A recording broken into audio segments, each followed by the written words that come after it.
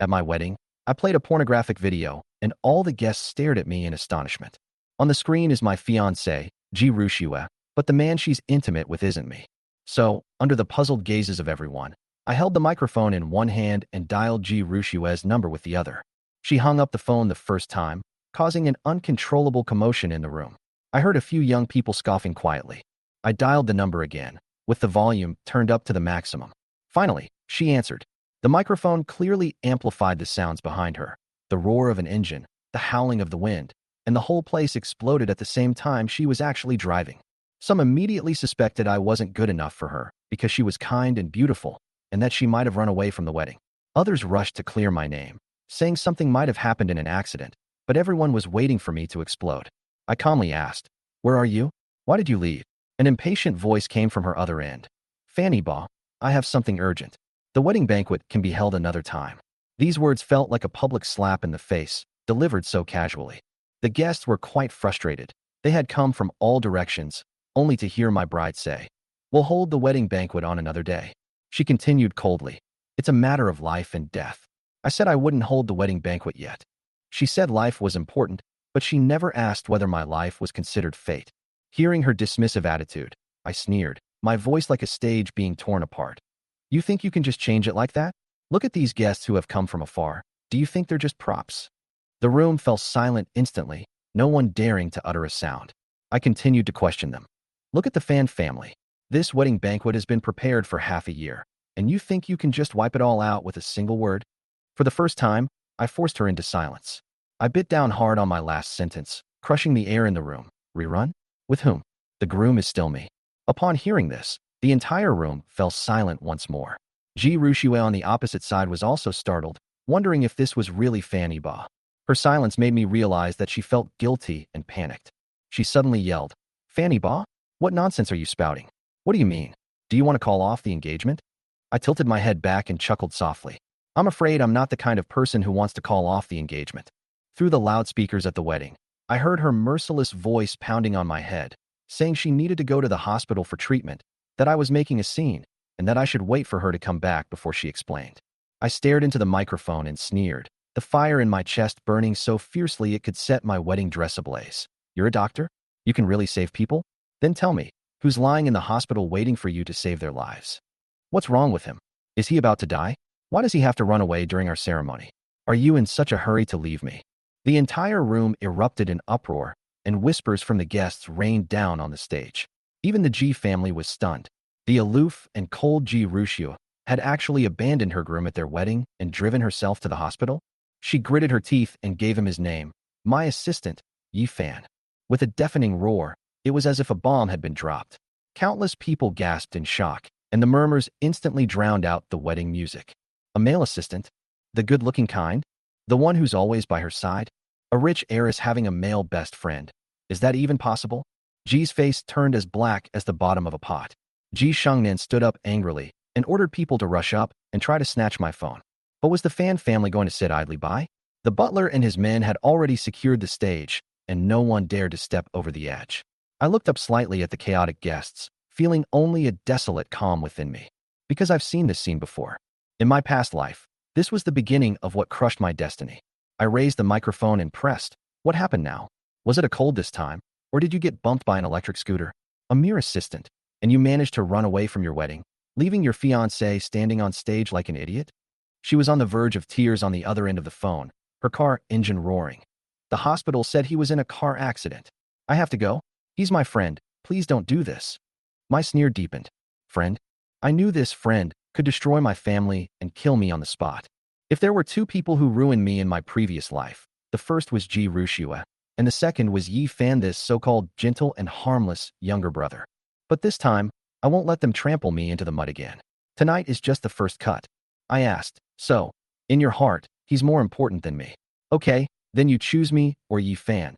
Who would you choose?" The guests were all stunned. The air froze, and even the lights seemed to stop. Driven to desperation on the other end of the phone, she roared, "Yi Fan. I choose Yi Fan. I will never forgive your actions this time." She hung up the phone, and the sound of her stepping on the gas pedal pierced the ears of everyone present. But she would never know that the moment she said, "I choose Yi Fan," the thread in my heart snapped completely. She rushed to the hospital, calling out that name as if she were heading to a heart-wrenching reunion. I stood under the lights, listening to the deathly silence of the entire venue, watching everyone staring at me. In my past life, she didn't give me a choice. In this life, I handed her the chance, and she still stabbed me in the chest without hesitation. The more anxious she was, the calmer I became. The more heartbroken she was, the clearer I saw the truth. The moment the call ended, her heart sank. Her intuition told her that someone important had left her. Ironically, she wasn't thinking of me. Yifan, wait for me, she cried out. She said coldly on the other end of the phone, I choose Yifan. At that moment, my heart felt like it had been ripped open by a knife. The pain was excruciating, but strangely, I felt a sense of relief. I was reborn to turn the tables completely. If she goes back to the engagement, my revenge won't be possible. Fine, since I've chosen him, then we'll play this game to the bitter end. The audience erupted in uproar. Her aloof and glamorous facade shattered instantly. Someone muttered, abandoning her fiancé at her engagement party to save another man. Is that even human? Another chimed in. Sure enough, her affair with her male assistant was true. More rumors exploded in the air. The G family has always been strict. This time, they're probably going to infuriate the old lady. Ji Xingnan's face was as black as ice. She angrily berated the servants around her. Go and bring her back immediately. If Yifan isn't dead, kill him. Tonight, the Ji family has completely lost face. If she knew I was making that call with the loudspeaker on, so everyone could hear it, she would have coughed up blood on the spot. Right now, she's already rushed into the hospital, wearing her wedding dress, tears streaming down her face. To outsiders, the scene resembled a romantic movie. An unmarried bride rushing to bid farewell to her critically ill boyfriend. Her phone kept flashing, photos were going viral, and she became an internet celebrity. But all she cared about was Yifan's safety. She didn't care about any of that. I watched all this from the stage, a cold laugh in my heart. This melodramatic story from my past life turned me into the most villainous character on the entire internet. She successfully eloped and desperately protected Yifan, while I foolishly chose to forgive her. As a result, public opinion rallied around Yifan, making him the male lead, and trampled me into the mud. She knew the truth, yet she never once defended me. She only had eyes for Yifan, never for me. This time, I'm not playing the victim anymore. I picked up the microphone directly. Since Miss G has made her choice, then I'll grant her that. Ji Xingnan's expression changed drastically, and she hurriedly climbed onto the stage. Ebo, let's deal with this behind closed doors. I looked at her, the grandma I had called for 20 years, and felt a chill in my heart. The Fan family had long since dwindled in numbers, and my parents had died early, so the G family took me in. But all of this was for a purpose to gradually devour the Fan family's wealth. In 6 years, the G family went from being on the verge of elimination to reaching the pinnacle thanks to the Fan family's support. As for me, in the end, I was just an empty shell. If I could do it again, I'd cut this blood vessel. I said coldly, your surname is G, my surname is Fan, we're not family. She was stunned, unable to believe I would turn on her in public. She used her authority as an elder to intimidate me. I'm your grandmother. You better obey me. I smiled faintly. Your granddaughter's man is Yifan, not me. I am the head of the Fan family, and I am speaking to you now. Instantly, her face turned ashen. This is not just a personal disgrace. It's a trampling of family dignity. The alliance has been broken on the spot. I continued, announcing to all the guests. I apologize for making you witness such a farce. I am willing to grant your request. Effective today, I, Fanny Ba, am annulling my engagement with Ji Rushue. The entire room was so quiet you could hear a pin drop. Many people held their breath. I added, from now on, the marriages of the two families will be conducted according to their own wishes. My gaze swept over the G family's seat, and my tone was sharp as a knife. Tell her for me, I once thought love could overcome everything, but reality has woken me up. I hereby declare, the engagement is canceled. From this day forward, marriage is a matter of personal choice. I disagree, someone suddenly shouted from below the stage. Turning around, I saw Qin Hai, my former father-in-law, now just a stranger. He strode onto the stage, blocking my way menacingly. You have no right to annul the engagement. I sneered. Your daughter chose Yifan. She's gone for her love. What am I supposed to do, arrest her and lock her up? I deliberately emphasized that the Fan family wouldn't do anything illegal or immoral. These words were like knives piercing the G family's face, turning their daughter into a symbol of shamelessness. Qin Hai was still not giving up. She never expected this would lead to the annulment of the engagement. Give her another chance. I shook my head. I've already given her a chance, but she blocked her own path. I waved to the butler, Uncle Lee, and said, project the photo of that email on my phone onto the big screen. The guests instantly became excited. Another big scoop? The screen first showed my wedding photo with Ji Rushua. The next second, the image switched to her and Yi Fan both in wedding dresses, but with different smiles. When she took a photo with me, she just smiled faintly. When she took a photo with Yi Fan, her lips were as sweet as honey, and her face was full of shyness, like a young woman in love. The entire audience gasped. But it wasn't over yet. The next few photos cemented her place in shame. In the first picture, Yi Fan is standing alone at the hotel room door. In the second picture, the door opens, revealing Ji Rushua, who smiles and pulls him into the room, closing the door behind her. In the third picture, they appeared together more than an hour later. She had changed into a bathrobe, and her hair was dripping wet. Those in the know understand what had happened in that hour. The guests' whispers were jarring. She cheated on him, with her own assistant. Someone scoffed. Are you out of your mind? Can Yi Fan compare to Fanny Ba? Xia Qianqian smashed the wine glass violently. Send someone to bring her back. So promiscuous, and she still wants to marry into the Fan family.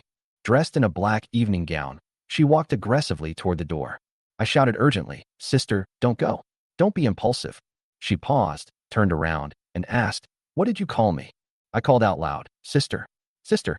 I hadn't called her that in so many years. She held back her tears and returned to her seat, but secretly, she was overjoyed. I pointed at the photo and said coldly to Qin Hai, Looks like you know what's going on. Your objection is invalid, I added. Your new son-in-law is still in the hospital. Aren't you going to go see him? She turned to Ji Shengnan and sneered. The third generation is planning to find a son-in-law to live with them? You should have said so earlier, so I could have withdrawn sooner. The guests in the audience were all astonished. After more than 20 years of relationship, he was so calm. They didn't know that I had long since put away all my foolish sentimentality. Qin Hai tried to persuade me. Marrying her is like marrying half of the Ji family's business. She's just been confused this time. Please forgive her. I stared at him, my head about to explode with laughter. What kind of thought process is this? Ji Rushua and I have done nothing but hugs and kisses. I can only wear a green hat once, never twice. Money? My Fan family has plenty. We don't care about your Ji family. I raised the microphone, my voice steady. Now, I'm announcing the second thing. The Fan family and the Ji family are terminating all strategic cooperation. After the existing projects are completed, no new contracts will be signed. The entire room erupted in shock.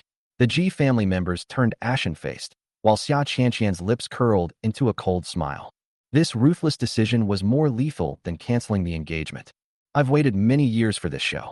From today onwards, the Fan family and the Ji family, it's over for good. What? No way. Qin Hai's face turned pale, and Ji Shengnan was so frightened that she almost fell to the ground. My announcement of the termination of the cooperation is a fatal blow to the Ji family. The drop in stock price is nothing compared to the fact that without the Fan family's orders, their factory will have to shut down tomorrow. Ji Shengnan was so angry that she fainted on the spot. I glanced at her coldly and said, Take the old lady to the hospital.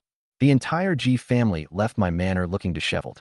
I put the microphone away and said calmly, Distinguished guests, this farce is over. The wedding banquet is over, but the dinner will continue. Please stay if you would like to. I instructed the housekeeper. Return all the gifts unopened and issue an apology. Everyone stared at me like I was a treasure. I didn't run away. I didn't make a scene. I was magnanimous and decisive. My fiancé cheated on me, but I didn't cower like a coward, nor did I go berserk like a thug. Instead, I handled the situation calmly and decisively. The Fan family may have suffered some embarrassment, but I won people's hearts. The socialites in the audience had their eyes shining. Ji Rushua had dominated me for years, but now that she's gone, anyone can fairly compete for the position of the matriarch of the Fan family. I walked over to Xia Qianqian. Sister, you've worked so hard all these years, watching over the company. I'll go back tomorrow and clean up those parasites. Her eyes welled up with tears. Have you really come to your senses? I nodded. Yes, it's not too late. There's still time to make amends. The tragic scene from my previous life flashed through my mind. All the shares were given to Ji Rushua. The family business was swallowed up, and I eventually died of illness in the old house. Xia Qianqian smiled and agreed. A verbal engagement is nothing. It's fine as long as we haven't registered our marriage. I said softly, Sister, let's go to the company to discuss this in detail. Tonight, let's focus on entertaining our guests and not be impolite. The music changed. All the engagement decorations were removed from the stage. and the guests seemed to have forgotten the drama that had just taken place, their clinking glasses and lively atmosphere returning. I walked through the crowd with a wine glass in hand, toasting and apologizing to each person. Jin Mingyi, the patriarch of the Jin family, laughed heartily. Iba, a real man has nothing to worry about when he has no wife. You deserve better. He was the only one in the room who dared to bring up what had just happened, which was actually another insult to me. I smiled slightly and said, Uncle Gene is right, but having too many wives isn't necessarily a good thing. It can cause unrest at home, and you might get into trouble from within. After saying that, I turned away without looking at him again. I knew I was subtly mocking him 5 wives and concubines, dozens of children, each one scheming to seize the family fortune. His beard trembled with rage. The 5 prominent families of Hangzhou are Fan, Jin, Ji, Song, and Wang. I approached Song Guoyang, the patriarch of the Song family, who warmly greeted me with his granddaughter, Song Yinxian. Facing him, I respectfully offered him a toast. Grandpa Song, I am unworthy of your personal attention. He smiled and comforted me. Your parents are my good friends, so I had to come for your sake. I promised to visit him another day to apologize, and then addressed him as Grandpa Song, which earned his satisfied nod. I clinked glasses with Song Yinxian, gave her a polite greeting, and turned to leave. After I walked away, Song Guoyang asked his granddaughter, What do you think of that boy? She replied calmly, He's extremely shrewd and frighteningly calm. Ji Rushue picked up a sesame seed, but lost a watermelon. Song Guoyang smiled meaningfully. I was a step too slow back then, and the Ji family beat me to it. Otherwise, you would be the matriarch of the Fan family. His gaze sharpened. It's not too late now, Yinxian. If I let you win him over, would you be willing? Night fell over Hangzhou, the city bathed in a deep, velvety blue, as lights began to twinkle. Xia Qianqian and I stood at the manor gate, seeing off the last guest, and personally returning the gift. The crowds had dispersed, and the courtyard was so quiet you could hear the wind. But I knew in my heart that this quiet was just the calm before the storm. We returned to the living room, sitting silently with our hangover tea in hand. Finally, Xia Qianqian spoke. Iba, are you really just going to let this go? Her eyes were filled with rage. I can't stand how she treated you. Tears streamed down her face, and her anger filled the room. I slumped into the chair, no longer pretending to be indifferent. Despair, helplessness, and disbelief all rushed over me. Since my rebirth, I hadn't wanted to believe that Ji Rushue would treat me like this. Running away from the wedding is just the tip of the iceberg. In my previous life, she took my life to avenge Yi Fan. Memories suddenly flooded back. On their wedding night, Yi Fan pretended to be sick again, and she rushed to stay with him until dawn, leaving me alone in the bridal chamber. She was rarely home, and whenever she took over the 2 businesses, she always brought Yi Fan with her. They were inseparable. Xia Qianqian advised me to get a divorce, but I was foolish enough to say, if I didn't see it, it doesn't count as cheating. It wasn't until I saw them kissing on my wedding bed that I realized I was a joke. I rushed at Yi Fan and punched her, but she smashed a vase over my head, crippling me. Lost consciousness from blood loss, and woke up in a vegetative state. She stayed by Yi Fan's side, not even glancing at me. After that, she disappeared. Only Xia Qianqian came to see me every day, massaged me, and talked about things outside. Ji Rushue, however, brought people and forcibly took her away. Her fate is unknown. The Fan family was completely controlled by the Ji family. I was sent to a nursing home, my body was covered in sores, and I died alone and unknown 2 years later. Recalling this makes my teeth itch with hatred. I wish I could skin them alive. But this time, I can't act rashly. I owe Xia Qianqian too much. I asked her coldly, What do you think is most important for a woman? Before she could answer, I said, Reputation. The reputation of a daughter of a wealthy family is more important than her life. Today, I am releasing her photos. It's like killing 1,000 enemies while losing 800 of my own, but she can forget about marrying into a wealthy family for the rest of her life. The Ji family will not allow her to be with Yi Fan. They will deal with that scoundrel themselves. And we will take action to ensure the Ji family's utter destruction. I gripped the teacup, exuding a murderous aura. Xia Qianqian watched me quietly. This was the first time she had ever seen me like this. She said in a deep voice, The Fan family is your backing. Together, we'll make them pay tenfold. She walked over and touched my forehead like she did when I was a child. I hugged her, the woman I owed so much to. That familiar scent filled my nostrils, and I broke down, sobbing uncontrollably. After years of not embracing, all the memories came flooding back. I used to follow behind her as a child, but as I grew up, Ji Rushue pushed me away. She thought I was crying because I couldn't bear to part with Ji Rushue. So she hugged me tightly and gently comforted me.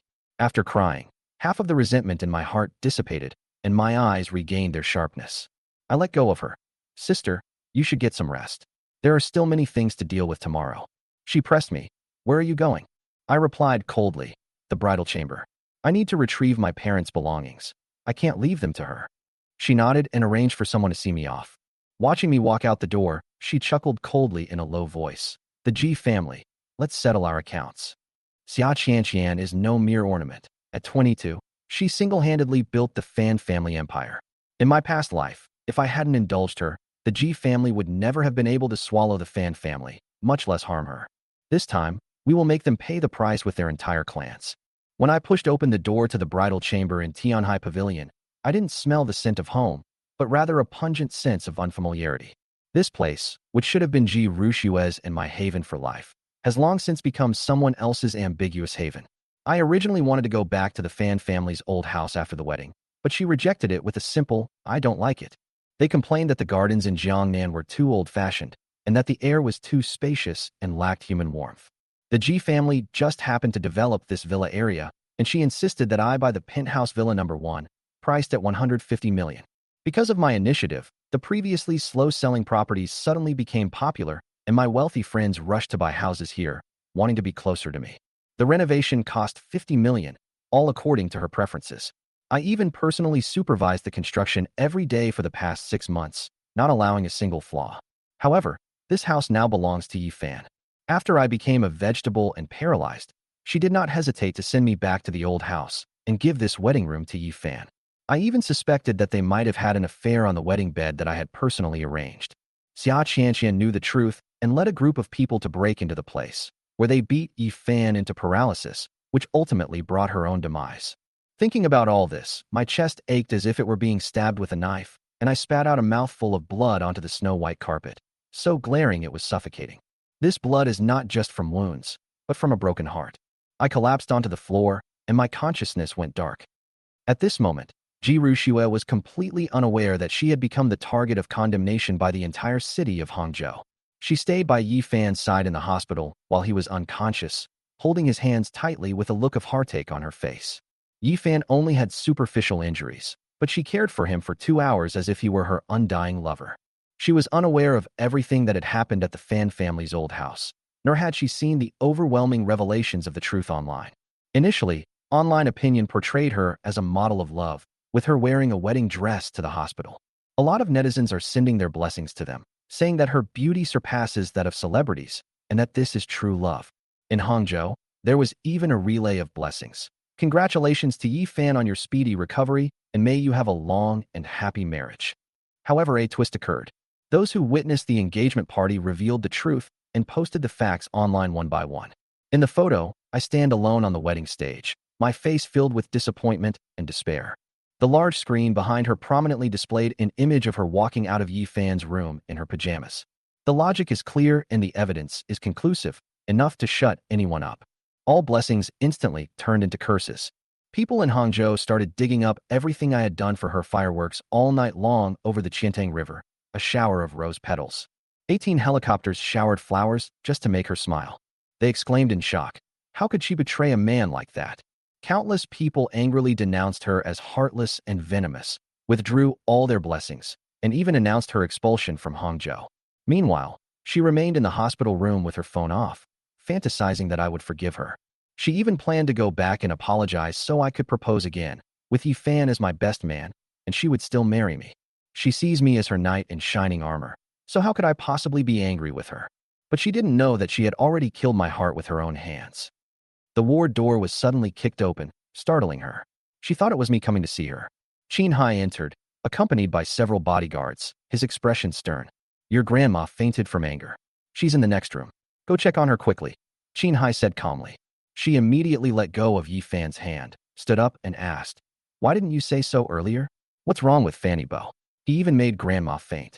She placed all the blame on me, completely unaware that it was her running away from the wedding that caused everything to fall apart. She doesn't know that I've already publicly announced the annulment of the engagement. Qin Hai didn't expose him, but just looked coldly at Yi Fan and said, stop pretending. I've already seen through all your tricks. Yi Fan remained motionless, pretending to be unconscious. Qin Hai called over 2 bodyguards. Keep an eye on him and don't let him leave your side. The shadowy figure at the door startled Yi Fan, who quickly closed his eyes and continued to play dead. I stood at the door of the ward, in front of the VIP ward next door, surrounded by Ji family bodyguards, their faces as cold as ice. As soon as Ji Rushua arrived, she saw her unconscious grandmother lying on the bed and was so frightened that she burst into tears on the spot. She asked Wang Ma urgently, but Wang Ma only sighed and said, "The master of the family fainted from anger." The next second, Grandma woke up, and Wang Ma quickly helped her sit up. Ji Rushua rushed over and immediately complained to me. "Grandma, where's Fanny Ba? He didn't even come when you fainted?" She didn't mention running away from the wedding at all, instead shifting the blame to me. Grandma shoved her away and said coldly, "Stay away from me. I don't have a granddaughter like you." When the affair was exposed, she didn't care at all. "It's just an engagement party. We can just hold a new one and have Fan Iba apologize." She turned on her phone to call me, but her grandmother stopped her. Grandma had the door closed, leaving only the two of them in the room. She slammed her hand on the bed in anger. "Do you even know what you're doing? You've completely disgraced the G family," she cried, saying she didn't understand why her grandmother was so angry. Grandma sneered. "Who is that man from the hospital next door? What gives him the right to be in a VIP room?" She was stunned. She had never mentioned Yi Fan to her family. She retorted, "Did Fanny Ba tell you? I have nothing to do with Yi Fan. He's just my assistant." Grandma almost burst out laughing. "Assistant? What kind of assistant would let you leave your engagement party halfway through to be with me at bedtime?" As I listened to these words from outside, a chill settled over me. She hesitated and tried to get me to explain for her, so she called me. The phone rang 3 times, but I didn't answer. This would never have been possible before. Grandma sighed and told her about everything that happened after the wedding banquet, including my announcement that I was breaking off the engagement. Upon hearing that the engagement was called off, she immediately broke down. "It's impossible. He loves me so much. I'm going to find him." Grandma stopped her, saying, "What good will it do you go? You can't even tell right from wrong." When her grandmother pressed her for details about her relationship with Yi Fan, her eyes flickered, and she replied, "We're just friends and colleagues." She argued that choosing Yi Fan was just a way of saying she was coming to the hospital, not that she was abandoning me. Grandma didn't believe it and directly showed her a photo. She was wearing pajamas as she saw Yi Fan off. She exclaimed in shock, "Who took this picture?" Grandma said coldly, "No matter what happened between you, Yi Fan is going to die. If the Fan family doesn't make a move, the Ji family will." She panicked and stood in front of Yi Fan, saying, "If you want to kill him, kill me first." Grandma was heartbroken this granddaughter had completely sided with Yi Fan. She made up an explanation for the photo incident, saying that she had spilled coffee on herself while on a business trip last week and had changed her clothes then. The explanation of a lone man and woman sharing a room late at night is too weak. She even suggested having a doctor check her innocence on the spot, and she swore it was true. Grandma was skeptical. If it wasn't a physical relationship, then it might be platonic love. She finally confessed about the elevator accident that led to her first encounter with Yi Fan. She was afraid of the dark at the time, and Yi Fan comforted her, which made her feel safe, so she directly kept him as her assistant. Yi Fan was like a brat, always causing trouble, but she tolerated him every time. He would snatch the lunchbox I gave her, ask for things from her, and even make her drop out of a date with just a phone call. She would even casually give him the gifts I gave her. Because of him, she and I argued countless times, but because I love her, I always tolerated it. She grew bolder and bolder until the moment of their engagement banquet. She ran away from the wedding, and I broke off the engagement. What I heard from outside Grandma G's room was a series of increasingly shrill shouts. "Brother? No blood relation, yet so close? Do you think everyone is a fool? Except for me, who was once a fool blinded by love. But now, I'm not a fool anymore." Repeated indulgence only emboldened her to become even more reckless. This is why I publicly announced my annulment at the wedding. I was no longer the knight who would unconditionally protect you.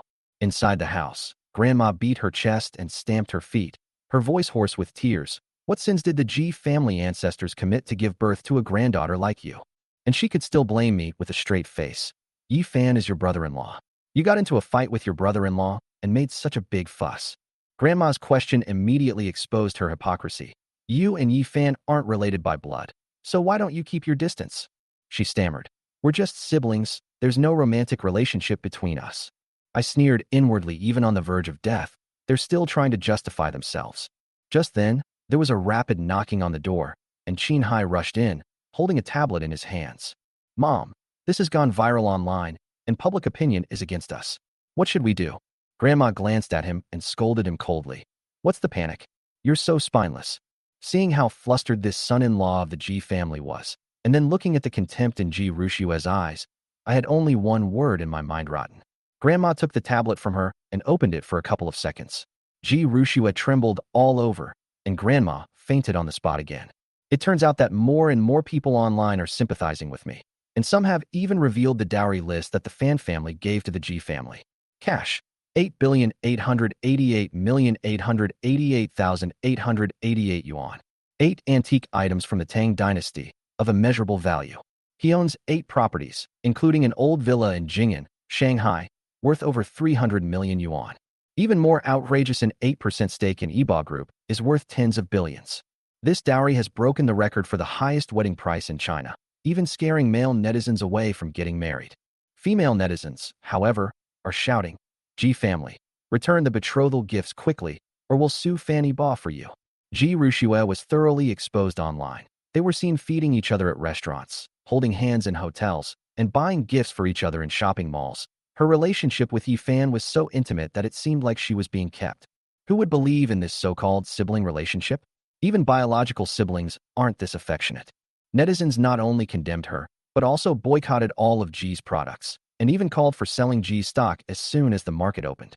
This was a complete and utterly fatal blow. Grandma slammed her hand on the table and yelled, when you made that choice, didn't you think about the consequences today? She slapped Ji Rushua hard across the face, and at that moment all I could say was she deserved it. She covered her face and cried out, Grandma, I was wrong. He won't really leave me, will he? I love him, I didn't betray him. Grandma said coldly, too late. You've ruined yourself and the G family too. The old lady had already witnessed her family's century-old business being destroyed in an instant. She hates that I made a scene online, thinking that I wanted to destroy the G family. But the truth is it all stemmed from her wearing a wedding dress to the hospital, being photographed, and having it fabricated into a love story, which sparked a media frenzy. After Qin Hai explained the whole story, her grandmother slapped her again and scolded her for being a scourge. She completely broke down when she arrived at the hospital. She saw people taking pictures, and she only cared about Yi Fan's safety, without thinking about the consequences. Grandma roared, you're a jinx. Get out, and pushed her to the ground. Qin Hai suddenly stepped forward to protect her, saying coldly, now is not the time to punish her. Let's deal with the problem first. Grandma was stunned. She had just scolded him for being useless, and now he was relying on her. When Qin Hai revealed his plan, I never expected that this good-for-nothing son-in-law, who was looked down upon in the G family, would actually come up with 2 plans. The first step is to shift public opinion. The G family owns an entertainment company, so they can create even more sensational headlines, such as male celebrities being arrested for soliciting prostitution and drug use, or female celebrities having extramarital affairs and having children who are not their own. These stories are even more explosive than Ji Rushua's, and netizens will naturally shift their attention away from them. The second step is to legitimize Yi Fan. This involves having Ji Shengnan recognize him as her god-grandson, making their relationship a public brother-sister dynamic. This way, their hugs and kisses will appear as if they're family. As long as they don't kiss or sleep together, even a forced relationship can pass muster. The final, and most crucial, step was for me to step forward and explain that I had misunderstood their relationship due to jealousy, and that I had to publicly declare my deep love for Ji Rushua. All the responsibility fell on my shoulders. Qin Hai himself admitted that this step was the biggest variable. However, his grandmother immediately made the decision to appoint him as the vice president of the G Group, giving him full authority to manage this mess. After he left, Grandma turned to Ji Rushua and asked coldly, you and Yi Fan, you really didn't have a relationship? She was so anxious that she swore an oath before her mother's memorial tablet. Grandma's expression softened somewhat, but she still insisted that she get a checkup. The report on Chu's hymen was shown to me. Half an hour later, she arrived at the Fan family's old house, her face flushed red, clutching the report. She made countless phone calls to me along the way. I didn't answer, because my heart had been completely emptied out of her. I woke up after vomiting blood and falling into a coma. That mouthful of blood from my heart vomited away all my love for her. I looked around this wedding room, our once future, and now all that's left is pain. I pulled a bottle of red wine from the wine cabinet, tilted my head back and took a swig, then smashed the bottle directly at the wedding photo. The glass shattered, and her smiling face was sliced to pieces.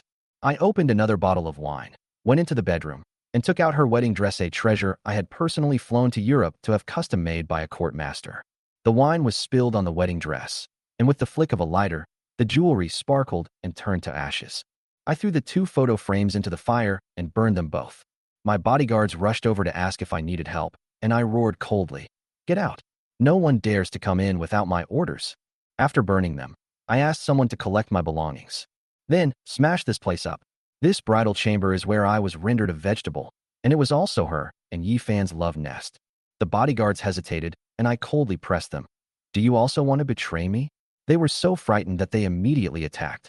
I didn't look at them, picked up the bottle, turned around, and left. Lu Hong hired people to follow me from a distance to protect me. Hangzhou is such a big city, and I own properties all over the place, but I have no home. The wedding room is a stain. The Fan family's old house is the wound from when my sister was taken away. Everywhere I go, I feel pain.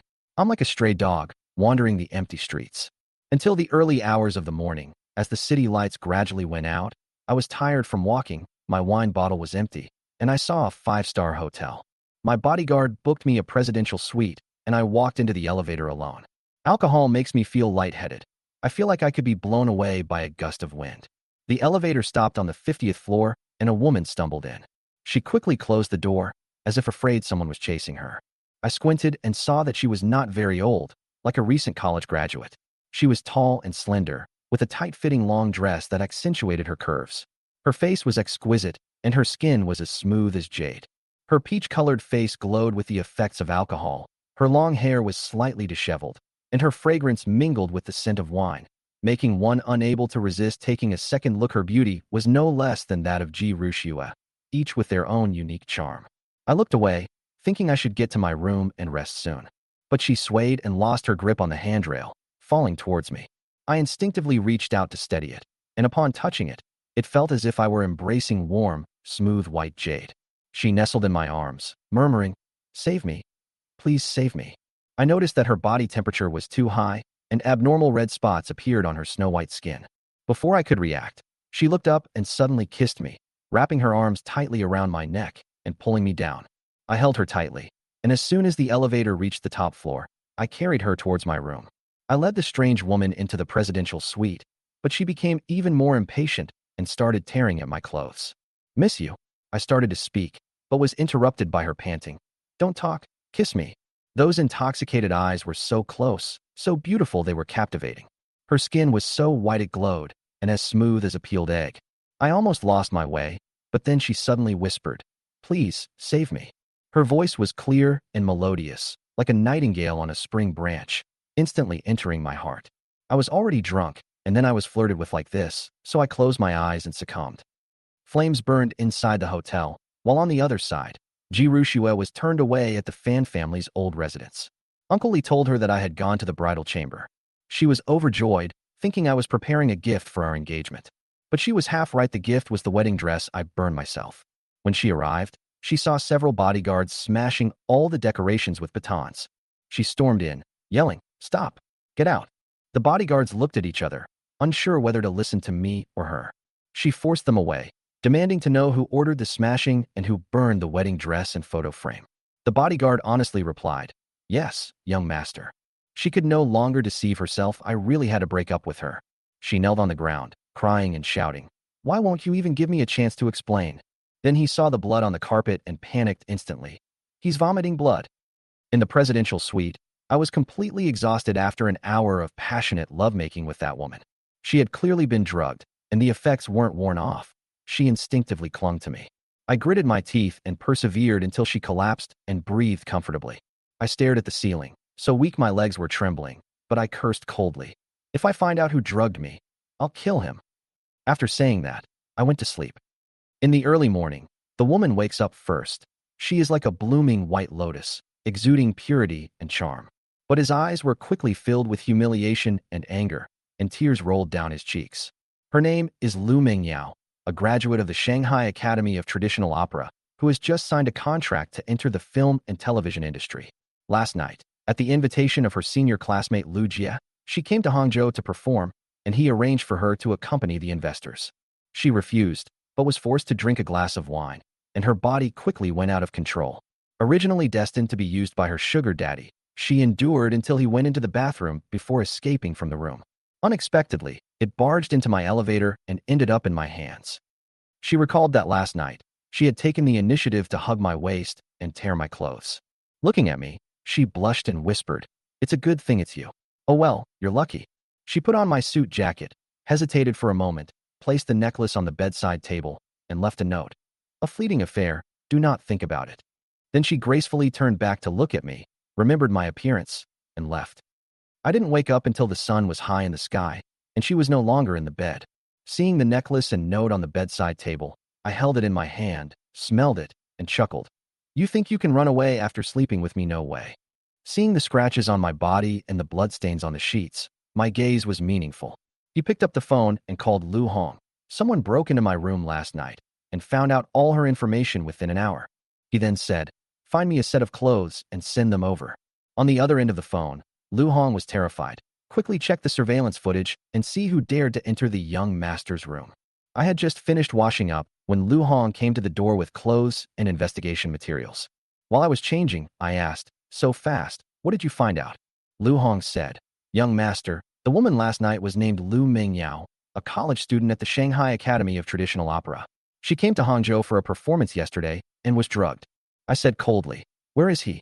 "I took the high-speed train back to Shanghai early this morning." "Who invited her?" "Senior Lu Jie graduated from the Academy of Traditional Chinese Opera." I asked, "Did he drug you?" "Most likely. Even if he isn't, he's still an accomplice, acting as a go-between." I scoffed. "To put it bluntly, she's a pimp." "Who was she originally going to be given to?" Lu Hong hesitated. "You know this person, and you have a very close relationship with him." I put on my coat and frowned. "Who?" Lu Hong spoke slowly. "Qin Bo Qin Hai's younger brother." My heart skipped a beat, and then a surge of murderous intent welled up within me. Qin Bo was originally a security guard at the Ji family company. Qin Hai asked me to place him in the headquarters, and I even gave him the lucrative position of logistics supervisor. As a result, he neglected his duties, taking advantage of the Fan family's name to accept kickbacks and bribes, creating a chaotic atmosphere in the company, and even daring to make advances towards Xia Qianqian. I didn't touch him in my past life, so I'll use him as a scapegoat in this one. I uttered 2 words. "Go to the company." Iba Building, a landmark skyscraper in Hangzhou, is over 500 meters tall and has more than 100 floors. It is entirely owned by the Fan family. I parked my car some distance away and walked towards the lobby alone, only to be stopped by a burly, disheveled security guard. "What are you doing here? Do you know where you are?" I said calmly. "Iba Building, company headquarters, I want to go in." "You just say you're going? Do you have a reservation?" I laughed. "The whole building belongs to me. Why would I need an appointment to go anywhere?" The security guard sneered. "You think you're Fanny Ba? If you were, I'd be his deadbeat dad. Insulting my father, this person must die." Just as he was about to call the bodyguards in, a neatly dressed security guard wearing white gloves ran over quickly, stood at attention, and saluted. "Young master, I'm sorry I didn't greet you in advance." The burly security guard scoffed. How could the eldest son of the Fan family go out without 7 or 8 bodyguards? "You're kidding me." I ignored him and only asked the newcomer, "What's your name? How do you know me?" "Ma Foreign, I saw you once when you came to the company building a few years ago." The burly security guard hesitated for a moment. Is he really Fanny Ba?" He stared at me and finally understood the sharp, innate aura I possessed, which could not have been achieved without years of family training.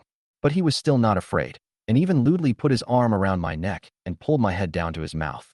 "He brother-in-law. I'm Zhao Kai, Ji Rushua's cousin. We're family." Zhao Kai, with his large pregnant belly, gave a comical salute. This person didn't graduate from junior high school and spent many years freeloading off others. It's unclear when he climbed to the position of deputy captain of the security team. And this is all thanks to my indulgence back then. Looking back now, I really should have gotten rid of those parasites a long time ago. As soon as Zhao Kai put his arm around my neck, I felt nauseous and wanted to vomit. A strong, pungent smell of sweat hit my nostrils, like I hadn't showered in half a month, mixed with the stench of cigarettes and bad breath, almost making me vomit. I couldn't stand it for a second longer, so I pushed him away and stepped aside to take a deep breath of fresh air. Zhao Kai wasn't annoyed by the push. He just smiled and glanced at Ma Foreign, as if showing off, "See, my brother-in-law and I have a great relationship." He had no idea about yesterday's engagement party. He had been playing cards with the security guard all night the night before and was only woken up this morning.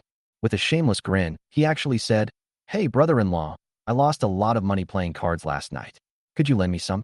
I suspect I've misheard. He actually dared to ask for money directly. He even said confidently, "You're rich, so showing off a little bit of money is enough. Next time I see Sister Rushua, I'll put in a good word for you." I sneered, "Your sister? Ji Rushua? You two are really close." Zhao Kai hurriedly explained, "She is my aunt's daughter. I watched her grow up since she was little. I am her older brother." I knew in my heart that Ji Rushua would never mention this Qin family relative. I only gave Qin high face and arranged for them to have cushy jobs in the company. I never expected that they would become a bunch of useless people who dare to act arrogantly and domineeringly in the company. I turned around and shouted, "Old Ma, call all the security guards over here." "Yes." Ma Foreign immediately went to carry it out. Zhao Kai panicked. He remembered Qin Hai telling them, "Fanny Ba can't live without my daughter. Feel free to make yourself at his company. Don't be shy." In just a few months, all of Qin's extended family members joined the company, controlling the canteen, security, and vehicle fleet. They took bribes and embezzled funds, and no one dared to interfere. Xia Qianqian, that's what happens when you dare to interfere. 2 minutes later, a dozen security guards, led by Ma Foreign, jogged into the hall and lined up neatly. I glanced around. Is everyone here? Ma Foreign first looked at Zhao Kai, a mere security guard who dared to bully my people in my company, which made me want to kill him. I yelled angrily, "I'm asking you, what are you looking at him for? Does he own this company? Who pays his salary?" Ma Foreign stood at attention in fright. "I'm sorry, young master. I will always be a member of the Fan family. Now, the team is complete with 15 people, and I am the captain. What about the other two teams?"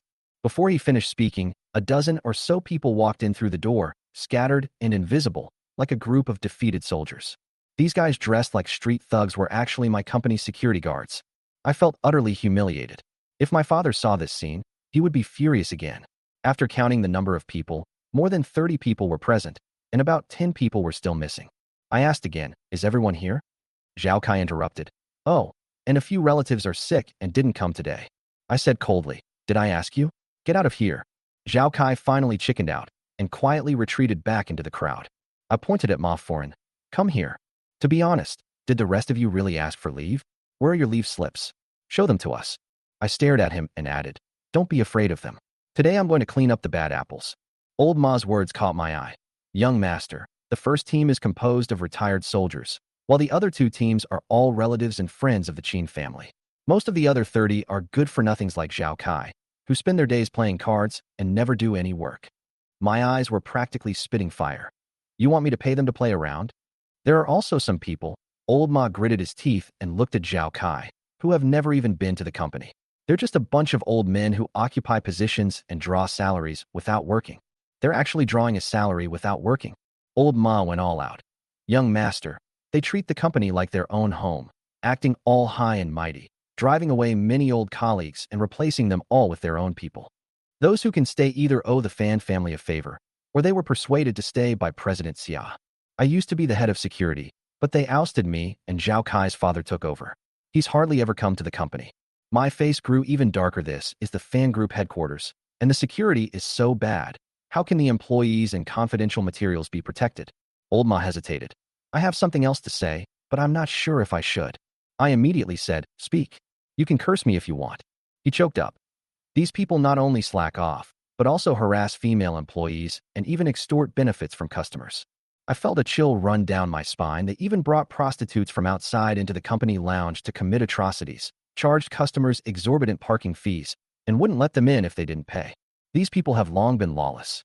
I understand how difficult it was for Xia Qianqian. Despite having such a bunch of parasites, she still managed to make the Fan family the envy of Hangzhou. She just had to hold on. I patted Lao Ma on the shoulder. "You've worked hard. It was my indulgence that almost ruined the foundation of several generations." Old Ma's eyes welled up with tears. He was an old friend of Fan Hongwen's father and had served the Fan family for over 20 years. "Young master, it's not too late for you to understand." My heart ached how many loyal ministers like Lao Ma were waiting for me to wake up in my past life, but I handed the Fan family over to Ji Rushua and died in a nursing home. I will never repeat the same mistake in my life. Just then, a familiar voice rang in his ears. "Iba, you're here at the company, but you're not going upstairs." Turning around, I saw Xia Qianqian walking slowly with her assistant. She wore a professional suit with a black blazer over it. The tailoring was perfect, and her lines were both capable and graceful. Her eyes shone with care and affection, like the brightest stars. When I saw her, my nose tingled and my eyes reddened. What? You've been wronged? Are these security guards disrespecting you? She knew how shameless these people were. If I hadn't stopped her from touching them, she would have taken care of them long ago. I shook my head. No. In her eyes, I will always be like a child who never grows up. I took a deep breath and looked at her. Sister, I was wrong. I couldn't tell right from wrong and caused you so much trouble. She glanced at old Ma, who returned a firm look, and she immediately understood. Iba, you are my closest person. Whatever choice you make, I will support you. Sister. Her words brought tears to my eyes. In my past life, she truly supported me unconditionally. She even handed over the reins of the company to me without ever resisting. When I was in a vegetative state, she was the one who took care of me until the very end. I secretly vowed in my heart, I let you down in my past life, but in this life, I will definitely protect you. Bang! I slammed my hand on the table, the sound echoing in the chairman's office. These parasites. Call the legal department to report them to the police and arrest them all. Make them cough up all the money they've swallowed. The material Xia Qianqian handed me made me furious. It turns out that she had someone secretly recording their illegal activities, just waiting for me to realize it. In my past life, I didn't even get a glimpse of it, but in this life, it's finally right in front of me. These people in the Qin family are doing a good job of collecting salaries without any real effort. Qin Xiaojiao, the purchasing manager of the canteen, embezzled millions of yuan over several years by using inferior products and falsifying accounts. Third uncle Qin Bo was even more corrupt to the core. The logistics manager. He made all the decisions on procurement, and everything from office desks to toilet paper required gifts, with kickbacks flowing like water. Over the course of 4 years, he bought 7 or 8 apartments, a villa, and 4 or 5 cars in Hangzhou, with the lowest price being 600,000 yuan. He was also keeping several women on the side, including female college students. Seeing this, I felt like slapping myself. Qin Bo even harassed female employees, openly and secretly harassing Xia Qianqian, and even said that if she was willing, he would immediately divorce his wife and marry her, making the two families even closer. Xia Qianqian was so angry that she came to me and said that at that time I only had eyes for Ji Rushua and didn't care at all. Qin Bo then became even more ruthless. If it weren't for the loyal elders of the Fan family by her side, she probably would have succeeded long ago. Xia Qianqian smiled and stroked my hair. All right, sister is fine. It's good that you've come to your senses now. Are these people really being taken to the police station? She asked. Of course, spit out the money and go to jail. I'd rather spend my whole life in prison, I said through gritted teeth. Especially Qin Bo.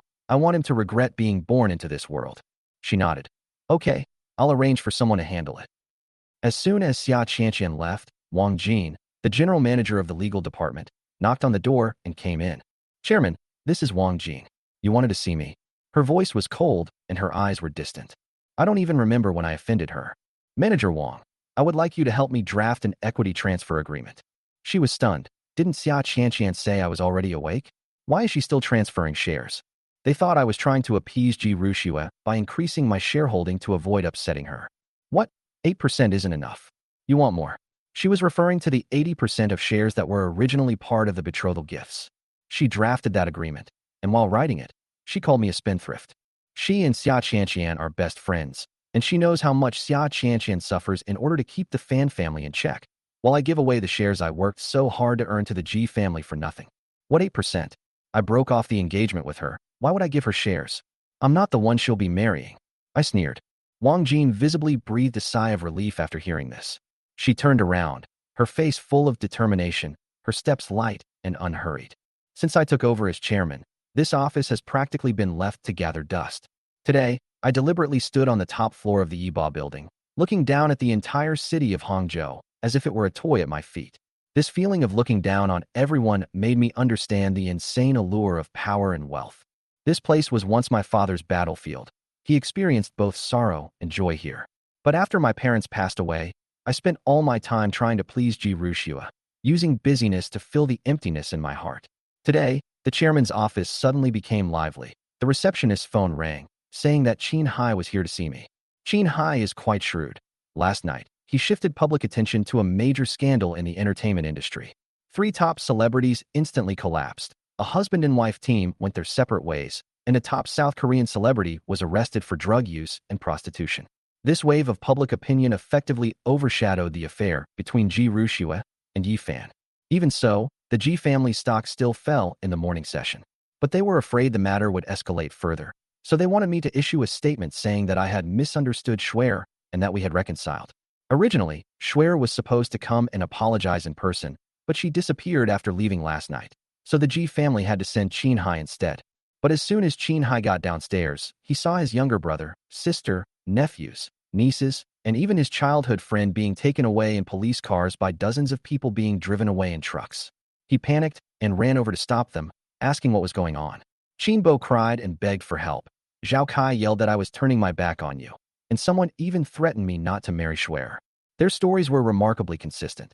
They claimed it was instigated by my wife's adopted daughter, Xia Qianqian, and that they were just taking some things from their own company, so there was no need to call the police. I laughed. This group of people, while stealing tens of millions from the company, also dared to turn around and accuse others. Qin Hai realized these people were within my line of fire, but he couldn't stop them at all, and the police didn't bother with him. Seeing the people being taken away, he could only angrily rush into the building to find me, but was stopped by Ma Foreign first. In the end, I nodded and let him go upstairs alone. Upon meeting me, Qin Hai, adopting the airs of a father-in-law, lectured me. Yibo, these are all your elders and relatives. If they do something wrong, just tell me. There's no need to bother the police. We're all family, and the child will still have blood ties with us. Xia Qianqian is an outsider. How can you side with her? He even demanded that I call the police to release the man, and then host a banquet to apologize. I held back a laugh, wanting to see how he would try to turn black into white. But I ignored him completely, and only then did he realize something was wrong. Such a small matter doesn't warrant resorting to violence, does it? I stared at him. A trivial matter? Your relatives embezzled hundreds of millions, engaged in group sex at the company, and even harassed my female employees in public, and you call that a trivial matter? I slammed my hand on the table, stood up, and glared at him. My real anger stemmed from Qinbo's interest in Xia Qianqian. She was my life, my Achilles heel. Qin Hai was startled by me. He'd never seen me give him the cold shoulder before. He feigned ignorance, saying, I didn't know any of this. If you told me earlier, I would have warned them, and nothing would have happened. I sneered. That was tantamount to admitting he was behind it all. Qinbo embezzled a large portion of the money, giving it to him as a bribe. He was the biggest beneficiary. Oh, Mr. Qin, are you blaming me for not teaching your relatives what to do and what not to do beforehand? Are they 3-year-olds? Do I have to set rules for them? I stared at him intently. He quickly denied it, begged me to give him face, and let them go, and promised not to do it again. I had no intention of wasting words with him. I was determined to send these people to prison, especially Qinbo, who would never get out. I said coldly, Mr. Qin, there's no need to bother. I won't release these people. I'm asking you to go upstairs because there's something your G family needs to do. I paused, then lowered my voice. If you don't handle this properly, I'll sue your entire G family. Clearly, this wasn't just about releasing them. I was preparing for an even bigger blow.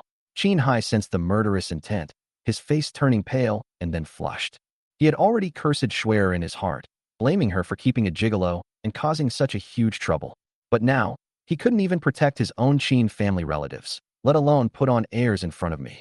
This time, power and rules weren't for currying favor with Ji Rushua, but for settling scores. As soon as Qin Hai entered the door, he put on the face of a father-in-law and said he was willing to help me pass on a message to the Ji family. I went straight to the point. When are they going to return the 8.8 billion dowry, along with the 8 pieces of jewelry and calligraphy I gave to the Ji family? Qin Hai didn't expect me to bring up money. He thought I was going to press him about Schwer and Yi Fan, and even fantasized that as long as I calmed down, the engagement could be renewed and his group of relatives could be saved. He began to defend Schwer, bringing up the claim that Yi Fan is my younger brother, and saying that she had loved him since childhood and would never betray him. But the moment he mentioned Yi Fan, I was reminded of the night in the bridal chamber when they embraced and kissed passionately, and the night Schwer attacked me ruthlessly to save Yi Fan. That image was like poison, igniting the ruins in my heart. I interrupted her coldly. Shut up. Do you think I'm blind? Do you think I don't know who she loves? You're really something, able to make the dead sound alive with your bare words. Qin Hai had never been humiliated like this before, and he was so agitated that his hand trembled as he pointed at me. I looked at him and said, if you don't want me to break your fingers, put them down. He silently withdrew his hand and obediently sat down. He said he understood how I felt about being stepped on, and even suggested that Schwer be called over to punish me, with the Ji family saying they would not interfere. A thought flashed through my mind. and I wondered if he was someone with experience in this matter. Had Schwer's mother also made him a cuckold? I shook my head. You didn't understand. I've already dissolved the engagement, and who she loves is none of my business. But the G family must return everything belonging to the Fan family. This was the first time I'd let him be led by the nose the whole time, with him having no say whatsoever. He still wanted to bring up the press conference, but then Wang Jin rushed in and handed me a share transfer agreement. Before I could even speak, Qin Hai jumped up as soon as he saw the document. What? You want to transfer 25% of the group's shares to Xia Qianqian? No way. I don't agree. He then tore it up. I was shocked. How dare they tear up the agreement right under my nose? Wang Jin was also stunned. Regretting her impulsive leak, this was a share worth tens of billions of yuan that she had fought for her sisters. Wang Jin looked at Qin Hai with disgust. This is none of your business. Get out. She was afraid of wasting time, as Qianqian hadn't even heard about the agreement yet. Qin Hai pretended to be concerned for me. 25% of the shares is a lot. If Schwer knew, there would be absolutely no chance for you two. I pressed my temples and told Wang Jin to go out and reprint. Mr. Qin, Schwer, and I were never going to be together. Do you expect me to make that piece of junk the mistress of the Fan family? He suddenly started promoting his other daughter. If you don't like Schwer, I still have Rian. I've liked you since you were little. You're gentler than her, have a better personality, and will be even prettier and cleaner when you grow up. I never expected him to sell his own daughter like a commodity. Of course I know Ru Yan. In my past life, she came back to attend my wedding. When she heard that I had become a vegetable, she cried her heart out and even had a big fight with Schwer, hitting her. She tried to take me abroad for treatment, but Schwer stopped her, and she has been out of contact ever since. If I still have any shred of compassion for the G family, it's all because of her. But now, Qin Hai's beastly tone makes me want to yell. Are you a madam? What do you take your daughter for? Get out. He persisted shamelessly, saying, let's take a gamble. Think about it. It's a win-win situation for both of us. I immediately picked up the landline. Call security and kick this guy out. In the end, Qin Hai had to be dragged out of my office. There's no point in wasting time talking to someone like that. Just as Qin Hai was being escorted out by security guards, Xia Qianqian pushed open the door and came in, smiling as she advised me. Little brother, don't get so angry. Anger is bad for your health. I gave a wry smile. Sis, you have no idea how infuriating Qin Hai's mouth can be. I've learned my lesson now that Ji Rushua can't tell right from wrong like father, like son. Xia Qianqian walked behind me, her delicate hand resting on my shoulder, gently massaging it. Instantly, it reminded me of the image of my mother comforting my father years ago. Time has passed, and the roles have changed. She said softly, just get rid of them. Don't be angry if you don't see them again. I nodded. By the way, have everything at the company been arranged? She slightly raised her chin. It's been cleaned up, and the legal department is following up. Everyone in the company is so happy to see these scoundrels in the police station that they want to set off firecrackers. I gripped her hand tightly, my heart aching. It was all my fault for blindly trusting people, causing the whole company to suffer, especially since she was almost humiliated. She chuckled softly. It's all right, as long as you're okay. To others, she's a sharp, black rose. But to me, she's a docile, sweet woman. I said, I'm going to give everyone in the company a 25% raise and an extra month's bonus. She agreed without hesitation. You eliminated the bad apples, gave them a raise and bonuses, a perfect combination of kindness and strictness. Her praise made me smile and relax. I suddenly grinned mischievously. There's one more thing I need you to promise. She nodded. Of course, I mean what I say about my brother. Wang Jin pushed open the door, winked at Qianqian, and handed me the share transfer agreement. I glanced at it, signed it on the spot, and then handed the pen to Qianqian. She didn't even read the contents, and signed it decisively. Wang Jin exclaimed excitedly, Congratulations, Qianqian. You're now the richest woman in Zhejiang province. Qianqian froze, then opened the agreement to 5% equity in Fancher Group. She asked, puzzled, Iba, why are you giving me the shares? This isn't good for you. I laughed and said, Sis, you promised me you'd support all my decisions. She said urgently, Give me these shares and make me the second largest shareholder. No one in the city will dare to look down on me. I looked at her and said, Sister, there are conditions. Wang Jin exclaimed in surprise. You're not going to marry your sister, are you? Switching your left and right hands. Qianqian was also tempted, but I laughed in exasperation. Do you think I'm that kind of person? Wang Jin teased her, but Qianqian's heart was touched. The matter of being raised as a child bride was indeed mentioned by my mother, Guyen, back then, and she was actually willing. I was coughing so badly that she stopped Wang Jin from talking nonsense with concern. Wang Jin laughed. All right, our black rose has become a red rose. I won't bother you anymore. I called out to her. Wait a minute. You need to be there besides the shares. I also want to appoint Qian as general manager, with full authority over the company, without needing to consult me. Wang Jin exclaimed. It should have been done a long time ago. The vice president is doing the work of the general manager, and he's missed a lot of opportunities. She held back her tears, so today, I'm here to clear all the obstacles for her. Wang Jin tactfully left. Qian threw herself into my arms, her shirt soaked with tears. She whispered, if you give me shares, aren't you afraid I'll marry someone else? I twirled a strand of her hair. Don't worry, what's yours is yours, consider it part of your dowry. She pinched my waist in return. Fine, I'll marry someone else, don't regret it. I winced in pain. Sister, I was wrong. I won't accept it as part of the dowry. She pressed harder. Say it again. I was truly exasperated. I won't marry you. You'll always be a member of the Fan family. We'll depend on each other, and you'll take care of me for the rest of my life. The words, we'll depend on each other for survival, brought her to tears. She had waited so long for this day. She choked back sobs. Okay, we'll be together forever, never to be apart. I said solemnly. Sister, you have to keep your word. Don't lie to me. I can't bear to be betrayed again. She trembled, sensing the deep pain in my words. Xia Qian didn't know how to comfort me, so she tilted her head back and covered my mouth with her lips.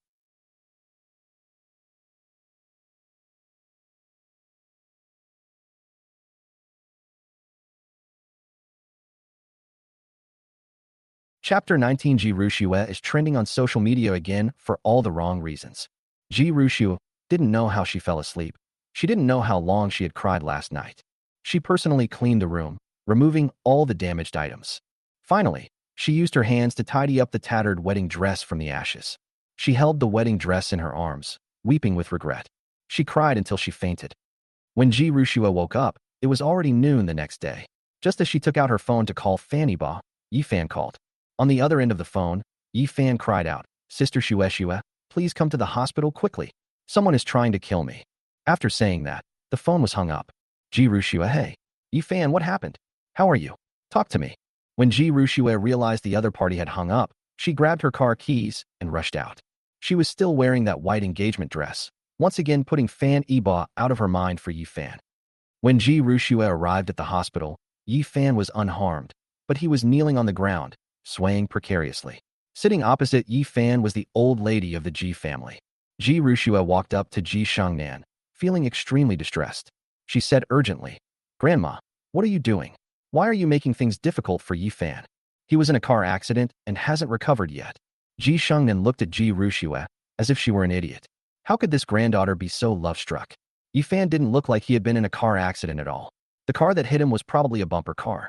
The old lady pointed at Yi Fan and asked Ji Rushue, take a look at him and see if he has any serious injuries. He only has a few scrapes. The wind will blow the wound away and it will heal. He doesn't even need to go to the hospital. You actually ran away from your marriage for something like this, causing the Ji family and the Fan family to become enemies. I really want to beat you both to death. When Ji Rushue heard her grandmother say this, she was immediately incredulous. She went up to look at Yi Fan and saw that he only had a few scratches on his face and hands, but there was a lot of iodine applied. She had been too worried last night to take a closer look.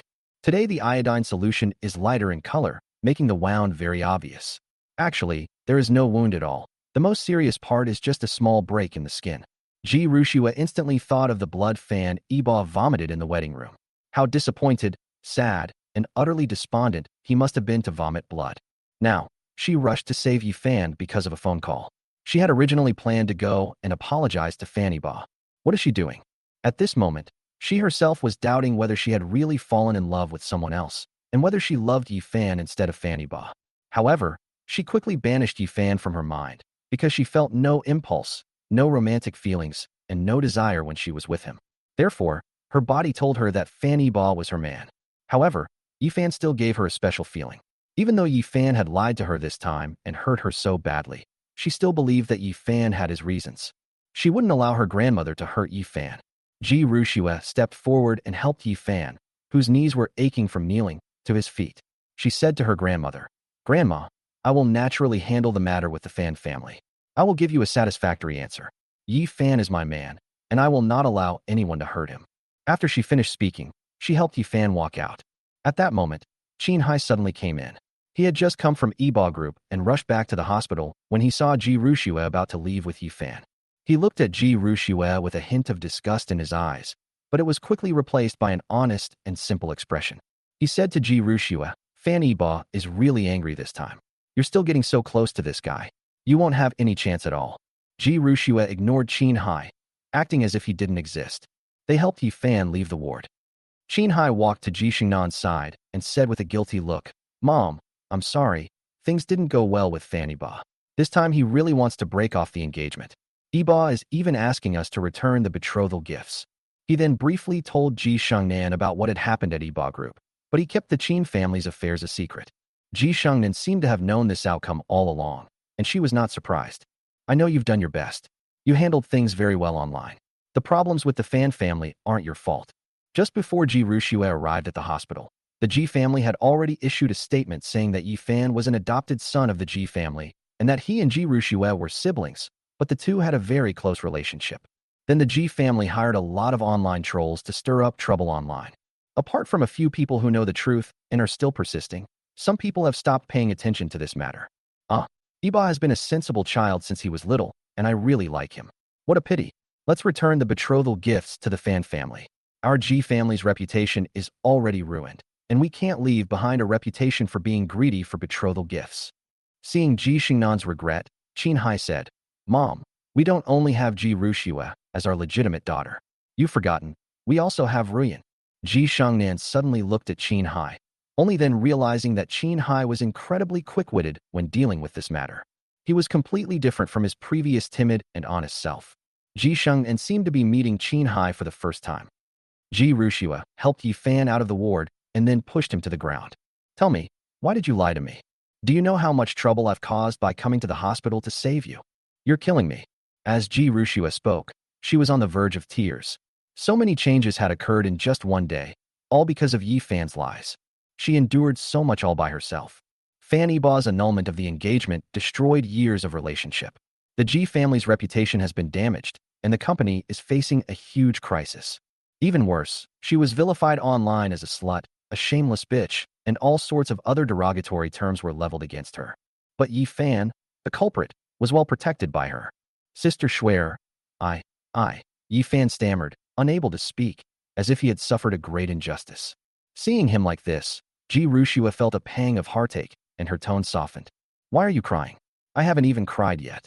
Seeing that Ji Rushue wasn't that angry, Yifan felt incredibly wronged.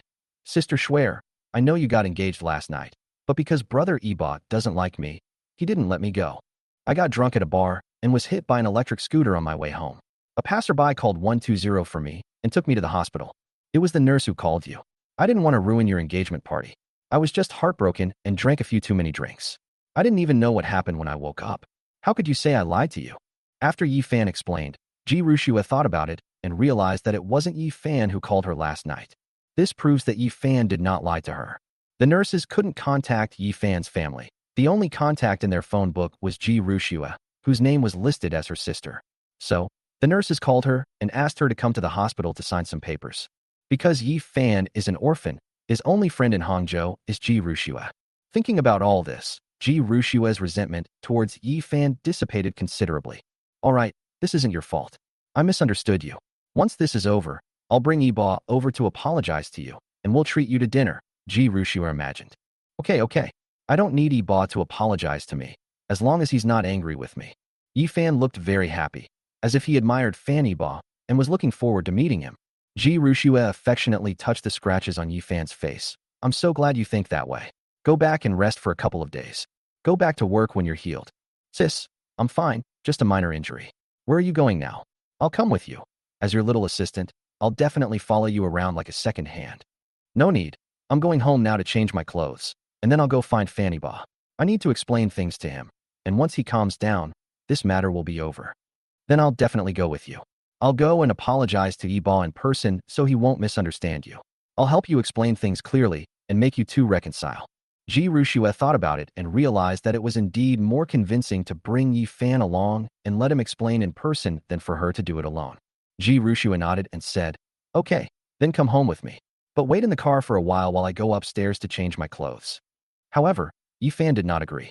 He said, Sis, I broke this outfit yesterday. I left a set of clothes at your house before. Let me go upstairs and change into something. Otherwise, it would be really impolite to go see brother Eba like this. Ji Rushua hesitated for a moment. She thought of that photo because Yifan had entered her room, and the internet was in an uproar. Yifan had thought of these things in advance. He explained, Sister, we are siblings. If we avoid each other because someone suspects us, wouldn't that mean we have something to hide? We should be open and honest so that others won't suspect us. Ji Rushua felt there was some truth to it, but she was still a little worried. However, Yifan didn't give her a chance at all and pulled her hand forward. Half an hour later, the two returned to the large apartment that Ji Rushua had bought outside. Let's work together. Another hour later, Yifan and Ji Rushua changed their clothes and came out of Ji Rushua's house. Meanwhile, a set of photos of Ji Rushua and Yifan went viral online again. The resourceful netizens captured photos of Ji Rushua and Yifan. First, the two were in the hospital, hugging and cuddling, and Ji Rushua even stroked Yifan's injured face with loving eyes. Some photos are misaligned, making it look like the two are kissing. Then Yifan took Ji Rushua's hand, and the two walked hand in hand down the hospital corridor, oblivious to everyone else. Finally, Ji Rushua drove Yifan to her home outside. Then, the two changed their clothes and went out hand in hand.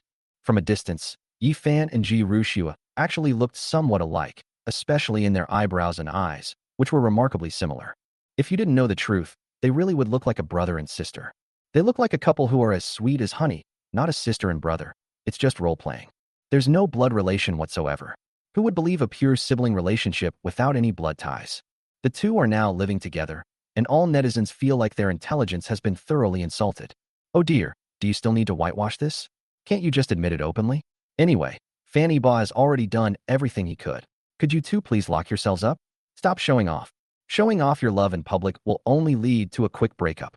I'm just curious, did the G family return the betrothal gifts? Exactly. When you return the betrothal gifts, please provide an explanation for us. 8.8 billion. I'd like to count how many zeros are in that amount. I want to see it too. I've never seen so much money. Please send a screenshot of your payment. Please send a screenshot of your payment. Please send a screenshot of your payment. At that time, a powerful force was shorting the G family's stock price in the stock market. Amid this wave of public opinion, netizens, whose anger was reignited, began selling off G family stocks. In an instant, G family stock plummeted. Chapter 20. 10 years later, meeting Ji Rushua again. Neither Ji Rushua nor Yifan knew any of this. Yifan was not looking at his phone, while Ji Rushua was driving. It's funny, Yifan, the assistant, is more like a CEO, while Ji Rushua is more like his secretary. The two soon arrived at Fanny Ba's company building. This time, no one in the company dared to stop Ji Rushua, because she was a regular customer here, and Ji Rushua was in charge of liaising with the Ji family and the Fan family on their business. After all, Ji Rushua can only gain more benefits when she asks for a price. And sometimes, Fanny Ba's chairman's office is also Ji Rushua's office. She had long been prepared to take over the Fan family's business. Ji Rushua had no trouble getting through, but the company employees didn't give her a friendly look, especially since she had brought Yifan with her. They were all cursing in private WeChat groups. Xiaowang. Holy crap, this bitch is shameless. She even dared to bring her lover to our company. Isn't she afraid that President Fan will kill them both in a fit of anger? Xiaoli, I think the chairman is too kind. Even after all this, he still does them a favor. If it were me, I would have sent someone to take care of them long ago. Xiao Huang. Castrate the man. Keep the woman as a reward. After all, she's a beauty that shouldn't be wasted. Everyone at Xiaowang, you really dare to dream. Support. At Xiaowang, I support you. At Xiaowang, I support you. Support Mousian. Look at the Weibo post. Ji Rushua is trending on Weibo again because of all the criticism. Xia Qianqian's secretary, Lu Qingqing, blocked them at the door, saying, you can't go in. The chairman and general manager are discussing business inside. Get out of my way. Do you know who this is? They even dare to stop the chairman's fiancée. How dare you? Yi Fan, now acting as an assistant, pushed Lu Qingqing aside to make way for Ji Rushua. Not only was Ji Rushua familiar with Fanny Ba's chairman's office, but Yi Fan was also very familiar with it. The two of them had been here many times. But this is the first time I've come here to see Fanny Ba. Yi Fan treated this place like his own home, opening the door and going in without even knocking. At this moment, Fanny Ba was sitting in his boss's chair, and Xia Qianqian was lying in his arms. When Ji Rushua entered the room, She saw this scene. You, you too, how could you do this? Your siblings. Hugging and cuddling like this is inappropriate. Xia Qianqian, get up right now. Ji Rushue's face turned purple with anger, her lips trembled, and her eyes instantly reddened. Seeing this, Xia Qianqian was about to get up when Fan Yiba grabbed her and pressed her long legs and round, plump buttocks onto his legs. Fan Yiba wrapped one arm around Xia Qianqian's slender waist, resting his hand on the table. His eyes revealed boundless hatred. Ji Rushue, Yi Fan. Those two scoundrels must have tormented him to death in their past life. 10 years have passed, and this is the first time the three of them have reunited. However, Fan Yiba is no longer that humble contributor. If you have no love in your heart, you will naturally not be afraid of being hurt by others. If you have hatred in your heart, you naturally won't hesitate to strike. Fan Yiba said sternly. Who let you in? Get out. Before Ji Rushue could speak, Yi Fan interjected. Brother Yiba, Sister Schwer came here specifically to apologize. This is all a misunderstanding. How could you do such a thing with another woman in front of Sister Schwer? Fan Yiba felt disgusted just hearing Yi Fan speak. He was both physically and mentally annoyed and disgusted. A boy pretending to be weak and effeminate, speaking in a crooked and distorted way, was just like a sissy. Fan Yiba didn't understand why Ji Rushue would fall for a man like that.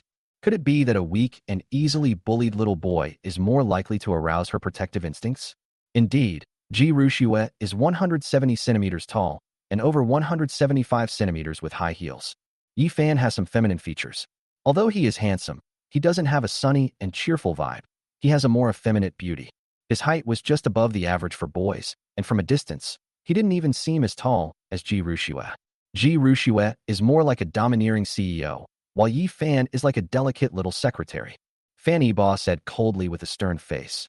If you don't want me to call security to kick you out, you'd better obediently walk out yourselves and learn to knock before coming back in.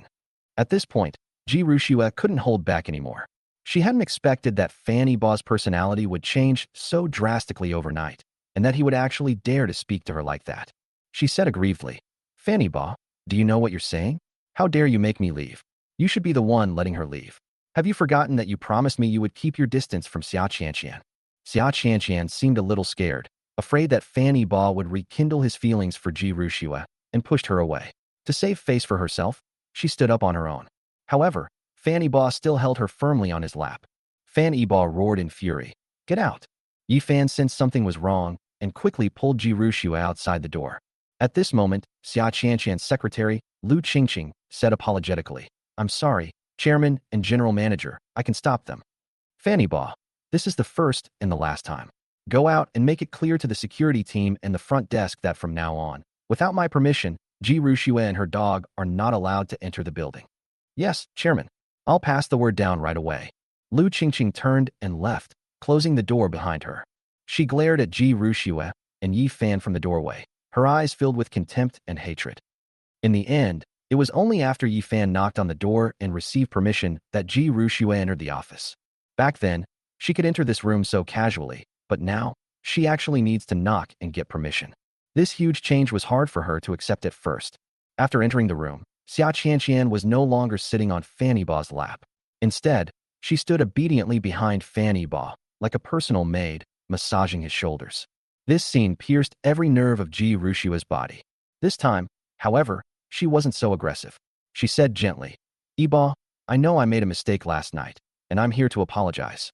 I was too nervous then. Yi Fan was knocked unconscious, and when the hospital called me, they said Yi Fan was seriously injured. At this point, Fan Yiba became interested. Oh, then who is this energetic and spirited person behind you? Yi Fan acted like a normal person at this moment, and even went to Ji Rushue's house to take a shower and change his clothes. Ji Rushue felt a little guilty under Fan Yiba's teasing gaze.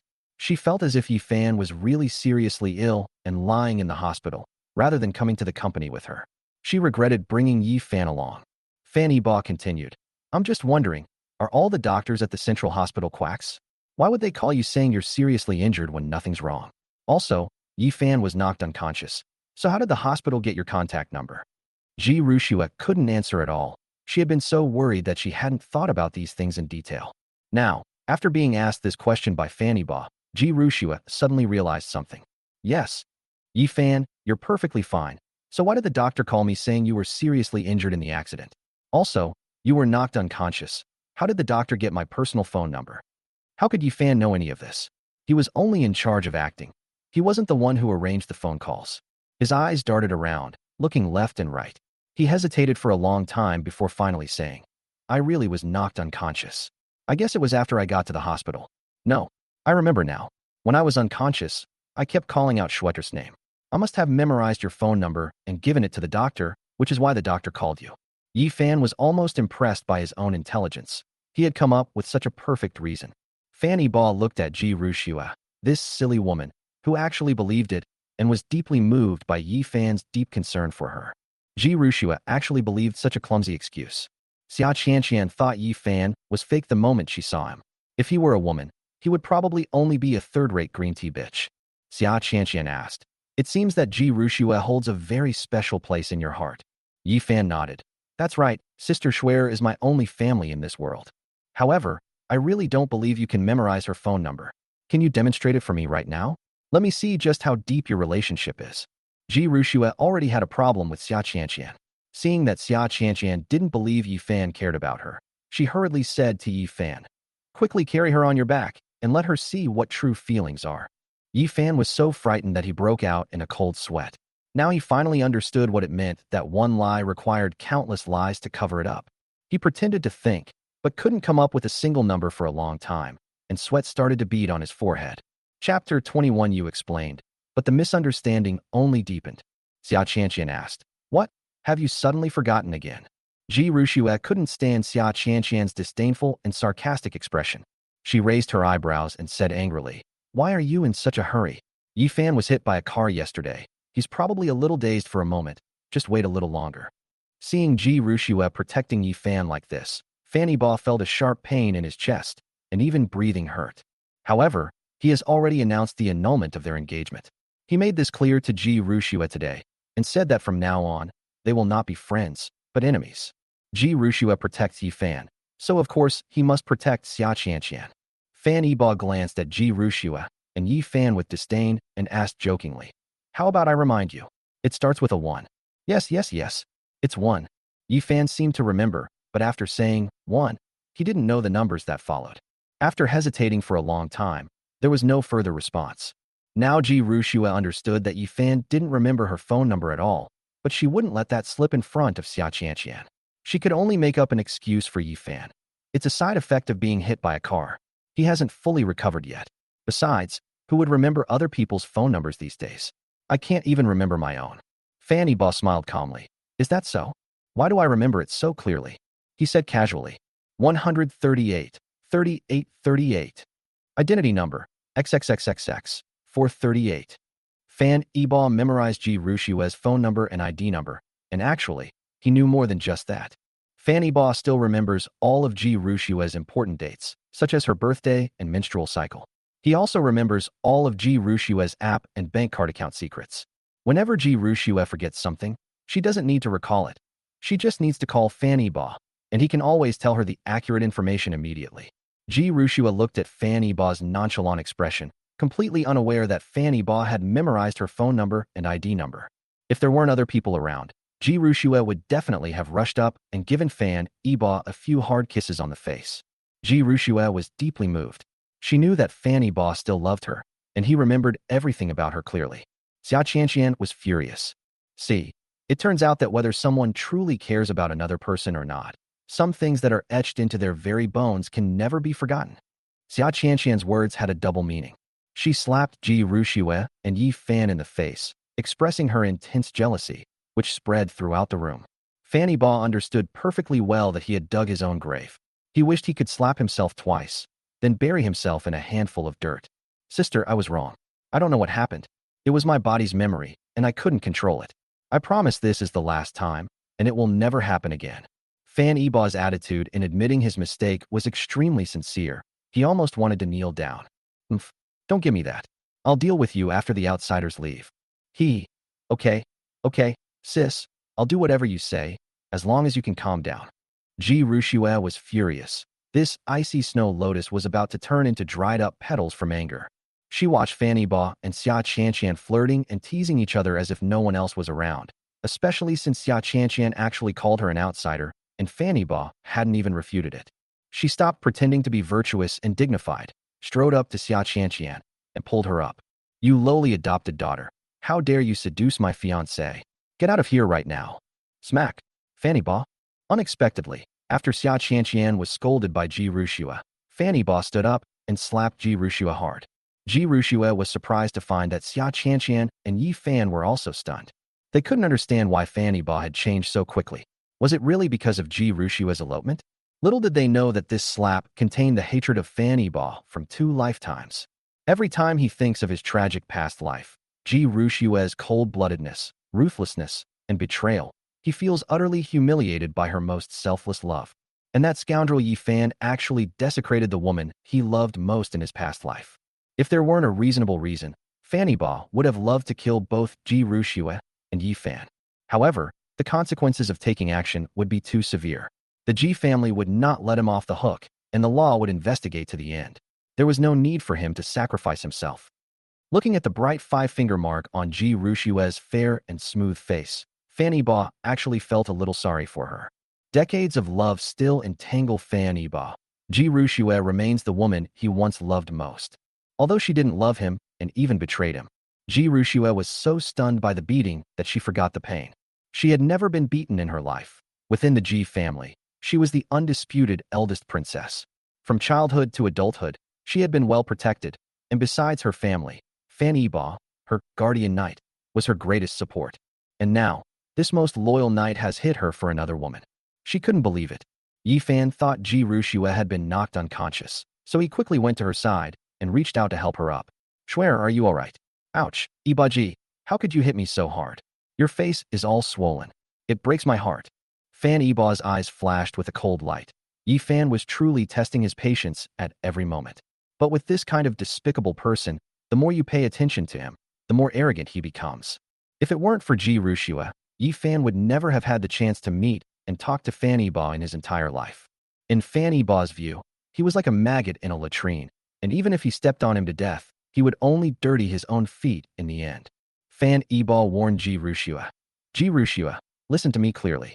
Xia Qianqian is not some lowly adopted daughter. I have already given her 25 of the shares. She is now the second largest shareholder of Iba Group. At the same time, she is also the group's general manager. Her status is no less than yours, the president of the Ji family.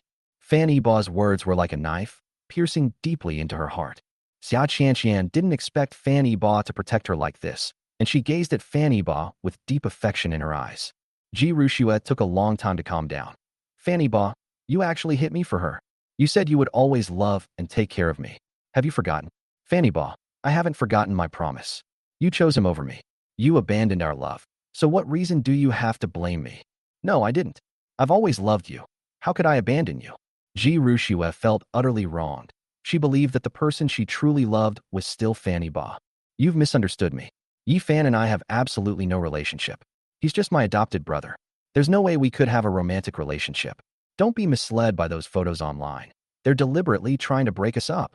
When Yi Fan heard Ji Rushua say this, he felt that Ji Rushua was indeed somewhat clever and intelligent, but unfortunately, she didn't have much of that cleverness. He secretly curled his lip and gave Ji Rushua a disdainful look. Hee, little brother. Yes, he saved me, I told you.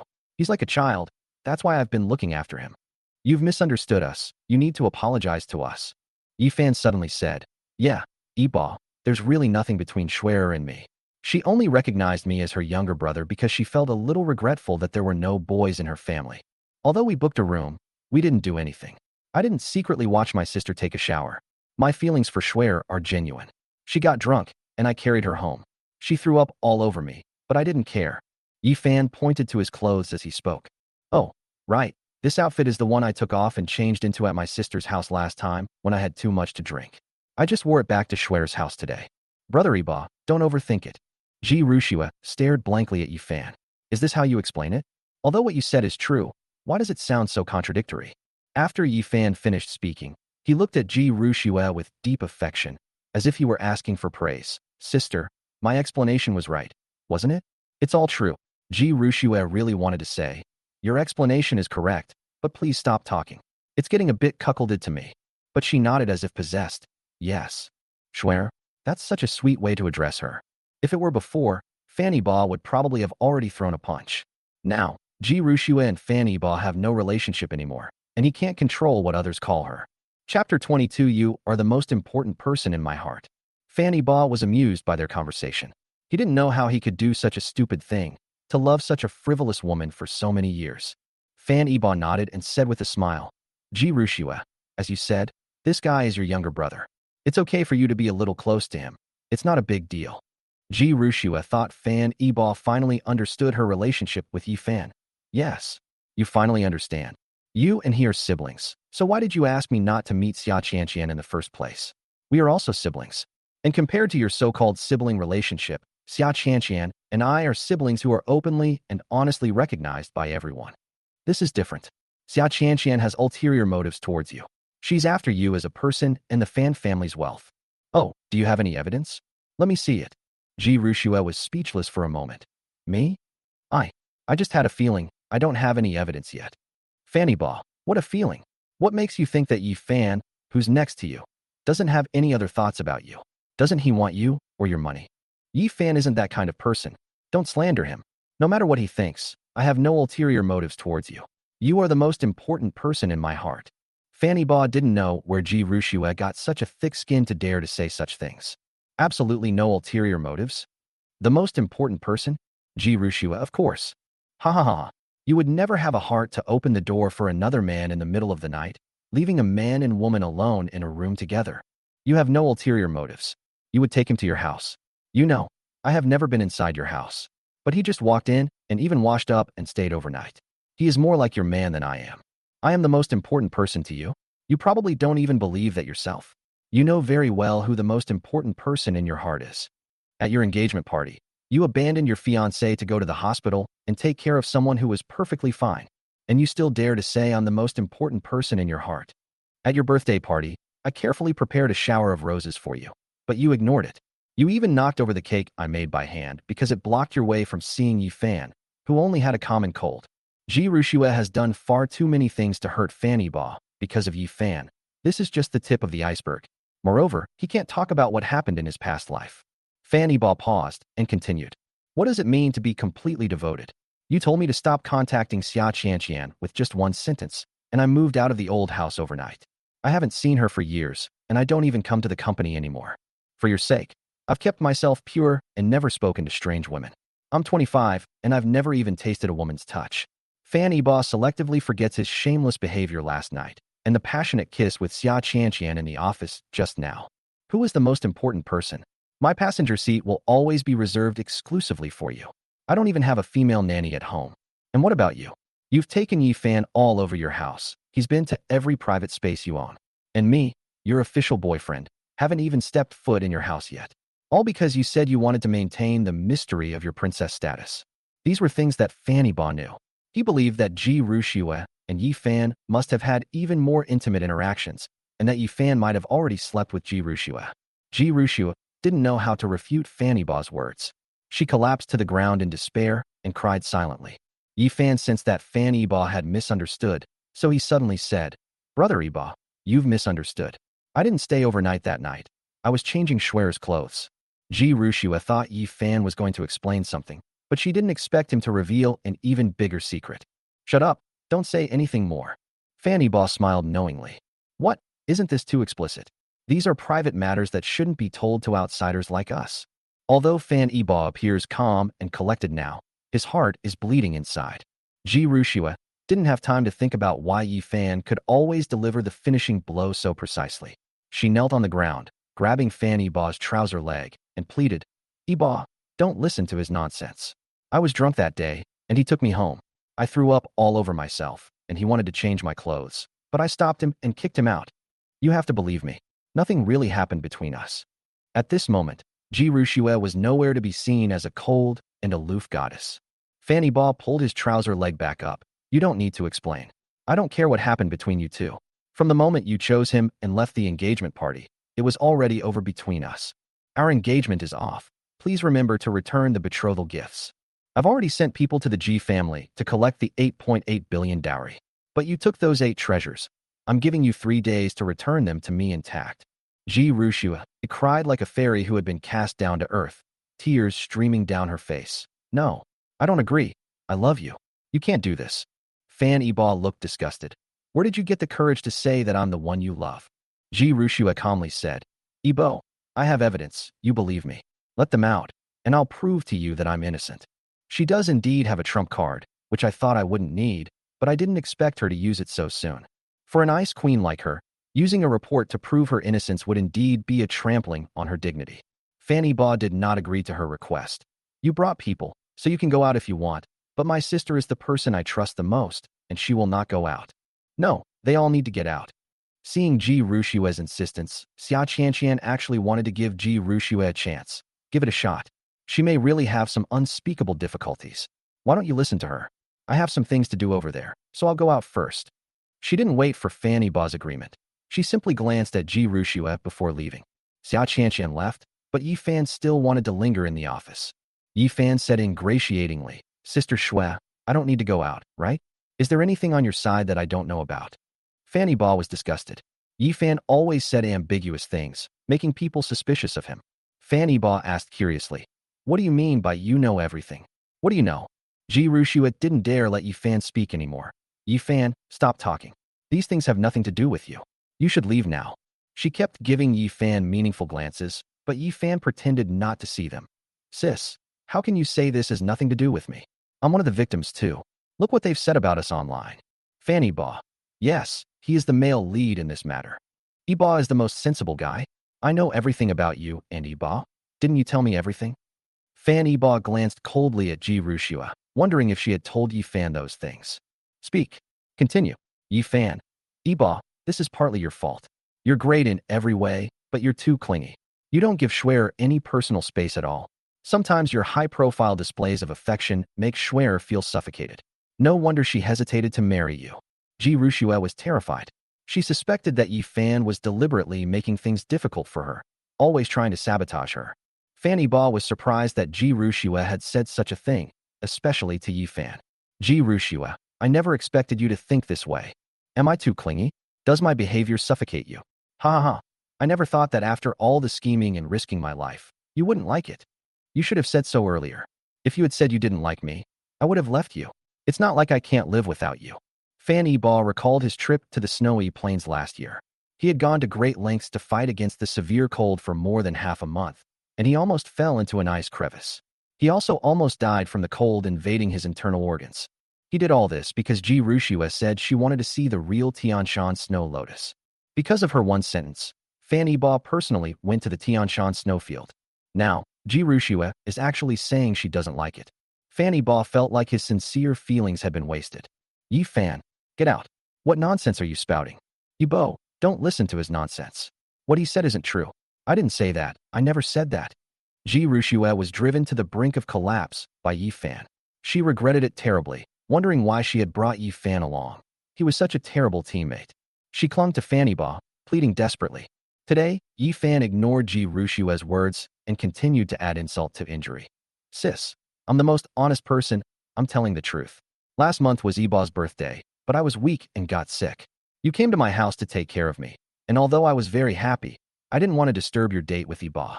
I asked you to go back and be with him, but you said Yibo was too clingy, and you came out to get some fresh air, so we had a few drinks together.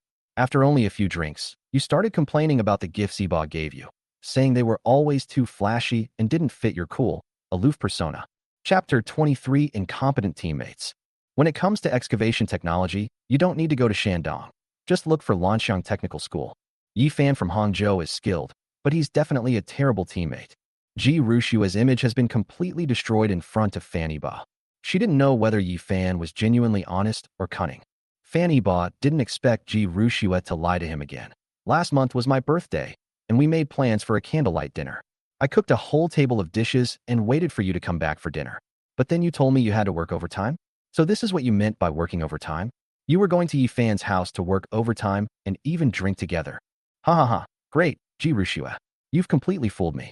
There's nothing more to say. Get out of here. I will never forgive you in this lifetime. Ji Rushua. No, that's not how it is. Fanny Baw had lost all interest in talking to Ji Rushua. If they continued, he was afraid he would lose control and kill the two bitches. Someone come here. Call security in and get these two people out of here. Give the order.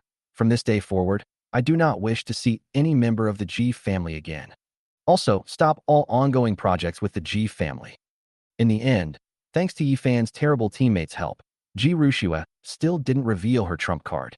After being expelled from Iba Group, Ji Rushua began to doubt Yifan for the first time, feeling that this younger brother was completely unfamiliar to her.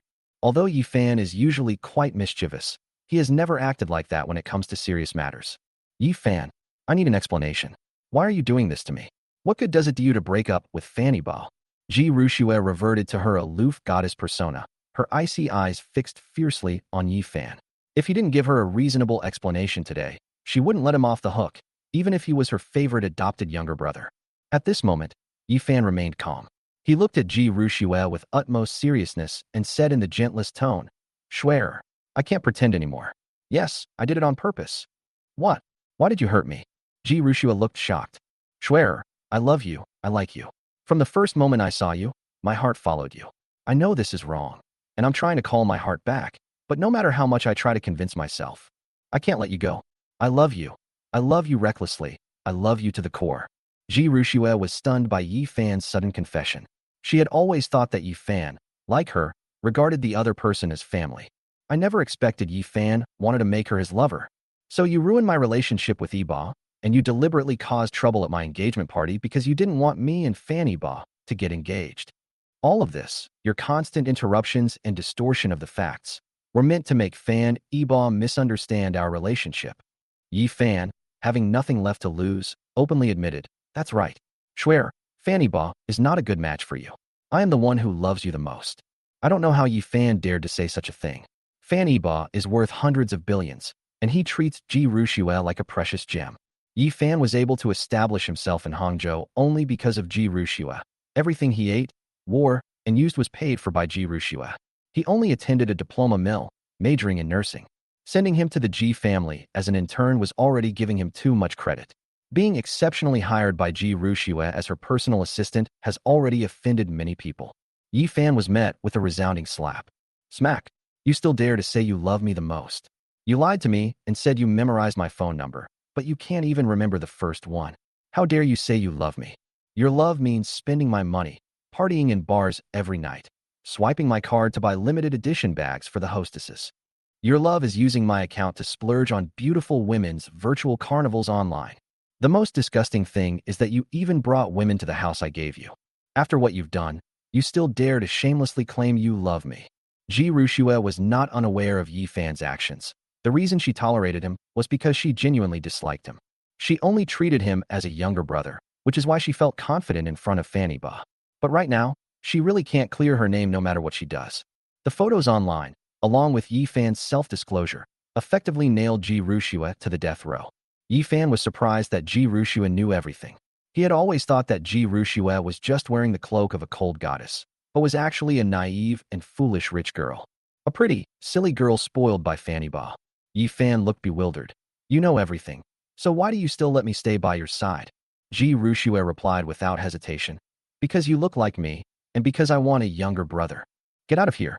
I don't want to see you for the next few days. You can come back to work after I've sorted this out." Although Ji Rushua was very disappointed and angry with Yifan, she still had no intention of breaking up with him. After Ji Rushua finished speaking, she drove away from Iba Group on her own. Fanny Ba is furious. He not only demands that she return the betrothal gifts, but also wants to terminate all cooperation with the Ji family. She needed to hurry back to discuss a solution with her grandmother. Fanny Ba didn't have time to get angry in his office because another group of people came to see him. "What's going on? How did everyone get wind of this? Who told them I was at the company? Everyone who should have come, and everyone who shouldn't have come, has arrived." The Song family, Song Yinxian, this famous and beautiful woman, was brought in by her secretary. Today she was wearing a white, fitted dress. She was tall and voluptuous, with long, black hair that reached her shoulders. She held her head slightly up, her swan-like neck revealing her full breasts. The off-shoulder dress was exceptionally form-fitting, outlining her perfect figure. Her arms were as smooth as white jade. This was the first time Fanny Ba had looked at Song Yinxian so seriously. He was appreciating her as if she were a perfect work of art. Song Yinxian has a classic peach blossom face. Compared to Ji Rushua's cold and beautiful face, Fanny Ba thinks Song Yinchuan's pretty face is softer. Song Yinxian noticed Fan Yiba's eyes darting up and down out of the corner of her eye. A hint of disdain, barely perceptible to others, flashed in her clear, bright almond-shaped eyes, but it was quickly masked by her captivating smile. Her thin, rosy lips parted slightly, her voice cool and clear. "Mr. Fan, are you planning to have me stand while we talk?" "Oh, I'm sorry, I forgot. Please have a seat, Miss Song." After Fan Yiba finished speaking, he personally stood up and invited Song Yinxian to sit down in the reception area. "What would you like to drink?" "No need to be polite. Just give me a glass of water." Fan Yiba personally took a bottle of water and thoughtfully unscrewed the cap. He asked, "May I ask what brings Miss Song here today?" Song Yinxian took the water bottle, and their fingers inevitably touched in the air. A tingling sensation reached the depths of Song Yinchuan's heart. She glanced at Fan Yiba shyly, then pretended to be angry and said, "What? Can't I come to see you if I have nothing to do?" "No, no, no, that's not what I meant at all. Your personal visit to our Yiba group is an honor to our company." Song Yinxian smiled mischievously.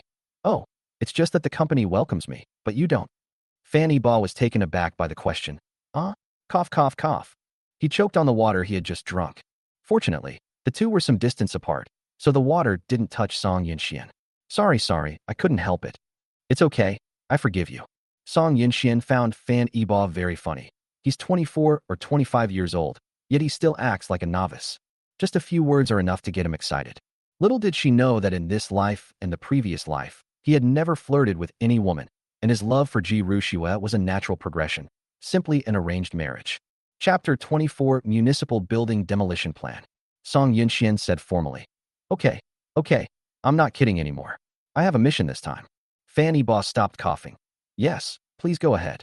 You must have heard the news by now. The Hangzhou municipal government is going to relocate, and the old municipal building will be demolished. It's said that it will be moved to the southern new city to promote the large-scale development of southern Hangzhou. I wonder if Yiba Group is interested in getting a piece of the pie." Reminded by Song Yinxian, Fan Yiba suddenly remembered the relocation of the municipal building. "In my past life, Yiba Group Real Estate Company was indeed involved in this matter. Everyone believed that the development of the southern new town was a foregone conclusion, and the relocation of the municipal government to the southern new town was also an indisputable fact, because nowadays, many cities across the country are doing this. The old city area is too outdated, congested, and detrimental to urban development. Developing the southern new town is imperative. Yiba Real Estate and G Family have partnered, with both companies investing heavily in acquiring land in the south to develop new housing projects. As a result, when the municipal government's demolition plan was officially released, everyone was shocked. The municipal building was not relocated to the southern new town. Although a government building was also built in the south, the Hangzhou municipal government only moved a few functional departments, such as the police station and the labor union, there. The core departments and key leaders are still working at the original address. As soon as the plan was announced, the stocks of several companies that had acquired land in the south plummeted. The Fan family and the Ji family were among them. Many real estate companies have been cheated. They spent huge sums of money to acquire land in the southern new town, but the main officials did not move there. So who will live in the houses they built? This move caused many companies that made the wrong choice to suffer heavy losses, and some small companies even went bankrupt and were liquidated. Although the Fan family was a large and powerful family, real estate was only one of their businesses, but they still suffered for a long time because of it. Although Fan Yiba was not involved in this project, he still knew something about such a big event. Fan Yiba thought about it and realized that the Song family hadn't approached the Fan family for cooperation back then. Moreover, the Song family was the ultimate beneficiary in this high-stakes gamble, making a fortune. It is said that the Song family has a close relationship with the Wang family, one of the 5 major families. Although the Wang family is the least conspicuous of the 5 major families, it is the one that should not be provoked. The old patriarch of the Wang family once held a high-ranking position in Kyoto and wielded immense power. Although he is now retired and returned to Hangzhou for recuperation, no one dares to underestimate him. Even a broken ship has 3,000 nails, and each nail can crush some small families. It's not surprising that the Wang family was able to obtain the government's plan ahead of time. Perhaps the Wang family even influenced the entire plan. Thinking about all this, Fan Yiba became even more puzzled about the Song family's purpose in coming this time. After all, the Song family was not short of money, and their connections reached all the way to the heavenly court. There was no need for them to have any connection with the Fan family. Fan Yiba couldn't figure out Song Yinchuan's thoughts, so he could only keep probing. Government demolition, such a big thing. Of course I've heard about it. Yibo Real Estate does have plans to get involved. Song Yunxian continued. Oh, then I wonder where Yibo Group plans to acquire land. Where to acquire land? Yes, there's a land auction next week. I wonder if Mr. Fan would be interested. There are plots of land up for auction in both the southern new town and the old town. Fanny Ba was puzzled. What was Song Yunxian implying so blatantly? As is widely known, next week's land auction will feature plots of land for sale in both the old and new urban areas. However, 90% of companies choose the southern new town because the area is sparsely populated and mostly wasteland, making prices cheaper. The old city area consists of factories and old residential areas, and demolition is time-consuming and laborious, and the land is expensive, so it can be said that it is a thankless task. Is it that hard to choose? But Song Yunxian insisted on asking Fanny Ba. Fanny Ba understood her thoughts. It seems that Miss Song is interested in those plots of land in the old city. Now it was Song Yunxuan's turn to be dumbfounded. She hadn't expected Fanny Ba to have guessed it. Suspecting the news had already been leaked, her expression changed drastically. President Fan, have you already received the news? Song Yunxian didn't intend to play coy.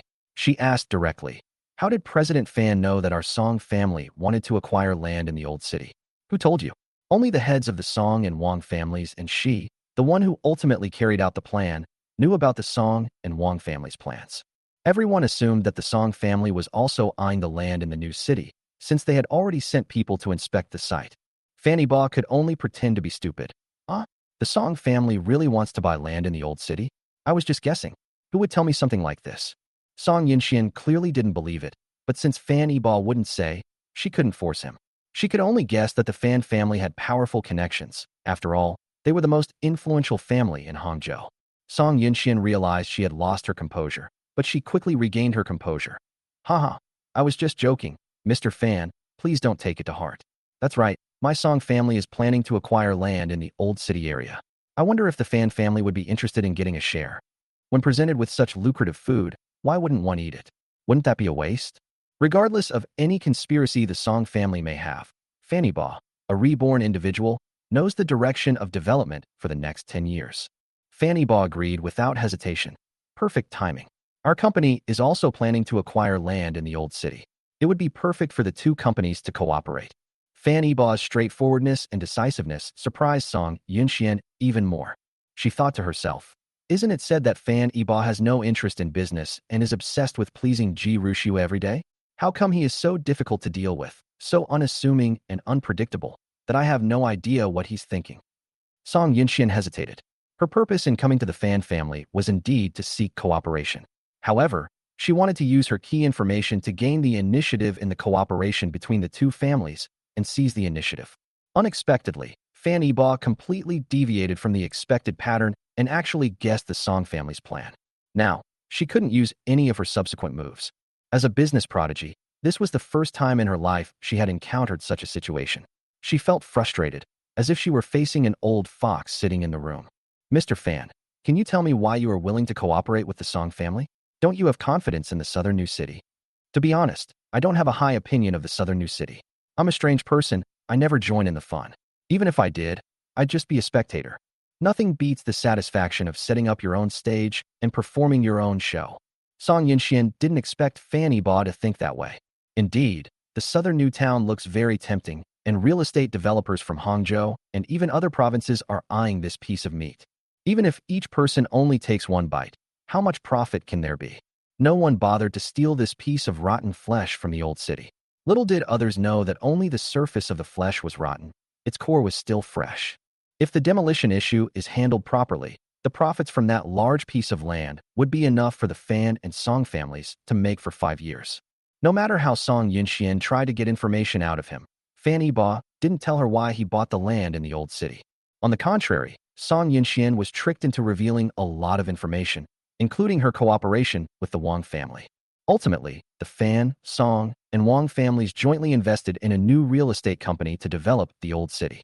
The Fan family invested 30 billion yuan, holding 50% of the shares. The Song family invested 20 billion yuan, holding 30% of the shares. The Wang family actually invested 5 billion yuan, which was internally counted as 5 billion yuan, totaling 10 billion yuan, holding 20% of the shares. With a total of 60 billion in cash, They intend to buy up all the old city land that has been offered this time. Chapter 25 Going Home. After Song Yinxian left, Fan Yiba called Xia Qianqian in. After he showed the cooperation proposal to Xia Qianqian, he was surprised to find that she was very supportive. Sis, aren't you going to ask why? Fan Yiba didn't believe Xia Qianqian was completely unaware of the real estate company's plans. The company's previous plan was to collaborate with the Ji family to acquire land and build buildings in the south. Everyone believes that the government should shift the city center and abandon the aging old city area. The future southern new city will be the only powerful city center of Hangzhou. Whoever acquires land in the south first, and the more land they acquire, will be the future hegemon of Hangzhou. Xia Qianqian, with a shrewd and calculating look, said, "Actually, I've been hesitating about whether to choose the southern or northern old city. My intuition tells me that the southern new city is a trap, but the northern old city is a mess. I had no choice. I originally planned to give up this land auction, since the real estate industry is not a core industry for the Fan family. But you insisted on cooperating with the Ji family. I can't say much. I can only obey your orders. Now that the Song and Wang families are secretly eyeing the old city, I know my previous guess was right. The southern new city is just a front.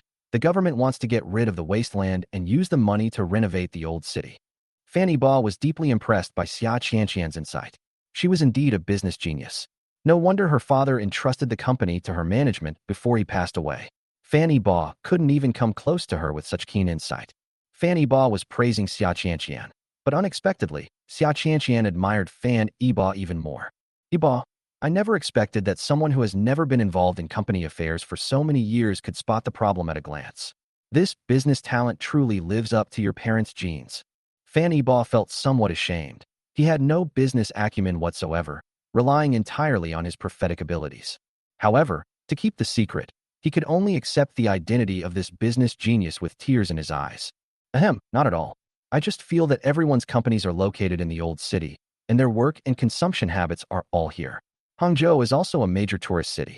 It's impossible to abandon the old city and build a completely new city. Who would move there?" "That's right, that's the truth. Over the next decade, major cities across China will be pushing forward with new city plans. But in the end, these new cities will turn into ghost towns. During the day, new buildings stand tall and skyscrapers abound. But at night, the city becomes deathly silent, as if the streets were off limits." Fan Yiba felt that today was not a good day to go to work. There were too many things to do. He was afraid that more people would come to the company later, so he simply became a hands-off manager. Leave the remaining tasks of coordinating with the Song family to Xia Qianqian. And he drove home. He felt completely drained last night, and his legs were still weak, like he had run a 100,000-meter cross-country race. He hadn't recovered yet and needed to go home to rest. Not far from Yiba building, inside Song family company. After returning, Song Yinxian went directly to see her grandfather, Song Guoyang, the head of the Song family. She recounted her entire conversation with Fan Yiba that day. After hearing this, Song Guoyang remained silent for a long time. "I thought that although Fan Yiba wasn't a playboy, he was definitely not a business genius either.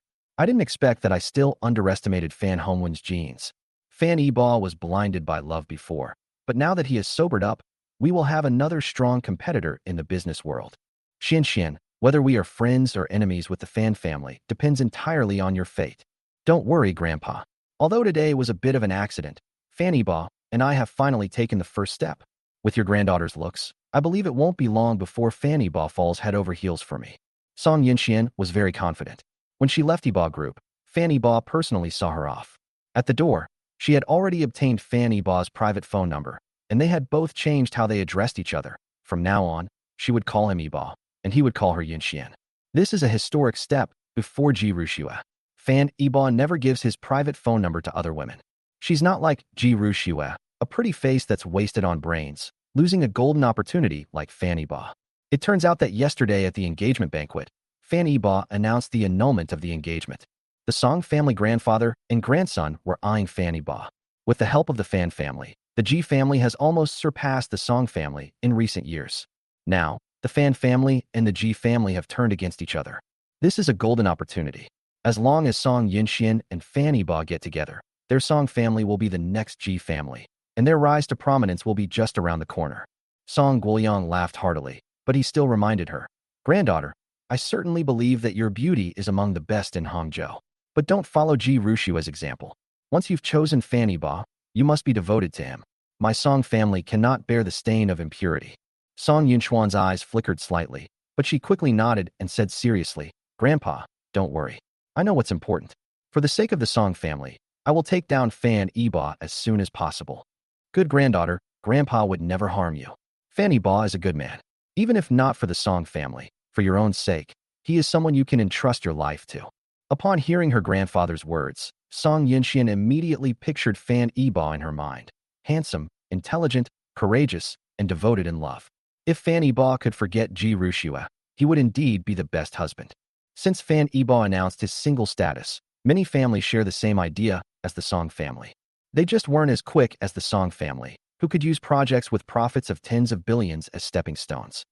Ji Rushua was unaware that Fan Ba was now a highly sought-after figure by various powerful families. Many families are already selecting women of marriageable age and planning to send them to the Fan family for Fan Ba to choose from. When Ji Rushua returned to the company, she was faced with a host of overwhelming problems. First, the company's stock price plummeted. Meanwhile, news has already come from shopping malls that Ji's clothing stores are being boycotted by many netizens. Sales today were dismal. Ji family's core business is clothing, and Ji family's clothing brand is considered a top-tier brand in China. It has thousands of stores. If the clothes don't sell, it will be a devastating blow. Meanwhile, debt collectors from the Fan family have already arrived at their door. They are demanding that the Ji family return the 8.8 billion yuan dowry given by the Fan family. The Ji family spent the money as soon as they received it, using it to build their own factory and for other investment projects. Now they only have 2 or 3 billion in cash on hand. So where would they get the money to repay the Fan family? Not only that, but the Fan family also received a project termination agreement at the same time. All previously signed cooperation projects have been canceled. Under these circumstances, how could Ji Shengnan possibly stay in the hospital? She quickly returned to the company to take charge. Ji Rushua, what did I tell you? I told you to beg Fanny Ba for forgiveness even if you had to kneel down. But the moment you stepped out the door, this scandal broke out. How dare you bring Yi Fan home? Your actions are practically driving the Ji family to their doom. This time, Ji Rushua didn't dare to argue with the old lady. On her way back, she already knew that she was trending on social media again for all the wrong reasons. Yesterday, in order to resolve her issue, Qin Hai exposed 2 of his own entertainment company's biggest stars. Now, even if we use this trick again, no one will believe us. Ji Rushua knew she had done something stupid again, and she dared not utter a sound after being scolded. Ji Shengnan had already scolded her, but it was no use. Now they needed to find a solution, otherwise the Ji family would be finished. Did you show your proof report to Fanny Ba? Ji Shengnan asked. No, I haven't had time yet. There wasn't enough time. Ji Rushua hadn't even taken it out before the security guards kicked her out. Ji Shengnan was furious. She hadn't even shown Fanny Ba such an important thing. You idiot, this is the only chance to get a chance to win, and you didn't even give it to him. In Ji Shengnan's original plan, Ji Rushua was to go to see Fanny Ba, report Chu Nu to Fanny Ba on the spot, and then appear at the company so that Fanny Ba could inspect the goods directly. If Ji Rushua can prove her innocence, given their years of relationship, Fanny Ba might forgive her. But now, Ji Rushua has messed things up. Grandma, Ba is still angry, so I didn't have a chance to give him the things today. Tonight I'll go directly to his house and show him the report in person. If he still doesn't believe me, I'll just. Ji Rushua also thought of this idea, but Ji Shengnan had already lost hope in her. No need. You don't need to worry about this. Go back to the old house and stay there for a while. Don't go out fooling around. As for Fanny Ba, I'll have Rian come back and have her talk to Fanny Ba in the future. After Ji Shengnan finished speaking, she confiscated Ji Rushua's phone, forcing her to cut off all contact with the outside world. Ji Rian is Ji Rushua's younger sister. She is 22 years old this year. She is just as beautiful as Ji Rushua, and even younger. Ji Rushua understood what her grandmother meant. Her grandmother wanted to marry Ji Rian to Fanny Ba so that he could take her place. What? No, Fanny Ba is my fiancée, you can't do this.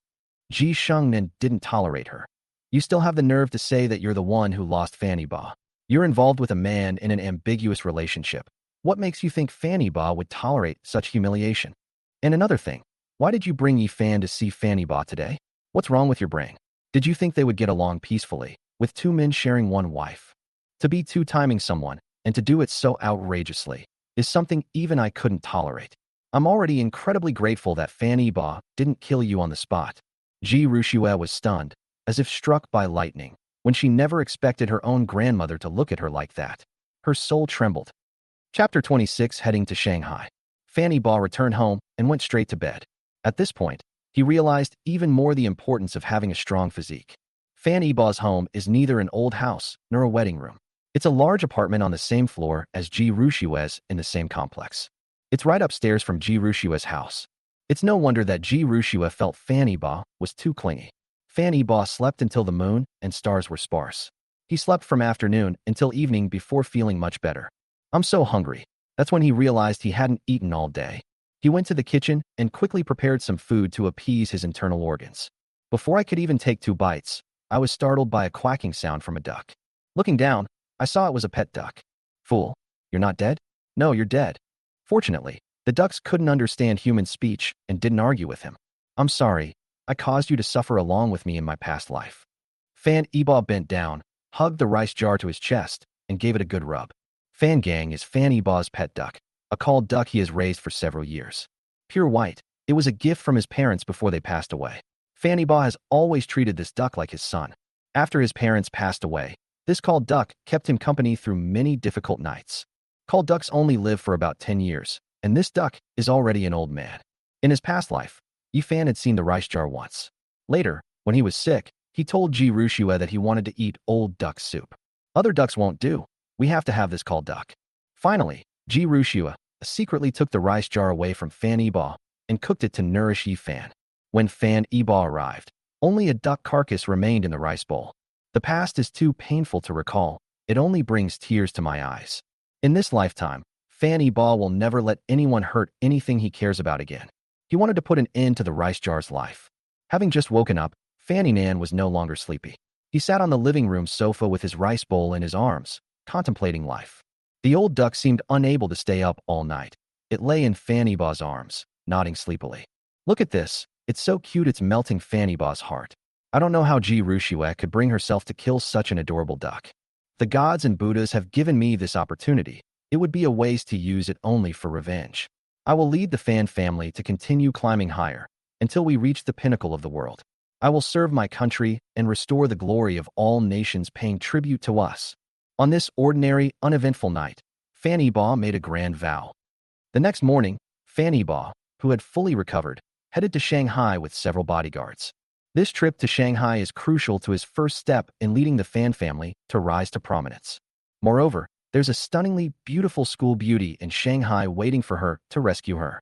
Fan Ebaugh and his party of 4 drove a modified Lincoln, with 2 bodyguards in the front.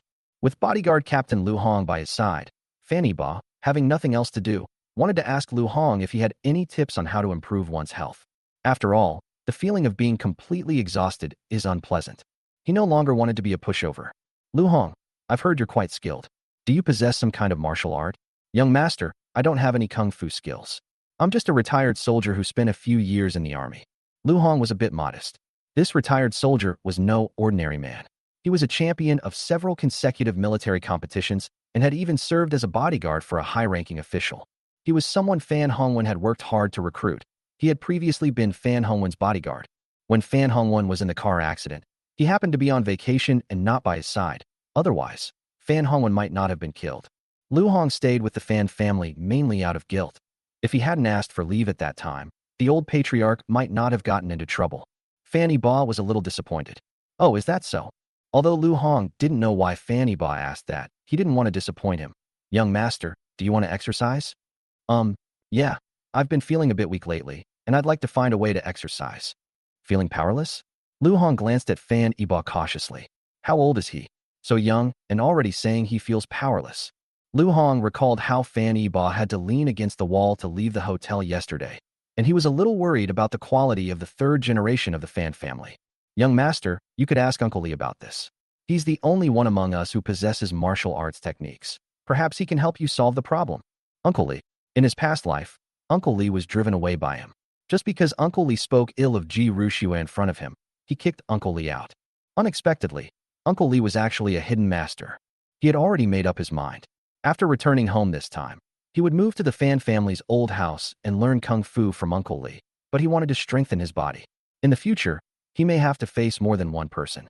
He faced countless enemies. but he was all alone with only one gun. 2 hours later, Fan Yibo arrived at the headquarters of Huachi Bank in Shanghai. Because he was a VIP, he was taken to the VIP room by the bank manager. The woman who greeted Fan Yibo was a typical Western beauty. She has a tall and well-proportioned figure, and wearing a stylish bodycon dress, her hot figure is on full display. She possesses the elegant and charming temperament of a Western woman. Her waist was slender and graceful, like a willow branch, making people want to look at her more. Her pair of long, straight, snow-white legs were simply irresistible, and Fan Yibo, having tasted the sweetness of it, couldn't help but let his imagination run wild. Although her green eyes were set in a reserved face, they were restless and made her look clever and full of life. "Hello, Mr. Fan. My name is Ning Na. It's an honor to serve you." She speaks Mandarin quite well, with a slight Wu dialect accent. If it weren't for her face, Fan Yibo would have thought the person in front of him was a native of Shanghai. Fan Yibo couldn't help but exclaim, "Ning Na, your Mandarin is very good." It's all right. If I have the chance, I hope to learn more from Mr. Fan." Fan Yibo never expected that his casual compliment would escalate into teaching foreign languages. "Okay, let's talk about it another time. Could you please give me a list of the items my parents have deposited in your bank? I need to check it." That's right. This is Fan Yibo's main purpose in coming to Shanghai. The Fan family has been in business for a century, and the wealth accumulated over generations is all here. Taking stock of the finances was one thing. Another was that he wanted to transfer the money to a state-owned bank. Then, use that money to make money abroad. A few minutes later, Ning Na returned to the house with a document. "Mr. Fan, please take a look at this financial statement of Mr. Hong when deposited in our bank." Quickly browsed through Fan Yibo's results list. In his past life, he knew that his parents had left him a large sum of cash, but he transferred it all to Ji Rushua without even looking at it. Ultimately, this money became the Ji family's weapon for dominating all sides. $35 billion. 30 tons of gold. In fact, there are more than just these, including collections worth tens of billions, such as antiques and calligraphy. In addition, there are original shares in some international companies. Our Chinese ancestors liked to do this, to keep a low profile, to have multiple burrows, and not to put all their eggs in one basket. These are all the assets that Fan Hongwan, or rather the Fan family, have accumulated bit by bit over the past 100 years. As for why he deposited his money in a foreign bank, that story goes back to Fan Yibo's grandfather's generation. They all came from the era of speculation and profiteering and were terrified. These things were originally intended for the Fan family descendants as a precaution, in case the family business encountered a crisis, or the investment failed and the company went bankrupt. The money from Huachi Bank is the capital that enabled the Fan family to make a comeback. Unfortunately, all the treasures that his ancestors had saved up through generations of frugality were packed up and given to Ji Rushua by Fan Yibo. Thinking of this, Fan Yibo wished he could travel back to his wedding day and slap himself a few times. Chapter 27. I'm going to transfer all this money away. What? You want to transfer all this money to another bank? Mr. Fan, what did I do wrong? Why did you make such a shocking choice? Ning Na was terrified by Fan Yibo's words.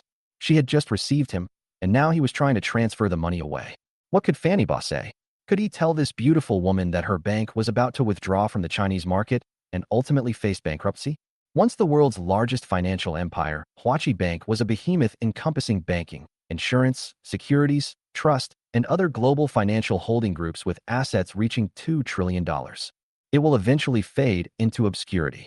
Moreover, it is the least safe place for Chinese people to keep their assets in the United States. Shortly before Fan Yibo died, he heard from his caregiver that the First Republic Bank of the United States had gone bankrupt. Tens of thousands of wealthy Chinese businessmen had deposited money in the bank, totaling hundreds of billions of US dollars, and in the end, they all lost it all to the bank. I don't know if there were that many. The data is all made up. Fan Yibo would never dare to put his money in a foreign bank again. So, the day after his rebirth, he couldn't wait to transfer the money away, lest it all go down the drain. Ning Na's advice was ignored, and Fan Yibo insisted on transferring all his assets to a state-owned bank. Finally, William, the president of Huachi Bank in China, rushed to the scene upon hearing the news. Over the years, Huachi Bank's business in China has been operating at a loss. The Fan family is among the largest depositors of Huachi Bank's many VIP clients. If the Fan family were to transfer this money, then the president could simply resign. Dear Mr. Fan, has our Huachi Bank done anything wrong that offended you? Fan Yibo didn't want to waste time arguing with them. He had already contacted the president of the Shanghai branch of China First Bank, who would be arriving soon with his men to help Fan Yiba's people transfer the money to the bank's safe deposit box. Seeing this, Varen dropped all pretense of gentlemanly manners. Your decision is utterly absurd. You should know that our Huachi Bank is the world's largest bank, with branches all over the world. For your company's overseas business, choosing our bank is the safest and most convenient option. William's words were clearly a threat to Fan Yiba. If Fan Yiba tried to transfer the money, he would use the influence of Huachi Bank to curb Yiba Group's overseas business. Look, this is America and America's banks. The descendants of robbers have evil genes passed down in their blood. They won't become gentlemen just because they wear a suit. Can I interpret this as you threatening me? Fan Yiba is certainly not afraid. He doesn't have any assets abroad. Besides, does leaving Zhang the butcher mean he won't eat pork anymore? The words of a Chinese president of Citibank were no threat to Fan Yiba at this moment. Moreover, Fan Yiba was already planning to take action against Citibank. Shorting Huachi Bank stock should be a very interesting thing. I didn't do that, Mr. Fan. Please don't slander me. But if Mr. Fan wants to understand it that way, there's nothing I can do. William spread his hands, feigning ignorance, which was incredibly irritating. However, Fan Yiba was not provoked. He was waiting for someone from the First Bank of China. Fan Yiba was not disappointed by the speed at which the Chinese people acted. Half an hour had passed since he made the call. The president of the First Bank of China in Shanghai personally led a team to the scene. This was something Fan Yiba hadn't expected. He thought it would be good enough if a business supervisor came, but he didn't expect the president of the Bank of China to come in person. Zhang Guofan, a middle-aged man in his 40s with a standard square face and thick glasses, walked briskly to Fan Yiba. He extended his hands and said excitedly, "Thank you so much, Mr. Fan. It's an honor for us to choose our bank. Rest assured, leave the rest to us. We will transfer your assets in Huachi Bank as quickly as possible. 35 billion US dollars, equivalent to more than 200 billion Chinese yuan, is half of the Fan family's assets. This doesn't even include the gold and those priceless treasures. This is the largest asset transfer project that Zhang Guofan has handled in all these years. Moreover, the funds were transferred from foreign banks to state-owned banks. He had long seen Chinese businessmen transferring money to foreign banks and then abroad through various means. It is rare to see someone do the opposite. How could a businessman like him not come in person? His admiration for Fan Yiba reached its peak. In China, the position of the Bank of China president represents not only a business identity, but also an official rank. Although Fan Yiba has a net worth of hundreds of billions, he did not dare to be presumptuous. President Zhang, you are too kind. I should be thanking you. I did not expect you to come in person for such a small matter. The two exchanged pleasantries in the VIP room, which made William, who was standing to the side, so angry that he saw stars. He didn't expect Fan Yiba to act so quickly, already contacting local banks in China. This shows that Fan Yiba is determined that this huge asset is definitely not going to be saved. He didn't have time to put up with this. He needed to contact headquarters immediately and clear himself of any responsibility. Fan Yiba signed an authorization that his assets at Huachi Bank would be transferred by President Zhang's people. He just needs to wait until the final confirmation. The transfer process will take half a month, because the inventory of gold and antiques alone will take a long time. Inventorying these assets will require hiring many experts, whose appearance fees are not low, calculated by the hour, and are estimated to be as high as several million yuan. Fan Yiba will be responsible for all these expenses. After dealing with this matter, President Zhang invited Fan Yiba to lunch. Fan Yiba certainly wouldn't refuse. The two had a simple meal at a hotel next to Huachi Bank. Fan Yiba is well-versed in the development trends of the next 10 years, can engage in conversation about anything, and his insights are particularly valuable. Zhang Guofan was amazed and exclaimed that he was a genius. After the meal, they felt like they had known each other for a long time, and Zhang Guofan even wished he could become sworn brothers with Fan Yiba. Fan Yiba was having a great time, while Ning Na was on the verge of a breakdown. That bastard William pushed all the blame onto her and made her take the fall. It simply doesn't make sense. Fan Yiba has never had any dealings with Huachi Bank before. Why would he want to transfer assets on his first visit? Who knows why? It's not like William can be responsible for that. He doesn't want to retire yet. He hasn't had enough of the glitz and glamour of China. In the end, Ning Na was held fully responsible and was dismissed. Actually, Ning Na didn't deserve to be fired. The Fan Yiba incident was just one of the reasons. The main reason is that Ning Na is too beautiful. William had long coveted her, but Nina was determined to refuse. Ning Na was originally a senior investment advisor at Huachi Bank, earning an annual salary of 1 million yuan. She was a well-known beauty in Shanghai's financial circle. It wasn't just William who had his eye on her. Many investors entrusted their funds to her because they coveted her beauty. But she took the money but didn't keep her promise, which angered many investors. William took the opportunity to suppress her, turning her into a servant to receive guests. But Nina, unwilling to give up her high-paying job, gritted her teeth and persevered. In the end, William still managed to take him down. Ningna left the Huachi Bank building dejectedly, carrying her personal belongings. She walked aimlessly down the street. In this familiar yet unfamiliar country, she really didn't know what to do. Ningna is actually half Chinese. Her mother is a true heiress. More than 20 years ago, a wave of enthusiasm for studying abroad swept across China. Her mother, Ning Rong, was one of them. After arriving in the United States, Ning Rong quickly fell in love. Her boyfriend was a handsome blonde-haired, blue-eyed foreigner who looked like a young Leonardo DiCaprio. For this fake Leonardo DiCaprio, she was willing to sever ties with her family because they disapproved of her marrying a foreigner. She was already engaged. She had been betrothed to a young master from a prominent family in Shanghai long before she went abroad. But she abandoned her fiancé in order to breathe the free air of America. Ning Rong was hopelessly in love and ended up getting pregnant out of wedlock. Tragically, Ning Rong's love was ultimately betrayed. The fake Xiaoli was only after her money. After learning that she had severed ties with her family, the fake Little Li disappeared without a trace with her last savings. Ning Rong sold her jewelry to give birth to Ning Na, and then worked and studied to raise Ning Na to adulthood. There's always a reason why someone is pitiful. Ning Rong ultimately paid the price for her impulsiveness.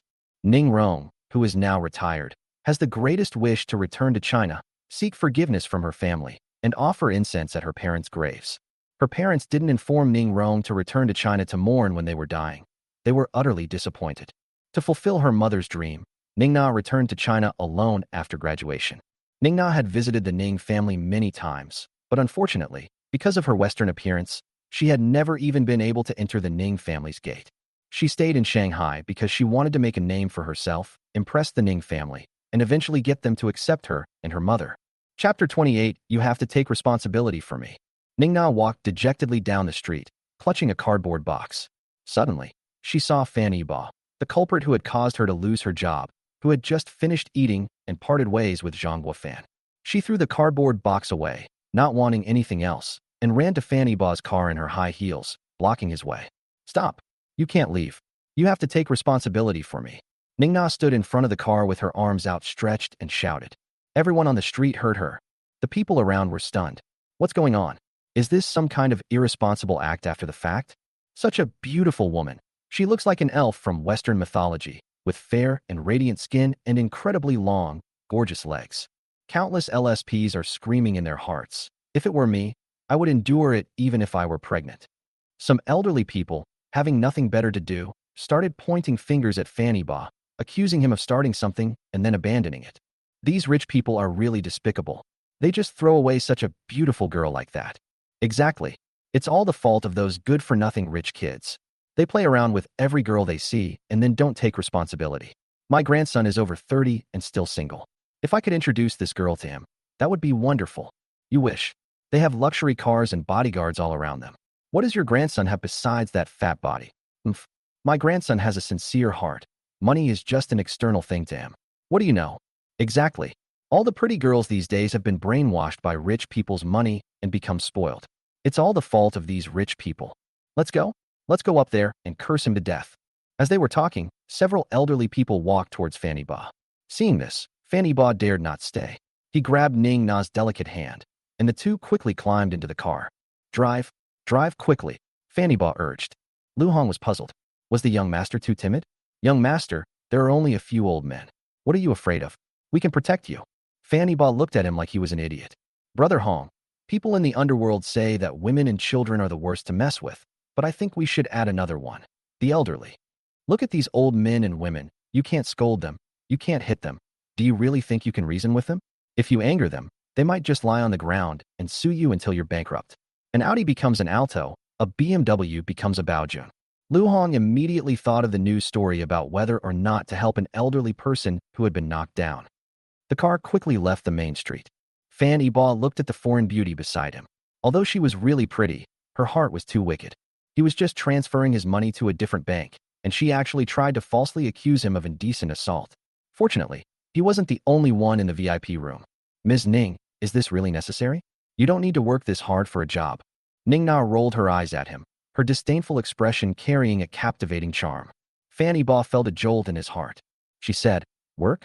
I lost my job just because of one sentence you said. Now I have no chance to fight anymore." Ning Na felt increasingly aggrieved. In the past 6 months since she came to China, not a single thing had gone smoothly for her. At work, there's a pervert who keeps making advances on her, and so do her customers. They practically want to strip her naked right there in the office. As for her family, she has no home in Shanghai. The Ning family doesn't acknowledge her at all and has always treated her as an illegitimate child. Her return to the Ning family remains a long way off. Meanwhile, her mother, far away across the ocean, was in poor health due to overwork in her youth, and her condition was deteriorating day by day. Thinking of her mother, Ning Na suddenly felt homesick. Sitting in Fanny Ba's car, she burst into loud sobs. Wah! Seeing Ning Na cry, Fanny Ba not only didn't comfort her, but was also glad that he had run away quickly. If he hadn't run away, he figured someone would have called the police to arrest him. Ning Na cried for a long time, but Fanny Ba didn't pay any attention to her. Instead, a bodyguard in the front row kept looking at her through the rearview mirror. He was extremely anxious and wanted to hand her a tissue, but he was afraid that Fanny Ba would get angry. Fanny Ba also saw it, and he couldn't help but sigh. Beauty is truly a curse. No wonder there are often scenes in movies where bodyguards are bewitched by beautiful women and plot to harm their masters. This bodyguard is no good. He chuckled teasingly. What? Feeling sorry for her. Are you blaming me for making her cry too? Although Fan Ba was smiling, those who knew him well knew that this was a dangerous sign. Oh, I'm sorry. The bodyguard was startled by Fan Ba and immediately sat up straight, looking straight ahead with a serious expression.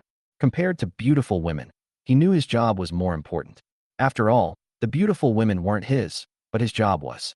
Fan Ba ignored the bodyguard. He felt that this bodyguard was obsessed with beautiful women and had an insatiable heart, and would betray him sooner or later. Fan Ba gave Lu Hong a look, and the two looked at each other in silence. Ning Na stopped crying. She stopped crying and looked at Fanny Ba with a pitiful expression. Her deep blue eyes were like clear, transparent blue lake water, and her captivating eyelashes fluttered, glistening with tears. Fanny Ba suddenly realized that he might have been too harsh on the bodyguard. He also felt a flutter in his heart. Hey, don't look at me like that. It's just a job. I'll figure something out for you. The Fan family also has a company in Shanghai. He plans to get this Western beauty in there and get rid of her as soon as possible, otherwise his morale will collapse. You'll arrange something for me? What kind of work can you arrange? Ning Na asked curiously. Your old profession. We'll let you work as a receptionist at our company, Fanny Ba said matter-of-factly. He figured Ning Na, who worked at the bank greeting VIPs, would be a perfect fit as a receptionist. No sooner had Fanny Ba finished speaking than Ning Na reacted like a cat, with its fur standing on end. Who told you my original profession was receptionist? I'm not going. I'm not going to work as a receptionist. You're not going to work as a receptionist? Look how smug you are. At my company, a receptionist earns $8,000 a month, which is no worse than a regular white-collar worker. Indeed, the salary level of employees at Fan's company is far above the average. 10 years ago in Shanghai, $8,000 was already a high salary, making it a conscientious company in the industry. 8,000. Who do you think you are? I used to earn $1 million a year. 8,000 is like throwing money at a beggar. Ning Na knew Fanny Ba didn't believe her, so she took out her phone, opened her resume, and threw it at him. Fanny Ba accepted it with some skepticism, but he was soon shocked. You're actually from the United States, have a master's degree in economics from Harvard, and you also have a certified financial planner, CFP, and a CFA, certified financial analyst, certificate. Fanny Ba was taken aback by Ning Na's resume.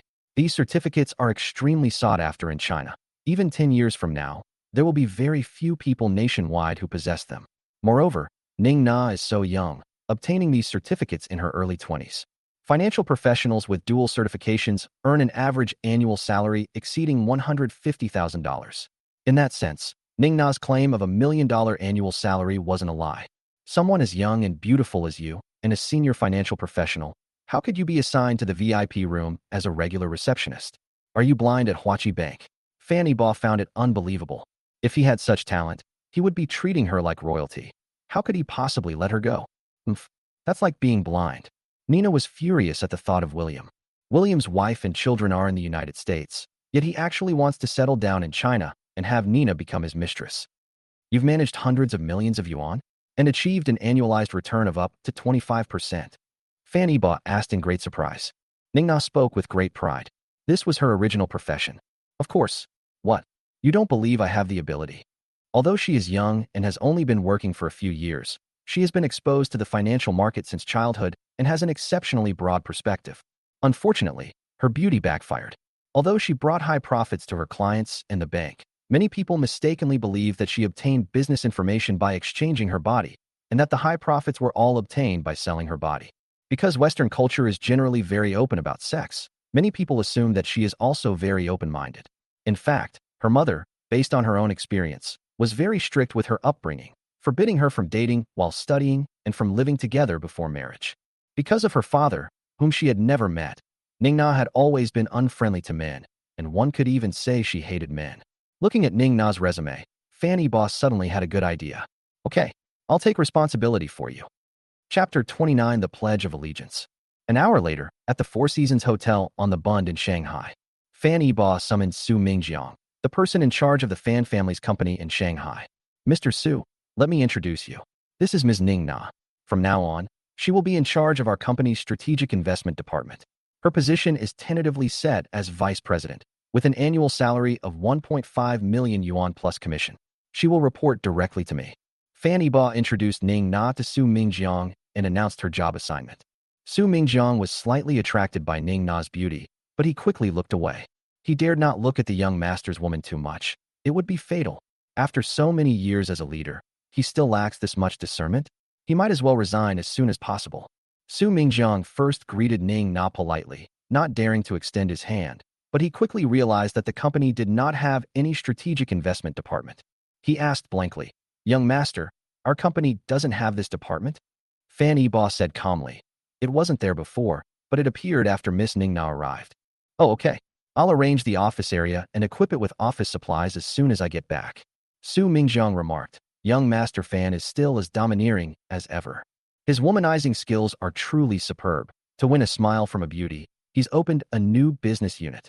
He even calls it the Strategic Investment Department. I wonder what he'll invest in next. I hope he doesn't lose everything. The matter of calling Su Mingjiang over was actually just this, and Su Mingjiang immediately went back to make arrangements upon receiving the latest instructions. Fan Yiba lay casually on the sofa and asked, "How is it are you satisfied with my arrangement?" How could Ning Na be dissatisfied? Her annual salary increased by 50, without any commission. If there were a commission, she would easily take home 2 million.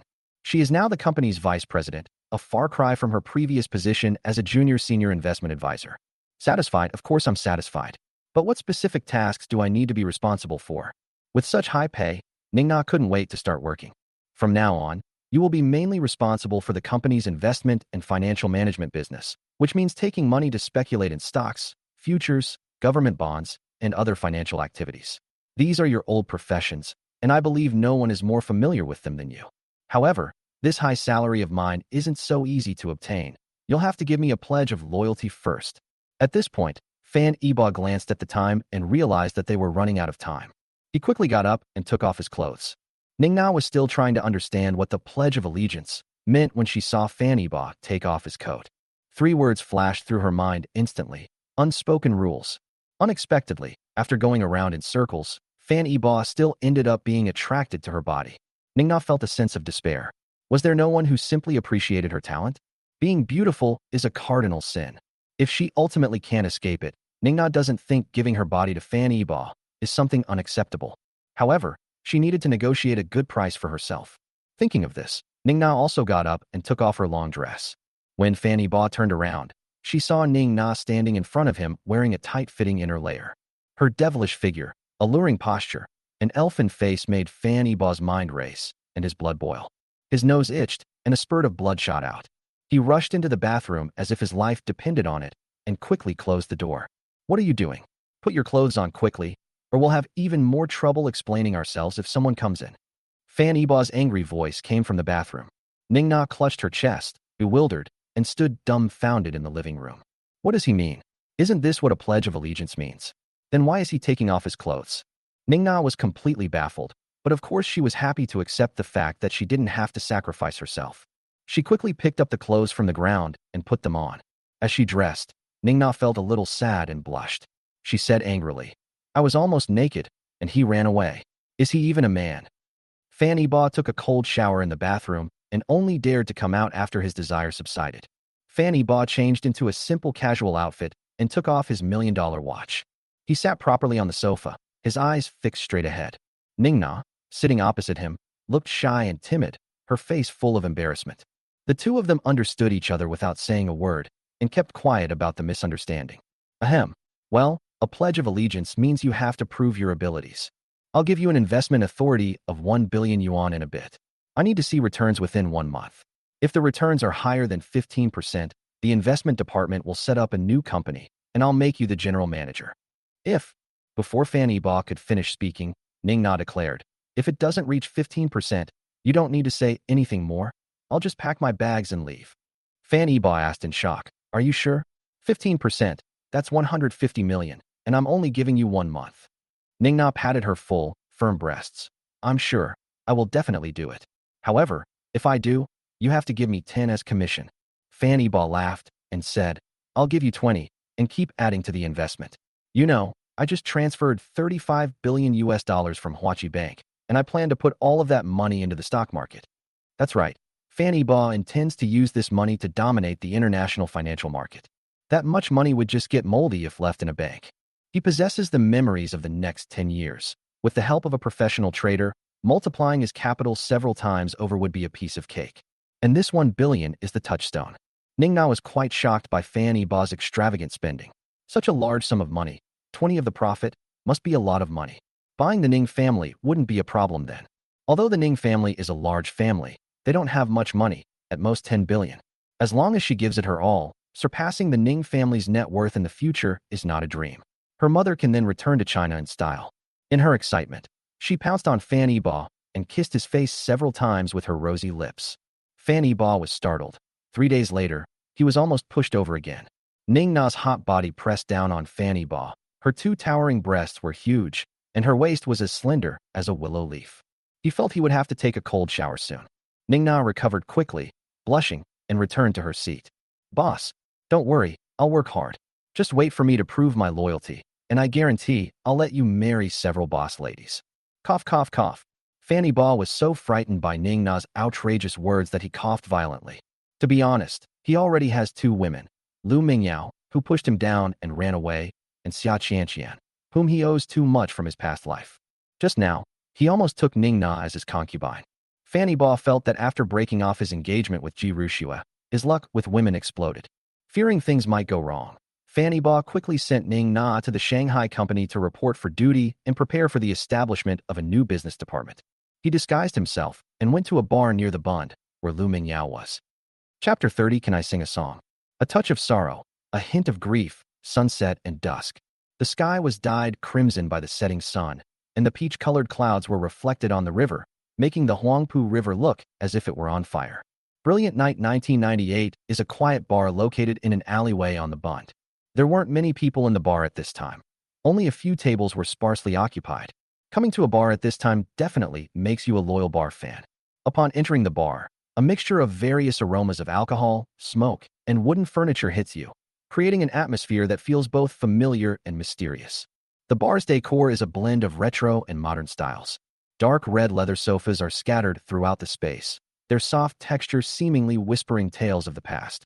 Vintage vinyl records and black and white photographs adorn the walls, showcasing the bar's history and character. Behind the bar, rows of crystal-clear liquor bottles were neatly arranged, shimmering with an alluring luster under the lights. Looking towards the stage, a beautiful woman with exquisite features was singing with deep emotion. Her singing voice was so beautiful, flowing out like a clear spring, gently touching people's heartstrings. Fan Yiba feels she's even more beautiful now, with a subtle feminine fragrance and an elegant, youthful charm. The woman on stage is Lu Mingyao, the one who took Fan Yiba's first blood and then ran away. However, she is not doing very well now. From her singing, one can feel her sorrow, distress, and grief. Across the floor-to-ceiling windows, I tried to look into the distance. Through the white smoke, nobody apologized. How can true feelings change so easily? How can love allow interference? How can one possibly explain the heartache? Continue or end? Who should announce it? This rendition of Dinner for Three was so good that Fan Yiba was completely drawn into it. He thought of himself, Ji Rushue, and Yi Fan, and the three of them who once had dinner together. That was the only time. That was Fan Yiba's first birthday after getting married.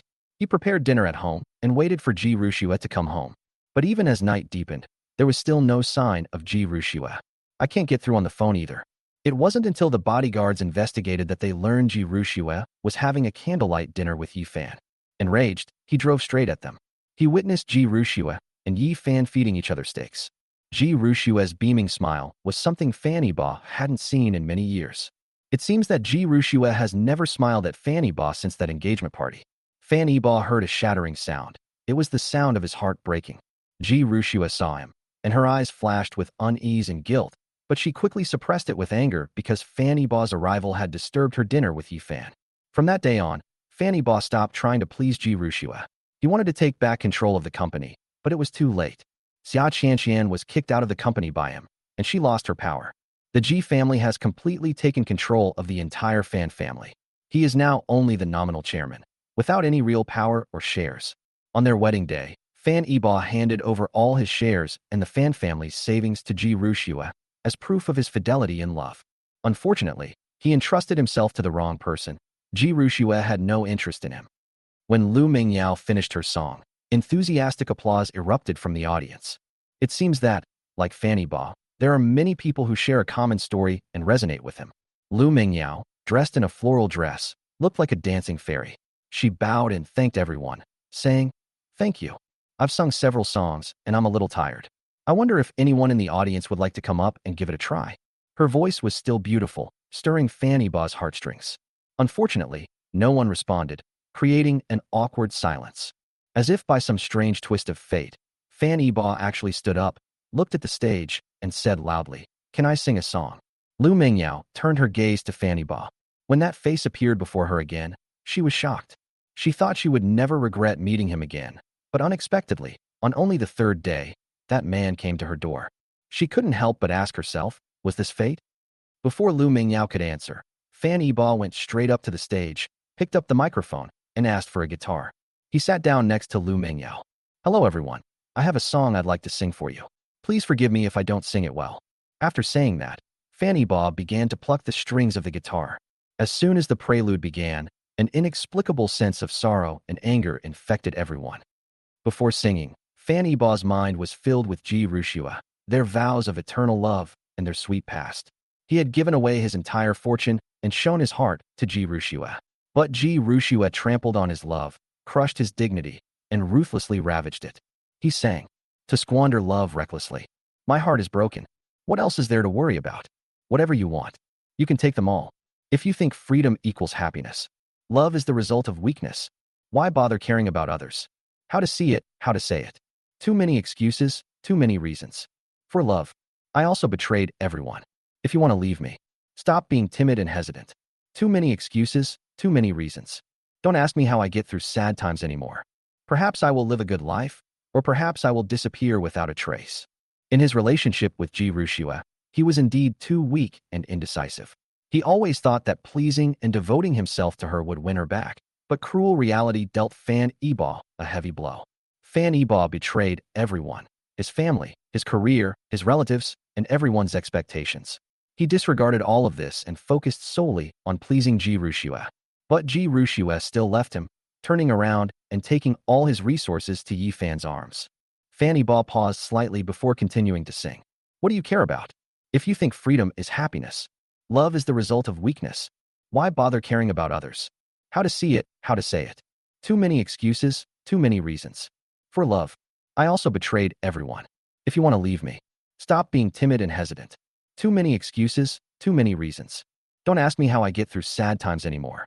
Perhaps I will live a good life, or perhaps I will disappear without a trace." What Fan Yiba couldn't understand the most was why Ji Rushue, who clearly loved Yi Fan, refused to divorce Fan Yiba even after acquiring all of the Fan family's assets. After finishing the song, Fan Yiba felt somewhat relieved. The song Too Much fully expressed Fan Yiba's heartache and sorrow, almost bringing him to tears. Before the audience could react, Fan Yiba stood up and whispered in Lu Mingyao's ear, "I'll be waiting for you backstage. This time, you won't escape." After saying that, he left the stage. Lu Mingyao was stunned by Fan Yiba's words. She was still savoring Fanny Ba's singing. Although it wasn't very melodious and lacked technique, the deep emotion in it moved her. Through this song, she learned that Fanny Ba was a person with a story, and that he was the one who had been hurt. Just as she was coming to her senses, Fanny Ba appeared in front of her and fiercely warned her not to run away. She panicked immediately, her mind in turmoil. Next, Lu Mingyao sang a few more songs. This time, her singing was noticeably less beautiful than before because her mind was in turmoil and she couldn't grasp the emotions in the song. Fanny Ba ordered himself a beer and watched Lu Mingyao sing while drinking it. He thought Lu Mingyao looked better the faster she went. A line of ancient poetry came to mind. A beauty unparalleled through the ages, a pleasing sight to behold, a face that could topple kingdoms and cities, astonishing the world. Compared to Ningna, Lu Mingyao is a traditional Eastern beauty. In addition to her tranquility and elegance, Lu Mingyao also possesses a classical beauty. She resembles Jiao Chan, and also she's sure. He suddenly sighed. Being pushed down by someone like that isn't impossible, but once seems a bit too few. Chapter 31. Another hero saves the damsel in distress. Watching Lu Mingyao sing on stage, Fanny Ba was completely captivated, even feeling like a king who would neglect his morning court duties. But at that moment, someone, oblivious to his surroundings, interrupted his enjoyment. "Where's your boss? Let him come out." "What kind of rubbish is this? It's awful." "That's right, get off the stage and stop singing." A few thugs suddenly walked into the bar, with brightly colored hair, cheap tattoos, and strange clothes. They walked in the door and, without even listening much, dared to say that Lu Mingyao sang badly. They were deliberately there to cause trouble. It's unclear whether they're looking for trouble with Lu Mingyao or the bar owner. However, judging from Lu Mingyao's appearance, she probably came to see her. This is the second time I've met these people. Yesterday, she was working part-time at another bar, where the same group of people came in, chased away all the other customers, occupied a table by themselves, and just sat there without buying anything. Finally, the bar owner arrived, said nothing, fired her, and didn't pay her appearance fee for the day. She thought she would be fine if she stayed away.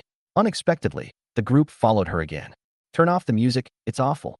I told you to shut up, did you hear me?" This group of people were extremely arrogant. They rushed onto the stage and tried to snatch the microphone from Lu Mingyao's hand. Seeing this, a young man in the audience quickly stood up, but under the sharp gazes of several thugs, he slumped back down. Lu Mingyao had no one to rely on. She shouted, "If you keep doing this, I'll call the police." Her warning was as light as a feather to this group of people. They didn't care at all. "Fine, go ahead and sue us. Even if the police come, what can they do? We didn't do anything. Can't you just say you don't sing well?" The leader, a golden-haired lion king, said arrogantly, "You still dare to say it sounds bad? Then there must be something wrong with your ears.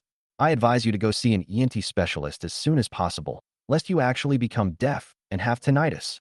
Before anyone knew it, Fanny Ba had already walked onto the stage, blocking Lu Mingyao behind him. He was alone, facing several thugs. Lu Mingyao had once fantasized that someone would stand up to protect her, but she never expected it would be Fanny Ba. She thought Fanny Ba was there to cause her trouble, since she had forced herself on him and taken his clothes. "Kid, you're pretty arrogant, aren't you? Daring to talk to me like that." The blonde-haired men surrounded them, some even picking up bottles of liquor. "Is this what you call being arrogant?" "I'm just following your example, telling the truth. You can't have problems and then stop me from speaking, can you?" Fanny Ba immediately put his newfound knowledge to use Huang Mao's words to shut him up. Yellow Hair was furious. He felt his authority as the leader had been challenged. "Damn it, guys. Beat him up. Let him know some people aren't to be messed with, and some things aren't to be trifled with." Before Fanny Ba could react, the thugs started making their move. Seeing them swinging bottles at Fanny Ba, his first instinct wasn't to dodge, but to turn around and shield Lu Mingyao in his arms. In an instant, the bottle smashed into his back, and he felt as if his spine had been broken, his back burning with pain. Lu Mingyao was deeply moved. How could there be such a foolish man? This was the first time in her life she had known what it meant to be selfless and fearless. Just as she was about to break free from Fanny Ba's embrace and face the storm on her own, Fanny Ba grabbed her, and the two of them fled quickly. After she stepped off the stage, she turned around and saw that the stage was in complete chaos. Three men in black, who appeared out of nowhere, got into a fight with a group of thugs. Accompanied by several painful howls, the thug was beaten to a pulp and left with his teeth knocked out on the ground. Before she could ask any questions, Fanny Ba quickly led Lu Mingyao away from the scene. Along the riverbank, colorful lights illuminate the water like twinkling stars, reflecting on the shimmering surface of the river like a winding golden ribbon.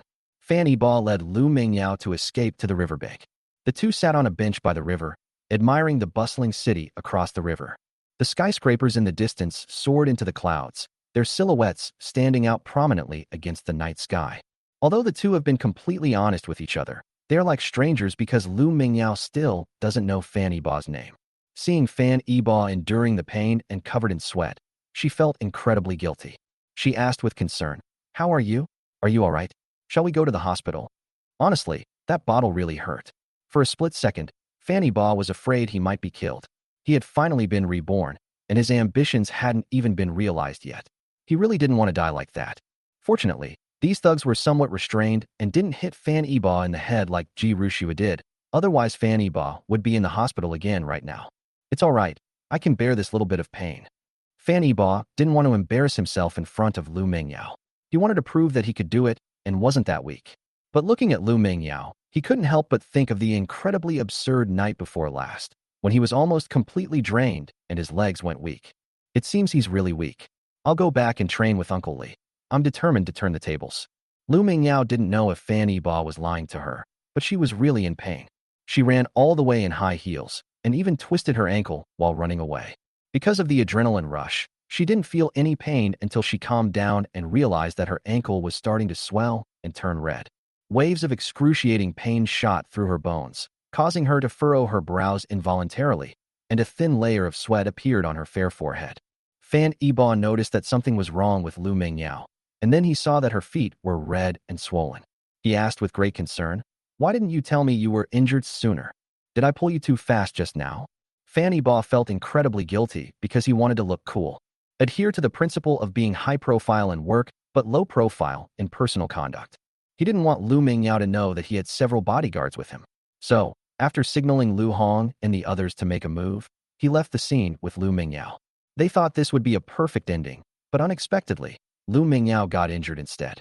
Not wanting Fan Yibo to overthink things, Lu Mingyao gritted her teeth and endured the pain, saying, "I'm fine. I'll just apply some safflower oil and massage it in when I get back." "No, your skin is all swollen. What if you break a bone? Come with me to the hospital." Before Lu Mingyao could refuse, Fan Yibo picked her up and carried her outside. After walking only a few steps, Fan Yibo felt a burning pain in his back, caused by sweat flowing over the wound and rubbing against it. At this moment, Fan Yibo had no mind to appreciate Lu Mingyao's delicate skin. All they care about is the pain. Even so, he still couldn't let go of Lu Mingyao. Lu Mingyao saw all of this and felt heartbroken. She suddenly realized that after all these years, she actually had someone to rely on. Lu Hong and his two companions had somehow ended up following behind Fan Yibo. The bodyguard, Xiao Wang, the one who'd been staring at Ning Na, asked naively, "Brother Hong, the young master looks like he's in a lot of pain. Should we go help him?" Lu Hong smacked him hard on the head in a fit of anger. "Haven't you learned your lesson yet? Young master is just putting on a show of suffering. Otherwise, how would he win the girl's heart?" Xiao Wang looked as if he had just realized something, and his admiration for the young master grew even stronger.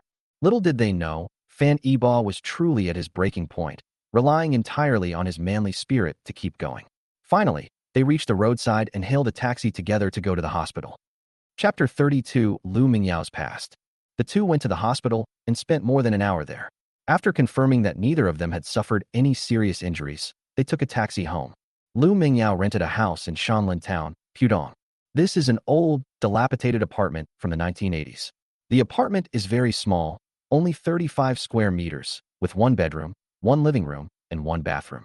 The kitchen is shared with the neighbors. However, it is just right for the life of a single woman like Lu Mingyao. Fortunately, Lu Mingyao lived on a low floor, only on the second floor, otherwise Fan Yibo really wouldn't have been able to carry her up.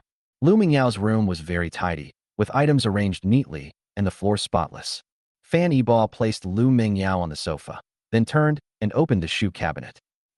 Very satisfied. There was only one pair of women's slippers. He brought over the slippers, then squatted down to help Lu Mingyao take off her high heels. Lu Mingyao's feet are very beautiful, crystal clear, and her toes are exceptionally beautiful. Her toes were slender and long, like meticulously carved jade, every detail so perfect. The lines of her instep were elegant and smooth.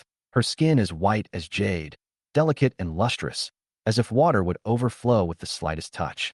Unfortunately, such a beautiful foot has a large, red, swollen bump, about the size of half an egg. Fanny Baugh felt extremely distressed. He gently blew on it and asked, "Does it still hurt?" "When I was little, whenever I got hurt, my mom would blow on it and say that blowing on it would make it stop hurting." Lu Mingyao never expected Fanny Baugh to have such an adorable side. She pretended to cooperate. "Yes, it works really well. It doesn't hurt anymore. Auntie's method works." Thinking of this, Fanny Baugh looked dejected. "It's a pity that my mom can no longer help me blow it. It's been 16 years in total across both lifetimes. His parents have been gone for so long, but he still feels like they're right beside him." Lu Mingyao asked in surprise, "Why?" Fanny Baugh said in a calm tone, "They have all passed away." Passed away. Lu Mingyao didn't understand what they meant, but she could sense the sadness in Fanny Baugh. Lu Mingyao didn't try to comfort Fanny Baugh. Instead, she told her own story. "It's okay. I'm an orphan. I've never seen my parents since I was little. The headmistress raised me. Now, the headmistress is also sick. I want to bring her to Shanghai for treatment, but she doesn't want to." Fanny Baugh hadn't expected Lu Mingyao to be an orphan. He did have Lu Mingyao's information, but it only recorded her job and school. He couldn't find any further details. Fanny Baugh quickly explained, "I'm sorry, I didn't mean to. I was just speaking from the heart and didn't mean to remind you of something sad. It's nothing, what's the big deal? Being an orphan isn't something to be ashamed of." Lu Mingyao said dismissively. The topic was too heavy, and both of them fell silent. Fanny Baugh could only treat Lu Mingyao's foot injury first. He first went to get an ice pack, applied it to the affected area, and then went to prepare the spray and ointment. "These are all medications I got from the hospital." As Fanny Baugh applied the medication to her, he said, "The doctor said your condition isn't serious. You just need to rest at home for 2 to 3 days. Don't go out these days. Just rest well at home." "No, I can't rest. Grandma gave birth and we need money. The orphanage hasn't received any sponsorship in a long time, and there are still many younger brothers and sisters waiting for me. I need to go and earn money."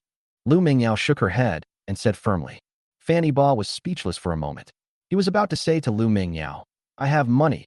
I'll help you," but he was too scared to utter a word because of what Lu Mingyao was about to say. Lu Mingyao said, "It's all Fanny Baugh's fault. If it weren't for him, I wouldn't have been sidelined. I wouldn't have been suppressed. Don't let me see him again, or I'll kick him to death." "Oh right, I haven't asked your name yet. What's your name?" For the first time, Fanny Baugh didn't dare to say his own name. He didn't know why Lu Mingyao hated him, so to be on the safe side, he used his son's name instead. "Oh, my name is Fangang, Rice Jar." Fangang. Lu Mingyao was somewhat incredulous. Fanny Baugh's appearance and manner of speaking didn't seem like those of someone lacking manners. His parents should be educated. How could they have given him such an awful name? "Yes, that's right, the fan in model and the gang in just now." "Oh, I see. That's fine then." Lu Mingyao nodded. Fanny Baugh pretended to be calm. "You still haven't said why you hate Fanny Baugh so much." Speaking of this, Lu Mingyao got angry. She slapped her thigh and said, "It was all because of that night." She felt somewhat insecure, as the biggest beneficiary of that night was right in front of her. Lu Mingyao blushed and said shyly, I was drugged that night, wasn't I?" "The person who drugged me was Fanny Baugh." Fanny Baugh was stunned. How could he have drugged him? Although he ended up getting things done, he definitely didn't administer the drugs. "What? Are you sure?" Lu Mingyao asked in surprise. "You know Fanny Baugh?" She felt that Fan Gang was acting strangely. He was fine just now, but when Fanny Baugh was mentioned, he became a little unnatural. "I don't know him. Of course I don't know him. How could I possibly know a rich young master like him?" Lu Mingyao felt that Fan Gang hadn't lied to her. Fanny Baugh was worth hundreds of billions, and it was said that even his dog was adorned with gold and silver. If Fan Gang knew him, he would surely have risen to great heights by now. How could he possibly be so simple and unassuming? Lu Mingyao nodded and continued, "I'm sure it's Fan Baugh's father-in-law." Fanny Baugh breathed a sigh of relief. He had been terrified. He had thought someone was using his name to cause trouble. Fortunately, although Fanny Baugh is high profile in his actions, he is low profile in his personal life, and there are very few photos of him online. The photos that were distributed on the day of the engagement party were all deleted by his people. If you search for Fanny Baugh online, the Baidu entry is still a photo of him with his parents when he was very young. However, Fanny Baugh is even more hesitant to reveal his real name now. If Lu Mingyao misunderstands and thinks he arranged for someone to drug her, and then he comes to her rescue, the situation will be difficult to explain. Fanny Baugh remembered Qin Hai and Qin Bo, and when he returned to Hangzhou, he would arrange for someone to go to the prison to give that bastard Qin Bo a good welcome. Since the person who drugged you and tried to harm you was his father-in-law, why do you hate Fanny Baugh? Lu Mingyao said, "Of course I hate him. If it weren't for him, how would his father-in-law have gotten the audacity to bully men and women in broad daylight? When Lu Mingyao talked about Fanny Ba, she was filled with resentment. If she knew that the fan gang in front of her was Fanny Ba, I wonder if she would kick him to death. Fanny Ba was so frightened that he trembled. The story then becomes quite cliché. Qin Bo was furious because Lu Mingyao had run away and threatened to have Fan Ba suppress Hongyi Film and Television Media Company, where Lu Mingyao worked. If the company wants to gain Qin Bo's forgiveness, it will naturally have to find a way to make Lu Mingyao submit. The CEO of Hongyi directly announced that Lu Mingyao would be sidelined, with no resources given to her from now on, and even her path to finding work on her own would be cut off. That was absolutely brilliant. Lu Mingyao hadn't graduated yet, and all her previous savings had been used to pay for her grandmother's medical treatment and support the orphanage's operation. If she loses all her income, Lu Mingyao plans to terminate her lease and return to school as a student. After learning about this situation, Fanny Ba sighed and said, "I thought a celebrity like you would live a very wealthy life, but I didn't expect you to have it so hard." Taking the opportunity, Lu Mingyao said, "I'm very poor, an orphan, and I have a lot of troubles. I have a seriously ill grandmother and an orphanage that I need to support. I don't have time for romance, you understand?" Fanny Ba understood that Lu Mingyao wanted him to back down. That's how the world works. To the rich, nothing is a problem, because 99% of problems can be solved with money, and the remaining 1% that can't be solved isn't because you're not working hard enough, but simply because you're not wealthy enough. Fanny Ba is the kind of person who can solve even the 1% problem. Therefore, Lu Mingyao's problems are not problems at all. Chapter 33, Let me apply the medicine for you. Lu Mingyao is Fanny Ba's first woman. Although Fan Ba has not yet fallen in love with her, Lu Mingyao's kindness, purity, and adherence to principles have deeply impressed him. Born into poverty, but never forgetting her original aspiration, she worked hard to earn money to give back to her adoptive grandmother and the orphanage. This is a quality that many people lack. Society is so restless that many people are blinded by fame and fortune, and when they look back, they find that their parents who raised them are no longer alive. When I cry in front of the tombstone at that time, it's just for show for the living. Fanny Ba decides to help Lu Mingyao and plans to win her over completely. Fanny Ba looked at Lu Mingyao seriously. "I have money. This money is the inheritance left to me by my parents after they passed away. Compared with you, I feel unworthy of it. For so many years I have not been able to fulfill my filial duties to my parents, but instead have caused them a lot of trouble. Even after they died, they left me enough wealth to squander. From today onward, I will learn from you and support myself. I plan to donate this money. Please tell me the name and address of the orphanage, and I will arrange to transfer the money now." Lu Mingyao didn't expect Fanny Ba to do this. No. How can I use the inheritance left to you by your parents?" Lu Mingyao shook her head like a rattle drum. "Even if you don't want it, I still want to donate it. This money is too hot to handle right now." Fanny Ba thought back to when his parents were alive. He only had Ji Rushue in his heart and never inquired about his parents' health. "My mother was already an older mother, and the doctor advised against her carrying him, but she insisted on having an heir for the Fan family. After Fanny Ba was born, Guyan's health deteriorated day by day. He was so focused on pleasing Ji Rushue that he even forgot his parents' birthdays. Thinking about all this, for the first time he felt that his death in his previous life was not unjust. Lu Mingyao realized that Fan Ba wasn't joking, and that she really needed the money urgently. Grandma's medical expenses have been delayed again and again, and the younger siblings in the orphanage have already gone out to collect garbage on the streets to raise money. Lu Mingyao wasn't a simple-minded, innocent girl. Otherwise, she would have been devoured long ago. After the two added each other on WeChat, Lu Mingyao sent Fan Ba the orphanage's donation account and her grandmother's personal information. Lu Mingyao's hometown is a mountain city, a famous hot pot capital. Fan Ba received the information and went out. A few minutes later, he returned to the room. Soon, Lu Mingyao's phone rang. It was a call from the orphanage teacher. "Yao, Grandma is saved, and our orphanage is saved too. A kind person just transferred 50 million to our account." 50 million. Lu Mingyao was stunned by the number. Fanny Ba's inheritance was as high as 50 million yuan. She had never seen so much money in her life. Teacher Li continued. Yao, are you listening? Do you know who donated so much money to the orphanage?" At this moment, Fanny Ba decisively shook his head. He felt that this matter was insignificant and did not need to be known by so many people. At Fanny Ba's prompting, Lu Mingyao said, "Teacher, I don't know either. Maybe it's some great philanthropist." Lu Mingyao's eyes never left Fanny Ba. She was incredibly grateful. Fanny Ba saved her twice, even carrying her upstairs despite being injured. Now, he has donated all the inheritance his parents left him, all because of her story. Indeed, Fan Yibo trusted Lu Mingyao very much. When he went out to arrange this matter, he never thought that Lu Mingyao would lie to him, nor did he arrange for anyone to investigate the truth of the matter. Lu Mingyao gave a few more instructions and then hurriedly hung up the phone. Ignoring her injured foot, she stepped forward, hugged Fan Yibo's waist, buried her head in his chest, and cried loudly while holding him. Lu Mingyao has been under a lot of pressure these past 2 days. Work was going badly, bad news kept coming from my hometown, and I was also facing graduation. She was on the verge of a breakdown and even considered giving in. A senior once told her, "It's just a body, you can wash it clean, it's not like you'll lose a piece of flesh." If it weren't for Fan Yibo, she would have gone astray tonight. Lu Mingyao hugged Fan Yibo, repeatedly saying, "Thank you, thank you, thank you so much, Fan Gang." Well, Fan Yibo really did play the unsung hero, and the only person in the know who should thank him is that duck in the rice bowl. Lu Mingyao's tears quickly soaked through Fan Yibo's shirt, but Fan Yibo didn't seem to mind and just grinned foolishly. He was really happy to be able to help Lu Mingyao. 50 million is only half of what was spent on Ji Rushua's birthday celebration. Fan Yibo spent a lot of time and effort, even hundreds of millions, but he couldn't get a thank you from Ji Rushua. This was the first time Fan Yibo had ever experienced such a feeling of receiving feedback and affirmation after making an effort. However, Fan Yibo's happiness quickly turned sour because Lu Mingyao was using too much force, and the wound on his back could no longer withstand it. "Ouch, that hurts. Sister, please be gentle," Fan Yibo cried. "Take off your clothes." "Huh, what? I told you to take off your clothes. I need to apply medicine to your wound." Fan Yibo thought Lu Mingyao had a bad habit of always only saying half of what she meant. He left the other half for the other person to guess, and Fan Yibo even wondered what she was doing taking off her clothes. The result is that he needs to be given medication. Fan Yibo was a little embarrassed.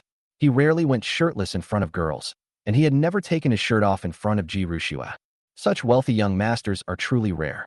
Lu Mingyao was furious at his awkwardness. It's not like she's never seen him before. Why is he pretending to be an innocent Chu man? She directly reached out and pulled open Fan Yibo's shirt. Now, Fan Yibo's wound was exposed to Lu Mingyao. The area where it was hit was bruised and black, and in severe cases it had turned blackish purple. Although the skin was not broken, the injury was still quite serious. Lu Mingyao felt extremely distressed. She touched Fan Yibo's wound with her fingers and suddenly blew air into it.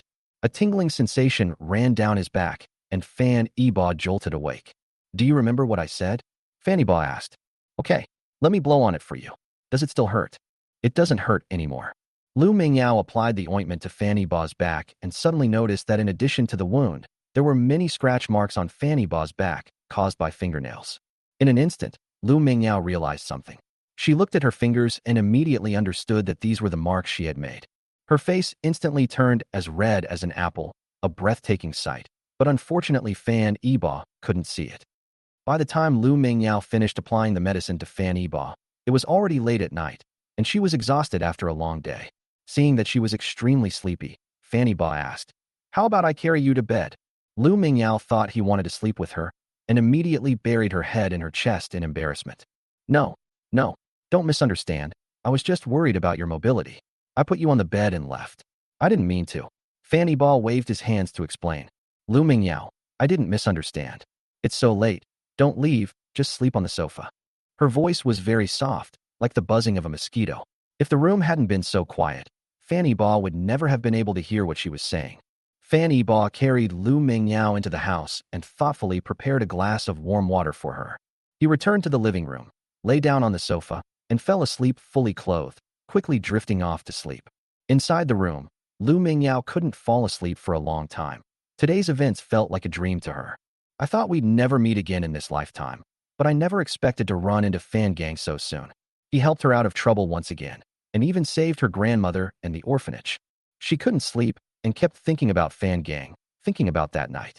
She had been waiting for Fan Gang to come into the room, and she knew the door wasn't locked. She wouldn't refuse if Fan Gang came in. But even as her eyelids grew heavy, Fan Gang never opened the door. Chapter 34. Stay at my house. The next morning, Fan Yibo and Lu Mingyao were still fast asleep. Suddenly, there was a loud knocking on the door. "Knock, knock, knock. Miss Lu, are you there?" "Tada." Fan Yibo was quickly awakened, and Lu Mingyao in the room also got up, enduring the pain to get up. She listened and recognized the voice as that of her landlady, Aunt Wang.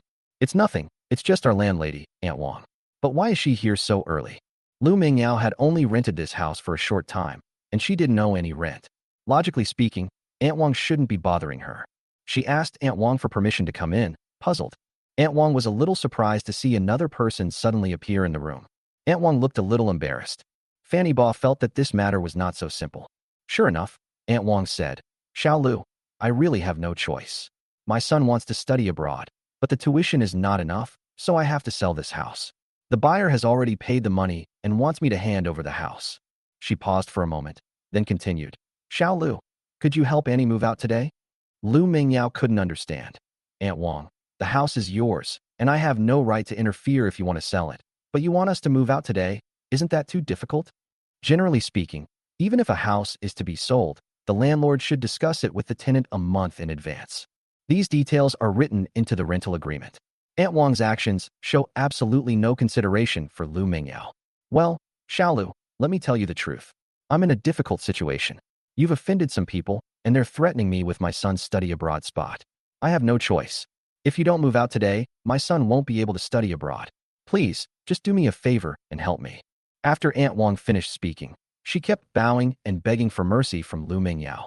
Lu Mingyao understood. This was another underhanded tactic by the company. She had registered her address with the company. Finding the landlord through the clues wouldn't be difficult. Aunt Wang was caught in this mess without her knowledge, so Lu Mingyao could only agree through tears. Aunt Wang, I understand. It's not your fault. I'll pack my things and move out in a bit. Aunt Wang left, and she refunded all the rent to Lu Mingyao, but Lu Mingyao only wanted her deposit back, plus 2 months' rent remaining. She paid a deposit of 1 month's rent plus 3 months' rent in advance, which was equivalent to renting for a month. Lu Mingyao, limping, began packing her luggage. She didn't have many belongings. She hadn't been there long and had been busy acting, so apart from some clothes, she didn't have many personal items. Fanny Ba certainly wouldn't let Lu Mingyao do it herself. He stepped forward, took the clothes from Lu Mingyao's hands, and pressed her down onto the sofa. Let me do it. Your foot hasn't fully recovered yet. Fanny Ba was very gentle. He felt sorry for this kind girl. Even when others kicked her out, she didn't take advantage of them. Lu Mingyao didn't refuse. After all, she had been waiting for Fanny Ba to come into her bedroom last night. So what was a little help from him to pack a few clothes? Fanny Ba acted quickly because he didn't know how to fold clothes at all. He just crumpled up Lu Mingyao's clothes haphazardly and stuffed them all into the box, regardless of their price or quality. He always has others pack his clothes when he travels, and this is the first time he has ever packed a girl's luggage. Lu Mingyao watched with heartache. Okay, stop doing that. Bring me the suitcase and clothes, and I'll sit on the sofa and unpack. If you do this, I won't be able to wear any of these clothes. Lu Mingyao's most expensive dresses were all wrinkled by Fanny Ba, and she had to iron them before she could wear them out. Fanny Ba didn't seem to care. What's the big deal? I'll buy you new ones. Otherwise, we'll just throw away all these clothes. Fanny Ba had long since given up on tidying up. All of Lu Mingyao's clothes combined weren't even as expensive as his watch. As a result, Lu Mingyao rolled her eyes at him and asked, What's our relationship? Why are you giving me clothes? Fanny Ba asked cautiously. Well, how about we be considered close friends? Lu Mingyao didn't answer him. She felt Fanny Ba had the desire, but not the courage. They'd already done everything that should and shouldn't have happened. What kind of relationship was that? The room suddenly fell silent. Fanny Ba, unsure if he had said something wrong again, was too scared to utter a sound. Lu Mingyao felt that Fanny Ba wasn't brave enough. It wasn't right for a girl like her to confess her feelings. The two worked together very well, and Lu Mingyao's things were packed up in no time. Fanny Ba asked, Where are you planning to move to? Are you looking for a place now? Lu Mingyao was a little sullen. Sigh. Where else can we go? How can we find a place to stay in such a short time? Let's go back to the school dormitory first. She didn't want to go back to the dorm. Pretty girls are liked, but they also attract jealousy. Her roommate was jealous of her and always spoke ill of her, making up stories about her using her body to exchange for resources and who knows how many people she had slept with. He talked about being a director, screenwriter, producer, and so on, making it sound very convincing, and as a result, the whole school knew about it. The boys who fawned over her were also driven by the idea that if they couldn't have her, they would destroy her, and they followed her in making unfounded accusations. She simply couldn't stand it anymore, so she moved out of the dormitory. Fanny Ba said, I happen to have a house nearby. Why don't you move in with me? Lu Mingyao was taken aback when Fanny Ba directly invited her to live together. Her cheeks flushed instantly. This isn't appropriate, is it? Lu Mingyao meant that the two of them hadn't confirmed their relationship, and she wanted Fanny Ba to take the initiative to confess his feelings. As a result, Fanny Ba thought that Lu Mingyao was afraid that he would also stay there and was planning something bad. He wanted to be a decent person so that Lu Mingyao wouldn't misunderstand him later when she found out he was Fanny Ba and think he had ulterior motives. He quickly explained, "Don't misunderstand. I came to Shanghai on a business trip. I'll go back to Hangzhou after I finish my business. That apartment has been vacant, and I usually don't live there." Lu Mingyao didn't know whether to be happy or disappointed. For the first time, she lost confidence in her own beauty. If Fanny Ba helped her so much, and it wasn't for her body, then why? Seeing Lu Mingyao hesitate, Fan Ba continued, "Besides, you're injured. There's no one to take care of you when you go back to the dorm. What if you fall and get injured again?" She thought about it and realized it made sense.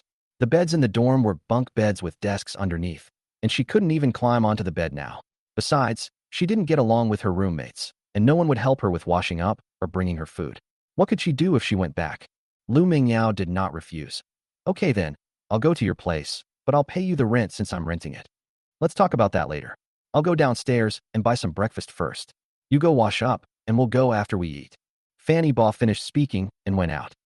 As soon as Fanny Ba got downstairs, Lu Hong, who appeared out of nowhere, quickly appeared beside him. Lu Hong grinned mischievously. "Young master, did you sleep well last night?" Fanny Ba was a little embarrassed. "Get lost. I didn't do anything last night." He felt a little guilty, afraid that Lu Mingyao would see them from the window, so he quickly pulled Lu Hong to the corner of the wall. Fan Ba whispered, "I remember I have several houses in Shanghai. Find the smallest one, but make sure it's conveniently located, in a good environment, and safe. Go clean the house now and furnish it with all the necessary household items. Hurry up, I'm only giving you an hour. We're moving there soon." Fanny Ba was very serious, even more so than when he transferred hundreds of billions of dollars in assets yesterday. Lu Hong understood that this was a prelude to keeping a mistress in a secluded place, and he immediately made arrangements. After Lu Hong left, Fan Ba lingered nearby for half an hour. Lu Mingyao had already washed up and changed her clothes. She was wearing a loose-fitting sweatshirt with bright colors and a unique pattern. She paired her outfit with athletic shorts, showcasing her long legs and vibrant personality. She was wearing white sneakers and colorful socks, giving off a relaxed and cheerful vibe. Her hair was casually tied into a ponytail, with wisps of hair framing her face. Her makeup was simple and natural, consisting of only a light application of lipstick and sunscreen. Overall, it gives people a feeling of vitality, sunshine, and health. Compared to yesterday's quiet elegance, today she exudes more youthful energy, which is a pleasant surprise for Fanny Ba. Seeing that Fanny Ba had taken so long to return, she asked, "Why did you take so long? Were you unfamiliar with the area and couldn't find the breakfast place?" Lu Mingyao was very thoughtful. She even came up with an excuse for Fanny Ba. "Fanny Ba, yes, come and eat it while it's hot." He then placed the breakfast on the table. Lu Mingyao looked at it and said, "Why did you buy so much? It's such a waste if we can't finish it all. You even bought my favorite Xylong Bao, soup dumplings. How did you know I like their dumplings?" Lu Mingyao was very happy. She felt that Fanny Ba's taste was very similar to hers. Actually, Fanny Ba didn't buy these things. Before Lu Hong left, he left Fan Ba a bodyguard and asked him to buy them. Fanny Ba had no idea what his bodyguard was thinking. He bought 4 portions. By accident, I also like to eat steamed buns. But I like big steamed buns, the kind that are white and tender. Chapter 35. Let's catch a girl who stole hearts. Of the 4 breakfasts, 3 ended up being eaten by Fanny Ba. Fanny Ba originally wanted to throw it away, but Lu Mingyao felt it would be a waste to throw it away. She had never had enough to eat since she was a child and cherished food very much. Fanny Ba had to eat the remaining 2 portions by himself. He planned to thank the bodyguard properly later. After Fan Ba finished eating, Lu Mingyao was about to go downstairs. She urged, "Let's go, let's hurry up and get out, otherwise it will be hard to get a taxi during the morning rush hour." Fanny Ba had no desire to take a taxi. Yesterday's ride had almost made him throw up. Besides, Fanny Ba was a bit of a germaphobe, and he couldn't stand the smell of sweat and cigarette ash in the taxi. "No need to rush. I arranged the car while I was buying breakfast downstairs." Lu Mingyao was surprised that Fanny Ba was so thoughtful, having thought of everything for her. He thought Fanny Ba had prepared the car in advance because he was worried she wouldn't be able to stand for long. She gave him a sweet smile and said, "You're so kind." Fanny Ba understood that Lu Mingyao had misunderstood something again, but he didn't dare to explain. Instead, He hoped that such misunderstandings would happen a few more times. When they went downstairs, Fan Yiba carried 2 large suitcases and went downstairs first. Then he went upstairs and carried Lu Mingyao on his back. When Lu Mingyao saw the taxi, a hint of doubt flashed in her eyes. Fan Gang, are you sure this is a taxi? In front of Lu Mingyao was a Lincoln SUV, a very grand and beautiful car. How could such a car be a taxi? To avoid revealing his identity, Fan Yiba could only make up a story. Oh, this is an unlicensed taxi driver who takes on private jobs. I usually contact him when I'm in Shanghai on business. Lu Mingyao asked. Oh, okay. It must be very expensive to call a car like this once, right? Fanny Ba had no idea about the price. It's all right. It's all right. I always pay monthly. It's a long-term partnership. There are discounts. It's not expensive, about the same as a taxi. When the bodyguard saw Fan Yiba get out of the car, he couldn't sit still any longer. He quickly got out of the car and opened the door for Fan Yiba, with one hand still on the door, showing great professionalism. Lu Mingyao looked at the driver, who was dressed in a suit and uniform and wearing gloves. He was very attentive to her needs, but she felt like she had seen him somewhere before. Fan Gang, this driver's service is really good. Can you give me his phone number? I'll contact him when I travel in the future. Fan Yiba hadn't expected to dig himself into another hole. He said with a straight face, Okay, I'll send you my phone number when I get home. All right, I'll get Lu Mingyao a full-time driver and bodyguard from now on. However, this incident led Fan Yiba to discover a business opportunity.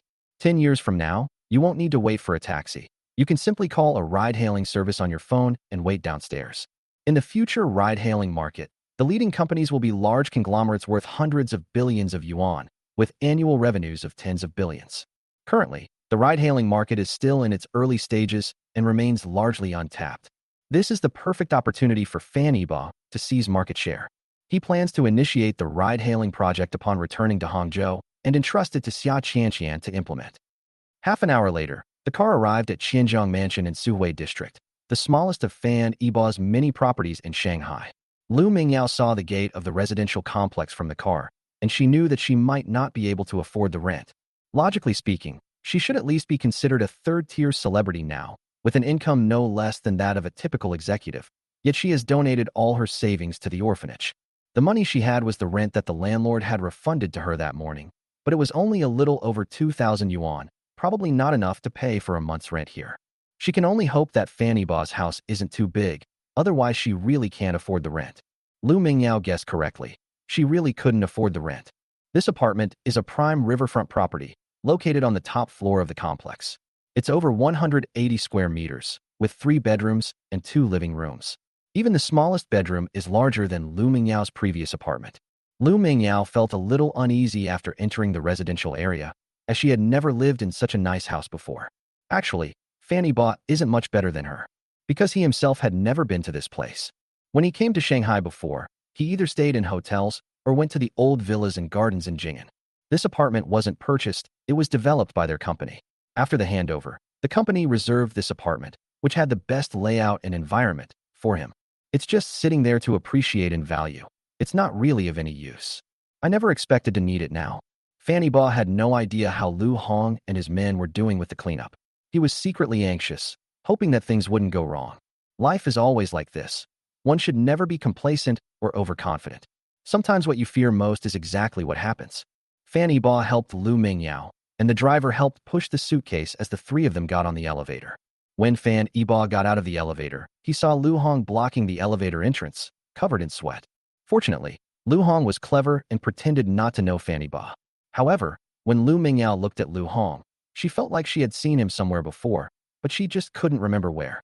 The driver dropped off the luggage at the door and left with Lu Hong, waiting for the elevator to go down.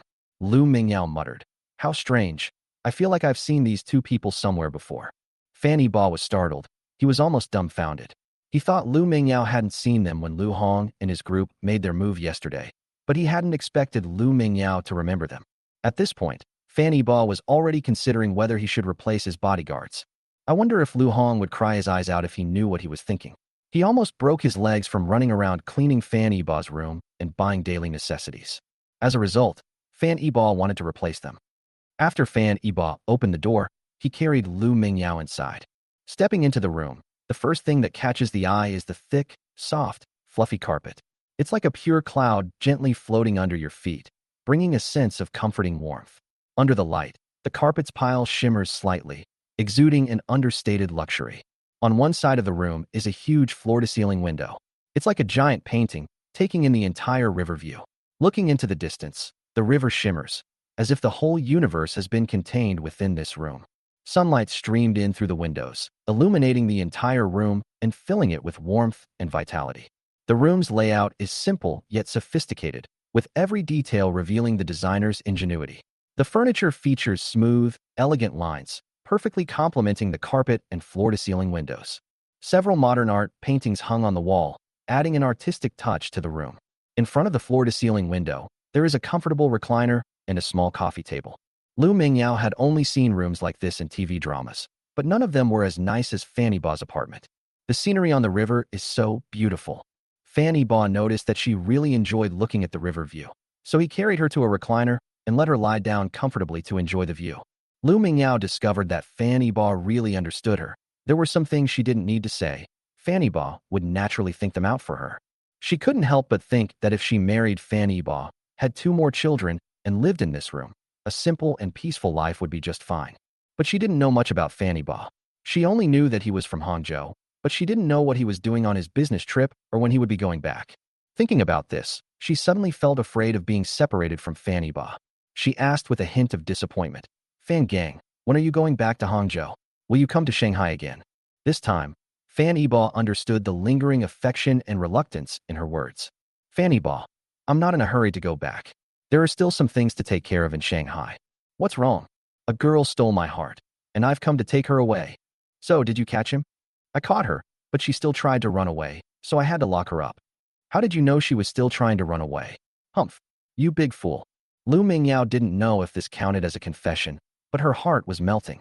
It turns out Fanny Ba came to Shanghai specifically to find her.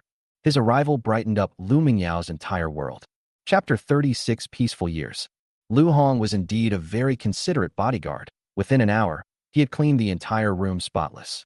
He even bought daily necessities, fruits, and vegetables for him.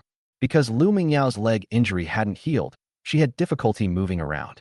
Fanny Ba took care of Lu Mingyao like a postpartum nanny, bringing her all her food and drinks. Although the two of them didn't explicitly confess their feelings, their words and actions became much more intimate. While Fanny Ba was enjoying his sweet time, the Ji family was having a tough time. Although Ji Rushue has been placed under house arrest, the negative impact she caused continues to escalate, with a barrage of criticism online. The shareholders of the Ji family company took the opportunity to cause trouble, demanding an explanation from the Ji family. No matter how much Ji Xingnan apologized, it was useless. The only one who can save the Ji family is Fanny Ba, but Fanny Ba is not in Hangzhou. Nobody knows where he went, and he doesn't answer the phone. Ji Shengnan went to Iba Group to find Fanny Ba, but she was received by Xia Qianqian, who was even less likely to help the Ji family. Just then, Ji Ruyan, the youngest princess of the Ji family, returned to Hangzhou from Europe. Ji Ruyan also graduated this year. She is 22 years old, sweet and lovely, and graceful. She has a pair of bright eyes, like the brightest stars in the night sky, so clear and transparent, sparkling with pure light. Her eyebrows were naturally curved, like delicate willow leaf scimitars. Her nose was high and elegant, perfectly complementing her eyes and mouth.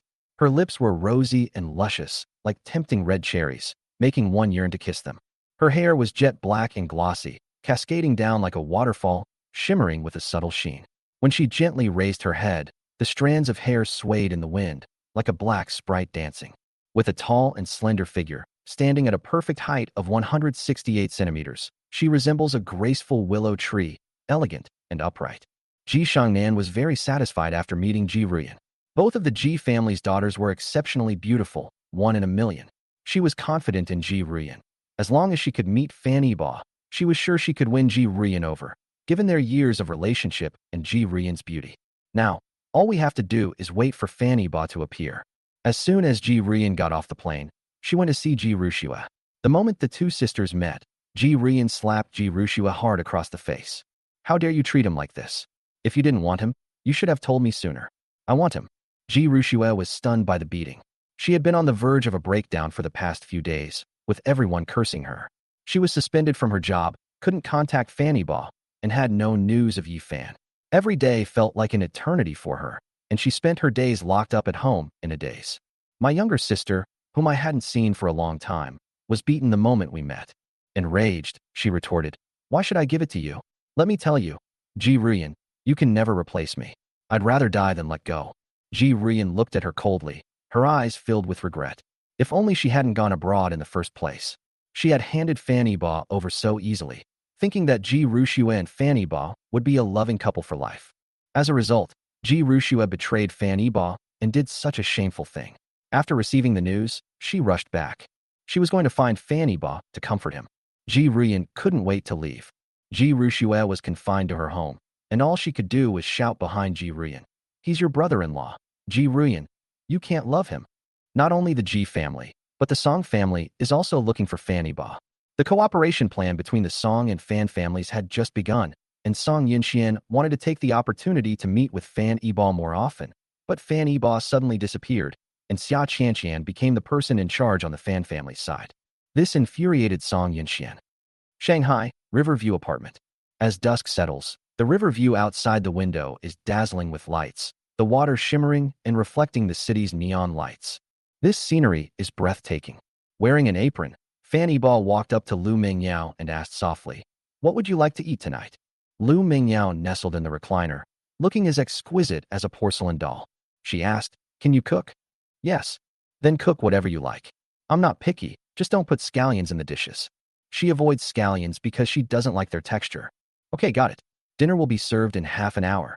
Fan Yiba left excitedly. Lu Mingyao didn't believe Fan Yiba could cook. She had seen Fan Yiba pack clothes before, and he was clearly someone who couldn't do housework. She figured Fan Yiba must be from a wealthy family, though she didn't know exactly how wealthy. But the 50 million yuan inheritance and this valuable house were beyond her wildest imagination. Half an hour later, Fan Yiba carried Lu Mingyao to the dining table. For dishes and one soup. Mapo tofu, kung pao chicken, boiled sliced pork, hand-shredded cabbage, and a seaweed and egg drop soup. It has a perfect combination of color, aroma, and taste. "Did you make this?" Lu Mingyao suspects that Fan Yiba is hiding a master chef in the kitchen, or it's food that Fan Yiba brought back from outside. She couldn't believe that Fan Yiba could actually cook. "Of course I did it. You should try it while it's hot." Fan Yiba looked like he was waiting for praise. Lu Mingyao picked up her chopsticks and tasted it. Did you really make this?" Lu Mingyao found it unbelievable. It tasted amazing. The authentic Sichuan and Chongqing flavors, spicy and fragrant, made her feel like she had returned to her hometown in the mountain city. Fan Yiba smiled and nodded. "The taste is all right, isn't it?" It's so delicious." Fan Yiba was overjoyed to receive Lu Mingyao's affirmation. Fan Yiba can cook because of Ji Rushue. In her past life, Ji Rushue was under a lot of work pressure and was often so busy that she forgot to eat, and she also had a poor appetite. Fan Yiba specially sought out a chef to learn this skill. He knows a little about all 8 major cuisines, but he is most skilled at Sichuan cuisine because he found that only the spicy and numbing flavor can make Ji Rushue have an appetite. After finishing his meal, Fan Yiba cleared the table and went to wash the dishes. Lu Mingyao quietly stood up, limped to the kitchen door, and leaned against the door to quietly watch Fan Yiba busy in the kitchen. This scene made her feel that life was peaceful and serene, and she really felt like she could live like this forever. She went to an orphanage before she could remember anything. Life in the orphanage was very hard, and the director raised her to adulthood. Her grandmother's selflessness and greatness deeply moved her, and she was determined to make something of herself and earn a lot of money to pay for her grandmother's medical treatment and improve the lives of the younger children in the orphanage. That's why she applied to film school, because she knew that her beauty was her greatest asset. A career in entertainment is the fastest way for her to make money, but this path is not as easy as she imagined. She suffered a lot. "Why did you come over by yourself? Do you want some fruit? You should have called me." Fan Yiba turned around and saw Lu Mingyao standing blankly at the door. He thought Lu Mingyao needed something. "No, I won't eat." "Fan Gang, come here." Fan Yiba was confused, but he obediently walked up to Lu Mingyao. "Come closer." Fan Yiba took 2 more steps forward until their eyes met, and he could smell the fragrance in Lu Mingyao's hair. The two were only 1 step apart. Finally, Lu Mingyao took the initiative to take this step. She took this step slowly, but it was a step filled with determination and resolve. As she approached Fan Yiba, she stretched out her slender yet strong arms and tightly wrapped them around his waist. Her fingers trembled slightly, yet gently pressed against his back, as if she wanted to imprint this moment of warmth forever in her heart. Lu Mingyao gently rested her head on his chest, listening to the sound of his heartbeat. She closed her eyes, letting tears silently slide down her cheeks, tears of emotion and tears of happiness. Fan Gang, don't lie to me. I've only ever loved this once in my life. Fanny Ba was unaware of what had happened. He didn't understand why Lu Mingyao suddenly hugged him. His body stiffened slightly when she embraced him, but after hearing Lu Mingyao's heartfelt confession, he quickly relaxed and gently wrapped his arms around her shoulders. They embraced silently, as if the whole world had stopped and only the two of them existed. At that moment, they needed no words. This deep embrace was enough to express the emotions in their hearts. Chapter 37 5 million signing fee. As time passed day by day, Fan Yibo and Lu Mingyao were both immersed in their wonderful life. 2 or 3 days later, Lu Mingyao's foot had almost recovered and she could walk on her own without any problems, but she still needed Fan Yibo to carry her. Every morning, she would carry him to the recliner, then carry him to the high chair for meals, and then carry him to bed at night. However, although the two of them finally broke the ice, they still slept in separate beds, with Lu Mingyao sleeping in the master bedroom and Fan Yibo sleeping in the second bedroom. That morning, Lu Mingyao was reading a book on how to improve her acting skills on a recliner, while Fan Yibo was feeding her grapes. The two of them lived a peaceful and serene life, their smiles gentle and content. Fan Yibo asked, "Do you really enjoy being a celebrity?" Why do you want to be a star?" "Because I want to be famous." As for why she wanted to become famous, Lu Mingyao did not tell Fan Yibo. Lu Mingyao became a celebrity primarily to earn money for her grandmother and the orphanage. Another reason was that she wanted to use this opportunity to let people know she was doing well. Therefore, she didn't even change her name, but used her real name as her stage name.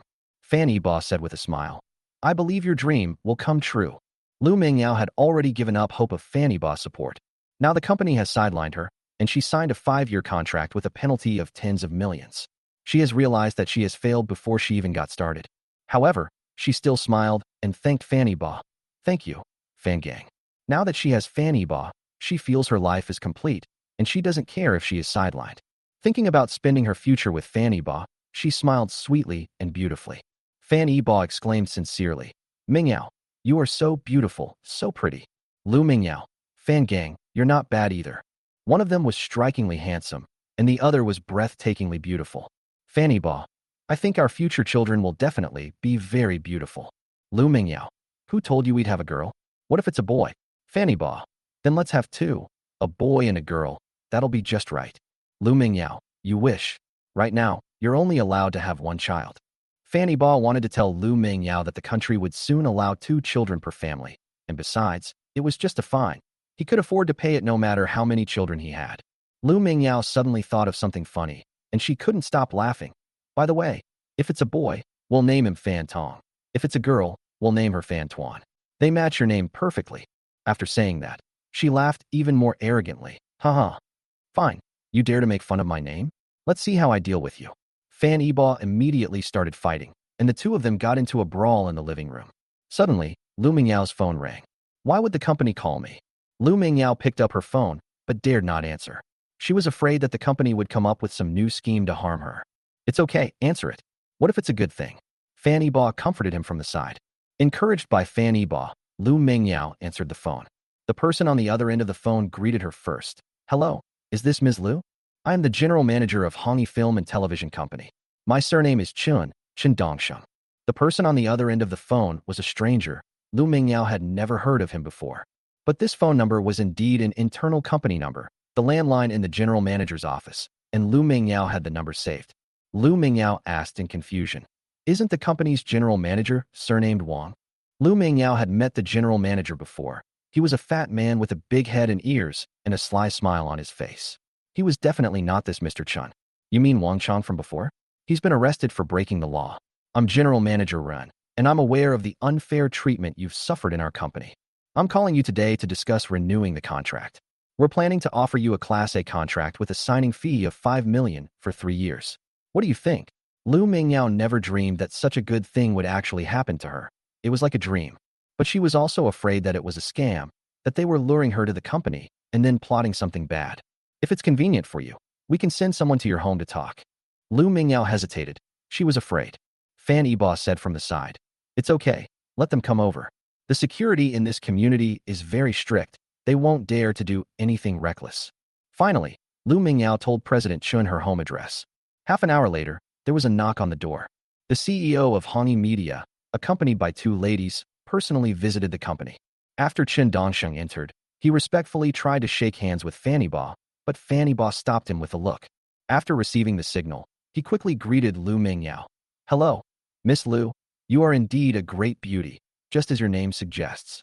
President Chun immediately showered Lu Mingyao with compliments, practically making her feel like she was on cloud nine. After the mutual flattery ended, Chun Dongxing started serving the main course. He handed the contract to Lu Mingyao. Lu Mingyao read through each line carefully, and after finishing, she looked puzzled. "Is this contract really for me?" Lu Mingyao is not a newcomer to the entertainment industry. She debuted during her junior year of college. Her previous contract was a D-level contract, with a signing fee of only 100,000 yuan. She debuted because of this 100,000 yuan, as the orphanage was almost starving at the time.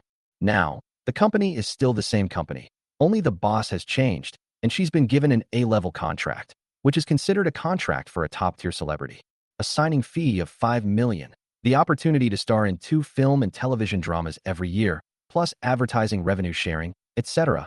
How could such a contract be given to such a minor role? The most bizarre thing is the breach of contract penalty, which is only 5 million. She initially received 100,000 yuan, but the final penalty for breach of contract reached 10 million yuan. This situation is not uncommon, as some companies make their fortunes through penalties for breach of contract. Lu Mingyao had a feeling that it was unreal. President Chun, "Of course, from now on you will be the company's top female star, and I will use all my resources to make you famous." "Ms. Lu, what do you think? If there are no problems, let's sign the contract." Finally, Lu Mingyao couldn't find any problems, so she signed the document. Mr. Chen put away the contract and introduced Lu Mingyao. "Let me introduce you. This is Jiang Yuan, your future agent, and this is Xiao Tao, your assistant. You can communicate with them about anything in the future. They will also notify you of any arrangements made by the company." Lu Mingyao shook hands with each of them and greeted them. She was flattered. Before, she had neither an assistant nor even an agent. "Well then, Ms. Lu, I'll head back to prepare for the promotion. We'll put the footage you filmed earlier online to boost your popularity. Then we'll announce the signing." Lu Mingyao naturally had no objections. This could only benefit her. Chapter 38, Sudden Bad News. After Chen Dongsheng and the others left, Lu Mingyao still felt like she was in a dream. "Okay, now you can rest assured. I told you you would definitely become famous." Fan Yiba smiled, his gaze towards Lu Mingyao filled with doting affection. Indeed, this CEO Chun was one of his people. Although he was at home these past 2 days, he hadn't been idle. He arranged for someone to acquire the company that Lu Mingyao had signed with, sent several leaders to prison, and cleaned up the entire company. Then they arranged for them to re-sign with Lu Mingyao and devised a detailed plan to make Lu Mingyao famous. Since Lu Mingyao wants to be a star, he will do everything in his power to pave the way for her to stardom. Lu Mingyao seemed to have a slow reaction time, only now realizing what was happening. I'm so excited. The company is going to make me famous. I'm going to be famous. I'm so happy. Fan gang, I want to eat hot pot today. I want to eat tripe, beef aorta, and duck intestines. Consider this my last act of indulgence. From now on, I will definitely control my diet and protect my voice." Fanny Ba. "Okay, I'll do whatever you say." Lu Mingyao was happy, and Fanny Ba was happy too. His smile was full of love and affection. Lu Mingyao changed her dejected state. Instead of staying in the recliner, she practiced yoga in the living room. Her body swayed gently with the rhythm of her breathing, each movement fluid and natural, as if she were performing a silent dance. Her body was as supple as a ribbon and as light as a feather. Every bend and stretch was full of power and beauty. After a few moves, Fan Yiba witnessed Lu Mingyao's physical flexibility. However, he felt the living room was a bit small, making it inconvenient for Lu Mingyao to exercise. If she moved too much, she was bound to bump into things. "Mingyao, can you dance?" "Sure, if you like, I'll pick one for you right now." Lu Mingyao was eager to show off her dance skills. However, Fanny Ba immediately stopped her. "Your leg injury hasn't healed yet, and it's not convenient to dance here. The place is too small." "Lu Mingyao, this is small?" "This is a 180 square meter house with a living room of more than 50 square meters. It's bigger than my previous house." Although Lu Mingyao said that, Fanny Ba still didn't ask him to dance. "There's plenty of time in the future." Fanny Ba said, "The location isn't suitable. This house also has a study. I'll have someone renovate it into a practice room and buy some musical instruments so you'll have a proper place to practice dancing in the future. Lu Mingyao, don't waste your money. Didn't you already donate it all? At this moment, Lu Mingyao suddenly felt a pang of heartache. If she had known she would end up with Fanny Ba, she would have asked him to donate less. Thinking that she was still a little wronged, she opened her arms and asked Fanny Ba for a hug and comfort. The two quickly became inseparable. Huh? Teacher Li is calling again. It's probably about Grandma. Lu Mingyao's phone rang. It was Teacher Li from the orphanage calling. What? Teacher Li, don't worry, I'll be right back. Lu Mingyao took the phone and burst into tears after saying only a few words. Wow. Seeing Lu Mingyao crying, Fanny Ba also became anxious. What's wrong? What happened to Grandma? With a choked voice, Lu Mingyao said, Teacher Li. She said, Grandma's condition has worsened, and the hospital has given up on treatment. She wants me to go back and see Grandma one last time. Fanny Ba guessed what was going on and calmly said, Don't panic. I'll make arrangements right now. We'll book the fastest flight. After saying that, Fanny Ba walked to the side and made a phone call. He made several calls in a row, and after arranging things, he returned to Lu Mingyao's side, hugged her, and gently comforted her. Mingyao, it's okay. You have me. Lu Mingyao was still crying. She thought about how hard her grandmother's life had been. She had no children of her own and had raised so many orphans. And then she was diagnosed with stomach cancer. She choked up and said, Fan Gang, why do good people always die young? Isn't it said that good people are rewarded? But why did Grandma, such a good person, get cancer? Fanny Ba reassured her, Grandma will be all right. I've contacted my friends and asked them to find the best doctors. We will definitely save Grandma. For hours later, the plane landed at Shanxing Airport. The two took a taxi directly to the hospital. Lu Mingyao's hometown is a remote small county town located in the mountains to the north of the city. Even by car, it would take another 2 hours. By the time they arrived at the hospital, it was already dusk. As soon as the car stopped, Lu Mingyao rushed into the hospital. She was extremely anxious, fearing she wouldn't see her grandmother one last time. At this time, the doctors arranged by Fan Yiba arrived at the hospital first. When they arrived, they found that Grandma's condition had worsened and it was urgent. They immediately took Grandma into the operating room. Therefore, Lu Mingyao still did not see the hospital director at this time. Also waiting in front of the operating room were Teacher Li and several children from the orphanage.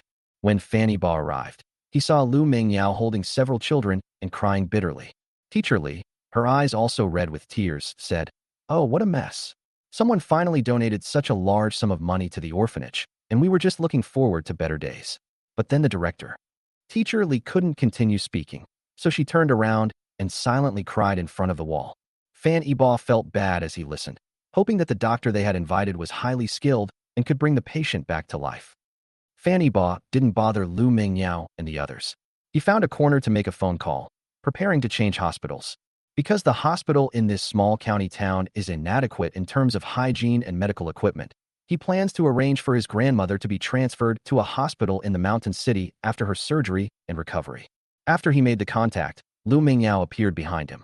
Lu Mingyao threw herself into his arms. Fan Gang, I'm scared. What should I do? Fanny Ba, it's okay. Since she can still go into the operating room, it means there's still a chance for her to survive.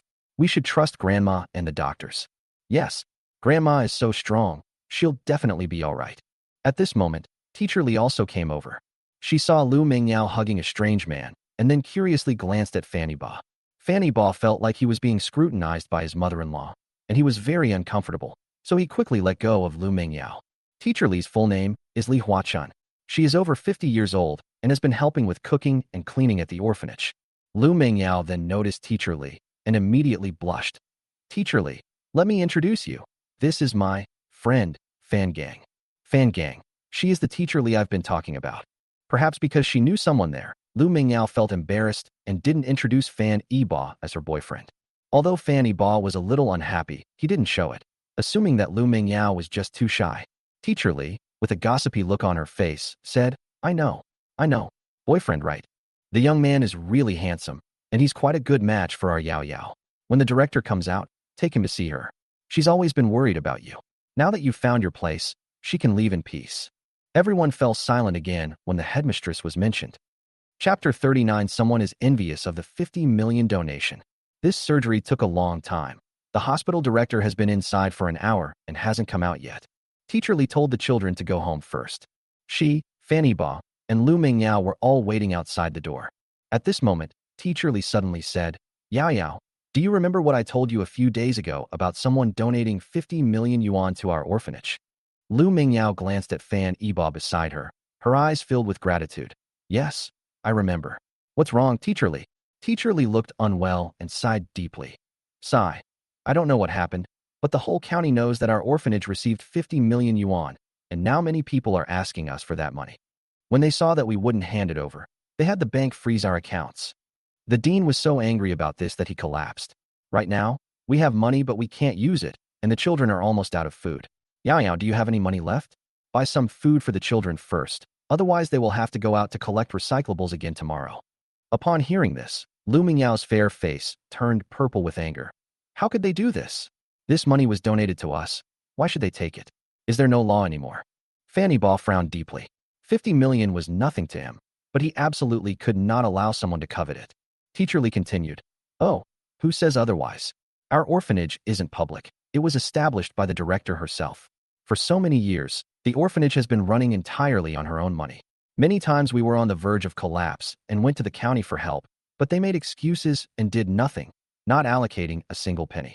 Right now, we've received donations ourselves, and they still dare to take them. The hospital director is so angry that he's in critical condition.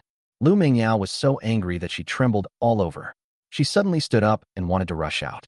Teacher Li grabbed her and said, Child, it's no use. They've all gone home for the day. Going to them won't do you any good. Fanny Ba stood up, grabbed Lu Mingyao, and whispered in her ear, Don't worry, I'm here. Lu Mingyao didn't know what Fanny Ba could do. After all, he was an official, while they were just ordinary people. When ordinary people fight against officials, they always lose. However, she trusts Fanny Ba because he always brings her surprises. Fan Yiba nodded to Lu Mingyao, then walked to the side and dialed a number. After 3 rings, the call was connected. A hearty voice came through the phone. Yiba, have you arrived in Chongqing yet? I've already arranged for the doctor you asked me to find to go there. He's a renowned physician, so don't worry. Uncle Zhao, don't you trust me to handle things? I'm calling you partly to thank you, and partly to report something to you. Fanny Ba then explained the 50 million yuan matter to the other party in detail. Yiba, this is my fault. I failed to manage my subordinates properly. Don't worry, I'll make a call to handle it right now and give you an explanation soon. The two exchanged a few words before hanging up. The person Fanny Ba contacted was Zhao Zhizhong, the second in command of Shanqing City. He was formerly the local official of Hangzhou City and was later transferred to Shanqing. The two families have a long history together. After hanging up the phone, Fanny Ba returned to Lu Mingyao's side and gave her a reassuring look. Lu Mingyao was surprised that he could handle the matter in just a few minutes. She could hardly believe it. Teacher Li had no idea what the two of them were talking about. She comforted Lu Mingyao, saying, Yao Yao, don't worry, I haven't finished speaking. There's a chance for this to turn around. Someone is already helping us find a solution. Teacher Li's words revealed a hint of joy at a long-awaited reunion. Lu Mingyao asked in surprise, Who is it? Lu Mingyao knew that their orphanage had always been unknown in this small county town, with virtually no presence. The director, Grandma, was just an ordinary retired teacher with no connections. She wouldn't know anyone influential in the county. 500 million might not seem like much in a metropolis like Shanghai, but in this small inland city, it's a huge sum. What official wouldn't be envious with the right manipulation that money could easily end up in their pockets? Lu Mingyao was well aware of the sordid things involved. At this point, Teacher Li became unusually happy, and she smiled mysteriously. You know this person too? After saying that, she looked at Fanny Ba with a hint of regret in her eyes. Fanny Ba didn't understand the meaning of that look. What was Teacher Li lamenting, and what did it have to do with him? Lu Mingyao was very puzzled, blinking her big, confused eyes. Do I know him? She only knows one wealthy person, and that's Fanny Ba. Even if others are rich and powerful, they're not close enough to help her. Teacher Li pointed behind them and said, Look, speak of the devil, and he appears. Here he comes. Lu Mingyao looked back and saw a tall, thin, and handsome figure appear in the hospital corridor. Although the dim light made it impossible to see the person's face clearly, Lu Mingyao felt that she knew this person very well. It was as if it had appeared before, in her life, and had been with her for a very long time. The figure drew closer until it stood right in front of her. Lu Mingyao examined it carefully for a moment, and in an instant, her eyes reddened. The visitor greeted her gently. Long time no see. Yao Yao, how have you been? Upon hearing him speak, Lu Mingyao immediately covered her mouth, tears streaming down her face. The person gently stroked Lu Mingyao's eyes and wiped away her tears. Don't cry. After all these years, you're still the same little girl who loves to cry. Lu Mingyao cried for a while before stopping. She called out affectionately, Brother Wang Hao? Is it really you? Like Lu Mingyao, Fan Hao was adopted by the hospital director and wet nurse when he was a child. However, he was lucky and was adopted by someone else when he was about 10 years old. More than 10 years passed without a trace, and Lu Mingyao was heartbroken for a long time because of it. Lu Mingyao and Wang Hao hadn't seen each other for over 10 years, yet Lu Mingyao recognized him at a glance, demonstrating the depth of their friendship. Teacher Li watched them grow up, and Wang Hao lived with her for more than 10 years. She was so happy to see them reunited that she shed tears. Of the 4 people, 3 were reminiscing about the past, some crying and some laughing. Fanny Ba felt a bit superfluous standing to the side. It wasn't until Wang Hao took the initiative to ask, and who is this? Lu Mingyao then realized that she had completely forgotten about Fanny Ba. Brother Hao, this is a friend I met in Shanghai, Fan Gang. Wang Hao extended his hand. Hello, Mr. Fan. Yao Yao is in trouble with you in Shanghai. Fanny Ba looked at Lu Mingyao and Wang Hao standing close together and felt that they seemed like a couple. Moreover, why did Lu Mingyao hide their relationship once again? Fanny Ba's expression was somewhat unpleasant, but he still reached out and shook Wang Hao's hand. He said politely, We're friends, it's only right. After saying that one sentence, Lu Mingyao turned her gaze back to Wang Hao and asked expectantly, Brother Hao, where have you been all these years? Wang Hao, after leaving the orphanage, my adoptive parents took me to the south. A few years later, my adoptive parents immigrated abroad, and I went abroad with them. I only recently came back. So, as soon as I got back, I came to the orphanage to find you. Don't worry, my adoptive parents treat me very well. They have a very successful business overseas. Now, they've specifically asked me to come back to China to develop the domestic market. Lu Mingyao knew that he had been doing well all these years and was quite accomplished at a young age, so she breathed a sigh of relief. Wang Hao was her best friend since childhood. They were childhood sweethearts. Back then, there were always children outside bullying the children in their orphanage, and Wang Hao was always the one who stood in front of them. After Wang Hao left, she felt like she had lost her pillar of support and remained depressed for a long time. Teacher Li then said with a smile, Yao Yao, I have some good news to tell you. You'll never guess. Lu Mingyao asked, What good news? Teacher Li asked mysteriously, Do you know who donated that 50 million to the orphanage? Lu Mingyao and Fan Yiba exchanged a glance, assuming that Teacher Li already knew that the money was donated by Fan Yiba. As a result, Teacher Li pointed at Wang Hao and said, It's Wang Hao. You didn't expect this, did you? He actually gave us such a big surprise. Yes, what a pleasant surprise. Chapter 40. Who exactly donated the money? Lu Mingyao was shocked. Fan Yiba wasn't in much better shape. He frowned, not understanding what had gone wrong. Lu Mingyao looked at Fan Yiba, trying to get the truth out of his eyes. At this moment, Fan Yiba was confused. He was certain that the 50 million was donated by him. But where did the 50 million that Teacher Li said Wang Hao donated come from? Lu Mingyao was also confused. She asked again, Teacher Li, are you talking about the 50 million I received that night when she called me? Yes, that's all there is to it. Only 50 million. Where would we get another 50 million? Are you sure it was Brother Hao who donated it? Yes. Wang Hao showed me the payment receipts, and they match. It's the 50 million he donated. After Teacher Li repeatedly affirmed her answer, Lu Mingyao felt her belief collapse. At this moment, Wang Hao said casually, I was raised in an orphanage. If it weren't for the orphanage and the director taking me in, I might have starved to death outside long ago. Now that I have the ability, of course I want to give back to the orphanage. Originally, I didn't intend to admit it, but now that someone's eyeing this money, I definitely have to step in and resolve it, since I'm the one who caused this trouble. Wang Hao's words were so convincing that even Fan Yiba, if he weren't involved, would have believed them. Lu Mingyao, however, was struck dumb. Her eyes glazed over, and she looked at Fan Yiba with a puzzled expression. After a moment's hesitation, she asked in an extremely cold tone, Fan Gang, where is your donation receipt? Show it to us. Fan Yiba was very familiar with Lu Mengyao's extremely cold gaze. Ji Rushue had looked at him in the same way back then. This familiar feeling made him feel nauseous. Is Lu Mingyao doubting him? Fan Yiba's hands and feet went numb. He slowly opened his mouth and said in a hoarse voice, Are you doubting me? Lu Mingyao did not answer. She simply stretched out her hand to see the payment receipt.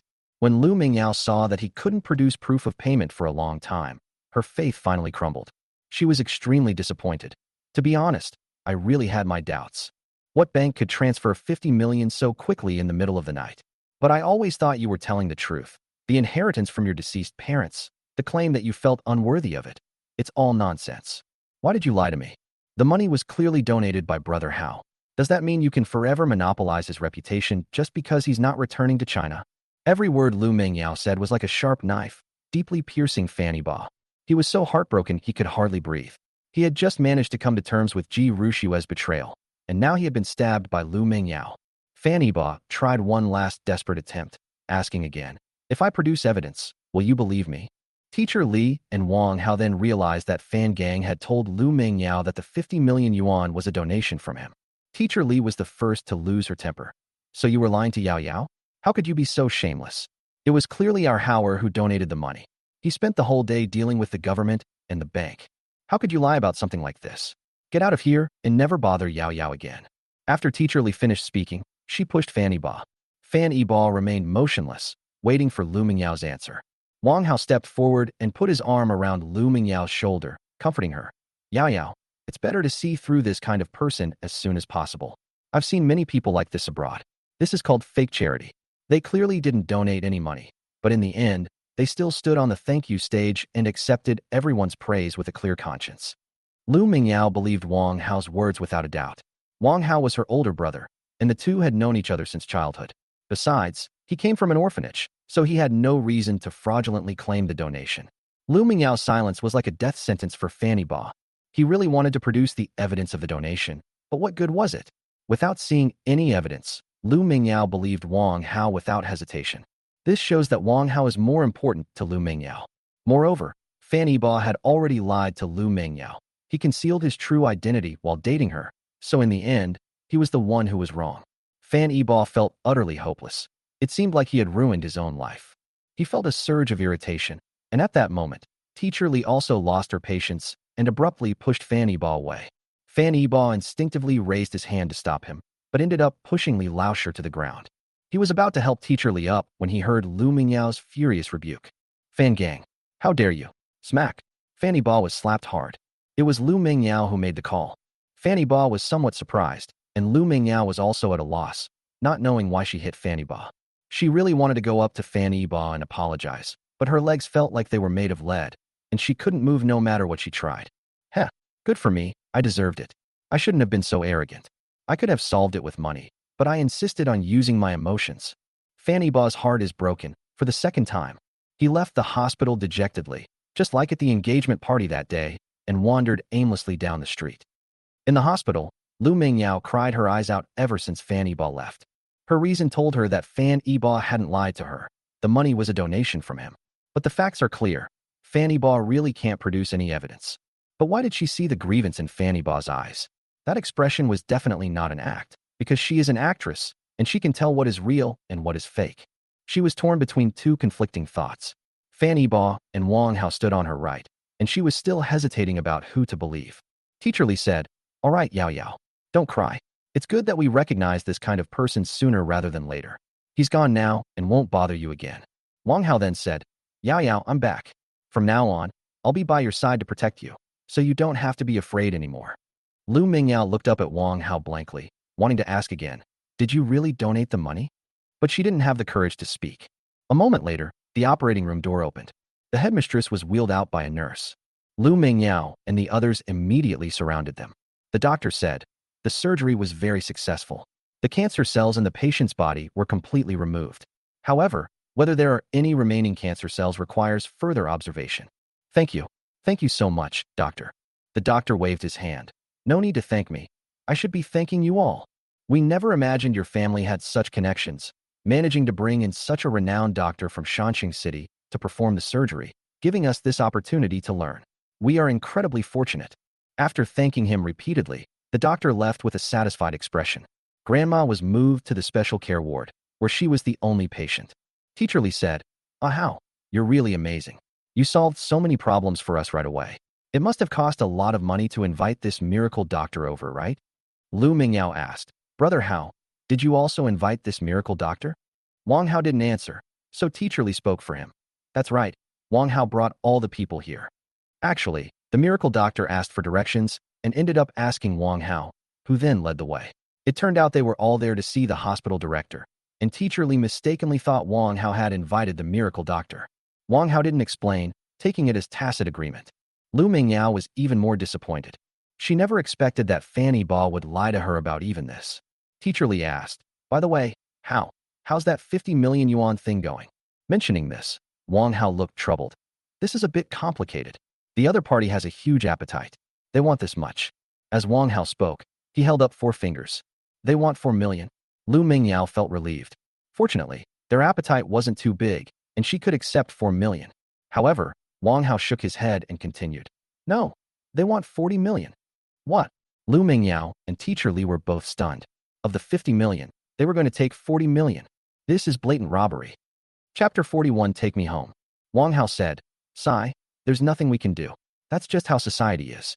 Big fish eat little fish, and little fish eat shrimp. If we go up against them, it's like throwing an egg against a rock." Lu Mingyao disagreed. She refused to believe that there was no justice in this society. "We are not afraid. I will go to the city tomorrow to file a complaint. I will bring down these corrupt officials." Wang Hao panicked and quickly stopped him. "No, don't go." Lu Mingyao asked, puzzled. "Why?" "Brother Hao, we're not afraid of them. I'm a public figure, after all. If I post a Weibo overnight and make a big fuss, they'll be scared." "Hey, Yao Yao, you don't understand. I came back to China this time to do business. You've offended them. How am I supposed to run a company in Shanxing now?" Seeing that Lu Mingyao was wavering, Wang Hao continued, "Forget it. This money was originally my donation.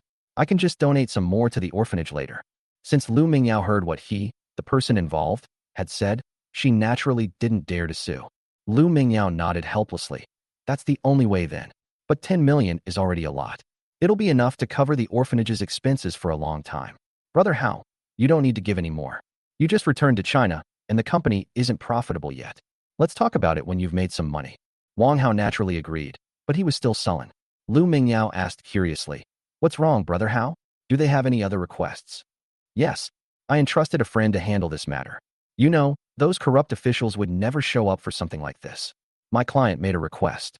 "Does he need money too?" "Yes, he wants 3 million, and he will only help with the process after he receives the money, because bribing officials costs money. Otherwise, the bank won't unfreeze our orphanage's account, and we still won't be able to get the money out." Lu Mingyao felt her bloodline burning.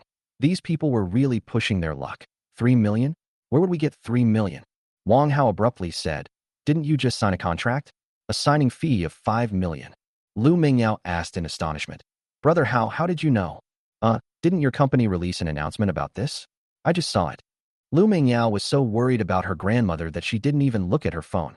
After returning home, President Chen began to increase publicity for Lu Mingyao. By noon, information about Lu Mingyao had already started spreading online. The company portrays Lu Mingyao as an independent, strong, and self-reliant woman who grew up in an orphanage and persevered despite such harsh conditions, eventually gaining admission to one of the nation's top art universities. These are all Lu Mingyao's personal experiences, and they are impeccable. With such a touching background, coupled with her stunning beauty, she instantly gained millions of fans.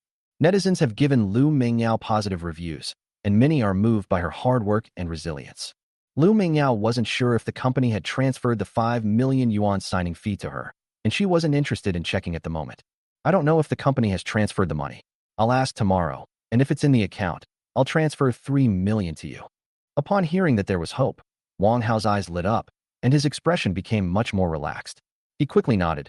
"No rush, no rush." Lu Mingyao kept observing her grandmother on the bed. Her grandmother had lost a lot of weight. At this time, Teacher Li had to go back. There were still more than 20 children in the orphanage, and it was indeed not safe without adults around. After Teacher Li left, only Lu Mingyao and Wang Hao remained in the room. Wang Hao walked up behind Lu Mingyao and hugged her tightly. Lu Mingyao was so frightened that she almost screamed, and she instinctively tried to push Wang Hao away. But fearing she might disturb the headmistress, she could only softly refuse. "Brother Hao, what are you doing? Let me go." Wang Hao pinned Lu Mingyao against the wall by the door and whispered, "Yao Yao, didn't you say when you were little that you would marry me when you grew up? Now that we're both grown up, when are you going to marry me?" Lu Mingyao felt extremely resistant.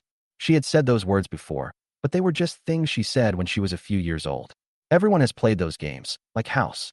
"Brother Hao, please don't do this." Lu Mingyao was thinking about how to politely refuse Wang Hao. Wang Hao, however, thought that Lu Mingyao still had feelings for him, and was at a loss for words because of her shyness. What? You're shy now. Ha ha ha.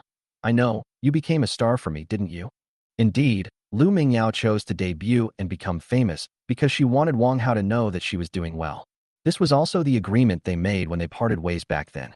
At that time, the two were still young and had no way to contact each other. Lu Mingyao also did not know where Wang Hao had been adopted. They made a pact that if they ever lost contact, they would both become stars and become the most dazzling people. That way they can meet again. Lu Mingyao answered definitively, yes. Brother Hao, I debuted because of you. After Lu Mingyao answered, a suppressed vomiting sound came from outside the door. The sound was barely audible, but Lu Mingyao seemed to sense it and suddenly pushed Wang Hao away.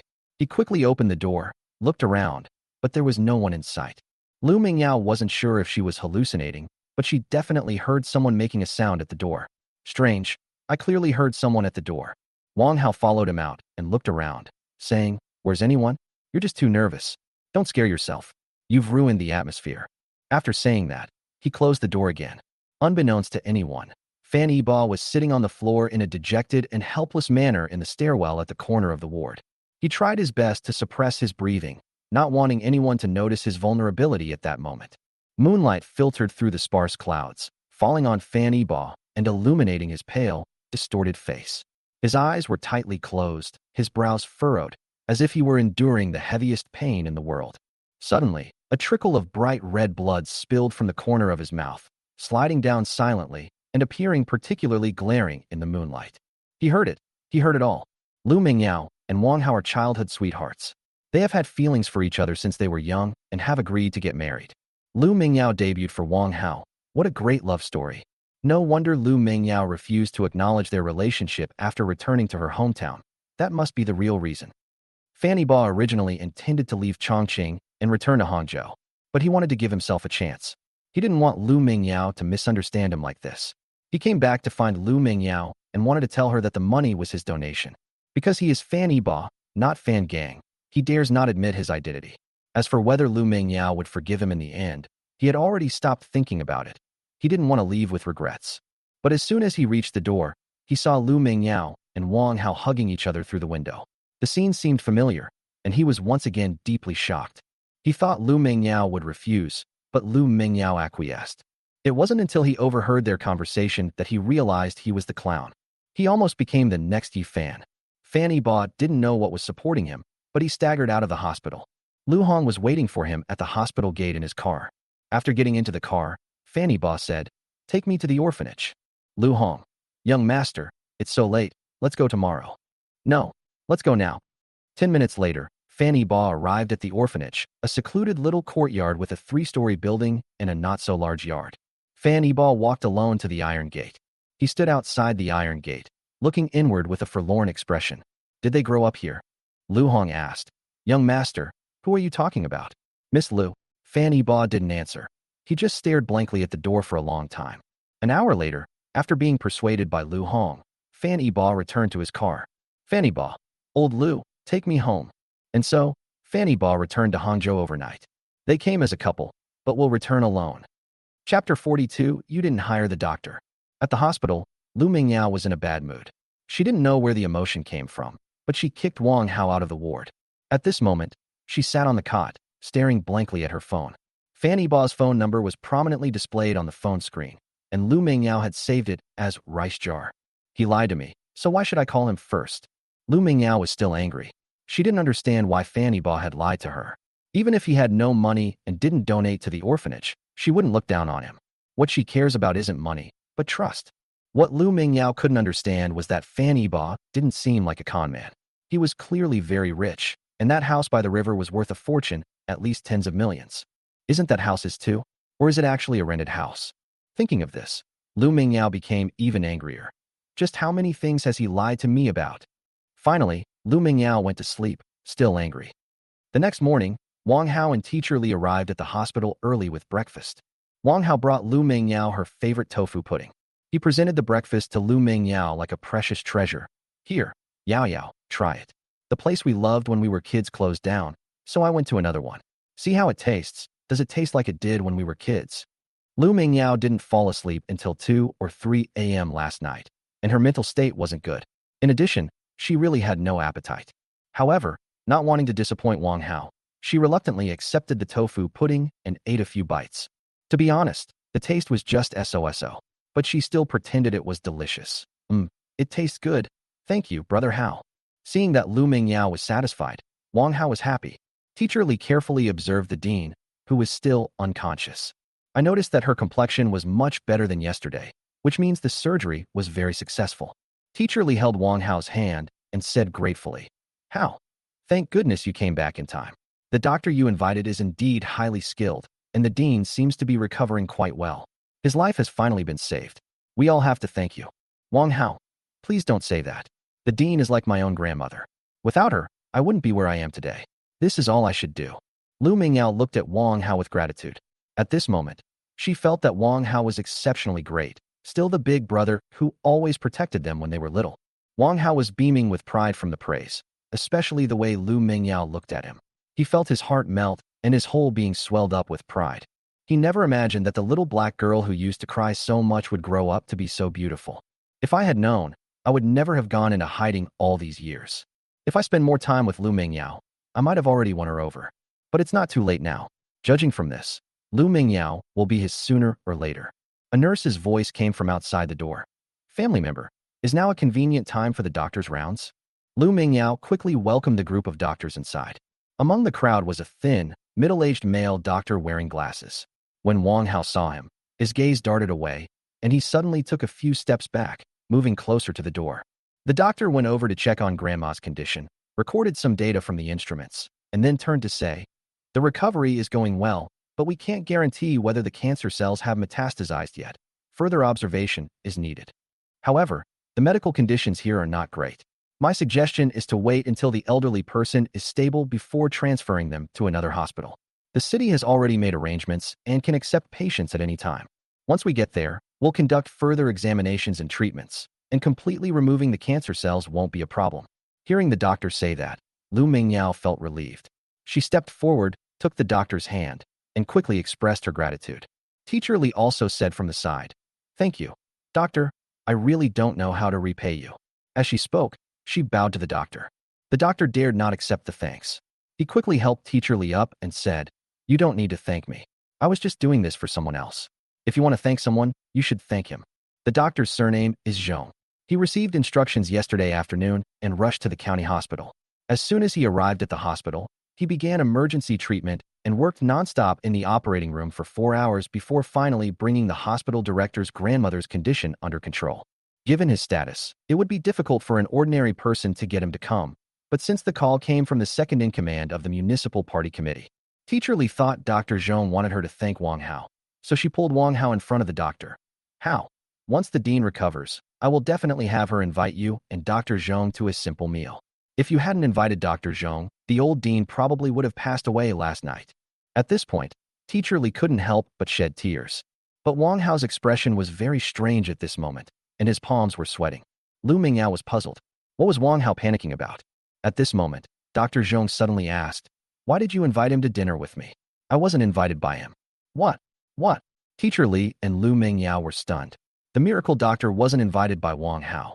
Teacher Li, didn't Wang Hao bring you to see the dean yesterday? Dr. Zhong, it's true that he brought me here, but we just met at the hospital entrance. When I asked for directions, he happened to be looking for the former director, so we just happened to be passing by. The person who invited me here definitely doesn't have the surname Wang. Now, Teacher Li was completely dumbfounded. She had made a huge blunder. Yesterday, the former hospital director fell ill, and Dr. Zhong found that the director's grandmother was in critical condition as soon as he entered the room. He immediately contacted the hospital to arrange for emergency surgery and didn't have time to talk to Teacher Li at all. Teacher Li saw Wang Hao and Dr. Zhong enter the room together, and she naturally assumed that Dr. Zhong was invited by Wang Hao. The question is, why doesn't Wang Hao deny it? Teacher Li asked in surprise, Hao, why did you say that you invited Dr. Zhong?" Lu Mingyao suddenly looked at Wang Hao, her eyes filled with disbelief. "You didn't hire the doctor?" Wang Hao remained calm in the face of their questions. He looked even more puzzled than Teacher Li. "Teacher Li, I never said I invited them. I thought you meant bring them over. So I must have misunderstood." Wang Hao didn't think there was much of a problem with this, and instead shifted the blame to Teacher Li. At this moment, Lu Mingyao suddenly remembered something and quickly asked, "Dr. Zhong, Is the person who asked you to come here surnamed Fan? Dr. Zhong nodded. Yes, his surname is Fan, but I don't know his given name. His surname is Fan. It really is him. Lu Mingyao was somewhat devastated. She had actually driven away her grandmother's true savior and even slapped him. Dr. Zhong now understood that these people still didn't know who to thank. He shook his head helplessly and turned to leave the ward. After the doctor left, Lu Mingyao slumped down on the edge of the cot, her head bowed, her long eyelashes casting a shadow under her eyelids, as if bearing all the heaviness and regret. Wang Hao gently patted her shoulder and comforted her. Yao Yao, just because someone has the surname Fan doesn't mean they're that swindler Fan gang. Maybe he's one of the orphans grandma took in back then, and he's helping her behind the scenes. You don't need to blame yourself. Teacher Li didn't have time to care about why Wang Hao didn't deny it. She and Wang Hao both came to comfort Lu Mingyao. But Lu Mingyao wouldn't listen. She was 100% certain that Fan Gang had found the doctor because the call was made right in front of her. Last night, Wang Hao clearly admitted that he had hired the doctor. But today, he denied it and shifted the blame to Teacher Li. The Wang Hao in front of her felt completely unfamiliar to Lu Mingyao. Now, Lu Mingyao is beginning to suspect that the 50 million yuan was indeed donated by Fan Gang. Chapter 43. The money wasn't donated by you. The ward had just been quiet for a short while. Another group of people came knocking on the door. This group of people had even more powerful connections. They were all from the county government. After some introductions, Lu Mingyao discovered that several key leaders from the county had arrived. One of them began with a sincere self-criticism. Comrades, I am very sorry to have wronged you. I have only been in office for a short time, and I didn't even know that there was such a kind-hearted person in our county. I almost made her cry foul. At this point, he bowed deeply to the old hospital director's bed, and the people behind him immediately followed suit. He continued, I also know about the 50 million yuan. I have handed over all the relevant people involved to the judicial authorities. This is simply extortion, and our county will absolutely not tolerate it. Lu Mingyao didn't understand why things had turned out this way overnight. Wasn't it said the county was going to take 40 million? How come they arrested all those people asking for the money in just one night? She looked at Wang Hao and assumed that he had figured things out after going home last night and had gone to the county to file a complaint. But Wang Hao's eyes told her that he was even more confused than she was, and there was even a hint of fear in his expression. At this moment, Lu Mingyao thought of Fan Gang again. He had made a phone call before he left. Could it be because of that phone call? However, Lu Mingyao actually hoped it wasn't Fan Gang, because if it really was him, how could she face him? LD continued. I've also notified the bank that your account will be unfrozen soon. You can use this money as you see fit. The county won't interfere. Upon hearing this, Teacher Li's eyes lit up instantly, and she trembled with excitement. Really? All 50 million is ours. Sister, yes. This 50 million is all yours. Your orphanage can use it as you please. I guarantee that no one will dare to touch it again. Teacher Li was overjoyed. Those hungry children could finally have a full meal. But she was still uneasy and tentatively asked, LD, do we still need to give them 3 million? Teacher Li. Before Teacher Li could finish speaking, Wang Hao excitedly interrupted her. Old teacher, since such a high-ranking official has already made a promise, you don't need to ask anymore. He desperately tried to signal to Teacher Li with his eyes, stopping her from asking any more questions. LD, it's all right. We were wrong about this. If you have any questions, please feel free to ask. Sister, you just mentioned 3 million. What 3 million? Encouraged by LD, Teacher Li became much bolder and said directly, my son, Ahao, came home last night and said that there was a middleman who wanted a 3 million yuan kickback. Now that the matter has been resolved, I just want to know if we can refuse to pay the kickback. Teacher Li's words were astonishing, leaving the government officials extremely embarrassed, while Wang Hao was so frightened that he broke out in a cold sweat. LD glanced at his secretary with a scrutinizing look, while the secretary whispered a few words in his ear. After receiving an affirmative answer, the leader said, Ma'am, we've confirmed it. There was no middleman, and there's no such thing as 3 million. Are you sure you're not mistaken? Teacher Li was certain she hadn't made a mistake. I haven't made a mistake, Ahao. You tell the leaders, is it that they want 40 million and a 300 kickback? Seeing that his secret had been exposed, Wang Hao no longer had the courage to speak. He wished he could jump out of the window. Suddenly, someone behind the leader stood up and said loudly, What 40 million? It's clearly only 20 million. And that 20 million is going to be used in other schools. Our county is poor. Not only is your orphanage dilapidated, but other rural primary schools are also on the verge of becoming dangerous buildings. The money was intended for the children, but a few scoundrels who handled it tried to profit from it, which caused the trouble. There was number 40 million involved, nor was there any 3 million kickback. When the whole thing was exposed, Wang Hao was so frightened that his legs went weak and he collapsed to the ground. Now, even if Lu Mingyao was naive, she understood. Wang Hao had ulterior motives. He was the only one eyeing this money. Moreover, Wang Hao even tried to swindle her out of her 5 million yuan signing fee as well. This person is so cruel. The government officials arrived quickly and left just as quickly. Before leaving, they even gave the dean a nomination. One of the top 10 touching figures of the year in Chongqing. Unexpectedly, the dean's grandmother turned misfortune into a blessing and even received this honor. The hospital director was still unconscious in the ward. Lu Mingyao held the phone and frantically dialed Fanny Ba's number, but the phone was already switched off. Fanny Ba originally opened this phone number for Lu Mingyao. Now that Fanny Ba plans to say goodbye to Lu Mingyao, he naturally won't use this number anymore. Teacher Li was heartbroken. She had been completely fooled by Wang Hao. Wang Hao, how could you lie to me? I raised you. It's only been a few years, and you seem like a completely different person. Wang Hao sat on the ground, silent, letting Teacher Li vent her anger. Lu Mingyao was desperate. Fanny Ba's phone was always switched off. She knew that she must have misunderstood him and that Fanny Ba was angry. Overwhelmed with remorse, she stared intently at Wang Hao with red eyes and said in a cold voice, "You didn't donate the 50 million. No, I photoshopped the payment receipt. The 40 million is fake, and the 3 million is fake too. Well, they only want 20 million, and I want the remaining 20 million.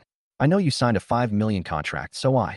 Since it was already too late to salvage the situation, Wang Hao had a change of heart and recounted the entire incident in detail. It turns out, Lu Mingyao's wish came true. Wang Hao learned about Lu Mingyao's rise to fame online and recognized that this beautiful woman was actually the little tag-along from the orphanage.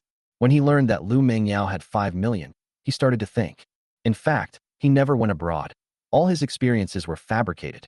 Not long after he was adopted, his adoptive mother gave birth to a son. From then on, he was the unwanted child, always hungry and cold. When he turned 18, he was kicked out of his home. After that, he struggled alone in society and suffered a lot. In the end, he was tricked into joining a pyramid scheme. Hone your eloquence. Over the years, he made a lot of money through fraud.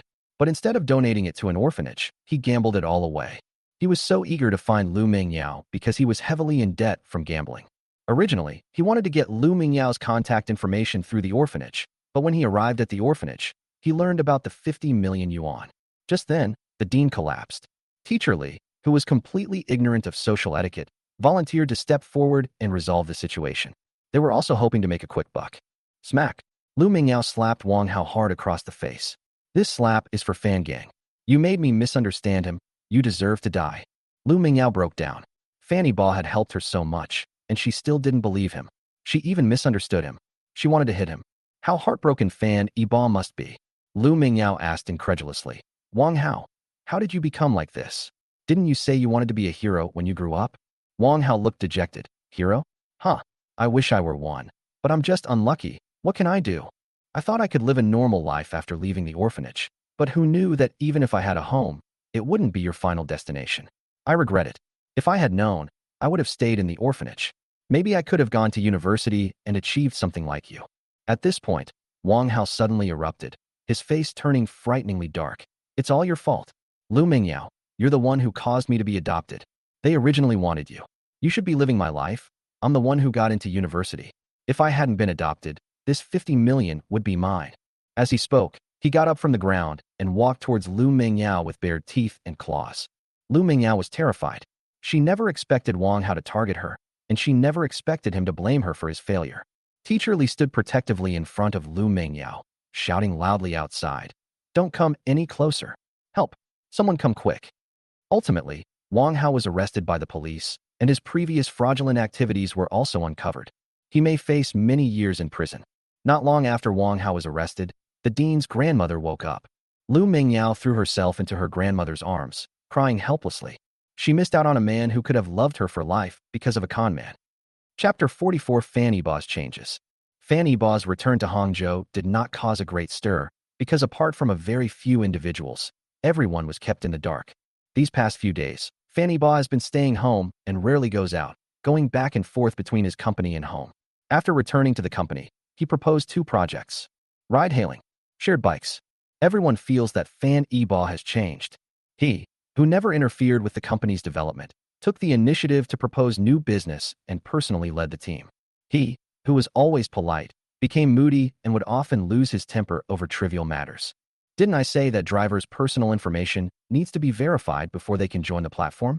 Are you just ignoring what I said? Do you still want to work here? If not, get out. You can't even handle such a small thing. The employee retorted, Mr. Fan, we have verified the driver's information. Is this what you call verification? Name, place of birth, ID number, phone number. What do I need this basic information for? No criminal record. Have you considered the possibility of someone registering using another person's information and impersonating them? Get out of here and rewrite this plan, especially the risk contingency plan. A new girl was scolded by Fan Eba and cried. This serious atmosphere kept all the employees on the floor on edge, making them feel apprehensive every day when they went to work. After the chairman's office door closed, the employees in the lobby breathed a sigh of relief. What happened to President Fan? He's turned into a workplace tyrant in just a few days. Oh dear, it's all because of that fiancé thing. I've been cheated on. How can I be in a good mood? No way. In the 2 days after the incident, I saw that President Fan was fine, and he even smiled when he saw me. No one knew that Fan Eba had been hurt twice, especially the second blow, which made him decide to close his heart and see no one. However, there are always exceptions, and Xia Qianqian is one of them. Xia Qianqian is stunningly beautiful, and her status as a CEO further enhances her extraordinary aura. After a few days apart, she had become even more elegant and refined. Today, she chose a black lace dress with a fitted cut that showed off her graceful figure. The lace fabric is adorned with delicate patterns, adding a touch of elegance and mystery. She paired her outfit with nude high heels, which elongated her legs and made her appear even taller. She wore delicate pearl earrings, simple yet elegant. She walked behind Fan Eba and gently massaged his temples. Are you still angry? Okay, it's nothing. Why are you so angry? Fan Eba grasped Xia Qianqian's hand. Sister, they are so careless. The driver's identity must be verified carefully. We must ensure the safety of the passengers. In my previous life, when ride-hailing services were first introduced, chaos ensued. Due to inadequate platform monitoring, passengers' personal safety and property were severely compromised. Now he's getting ahead of those companies in developing a ride-hailing platform. Given the lessons learned from the past, he's determined not to let the tragedy repeat itself. Xia Qianqian pulled her hand back and said angrily, Who was talking to you about work? It's not about the company. What else could it be? I don't know why Fan Eba suddenly seemed a little guilty. Xia Qianqian slapped Fan Eba on the shoulder, still pretending in front of me. You think I don't know about you and that little star? You even went to his hometown. Fan Eba was shocked. He thought he had kept this a secret, but he didn't expect Xia Qianqian to still find out and know his whereabouts perfectly. His eyes sharpened. Xia Qianqian knew that Fan Eba was angry. No one likes being watched. Eba, if you don't like this, I won't let anyone interfere in your affairs anymore. Okay, sis. I know you're doing this for my own good. I won't blame them, and I won't blame you either. Xia Qianqian asked doubtfully. You trust me that much? Fan Eba replied without hesitation. Of course. Of course he believed Xia Qianqian. Xia Qianqian was the one who would never lie to him, and the only one who would never betray him. If Xia Qianqian had other intentions, she could have continued to hide the fact that she knew his whereabouts. But Xia Qianqian couldn't bear to see Fan Eba unhappy. They've laid their cards on the table. Knowing that Fan Eba believed in her, Xia Qianqian made the right gamble.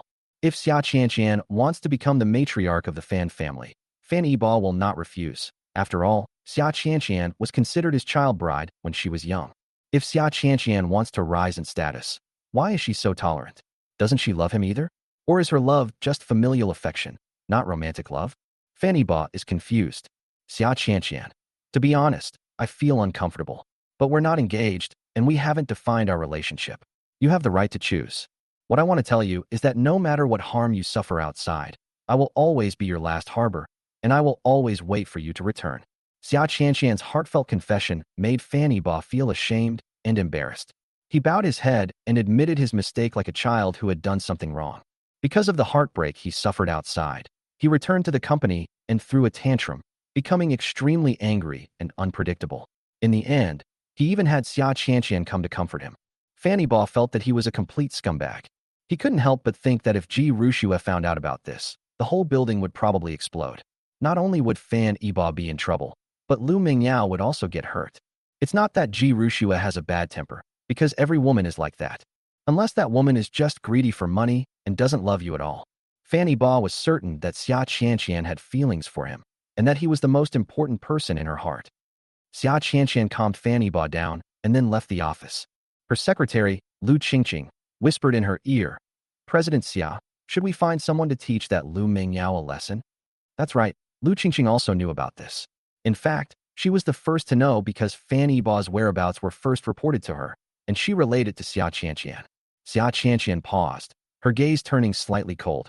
"I warn you, you'd better not have such thoughts. We can only listen to what the young master is doing, not interfere, unless he is in danger." Lu Qingqing didn't understand why Xia Qianqian didn't act like the empress. Did she not want to rise to the top? She voiced her doubts. "President Xia, aren't you being too lenient with President Fan? If it were me, I would definitely keep a close eye on him." Xia Qianqian's lips curled up slightly. "You don't understand. Men can't be tied down. Sometimes, the stricter you are with them, the more rebellious they become. The less you care, the more they will remember your kindness. Besides, I will never be the matriarch of the Fan family, so there's no need to fight for a moment's pride." Lu Qingqing didn't understand, but Xia Qianqian didn't explain further. The reason she couldn't become the mistress of the Fan family was because she had promised her adoptive father. Before his death, Fan Hongwen met with Xia Qianqian alone. At that time, he was on his last breath. Fan Hongwen knew that Fanny Ba did not like business and was too young to take over as the head of the group. Therefore, he entrusted the company to Xia Qianqian. At that time, Fanny Ba and Ji Rushua had a good relationship, and he also knew that Xia Qianqian liked a younger brother who was 3 years younger than her. Fan Hongwen was afraid that Xia Qianqian's power would increase greatly after she took over the company, and if something happened between her and Fanny Ba, it would affect the relationship between the Fan family and the Ji family. He made Xia Qianqian swear that she would only be Fanny Ba's supporter behind the scenes for the rest of her life and would never be his woman. Faced with her adoptive father's dying wish, Xia Qianqian could only nod in agreement. Actually, after Fan Ba broke off the engagement, Xia Qianqian was the most suitable next one. But she doesn't seem to want to get Fanny Ba that way. She's still keeping the vow she made to her adoptive father. Chapter 45. The entire Ji family. I'll give you face. In Fanny Ba's office, Fanny Ba was busy looking at data, while Lu Hong stood straight in front of him, giving off a feeling similar to when he was a child and got into a fight with his classmates, was caught by the teacher and taken to the office, and was waiting for his parents to arrive. Lu Hong looked uneasy. He already knew that his plan had been exposed. He had reported his whereabouts to Xia Qianqian in private without Fanny Ba's permission. So, without waiting for Fanny Ba to contact him, he took the initiative to go to him.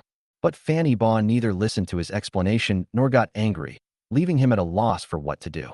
The feeling of waiting for a death sentence was truly unbearable, and Lu Hong almost couldn't hold back his tears.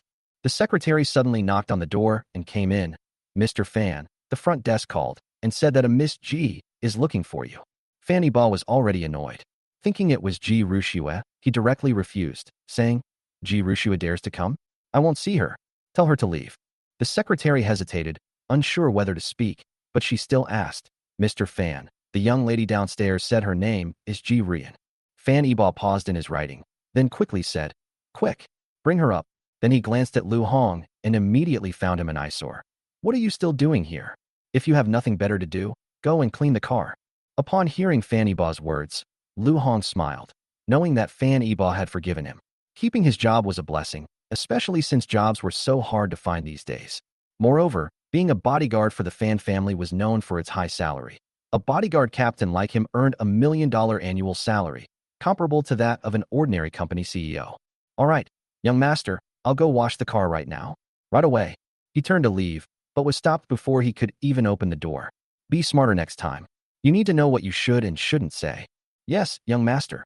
Lu Hong knew that Fanny Ba didn't want him to be indecisive. Knock, knock, knock. "Chairman, Miss Ji is here." The secretary stepped aside, revealing Ji Ruyan behind her. Fanny Ba looked up and saw a sophisticated urban woman standing gracefully at the door. The other person was wearing a black and white patterned pleated skirt, a white chiffon blouse, and black knee-high high-heeled boots that perfectly showcased her already sexy figure. Her clear, bright pupils, arched eyebrows, and long eyelashes trembled slightly with excitement. Her fair, flawless skin glowed with a faint rosy hue, and her thin lips were as delicate and dewy as rose petals. Ji Ruyan and Ji Rushua look somewhat alike, especially their aloof and noble features, which are almost identical. Although she appears aloof and cold, Ji Rushue's coldness is indiscriminate, perhaps with a touch of gentleness towards Yi Fan. But Ji Rian reserves her coldness for others and her gentleness for Fanny Ba. Although the two had only been apart for a few years, it felt as if centuries had passed. Neither of them spoke. They simply gazed at each other with deep affection. The secretary stood awkwardly to the side, not daring to look up. She didn't know whether to leave or stay. In the end, Fanny Ba was defeated because the love in Ji Rian's eyes was about to overflow the screen. Fanny Ba asked softly, "When did you get back?" Ji Rian said with a hint of playfulness and joy, "I've been back for a few days and haven't been able to get in touch with you. So, now that I know you're back at the company, I came here to see you in person." "What? You're not welcoming me?" Ji Rian suddenly tightened her face, looking like she was about to cry if he didn't welcome her. "Of course not, you're welcome." Ji Rian rolled her eyes, which almost made the secretary next to her swoon. She said shyly, "Since you're welcoming me, why don't you invite me in for a seat?" Fanny Ba suddenly realized what was going on. He quickly got up and personally led Ji Rian into the house. "Sorry, I was stunned. Come in quickly." Then, he gave his secretary, who was standing at the door, a look that conveyed his meaning. The secretary quickly closed the door and left. She had been wanting to spread this juicy gossip for a long time. Ji Rian was going to replace Ji Rushue in her position. Seeing how worried Fanny Ba was about her, Ji Rian's bright eyes sparkled with joy. The two sat down on the sofa together, and when their eyes met, the atmosphere became ambiguous. Ji Rian has actually liked Fanny Ba since she was a child. Every time Fanny Ba gives Ji Rushue a gift, she will receive one as well. Moreover, Ji Rian and Ji Rushue received different educations from childhood. Ji Rushue was raised as an heir, while Ji Rian was raised like a pig. The Ji family had no requirements for Ji Rian at all. Every time Ji Rushue went to training classes, Ji Rian could only watch longingly. Whenever this happened, Fanny Ba would appear in time, playing games with Ji Rian or taking her out for snacks. Thinking of her childhood, Ji Rian's eyes crinkled with a sweet smile. Fanny Ba didn't understand why Ji Rian was laughing. "What good things are you thinking about? You seem so happy." Ji Rian's delicate nose perked up slightly. Brother Ba doesn't answer my calls, so I'm not telling you." Fanny Ba was a little embarrassed. "Oh, this? Let me explain." "No, I'll give you an explanation." At first, he changed his phone because he didn't want to answer Ji Rushue's calls. Anyway, he didn't have to worry about the company and was just an idle person. Later, because of Lu Mingyao, he shut himself off, stopped contacting anyone, and lived like a caveman. "Brother Ba, you don't need to explain. I know it's because of heartbreak. Because of my sister, you must have been hurt by her." Fanny Ba gave an awkward smile and said, "You guessed right, but it's not because of your sister, it's because of another woman." But he didn't dare to explain. If he did, he'd be asking for trouble.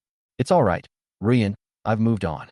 Fanny Ba has indeed moved on, but he has now fallen into another relationship. Ji Rian could never believe that she went abroad in a huff because she couldn't stand the way Fanny Ba and her sister got along. In Ji Rian's eyes, Fanny Ba was always bullied by Ji Rushue, and Fanny Ba was also useless, being treated like a slave but still enjoying it. How could Ji Rian, who was in unrequited love, bear this? Ji Rian wanted to go forward and hug Fanny Ba, but it wasn't appropriate given her status. Fanny Ba was genuinely indifferent to the matter, but he didn't want to talk about Ji Rushue. He changed the subject. "Rian, is there something you need from me?"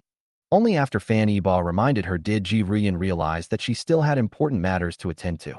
She now shoulders the heavy responsibility of the Ji family's life and death, but she didn't know how to bring it up. After all, Fanny Ba was the victim, and it wouldn't be right to ask him to help rescue the Ji family. Seeing Ji Rian's hesitation, Fanny Ba had a pretty good idea of why. He asked, "Is it because of those projects that were interrupted by the Ji family?" Ji Rian was somewhat surprised, and she stared at Fanny Ba with wide eyes in disbelief. Fanny Ba smiled and nodded. "If it's because of this, I can promise you that I will arrange for someone to contact the Ji family in a moment to restore all projects and orders. However, in the future, when there are new projects, we will treat everyone equally and will no longer give the Ji family preferential treatment." Fanny Ba was only doing this because of Ji Rian. In their past life, Ji Rian returned to China immediately after learning he was in a vegetative state, and even turned against Ji Rushue because of him. It was then that he realized Ji Rian actually loved him deeply. Ji Rian was as happy as a child when she saw that Fanny Ba had actually brought up the matter on his own initiative and readily agreed. However, her happiness lasted only a short while before she quickly became sullen again. Fanny Ba asked, "What? Is there something else?" Ji Rian nodded. Yes, there's one more thing I need your help with. You said, I'll agree to anything you ask. Really? Yes. A gentleman's word is as good as his bond. But why are you so good to me? Fanny Ba reached out and gently stroked Ji Ruyan's delicate nose. Because you were nice to me first. In the entire Ji family, I only give you face. Ji Ruyan's face instantly turned red as if she were drunk. Her heart was in turmoil because of Fanny Ba's words, like a little deer was pounding wildly inside. It's about the 8.8 billion yuan dowry. The Ji family has already used the money and can't repay it in a short time. Can you forgive them for a while? Fanny Ba nodded.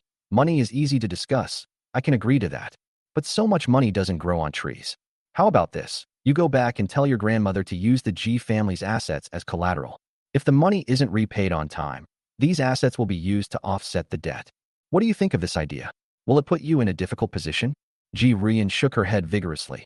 Of course not. This is a good idea. I'll tell Grandma when I get back. Fan Eba suddenly thought of those antique treasures and said, the money can be returned later, but the betrothal gifts should be returned first.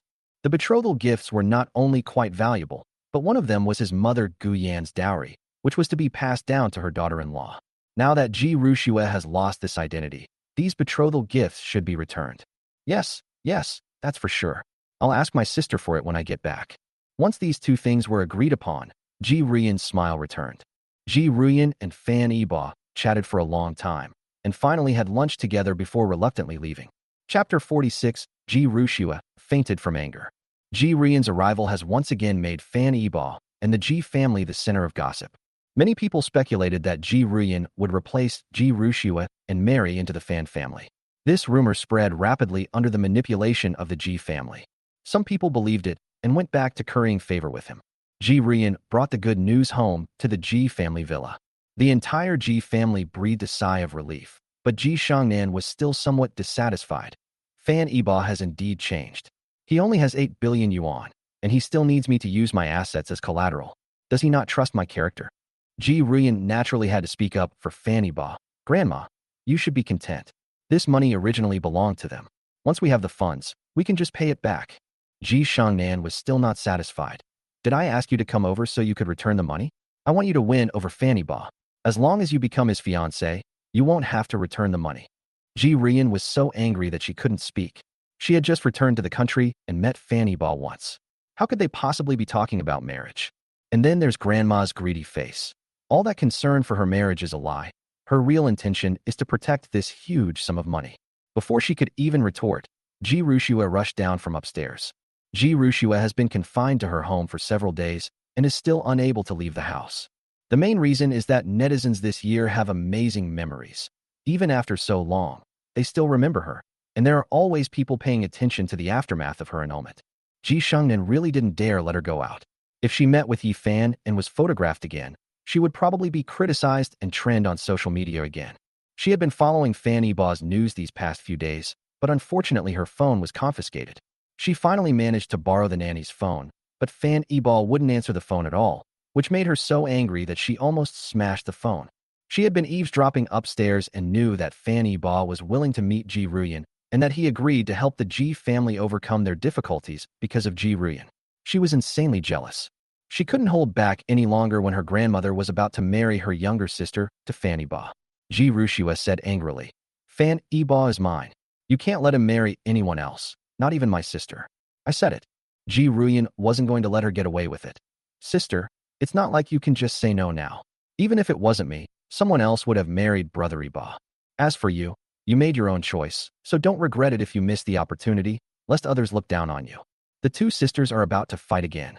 Ji Rushue is still angry because she was beaten up last time, so she went up to Ji Ruyan and pulled her away. She muttered, what do you know? When did I make a choice? There's only one person I love, and that's Fanny Ba. Ji Ruyan blocked her while retorting, what about Yi Fan? You've always been thinking about him. Don't you love him? You value him more than anyone else. Even though he can't do anything, you still brought him into the company to be your assistant. Do you know what people are saying about you? The female CEO of the Ji family has kept a male best friend by her side. They see each other during the day and play together at night, just for fun. After all you've done, why are you still clinging to Eba? Why are you insulting him like this? He clearly loves you so much. Ji Rushue was provoked by her sister's words. I didn't. Yi Fan and I are innocent. Ji Rian sneered. Innocence? You have two mouths. Where's it clean? You've stayed overnight at Yi Fan's house, and he's been to yours. Do you think we can just close the door and pretend we didn't see anything? Ji Rushua fell to the ground, clutching her head and crying. Why didn't anyone believe her? Even her own sister didn't believe her. Nothing really happened between her and Yi Fan. Although she thought Yi Fan sometimes didn't care about Fanny Ba, she felt that her heart was still with Fanny Ba. Yi Fan is so pitiful, he has nothing. Fanny Ba is a rich young master, and he can easily get whatever he wants. She was just a little bit biased, so why does everyone think she's wrong? She was so angry that she experienced angina, her face turned pale, and finally her body went limp, and she fainted on the ground. Sis, what's wrong? Don't scare me. Schwer, quick, get her to the hospital. After Ji Rushua fainted, Ji Ruyan and Ji Shengnan were in a panic and quickly asked someone to arrange a car to take Ji Rushua to the hospital. Fanny Ba was unaware that Ji Ruyan had a huge argument with Ji Rushua after returning home, and that Ji Rushua even fainted from anger. In fact, even if Fanny Ba knew, he wouldn't care and would even scoff at it. Right now, he's on the phone with Song Yinxian. There's a crucial land auction tonight, and they need to stay united. The call was nearing its end. Fanny Ba promised, Miss Song, don't worry, I definitely trust your judgment. Otherwise, I wouldn't have partnered with you to start a company. Rest assured, I will cooperate with you tonight. With Fanny Ba's promise, Song Yinxian felt much more at ease. Young Master Fan. Then it's settled. See you tonight. Fanny Ba's business battle after his rebirth begins tonight. Once he acquires those plots in the old city, the land prices in his hands will rise by at least several percent after the municipal government announces its demolition plan. Back then, even if he didn't build the residential complex, he could still make money just by selling the land. 7 p.m., Hangzhou International Hotel. The first-floor reception room was filled with distinguished guests. At this moment, the crowd was clearly divided into several factions. The local faction, led by the 5 major families of Hangzhou, has the largest number of members.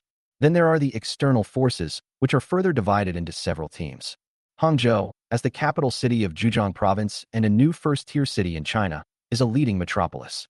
Hangzhou's potential is obvious to all. With the demolition of the government building as a driving force, many people believe that the housing prices in the southern new city will definitely see a surge, and the land they buy now is gold. Mr. Liu, how many plots of land does your Hengda group plan to acquire this time? Sigh, Mr. Li, given the current situation, we'd be lucky to get even one piece, let alone several. After finishing his speech, General Manager Liu looked around and saw that almost all of the top real estate groups in the country were present today. Moreover, they all targeted land in the southern new city. Although there were more than a dozen plots of land put up for auction, only 3 were listed as core plots.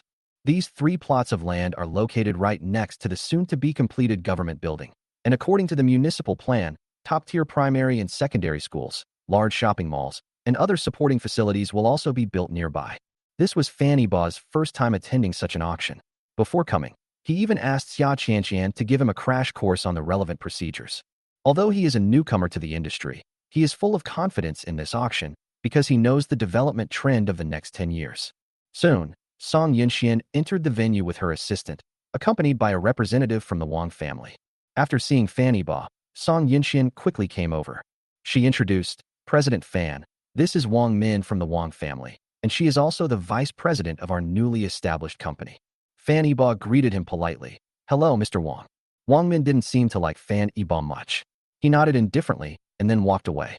Wang Min is just here to make a show of things, since the Wang family won't actually participate in the auction. After Wang Min left, Fanny Ba stared at his retreating figure, completely bewildered. He had no idea how he had offended him. With an apologetic tone, Song Yinxian explained, Young Master Fan, I'm sorry, it's my fault for not explaining things clearly. In fact, the Wang family preferred to cooperate with the Jin family this time, but our Song family overruled everyone's objections and chose the Fan family. Finally, the Wang family also had some reservations about the profit-sharing ratio. They seem to be putting all the blame on you. But don't worry, we'll handle things with the Wang family. It won't affect our cooperation. Chapter 47 Enemies Everywhere. Fanny Ba suddenly realized that among the 5 major families in Hangzhou, the Fan family is the dominant family. Previously, the Fan family cooperated with the Ji family. The other 3 families naturally banded together, and their cooperation became even closer. However, these 3 families were not monolithic. The Song family and the Wang family had a particularly close relationship, and the 2 families frequently intermarried. It is said that the young master of the Song family will get engaged to the daughter of the Wang family after returning to China. The Song and Jin families have many overlapping businesses, and the Song family wants to surpass the Jin family to become the second largest family in Hangzhou. The Jin family naturally refuses to accept this, and the two families often have conflicts. The Song and Jin families were at odds, and the Song family wanted to take Fan Yiba as their son-in-law, which led to the Song family taking the lead in cooperating with the Fan, Song, and Wang families. However, Fan Yiba was unaware beforehand that the Wang family was unhappy about this matter. He glanced at Xia Qianqian out of the corner of his eye, and Xia Qianqian nodded quietly. It seems that Xia Qianqian knows about this. Fan Yiba, it's okay. As long as it doesn't affect the cooperation, everything is negotiable. Seeing that Fan Yiba wasn't angry, Song Yunxian smiled at him and said, "Then thank you for your magnanimity, young Master Fan." Fan Yiba wasn't afraid of the Wang family. Even without the inside information provided by the Wang family, he knew that the plots of land in this auction were the key. Xia Qianqian suddenly looked towards the entrance of the venue and saw that the Jin family and the Ji family had actually walked together. The leader of the Jin family was Jin Yuqing, the eldest son of the Jin family. The representative of the Ji family is actually Qin Hai. Moreover, Fan Yiba also saw Yi Fan behind Qin Hai. The moment Fan Yiba saw Yi Fan, a surge of anger rose in his heart, but he suppressed it instantly. Xia Qianqian whispered in Fan Yiba's ear, "It's strange, how come the Ji family and the Jin family are together?" "Who knows?" Fan Yiba said nonchalantly. Song Yunxian looked back and asked, "Huh? Why is Qin Hai representing the Ji family at the meeting?" It was common knowledge that Qin Hai was the son-in-law of the Ji family. Qin Hai was not valued in the Ji family and had no right to participate in such an important event. But today, Qin Hai has actually become the representative of the Ji family. This has sparked much discussion. How is Qin Hai qualified to represent the Ji family? Where are the Ji family head and Ji Rushua? How could Ji Rushua possibly show her face? Her reputation is ruined. She always pretends to be a pure and innocent fairy, but she's been keeping her assistant behind her fiancé's back. How could a woman so shameless be allowed to be released? It doesn't seem to be the case. This Yi Fan is an adopted son of the Ji family, just like Xia Qianqian of the Fan family. Who would believe that? Why didn't they adopt her sooner or later? Waiting until Ji Rushua's affair was exposed before releasing the news is just a classic case of protesting too much. Just as everyone was discussing, the Ji family and the Jin family walked straight up to Fan Yiba. Jin Yuqing was very enthusiastic. He immediately grabbed Fan Yiba's hand and said, "Young Master Fan, it's been a long time. I didn't expect you to personally attend this auction. Is it because you don't trust Miss Xia?" He immediately tried to sow discord, since Xia Qianqian was basically running the Fan family's business. Fan Yiba's sudden participation in the auction would indeed give the impression that he was going to take over the reins and that Xia Qianqian would be sidelined. Fan Yiba knew he wouldn't really be that enthusiastic. The Fan family and the Jin family had been at odds since the previous generation. Decades ago, the Jin family made their fortune through shipping docks, employing numerous thugs who would stop at nothing to achieve their goals. After accumulating sufficient capital, the Jin family laundered their money and went ashore. At this point, they sought cooperation with the Fan family, but the Fan family, with a clean record, naturally did not want any involvement with the Jin family. This angered the Jin family, and the two families became enemies, fighting for decades, but the Fan family always maintained the upper hand over the Jin family. Fan Yiba coldly pulled his hand away from Jin Yuqing's. He then disgustedly took out a handkerchief to wipe his hand clean after it was being held, and then threw the handkerchief away. "Do I know you that well? Why are you grabbing and pulling at me like that?" Fan Yiba wouldn't play any underhanded tricks. He always speaks his mind, especially after his rebirth. Jin Yuqing's expression changed drastically when Fan Yiba showed him such disdain. He hadn't expected Fan Yiba to deviate from the expected pattern. Xia Qianqian and Song Yunxian were overjoyed. Neither of them liked Jin Yuqing, mainly because he was too much of a womanizer. He would fall in love with every girl he met, and he would make a move on any girl who was pretty. He never cared whether the woman liked him or not. He would immediately express his love, often using expensive jewelry to pry open a girl's thigh, and then discard her when he got tired of her. If the woman rejects him, he will relentlessly pursue her. Xia Qianqian and Song Yunxian were both victims of his harassment. Jin Yuqing rarely embarrassed himself like this. His eyes were sinister, but he quickly put on a smile again. His magnanimity was something even Fan Yiba couldn't match. Jin Yuqing said, "Oh my, I knew that the eldest young master of the Fan family was chaste and celibate for the sake of the daughter of the Ji family. I never thought that he couldn't even get close to men. Uncle Qin, you can't find another son-in-law like this even with a lantern. After Jin Yuqing finished speaking, he glanced sideways at Qin Hai. Qin Hai feigned displeasure and continued. Ibo, how can you be so rude? You've been cooped up at home for so many years without ever going out. Young Master Jin kindly wanted to talk to you, and you don't even appreciate it. Apologize to young Master Jin right now. Fanny Ba didn't know where Qin Hai got the confidence to speak to him like that. Was it because he was too lenient with the Ji family? His gaze turned cold, and he said indifferently, Mr. Qin, please watch your words. How I do things is none of your business. Fanny Ba's words caused Qin Hai's face to fall as well. Qin Hai spoke that way because he received the wrong signal. After Ji Rian returned from Fanny Ba's company, she brought good news. Qin Hai mistakenly believed that Fanny Ba had feelings for Ji Rian. Otherwise, why would he forgive the Ji family and switch the project back? Regardless of whether Fanny Ba likes Ji Rushue or Ji Rian, they are both his daughters, and he is ultimately Fanny Ba's father-in-law. Therefore, he felt that his glorious moment had returned. He wasn't even qualified to attend the auction, but Ji Shengnan and Ji Rian accompanied Ji Rushue to the hospital. Because of his outstanding performance in handling Ji Rushue's affairs, Ji Shengnan asked Qin Hai to go out and attend the auction. Ji Shengnan probably never expected that Qin Hai would become so close to the Jin family after arriving, and even offend Fanny Ba again. For some reason, the members of the Ji family have all become incredibly arrogant. Qin Hai was speechless after being confronted and dared not utter a word, but Yi Fan, fearless of death, stepped forward again. Yi Fan squeezed in from the back of the crowd and immediately belittled Fanny Ba. Young Master Fan, you're too realistic. You dumped Shuer 1 minute and got together with Miss Song the next. I'm ashamed of my own speed in making these seamless transitions. A scumbag like you should be despised. Shuer and I were completely innocent, and you framed us. Yi Fan wanted to speak again, but Song Yinxian immediately muted his microphone. Yi Fan's words attracted a lot of attention. At this moment, local merchants are explaining the feud between the Fan and Ji families to merchants from other places, and some have already included the Song family in the calculations. Song Yinxian never expected to be involved in Fanny Ba's relationship. Although her Song family had the idea of her marrying into the Fan family, it was definitely not as a third party. If Yi Fan's words were maliciously spread, the Song family might follow in the footsteps of the Ji family. So Song Yinxian went straight for the kill. Where did this stray dog come from? Daring to bark here someone. Throw him out. Song Yinxian dared to do this because the Hangzhou International Hotel was owned by the Song family, who were involved in the real estate and hotel tourism industries. Hotel security arrived quickly. Yi Fan didn't know what fear was. He was still shouting loudly, Fanny Ba, if you have the guts, stand up and confront me. What kind of man hides behind a woman? Fanny Ba sneered. Whether I'm a man or not, you can ask Ji Rushue.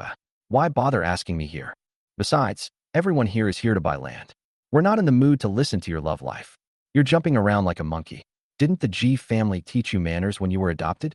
Fanny Ba's words have once again made the Ji family a laughingstock. Qin Hai's expression turned even uglier. He grabbed Yi Fan and stopped him from speaking further. Assistant Yi, mind your place.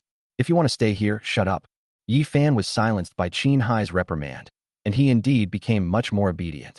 He dared not disobey Qin Hai. He was still indulging in his daydreams. Now that Fanny Ba and Ji Rushue have broken off their engagement, if he puts in a little more effort, he could very well become Ji's son-in-law. He would even be willing to be a live-in son-in-law. Qin Hai held Yi Fan down, then apologized to everyone. Finally, Qin Hai glared fiercely at Fanny Ba, then walked aside with Jin Yuqing and the others. Song Yinxian then withdrew the security and said with a wry smile, Young Master Fan, how come you're so good at causing trouble? You have enemies everywhere. Fanny Ba was also baffled. How could he have made so many enemies? Of the 5 major families in Hangzhou, 3 were now at odds with him. Chapter 48. The auction officially begins. The auction officially began at 7:30 p.m. Today's land auction is the largest in Hangzhou in recent years. A vice mayor of Hangzhou in charge of urban construction attended the auction. After a brief opening statement, the auctioneer took the stage. A map of Hangzhou appeared behind the auctioneer, marking the 13 plots of land to be auctioned, all designated for residential use. 9 of them are located in the south of the city, and 4 are located in the old city area in the north. The map clearly shows the usage of each piece of land. Clearly, the 9 plots of land in the south of the city were all wasteland, with only a very few houses on the ground. The 4 plots of land in the north of the city are different. Although these 4 plots are all adjacent to the city center and the surrounding area is very lively, the buildings on the ground are dense, and they are all urban villages formed by self-built houses.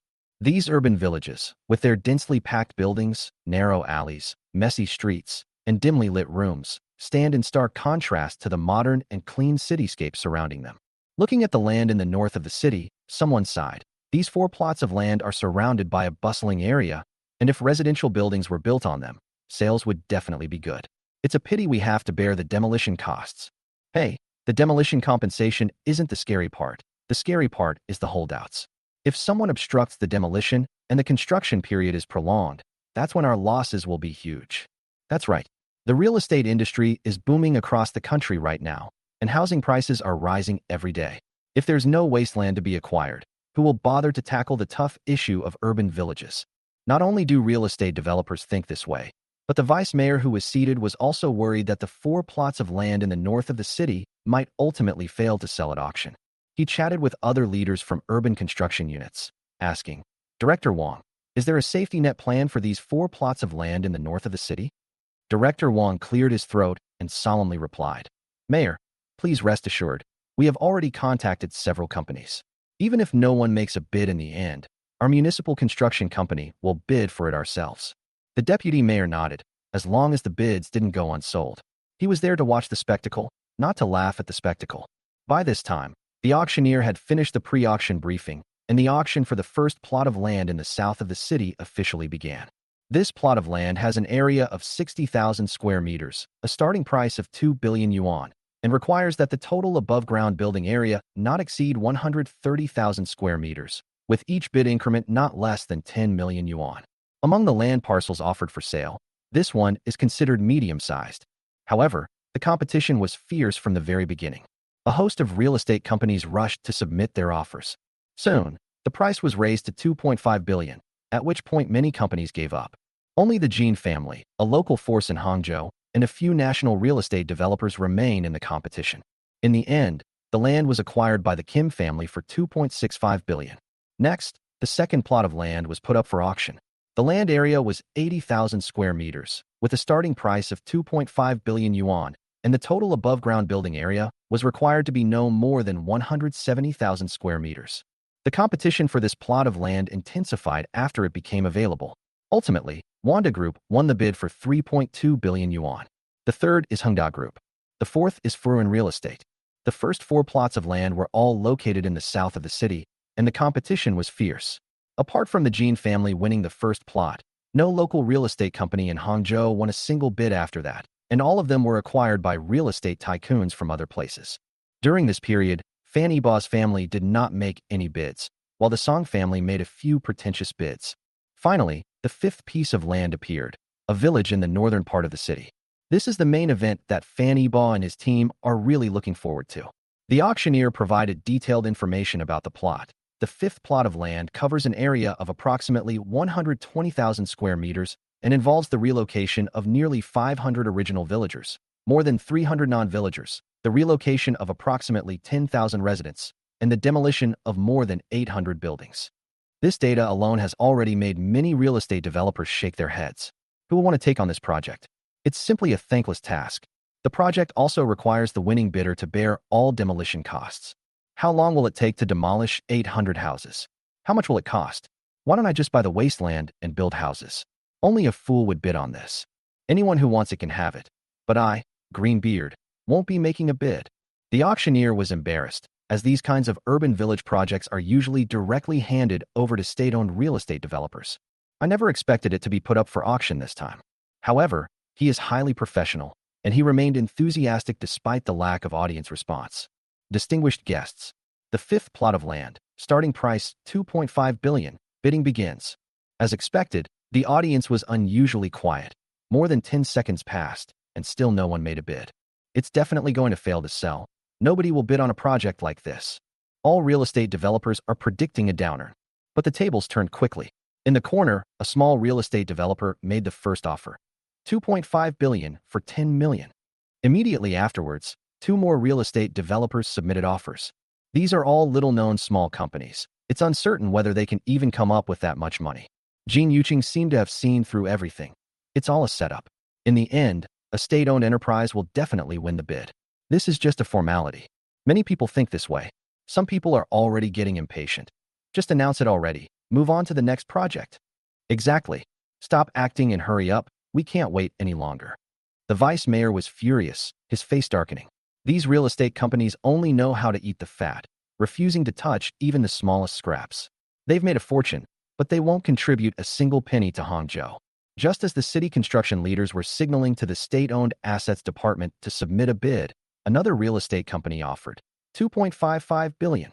The real estate developers thought it was a plant arranged by the government, but the leaders on stage were puzzled, saying that it wasn't arranged by them. When the state-owned assets companies saw that other companies were stepping forward, they also backed down. Of course, they were happy to avoid being taken advantage of. This company is the real estate group newly established by Fan Yiba and Song Yunxian, a large real estate company with 60 billion yuan in cash. In order to avoid attracting the attention of other families, Song Yunxian specifically sought out unfamiliar faces to provide quotes. The first offer is 2.55 billion. Is there any higher offer? The second time. Third bid, 2.55 billion, successful bid. The 120,000 square meters of land was sold for 2.55 billion, which is much cheaper than the previous wasteland.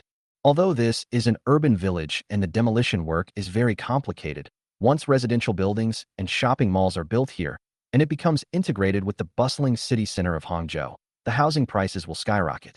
Besides, the government building will never be relocated to the southern new city. The future political, economic, and cultural center will remain in the old city. After the first plot of land in the old city was successfully auctioned, the next 3 plots were all old city redevelopment projects. Fan Yiba and his team also acquired all 3 plots of land. In the end, Fan Yiba acquired a total of 4 old city projects, covering nearly 600,000 square meters of land, at a cost of 13 billion yuan. Other real estate companies all thought this was a plant arranged by the government, but the government also investigated the company's background. Chapter 49. Qin Haiho throws away 3.3 billion.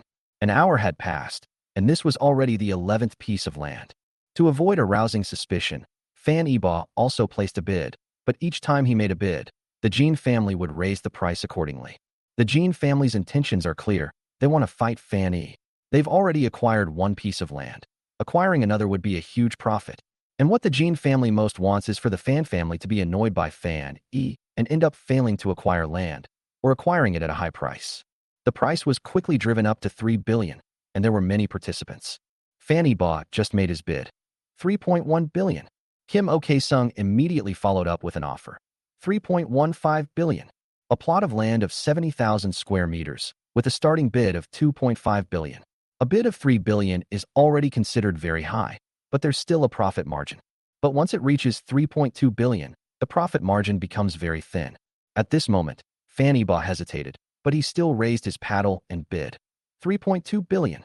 Xia Qianqian was extremely nervous after Fan Yiba made his bid. According to the original plan, the Fan family was just a decoy. They wouldn't actually acquire the land. The real deal was made by people arranged by Song Yunxian. Currently, Fan Yiba and Jin Yuqing are locked in a power struggle. If Fan Yiba ends up taking over, according to their inside information, the Southern New City project is destined to lose money. But Fan Yiba gave Xia Qianqian a reassuring look. Fan Yiba knew perfectly well that everyone was optimistic about China's real estate industry at this time. And with the help of trillions of yuan in bailout funds, the infrastructure and real estate industry was experiencing explosive growth. All companies borrow money to hoard land, and even if they don't build anything, the value of these plots will increase several times over in a few years. Therefore, the Kim family will definitely follow suit. As expected, Kim Yu-sung didn't hesitate and immediately offered 3.21 billion. At this point, Fan Yiba stopped following. But his decision not to follow suit doesn't mean other companies won't. Several out-of-town real estate companies successively submitted bids, directly raising the price to 3.3 billion. Jin Yuqing hesitated for a moment and did not make another offer. Unexpectedly, Qin Hai suddenly made an offer at this time, adding another 10 million. The auctioneer shouted excitedly, 3.31 billion. First time. Any more bids? This is the last third plot of land. There aren't many left. This is your only chance. Second offer. Third time. Bang. Successful bid. Congratulations to this gentleman on winning the bid. No one expected that Qin Hai would have such audacity to acquire a piece of land for 3.3 billion yuan. Several company executives were already congratulating Qin Hai. Although the land price was a bit high, given the current trend, housing prices would definitely rise, so there was still a chance to make a profit. However, no one knew that this was actually Qin Hai's own decision. The Ji family had no intention of developing the real estate project at all. Real estate was never the main business of the Ji family. Before he came, Ji Shengnan had instructed him that the Ji family should just participate in the auction, make their presence known, and not acquire any land.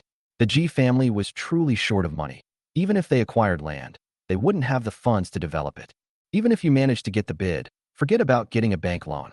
2 years ago, the Ji family invested in a car manufacturing company, using Ji family shares to secure a 15 billion yuan loan from a bank. After investing tens of billions, there was still no sign of the new cars. With the repayment deadline fast approaching, the Ji family's car company still hasn't delivered any new vehicles. If we don't have the money to repay the bank, we'll have to lose all our company's shares. Given the Ji family's current situation, it's unlikely that banks will lend them any more money. Therefore, the Ji family doesn't dare acquire any land. They're anxious to recoup funds and fill the financial hole to avoid having their company shares seized. Qin Hai paid no attention to any of this. He was even smug and proud of having acquired a piece of land. Xia Qianqian knew a lot about the Ji family's affairs. She said to Fanny Ba, this was definitely Qin Hai's own decision. The Ji family simply doesn't have that much cash flow right now. The tram project has already caused them a lot of trouble, and they won't get involved in the real estate mess. Xia Qianqian guessed correctly. Ji Shengnan, who was still in the hospital, already knew about Qin Hai's bidding. She immediately smashed her phone. She immediately launched into a tirade. Qin Hai is such a useless piece of trash. I warned him to keep a low profile and not to acquire land, but he still spent 3.3 billion. Where would our Ji family get that much cash right now? The 2 to 3 billion yuan in cash that the Ji family currently has in their accounts is the dowry money that Fan Yiba gave to Ji Rushua. Although Fan Yiba promised Ji Ruyan that the repayment could be postponed, this was done by pledging Ji family shares. Ultimately, this money still needs to be repaid. Ji Rushua lay on the hospital bed, her once stunningly beautiful face now deathly pale, tears still glistening in the corners of her eyes, giving her a sickly yet tragically beautiful appearance. She wasn't surprised to hear her grandmother yelling at her father. If she hadn't been grounded, Qin Hai would never have been allowed to attend tonight's auction. She sighed inwardly. This was the consequence of having no male heir in the family. If Yifan really was her biological brother, she would definitely raise him well, and once Yifan took over the business, she could wholeheartedly marry Fan Yiba and have children. Even now, she still believes she is right. She only feels sibling affection for Yifan. Ji Shengnan couldn't stay at the hospital any longer. Ruyan, you stay here and take good care of your sister. I need to clean up the mess Qin Hai made. Ji Ruyan nodded and comforted her. Grandma, don't be angry. I think Dad definitely doesn't know about the financial situation. The matter can definitely be resolved. Ji Shengnan remained silent as she left the ward, leaning on her crutches. Actually, she already had a plan in mind.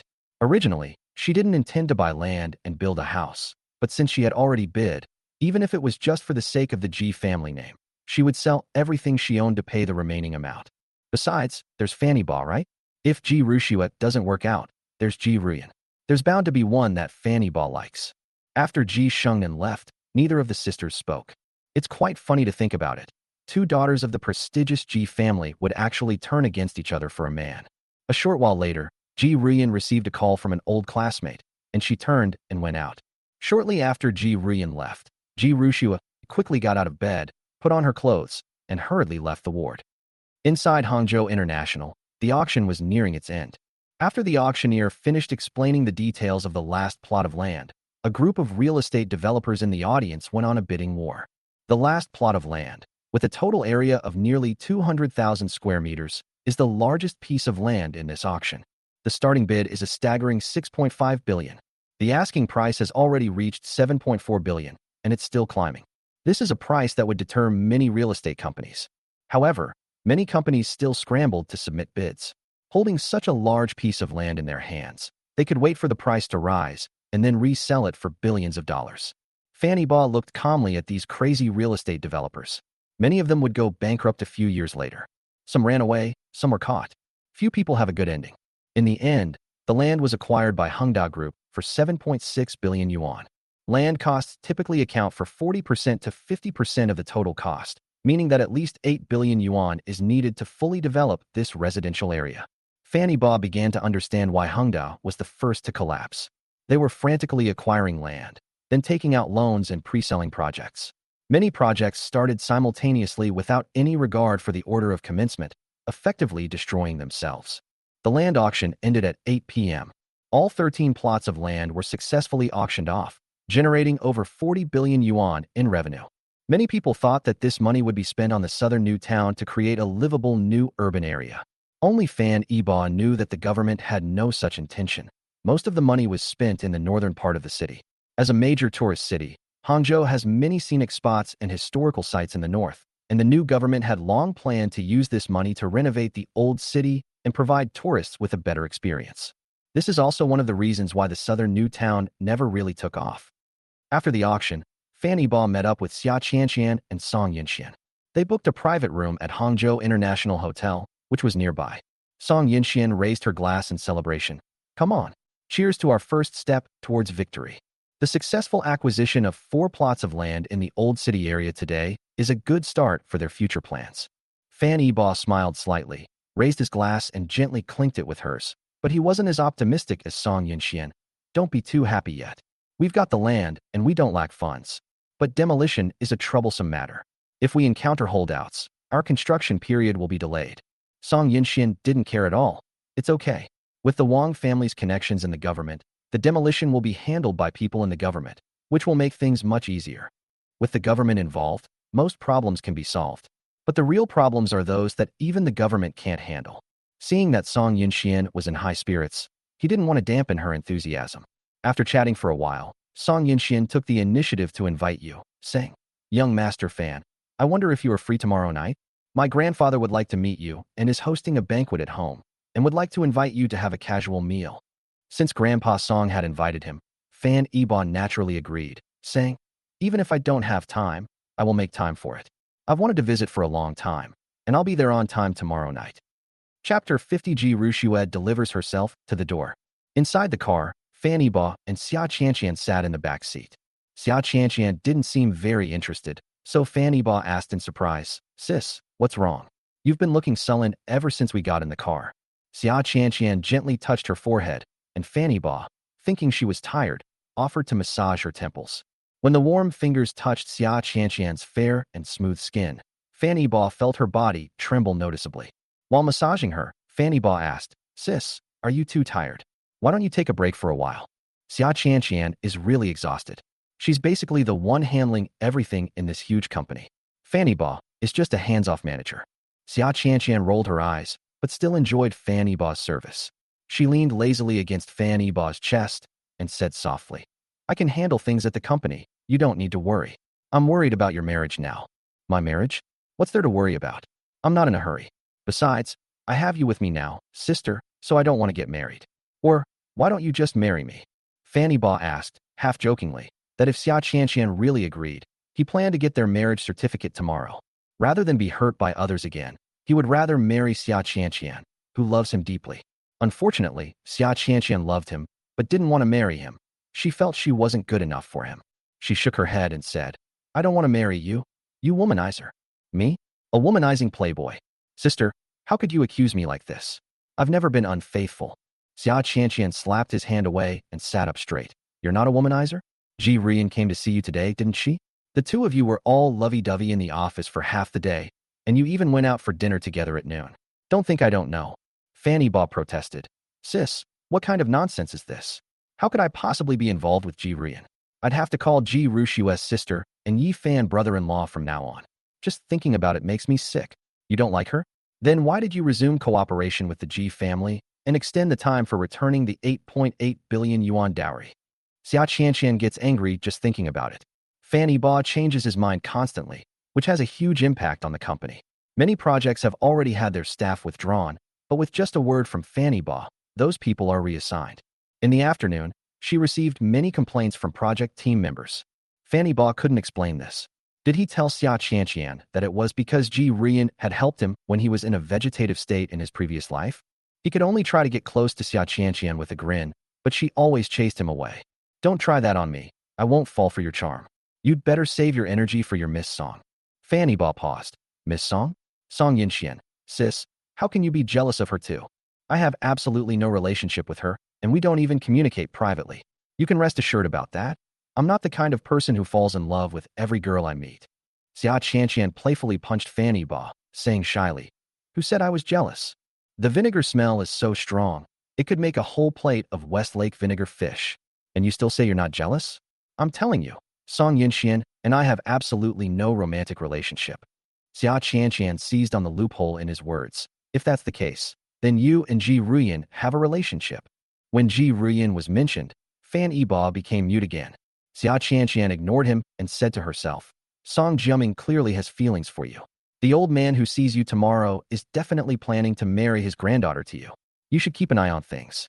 Since he and Ji Rushua broke off their engagement, many families have had the same idea, and the Song family is obviously no exception, but they acted faster than others.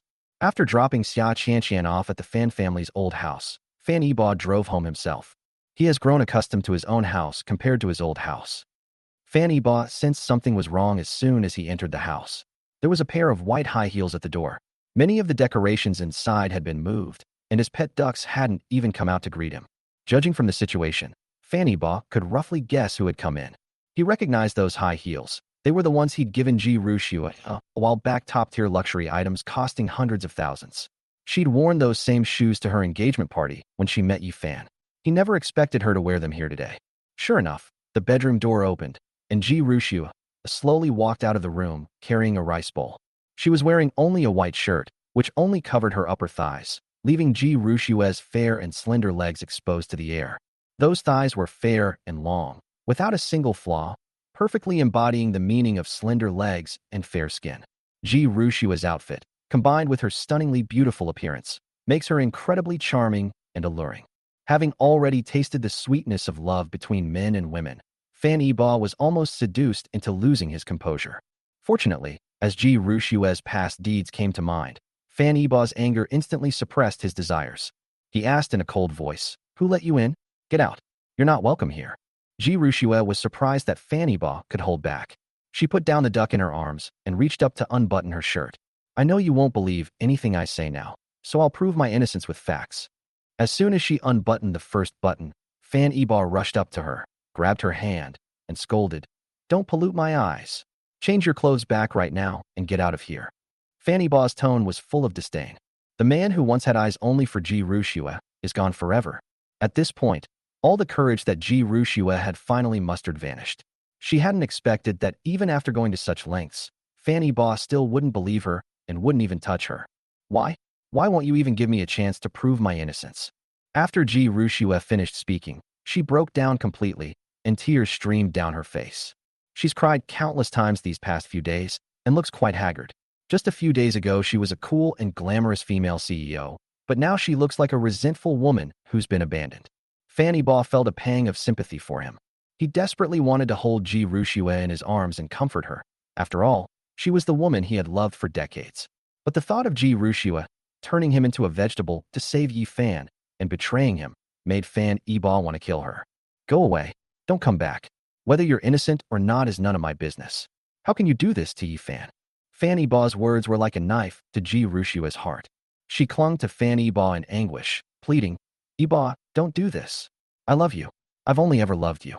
Why don't you believe me? Fan Yiba gave a cold laugh. You love me? He pointed to the house and continued, I bought this house a year ago, and this is your first time coming in, right? I know you bought in this community, specifically upstairs from you, just so we could be closer. I've invited you so many times, but you've never come. Ji Rushua trembled and explained, Yiba, I wanted to come up to you, but as you know, I've been very busy. I'm the one managing the entire Ji family. Also, I'm scared. I'm afraid you'll bully me if I come up here. At this point, she became hesitant and her face flushed red with embarrassment. Fan Yiba felt even colder.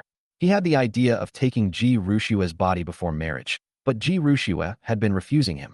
They've been together for so many years, and they've barely even kissed. Perhaps this is all thanks to Yi Fan. You're so busy that you still have time to go on dates with Yi Fan. You even have time to cook for him at his house. We've been together for so many years, and I didn't even know you could cook. Did you learn to cook just for him? You don't have time to come here. You don't have time to spend with me. You stand me up time and time again to go see Yi Fan. Is this what you call being busy? I don't see you're busy at all. You're busy dating him, aren't you? What do I lack compared to Yi Fan that you would abandon me for? If you don't love me, you should have told me sooner. Why are you stringing me along while you're with him? I've never stepped into that room downstairs, but Yi Fan even has a key. How dare you tell me you love me? Fan Yiba grabbed Ji Rushua's shoulders and asked fiercely. He had long wanted to ask Ji Rushua why she betrayed him. He didn't have the chance in his past life, but he was determined to find out the truth in this one. Chapter 51 Fan Yiba and Ji Rushua's confession game. Fan Yiba walked to the bar, took a bottle of wine from the wine cabinet, and poured a glass for himself and Ji Rushua. He placed the wine glass in front of Ji Rushua without inviting her and drank alone. Fan Yiba said in a deep, dejected voice, I am a man, and the most powerful man in the entire city of Hangzhou. My fiancé is having an affair with another man. Have you ever thought about what outsiders will think of me? Ji Rushua silently shed tears, suddenly realizing that she had rarely cared about Fan Yiba's feelings. She took everything Fan Yiba did for granted, and no matter what mistakes she made, Fan Yiba would forgive her, to the point that she believed Fan Yiba's love was selfless and endless. But I never imagined that love could one day be exhausted. She seemed to understand why Fan Yiba wouldn't forgive her. Now everyone believed she had cheated, and even if she really hadn't, who would believe that fact, especially since she had no way of explaining it? Sorry, Ji Rushua said dejectedly, picked up the wine glass on the table, and drank it all in one gulp. I swear, Yi Fan and I really have no romantic relationship. I was blinded by my obsession, but I'm not that kind of fickle woman. Yi Fan is not the man I like at all. How could I give myself to a man who is inferior to you in every way? These words can be considered Ji Rushua's honest words spoken after drinking. Fan Yiba might believe that at this time, Ji Rushua and Yi Fan really had nothing going on, and perhaps that hymen was still intact. After all, the two of them had a honeymoon after their marriage in their previous life, though it was very short. Because Yi Fan caught up with them, their honeymoon became a three-person affair. In the end, Fan Yiba became the annoying third wheel. Fan Yiba, perhaps I've never truly entered your heart.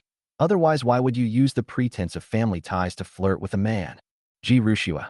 I really didn't. At first, it was to repay a debt of gratitude. You know I have claustrophobia, and Yi Fan comforted me that time. Fan Yiba knew that Yi Fan and Ji Rushua had coincidentally been trapped in the elevator during that accident. Fan Yiba asked, was he holding you to comfort you?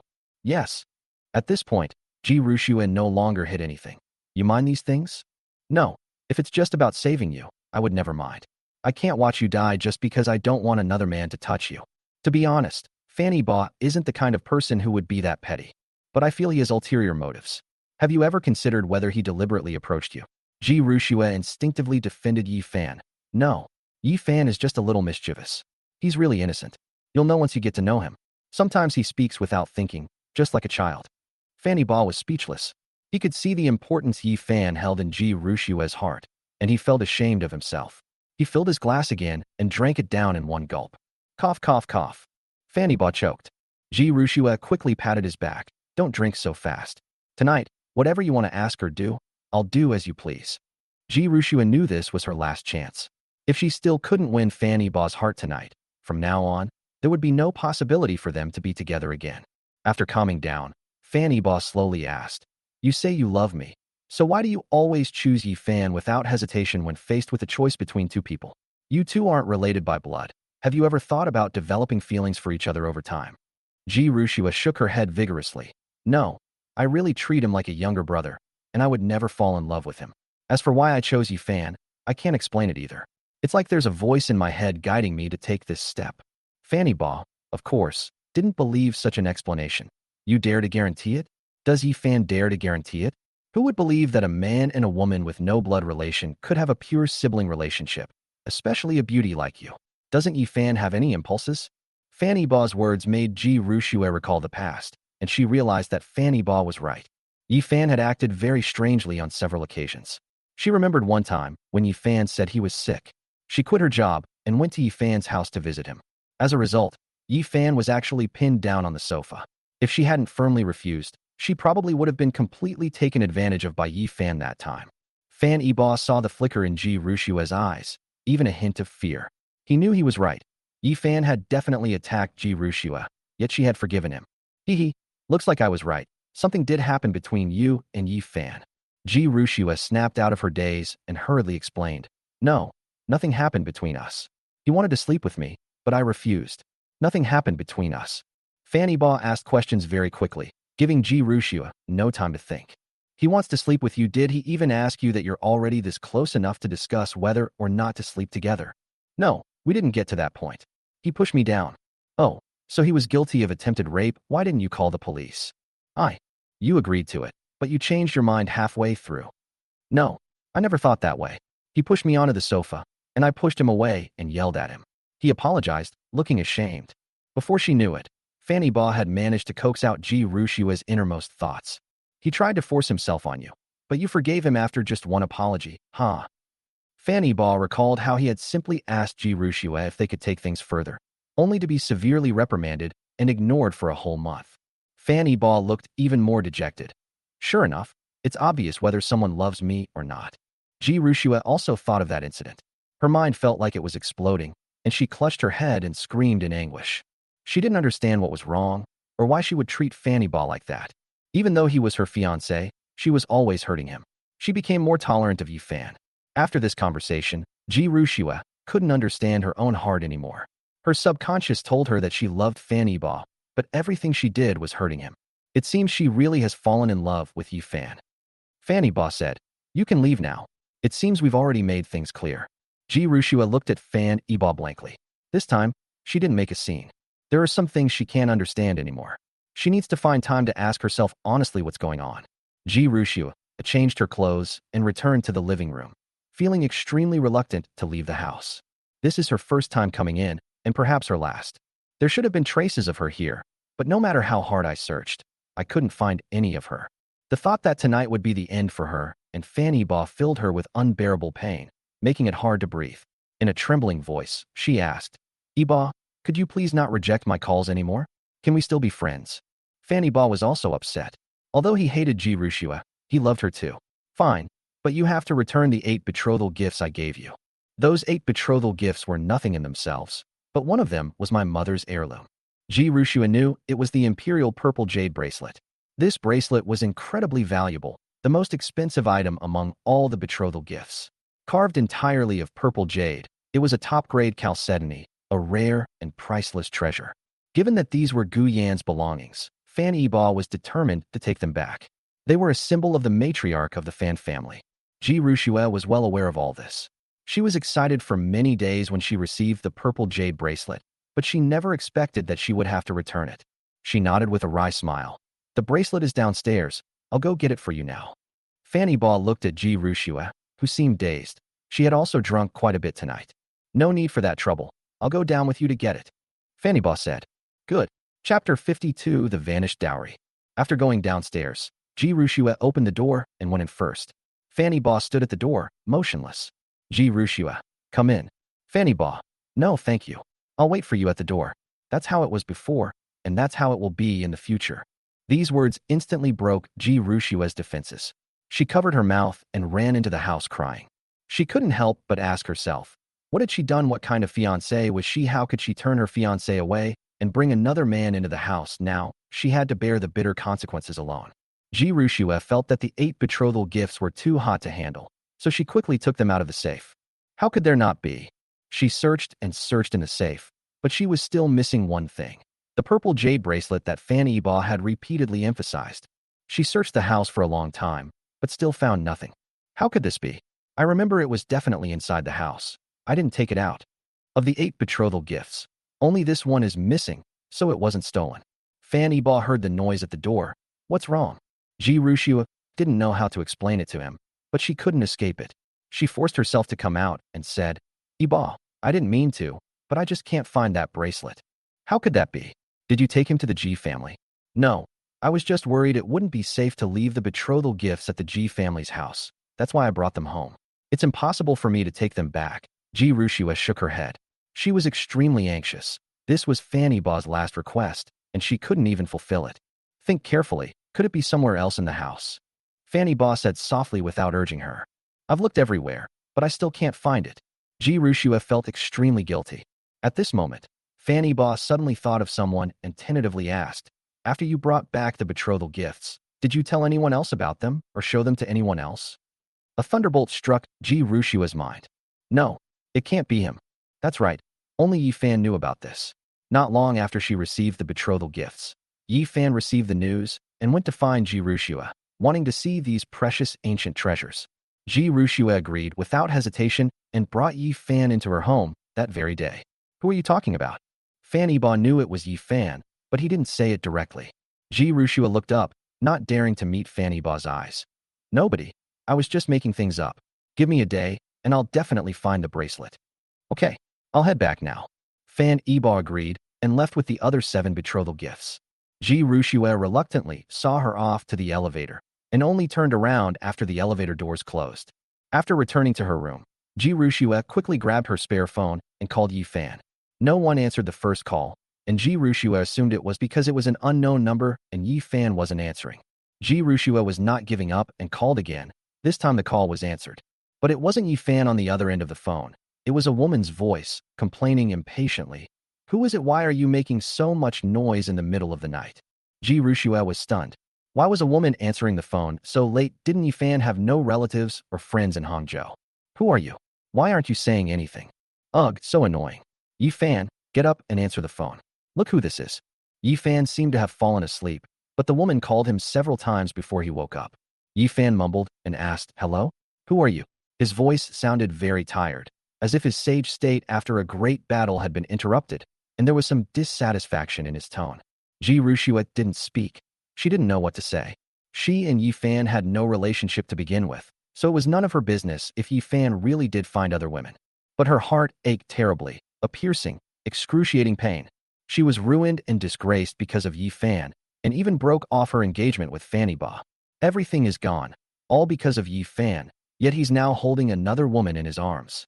She felt incredibly stupid, so stupid that she was beyond redemption. She didn't say a word, and had no idea when Yi Fan hung up the phone. At this time, the Ji family was in complete chaos. One of the reasons was that Ji Rushua ran away from the hospital, but Ji Rushua's matter was not important. The most troublesome thing is the land that Qin Hai won the auction for. The Ji family needs to come up with 3.3 billion yuan in 3 days. Otherwise, the 10 million yuan deposit they paid earlier will be forfeited. The Ji family villa was eerily quiet. Ji Shengnan sat on the sofa, leaning on her cane. Qin Hai knelt in front of her. He had been kneeling there for a long time. He couldn't understand why Ji Shengnan, instead of thanking him for the great contributions she had made to the Ji family, insulted him like this. Ji Shengnan gave him a cold look. What? You still think you're right, and that I've wronged you? Qin Hai lowered his head, suppressing his resentment. I wouldn't dare. You said I was wrong. Of course I was wrong. Ji Shengnan slammed her cane to the ground. Humph. You dare to talk back? Didn't I tell you not to bid? Not to bid. Why didn't you listen to me? You just ignored me. Qin Hai really wanted to retort. In the end, you weren't exactly happy to sign for the land, were you? But he didn't dare. His wings weren't strong enough yet. He could only think these words in his heart. Ji Rian stood behind Qin Hai. She wanted to help her father up, but because of her grandmother's authority, she was too scared to speak and could only look at her father with heartache. 3.3 billion. You couldn't get that much money even if you sold yourself. Ji Shengnan wasn't angry about anything else, but mainly about the price, 3.31 billion. On average, the Ji family's land was the most expensive. Seeing that Ji Shengnan was quite angry, Ji Rian quickly ran over to comfort her, saying, Grandma, although the land acquisition cost is a bit high, housing prices are still rising, so we will definitely make a profit in the end. Calm down, consider this a lesson learned, and forgive Dad. Ji Shengnan picked up the teacup on the coffee table and took a small sip. Get up. Don't act on your own in the future. She had achieved her goal, to keep Qin Hai in check from time to time, preventing him from having any rebellious thoughts. The Ji family has no male members. All the members, including Ji Shengnan, are sons-in-law who have married into the family. Although sons-in-law who live with their wives' families have a low social status, they can change the dynasty in an instant once they gain power. This is how many online novels about sons-in-law live with their wives' families depict this situation. Ji Shengnan had already suffered such a loss once. Therefore, she often suppressed the son-in-law she had personally recruited. Okay, Mom, I understand. Thank you for your understanding. Qin Hai's legs went numb from kneeling. His anger reached its peak.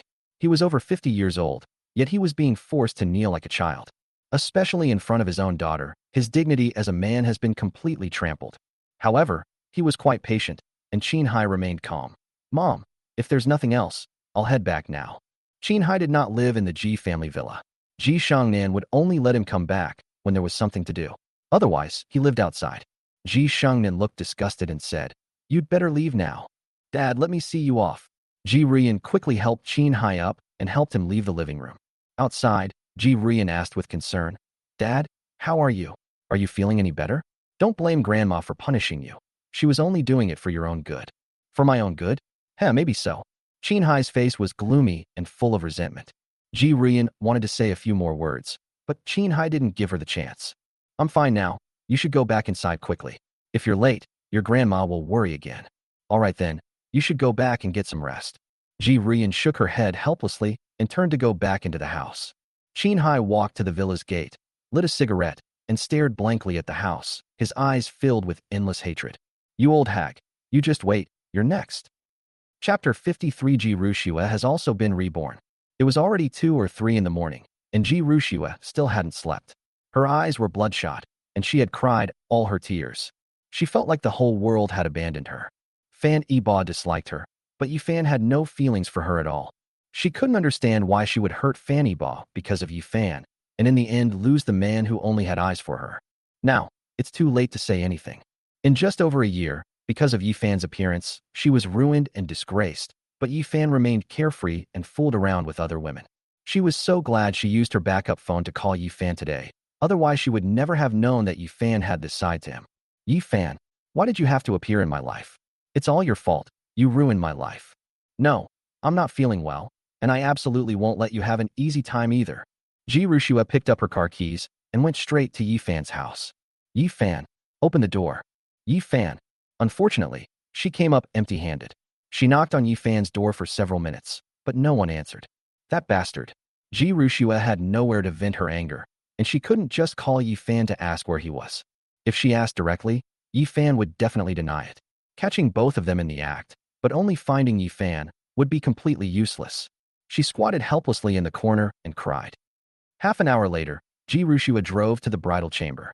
She didn't know why she went to the bridal chamber. Upon opening the door, the once chaotic room had been cleaned up. Ji Rushua had specially hired someone to renovate the bridal chamber, and her wedding photos with Fan Yiba had been rehung. All the renovations were done according to Fan Yiba's original design, so it feels like the place has never been damaged. There was one thing that Ji Rushua didn't change. That's where Fan Yiba vomited blood. The originally bright red bloodstains have turned dark. Ji Rushua sat right next to the bloodstains, holding a wine glass in her hand. As she drank, she said, "Yiba, do you remember? You proposed to me right here." Although my face was cold and I just nodded, I was actually incredibly excited inside. "I've wanted to marry you for a long time, but I'm under too much pressure. The Ji family has never improved under my management, and it's only with your help that we can barely keep it running. I don't dare to see you because I feel so sorry for you. Every time you give me a gift, I'm so happy and excited that I want to jump into your arms. But I'm too proud. My CEO-like demeanor prevents me from acting like a little girl." Ji Rushua finally spoke the words that had been buried in her heart for many years. Fueled by alcohol, she boldly confessed her feelings, but unfortunately, she was all alone and was destined to be unable to let go of her pride. She didn't know how much she drank or how many things she said from her heart. "Until I really couldn't drink anymore, feeling that the last sip of wine was still in my throat, and I just couldn't swallow it down." At this moment, her face was pale from the alcohol, and her eyes shone with a hazy light. She clutched the empty wine glass tightly in her hand, as if she were still immersed in that fleeting moment of intoxication. Suddenly, she covered her mouth, a pained expression on her face. She struggled to her feet and tried to call for help, but her body began to sway uncontrollably.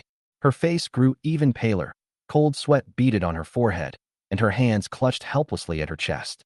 Ji Rushua stared at the undelivered phone call and silently cried out, "Yiba, save me." Her breathing became more rapid, but the foreign object stuck in her throat blocked the entry of fresh air. A dozen seconds later, she let go of the phone in despair, and the call was never made. Ji Rushua's bright eyes slowly closed, as if her life had been frozen in that night forever. The morning sunlight streamed into the room through the curtains. Ji Rushua, who was lying on the carpet, was awakened by the glaring sunlight. She suddenly sat up, opened her eyes, and a hint of confusion flashed across them. She seemed to wake up suddenly from a dream. looking around to find herself in a familiar yet strange environment. Everything around her left her feeling disoriented, but when she saw the date on her phone, she froze in shock. Ji Rushue's heart pounded wildly. She realized that she had been reborn. I've been reborn. This is my and Fanny Ba's wedding room. I was actually reborn 10 years ago, and Fanny Ba is still alive. I didn't seriously injure him, so it's not too late. Everything is still possible. Ji Rushua hugged her knees tightly, tears streaming silently down her face. She felt endless regret and frustration, as if a heavy force was pressing down on her, making it hard to breathe. Looking back on the past decade, she was filled with guilt and self-blame. Ji Rushua suddenly looked up, her eyes wide, her teeth practically grinding to powder. Yi Fan, Qin Hai, and the Jin family, you just wait. How dare you scheme against me? Ji Rushua is actually dead, and she has died twice. One time was last night, and the other time is 10 years later. Ji Rushua finally realized how many stupid things she had done, and that Fanny Ba was actually killed because of her. She is the real murderer of Fanny Ba. Ji Rushua retreated quickly, her face filled with terror, moving away from the sofa. She remembered that it was here that Yi Fan pinned her down on the sofa and kissed her passionately, which was then witnessed by Fanny Ba when he returned home. Enraged, Fanny Ba and Yi Fan got into a fight, and she actually picked up a vase and smashed it hard against the back of Fanny Ba's head. Impossible, that's not me. Ji Rushua broke down. The memories of the past 10 years were like a bayonet piercing her heart. It turns out Fan Ba wasn't lying. 10 years later, she really did fall in love with Yi Fan. Just a few years after their marriage, she developed an intense aversion to Fan Ba and fell deeply in love with Yi Fan. How could I be so shameless? This isn't my fault. It's all Yi Fan and the Jin family's fault. They're the ones who caused this. Yi Fan, I'll make sure you die a horrible death.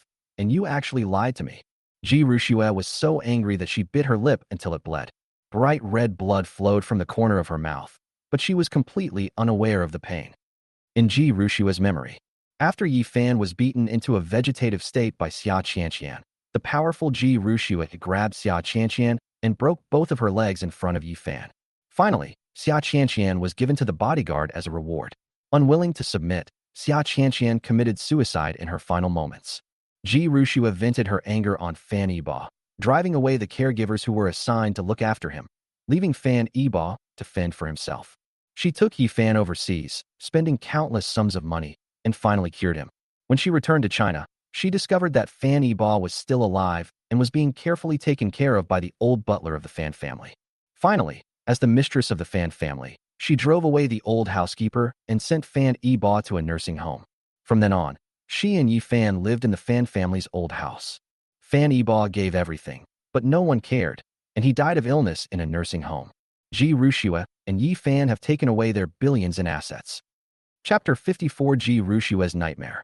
If that's the case, it's simply a story of a cuckoo taking over someone else's nest.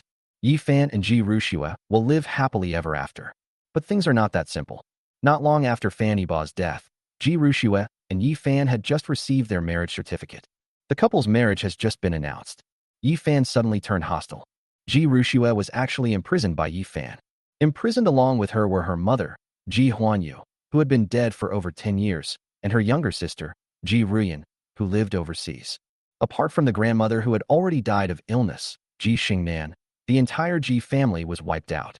When Yi Fan and Qin Hai appeared together, Ji Rushua realized that this was actually a scam that had been planned for more than 10 years.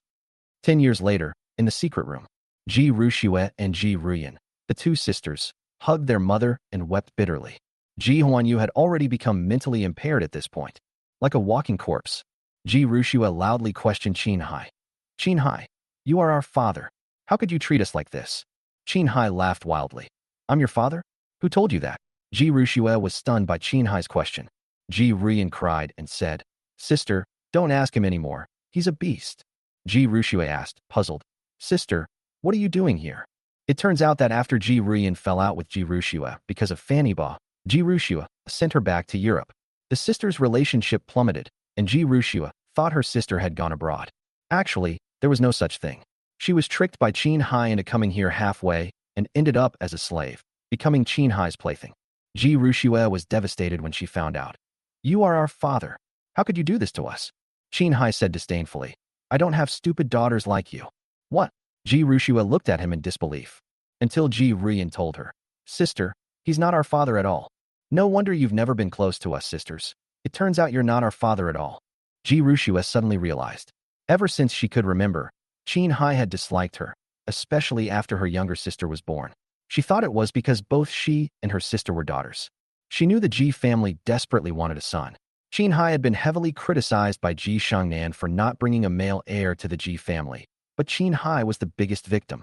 Because the two children were not his own, he had to endure contempt and ridicule. Ji Rushua asked, "Then who is our father?" Ji Rian shook her head. Although she had been imprisoned for many years, she didn't know the truth. Qin Hai hadn't told her. Her mother, who knew the truth, had been turned into a fool by Qin Hai. Ji Rian continued to live in humiliation because she wanted to protect her mother and spare her from further humiliation. Qin Hai, what? Are you still thinking about acknowledging your ancestors and returning to your roots? Ha ha ha ha, these two idiots. But the idiot is Fanny Ba. The Fan family's huge fortune was given to you, and you betrayed him.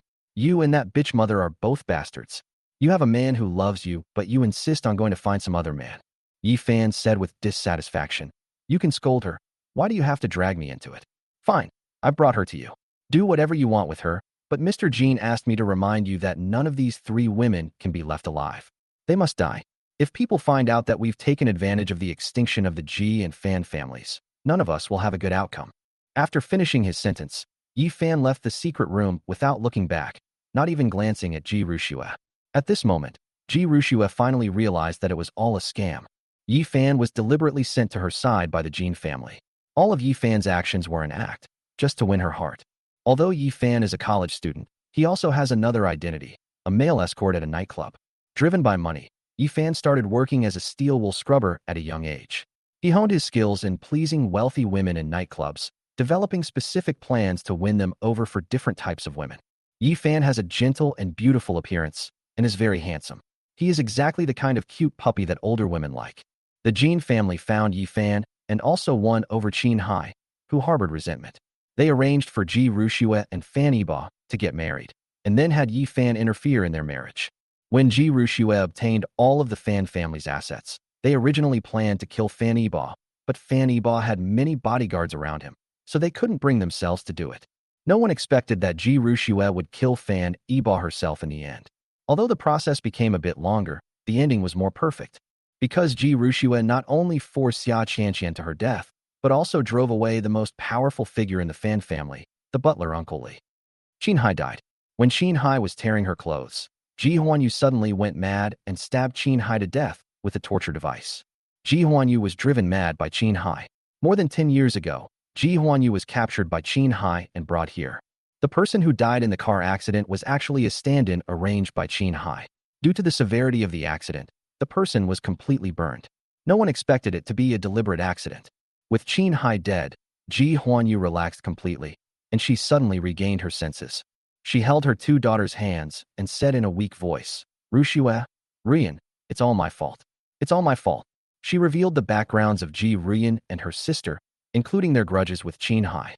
It turns out that Ji Huanyu didn't love Qin Hai at all. She had a first love. This first love also came from an extraordinary family, a wealthy one in Shanghai. The two met at a ball. The Ji family only has one daughter, Ji Huanyu, so they definitely won't let her marry out. However, in order to ensure the continuation of the Ji family, Ji Shengnan forced the couple apart and found Qin Hai as her live-in son-in-law. However, Ji Huanyu did not obey Ji Shengnan's arrangements at all. Although she was married to Qin Hai, she never let Qin Hai touch her. Both of her children were born to her and her ex-boyfriend. Qin Hai knew everything, yet Ji Huanyu had ordered him to shut up and not say a word. His dignity was utterly trampled upon. Ji Huanyu had always thought that Qin Hai was a weak and incompetent coward. Unexpectedly, he had been holding back all along, until Qin Hai had accumulated enough power to stage a car accident and kidnap her. After Qin Hai captured her, he continued to abuse her, injecting her with drugs to force her to obey his orders. When Ji Rushua asked about their biological father, Ji Huanyu died of organ failure before he could answer. In the end, Ji Rian and Ji Rushua starved to death inside because they couldn't find a way out of the secret room. Good and evil will be rewarded accordingly. The time has not yet come. Ji Huanyu paid a price of more than a decade for his infidelity, a price worse than that of pigs and dogs. Ji Rushua was bewitched and acted recklessly, not only causing her own death, but also costing her younger sister her life. If she stays true to herself and loves Fan Yiba wholeheartedly, who could possibly harm her and her sister? Ji Rushue quickly tried to end this humiliating memory. She was too scared to open her eyes, and her fingers turned white from the force she used. Her stunningly beautiful face was filled with regret. Her delicate eyebrows were furrowed, and a glint of revenge flashed in Shinger's eyes. In her past life, her foolishness harmed Fan Yiba and herself. It seems even the heavens couldn't bear to see her suffer anymore, and granted her this chance to be reborn. She wants to win back Fan Yiba's love, and more importantly, she wants to avenge herself and the Ji family. But the most important thing right now is to rescue Ji Huanyu. Ji Huanyu has been imprisoned for 3 years, and we don't know how far he has become addicted to drugs. I can't alert him. Qin Hai has been hiding so well, deceiving everyone. Once he finds out his secret has been exposed, he'll definitely kill me to silence me. Although Ji Rushue was reborn, she could only secretly collect evidence of Qin Hai's crimes. Ji Rushue feared that Qin Hai, driven to desperation, would kill her mother. Having been reborn and initially panicked, Ji Rushue has accepted the fact. She desperately wanted to apologize to Fan Yiba right now and ask for his forgiveness, but she was also afraid that Fan Yiba would expose the secret. The deeper reason is that she discovered that in this life, after the engagement banquet, Fan Yiba did not follow the timeline of his previous life. Ji Rushue suddenly realized something. Could it be that Yiba has also been reborn? Possibly. He was reborn, and he still has the memories of his past life, which is why he's changed so much. He must hate me to the core. Ji Rushue felt a deep-seated fear. If Fan Yiba really was reborn, would it still be possible for her and Fan Yiba to get married? In Fan Yiba's mind, Ji Rushue had betrayed him, harmed his family, and even killed him with her own hands. She had taken everything from the Fan family and given it to Yi Fan. This is an immense humiliation for a man. Fan Yiba's hatred for her is no less than her hatred for Yi Fan and the others. I'm finished. Yiba will never forgive me. I treated him like that. I made him a vegetable. I didn't give him any treatment, and I let him die on his own. I'm not even human. Ji Rushue lay on the ground, weeping in despair. Although fate gave her a second chance, the distance between her and Fan Yiba seems to have grown even greater. Although the sunlight shone on her, she still felt incredibly cold. The biting cold seemed to freeze her solid. Chapter 55. Lu Mingyao also regrets. Lu Mingyao has been in the mountain city for almost 2 weeks. The company never urged her to go back to work, which would have been completely impossible before. Actors are like money printing machines for film and television companies. They never get a break. In the past few days, Lu Mingyao has gradually come to terms with it. There are no coincidences. The 50 million yuan donation to the orphanage was from Fan Gang, and Fan Gang helped her find a house when she had nowhere to live. Fan Gang also found the miracle doctor for her grandmother. The company suddenly got a new leader and improved her salary. Without a doubt, this was Fan Gang's doing. Lu Mingyao was filled with regret. How could I doubt him? He has helped me so much. She kept calling Fan Yiba, but the call wouldn't go through. It always said the phone was switched off. Lu Mingyao knew that Fan Yiba was going to completely cut off contact with her. She had wanted to go back to Shanghai for a long time. She wanted to know if Fan Yiba was still living there. That home was the only connection between them now. But she couldn't bear to leave her grandmother, who was still hospitalized. This morning, Teacher Li came to inform her that the orphanage was going to be renovated. Everyone was packing up their things, and she was also asked to go back and check if there were any items she wanted to leave behind. This was Lu Mingyao's first visit to the orphanage since she returned. She grew up here, and the small courtyard is filled with her childhood memories. They grew up with many people, but now very few of them are still in contact. Many of their friends have never returned to the orphanage after growing up. Sometimes she felt sorry for the headmistress, thinking how much she had given and how many ungrateful children she had raised. When Lu Mingyao entered the orphanage, she found that the usually quiet orphanage was bustling with activity today. She recognized many familiar faces in the crowd. Many of them were people who had come from orphanages, and I hadn't seen them for so many years, but they all showed up today. Lu Mingyao knew without a doubt that they were just like Wang Hao, who knew the orphanage had 50 million yuan and had come back to take advantage of it. They became even more enthusiastic when they saw Lu Mingyao return. Some people went up to greet her directly. "Oh my, isn't this the big star who came out of our compound? She's so beautiful. Yao Yao has been beautiful since she was a child. She is more than qualified to be a big star." That's right. What's a big star? Yao Yao will marry into a wealthy family and become a rich wife sooner or later. Everyone was flattering Lu Mingyao, which she found particularly amusing. Before, when she was unknown, these people had never contacted her, let alone supported her. Now that she has gained power, Everyone has become incredibly kind and friendly. Lu Mingyao didn't have time to deal with these people. She nodded coldly, turned around, and went upstairs back to her room. After she left, these people changed their tune completely. Hell, look at her. We praised her a few times, and she's already getting cocky. What's with the attitude? She didn't even greet us when she saw us. Oomph. She's a big star now. She doesn't remember us brothers and sisters from the orphanage anymore. She's probably just trying to distance herself from us now. What a load of bull. She's just pretty and got kept by a sugar daddy. If it weren't for that sugar daddy making her famous, she wouldn't be where she is today. Brother Wong is right. She won't be arrogant for many more years. She'll be abandoned sooner or later. Lu Mingyao didn't hear the gossip behind her back. In fact, even if she had, she probably would have ignored it. She focused on packing her things. Just then, a little girl quietly entered her room. Standing behind Lu Mingyao, she asked in a clear, crisp voice, "Sister, where's that big brother?" Big brother? Which big brother are you asking about? Lu Mingyao didn't react for a moment. She didn't know who the little girl was asking. That's the brother who went to the hospital with you. He even bought us lots of snacks. Where is he? Why didn't he come back with you? Now, Lu Mingyao knew who she was asking. Fanny Ba. Fanny Ba came back with him. They had met at the hospital. Only Fanny Ba had a lot of food and toys sent to the orphanage. I remember Fanny Ba saying that it was a gift for him and his younger siblings. He always thinks so thoroughly. The thought of Fanny Ba made Lu Mingyao feel much more depressed. He was a little curious. Fanny Ba had only met her once, so why would the little girl want to meet him? Little sister, why did you think of that brother?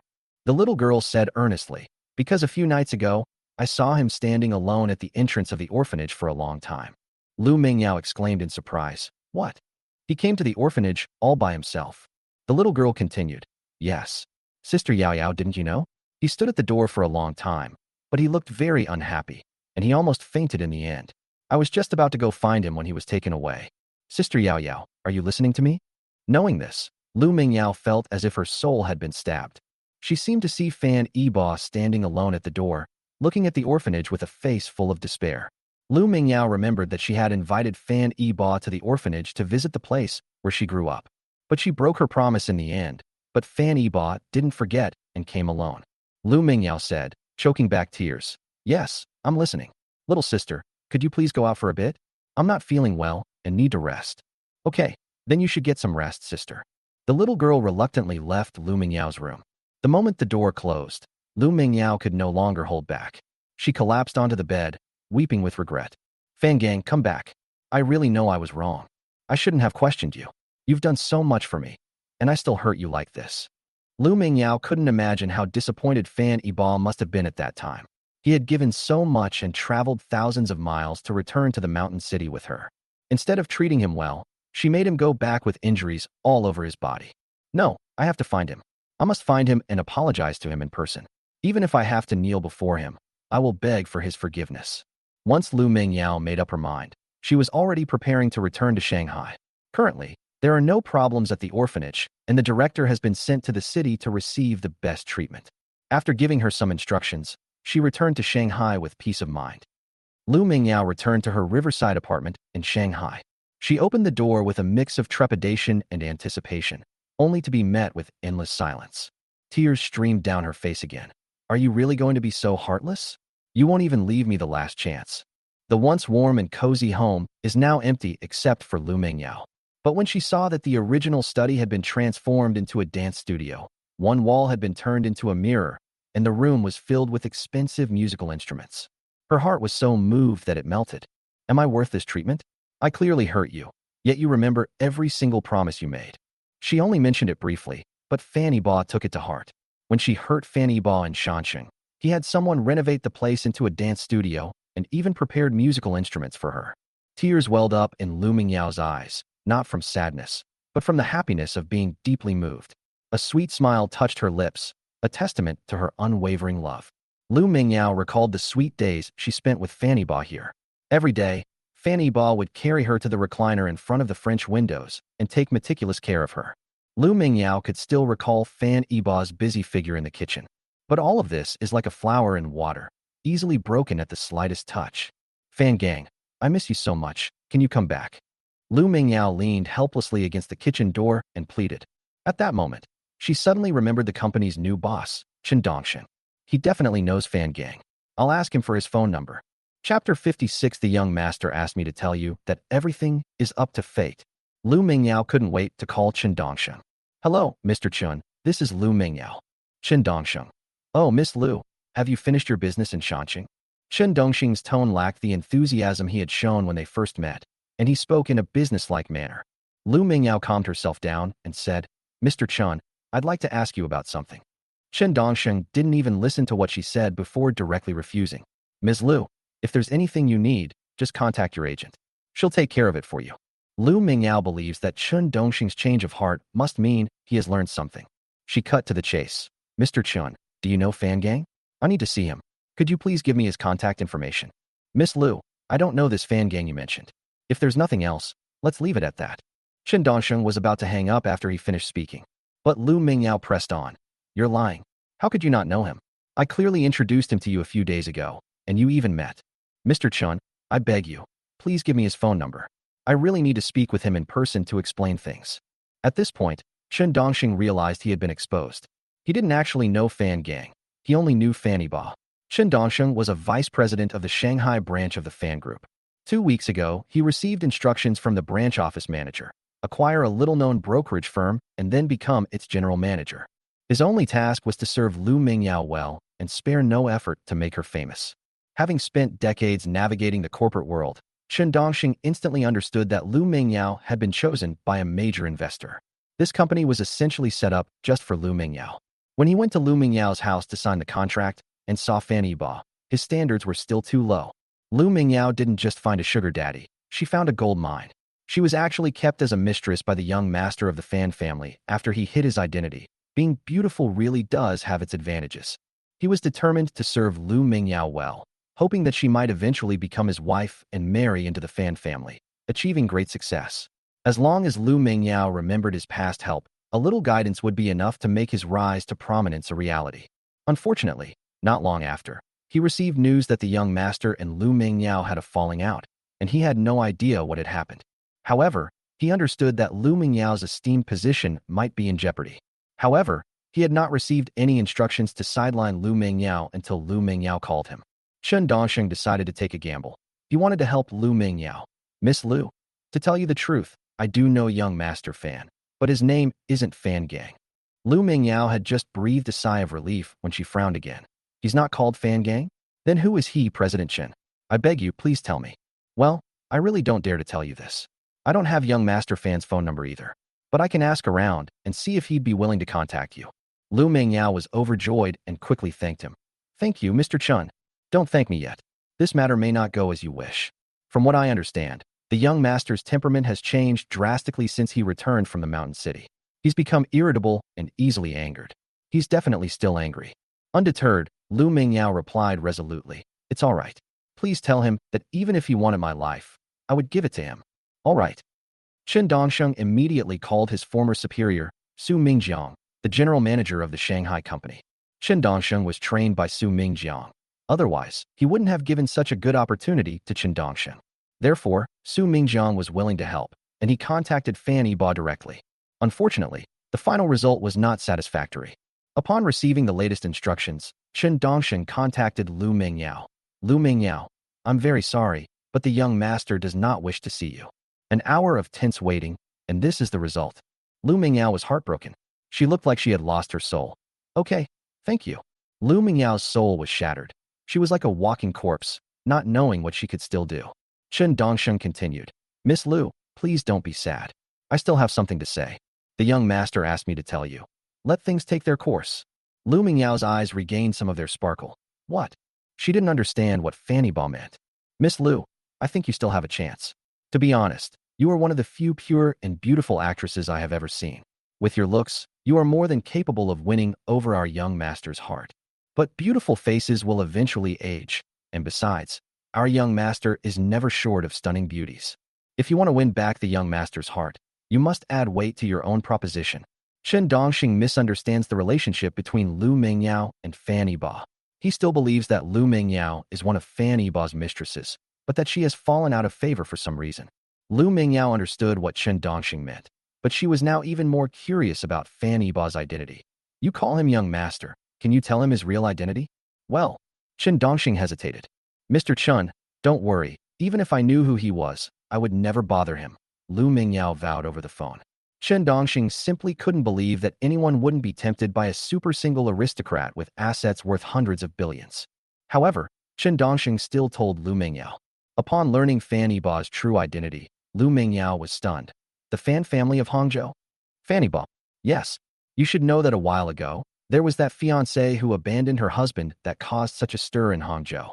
Our young master was the fiancée who was abandoned. Lu Mingyao felt as if she had been hit hard on the head. She now understood why Fan Yiba didn't want to see her. It turned out he had just been dumped. And yet, she stabbed Fan Yiba in the wounded body once again. Her behavior was no different from that of Fan Yiba's fiancé. She also misunderstood and questioned Fan Yiba because of another man, and even slapped him. Lu Mingyao muttered to herself. No wonder he was so angry. He must be desperate, always running into such stupid women. Chen Dongxing didn't understand. What? Miss Lu, what are you saying? It's all right, Mr. Chen, please continue. What can I do to gain his forgiveness? Lu Mingyao vowed in her heart. Fan Yiba, I've wronged you in the past, but I won't do it again. From now on, I will only live for you and spend my whole life trying to redeem you. Miss Lu, I suggest you take things one step at a time and make a name for yourself in the entertainment industry. When your image is on every screen, do you think the young master will still ignore you? Lu Mingyao understood. Chen Dongxing wanted her to work hard to climb the ladder and become a top star in the entertainment industry. At that time, no matter where Fan Yiba was, he would see her. One day he would change his mind. Moreover, if she wants to be worthy of Fan Yiba, she must work hard to improve her own abilities. Only by becoming a superstar in China and having a voice can she be with Fan Yiba. Lu Mingyao. Okay. At this moment, an international superstar is rising. Many years later, when someone interviewed Lu Mingyao, they asked her why she worked so hard to become an international superstar. She looked eastward, a captivating smile spreading across her stunning face. Because of a man. Chapter 57 Nina's Pledge of Allegiance. Today, all the men in Yiba building went crazy because they saw a captivating ancient Greek goddess walk into the building. Her arrival caused an instant sensation. Her tall figure resembled an elegant sculpture, radiating a captivating glow under the lights.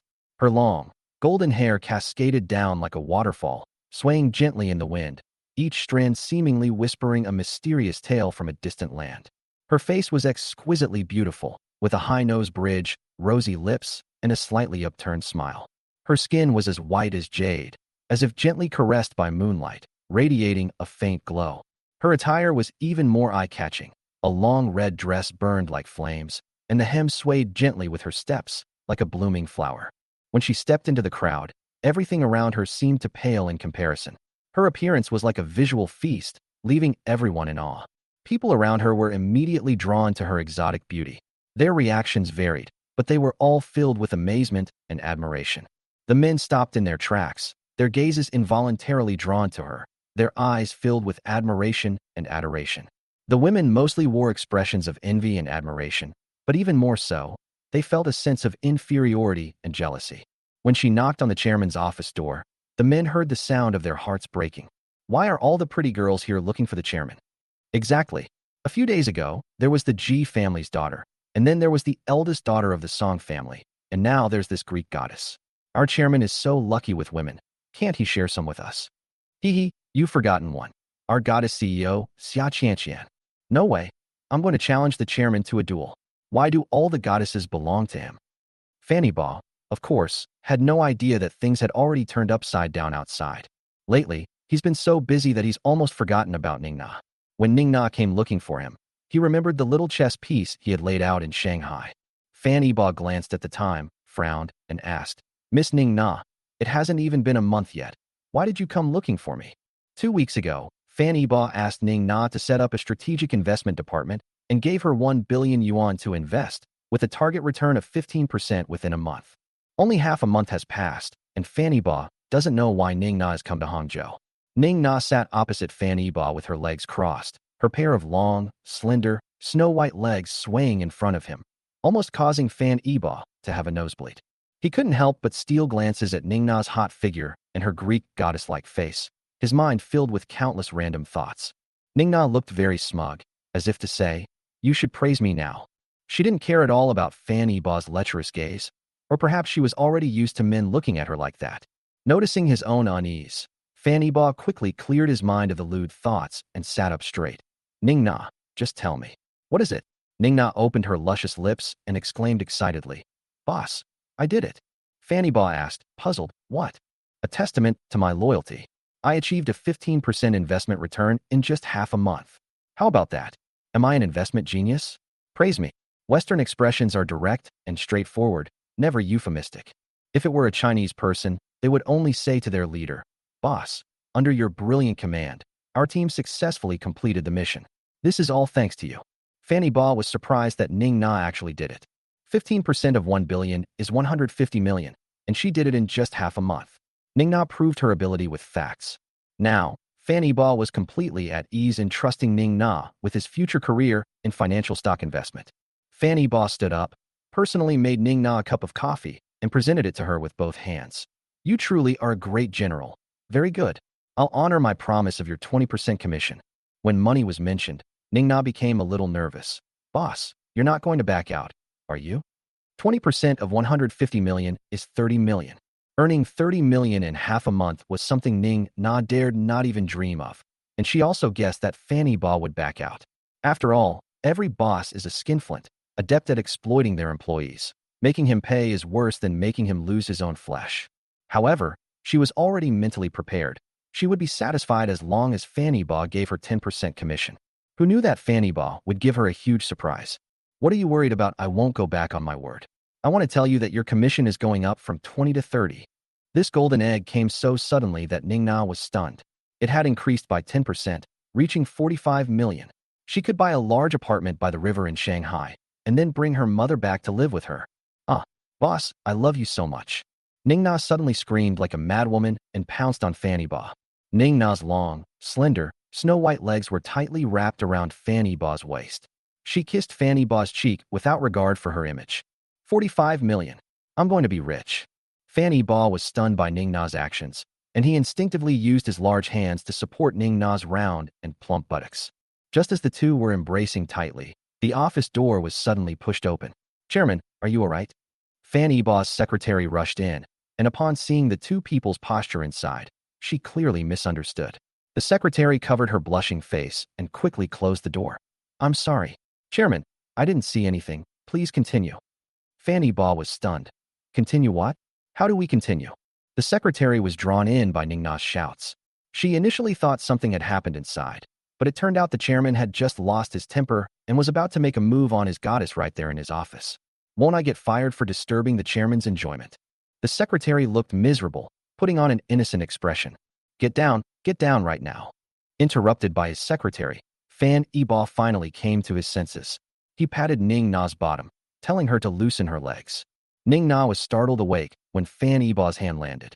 Although Fan Ba hadn't used much force, she still felt a tingling sensation on her buttocks, like an electric shock, and her fair skin turned pink. Fan Ba hunched over as he returned to his executive chair. Ning Na was also feeling unwell, her face flushed. However, Ning Na was even bolder and more open, and she actually teased Fanny Ba. Boss, you seem to have a lot of energy. Is it because your wife can't satisfy you? Fan Ba blushed after just a few words from her. He didn't have a boss's wife at all. The only woman he had was Lu Mengyao, and he had only touched her once, and even then, she was passively being exploited. But now, that woman has run away too. Fan Ba covered his mouth and pretended to cough a few times. Cough, cough, cough. Ning Na, I didn't expect such a pretty girl like you to make such a joke. Humph. What's so special about that? I've seen it all in the West. She was very proud when she talked about it. Western countries do seem to have a more open-minded view of this kind of thing.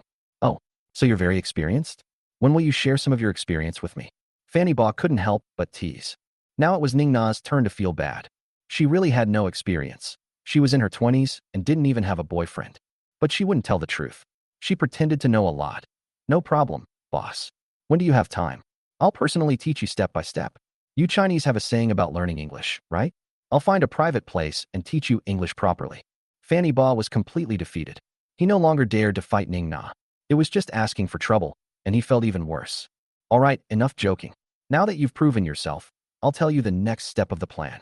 Fanny Ba got back to the main topic and started talking about serious matters. Chapter 58, $35 billion sweeps across the American financial market. Fanny Ba turned on his computer. Ning Na, come here. Ning Na walked up to Fan Yiba, bent down, and looked at Fan Yiba's computer screen, her eyes fixed on the screen. As Ning Na approached, Fan Yiba smelled a faint, subtle fragrance, like a secluded orchid in a valley or the scent of violets under the sunlight. The unique, innocent fragrance of the young girl was so refreshing that it unconsciously made Fan Yiba turn his head to look at Ning Na beside him. As far as the eye can see, her fair skin glows like a snow-white full moon, making one yearn to kiss her. So white. With just one glance, Fan Yiba blurted out. He finally understood why Ning Na had said before that there were always people trying to sexually harass her. Ning Na was completely unaware of this and asked in surprise, "Boss, what are you talking about?" Cough, cough. "No, it's nothing." Ning Na pointed to the stock price chart on the computer and asked, "Boss, why are you showing me Huachi Bank stock? Do you want me to buy their stock?" Fan Yiba shook his head. "No, I want you to short it." "What?" Ning Na looked incredulous as she shorted Huachi Bank stock. "That's impossible. Huachi Bank's stock price has been rising. They are a global international financial institution with a current market value of $2 trillion. They are a behemoth among behemoths. How could they possibly short it even if you threw your entire fortune into it? You wouldn't make a splash." Ning Na couldn't understand Fan Yiba's thinking at all. Even if he disliked Huachi Bank, he shouldn't just give away money for nothing. "Do you think I'm stupid? Would I ask you to do something I know is impossible? This isn't a discussion. It's an order. You just need to carry it out. After it's done, I'll give you two choices. First, I will give you 30 of the total profit. Second, here's a reward of $300 million for your hard work." "Ning Na, what's your choice?" Fan Yiba wouldn't bother explaining. There's no way to explain it anyway. A global economic crisis is imminent. The entire United States will be in trouble, and Huachi Bank isn't even the worst-hit bank in this stock market crash. Although his stock price dropped from a high of $550 to $50, he still survived the disaster. The trigger for this crisis was the Federal Reserve's interest rate hike in the United States, which led to banks deleveraging and triggered the subprime mortgage crisis. Coupled with the fact that Huachi Bank had launched a large number of financial derivatives, resulting in hundreds of billions of dollars being tied up, the subprime crisis led to a decline in housing prices, rising default and non-performing loan rates, and damage to bank assets. In less than a year, Huachi Bank's stock price plummeted by 90%, causing the trillion-dollar stock market to collapse instantly. The Federal Reserve is expected to raise interest rates again in about 2 weeks.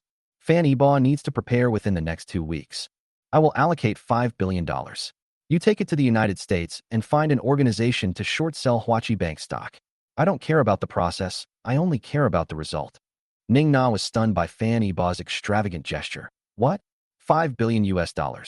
Yes, and you'll need to leverage it at least 10 times. How much you make back depends on your skills. I'll just tell you one thing.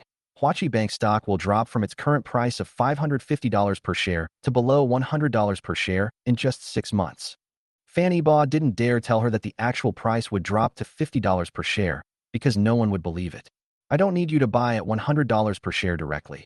You can choose to buy at around $200 per share." Fan Yiba didn't dare let Ning Na buy everything directly, nor did he dare to invest too much money. One reason was that it would be too unseemly to do so, and the money might not be able to be successfully transferred out of the United States. In addition, with a principal of $5 billion and leverage of 10 times, the entry of $50 billion is very likely to attract the attention of those financial giants in the United States. If they try to stop him at all costs, all that money will be wasted. But he believed his concerns were unnecessary, and that the financial tsunami triggered by the economic crisis was something that no human power could reverse. He's determined to get his hands on Huachi Bank. After deducting other expenses, Fan Yiba will be able to earn at least several tens of billions of US dollars. Furthermore, besides shorting Huachi Bank, Fan Yiba has other plans. During the recent financial crisis in the United States, the stock prices of many technology companies, especially internet companies, plummeted. Fan Yiba currently has a large amount of US dollars. Rather than keeping them in the bank to earn interest, he'd rather invest them in the stock market. He has memories of the next 10 years, global development trends, and stock price fluctuations of some large companies. With hundreds of billions of dollars at his disposal, buying and selling in the United States, he'll be the next Buffett. Now is the perfect time for him to eat meat, to devour the turkey that is the United States. Then he can take the dollars back home and invest in its development. The stock market offers opportunities for huge profits. The same applies to the futures market, where gold prices have plummeted, presenting a significant opportunity. He plans to use $30 billion to sweep through the American financial market. Ning Na was stunned. She hadn't expected her boss to be such a madman. She asked again, "Boss, are you sure? You want to gamble away $35 billion?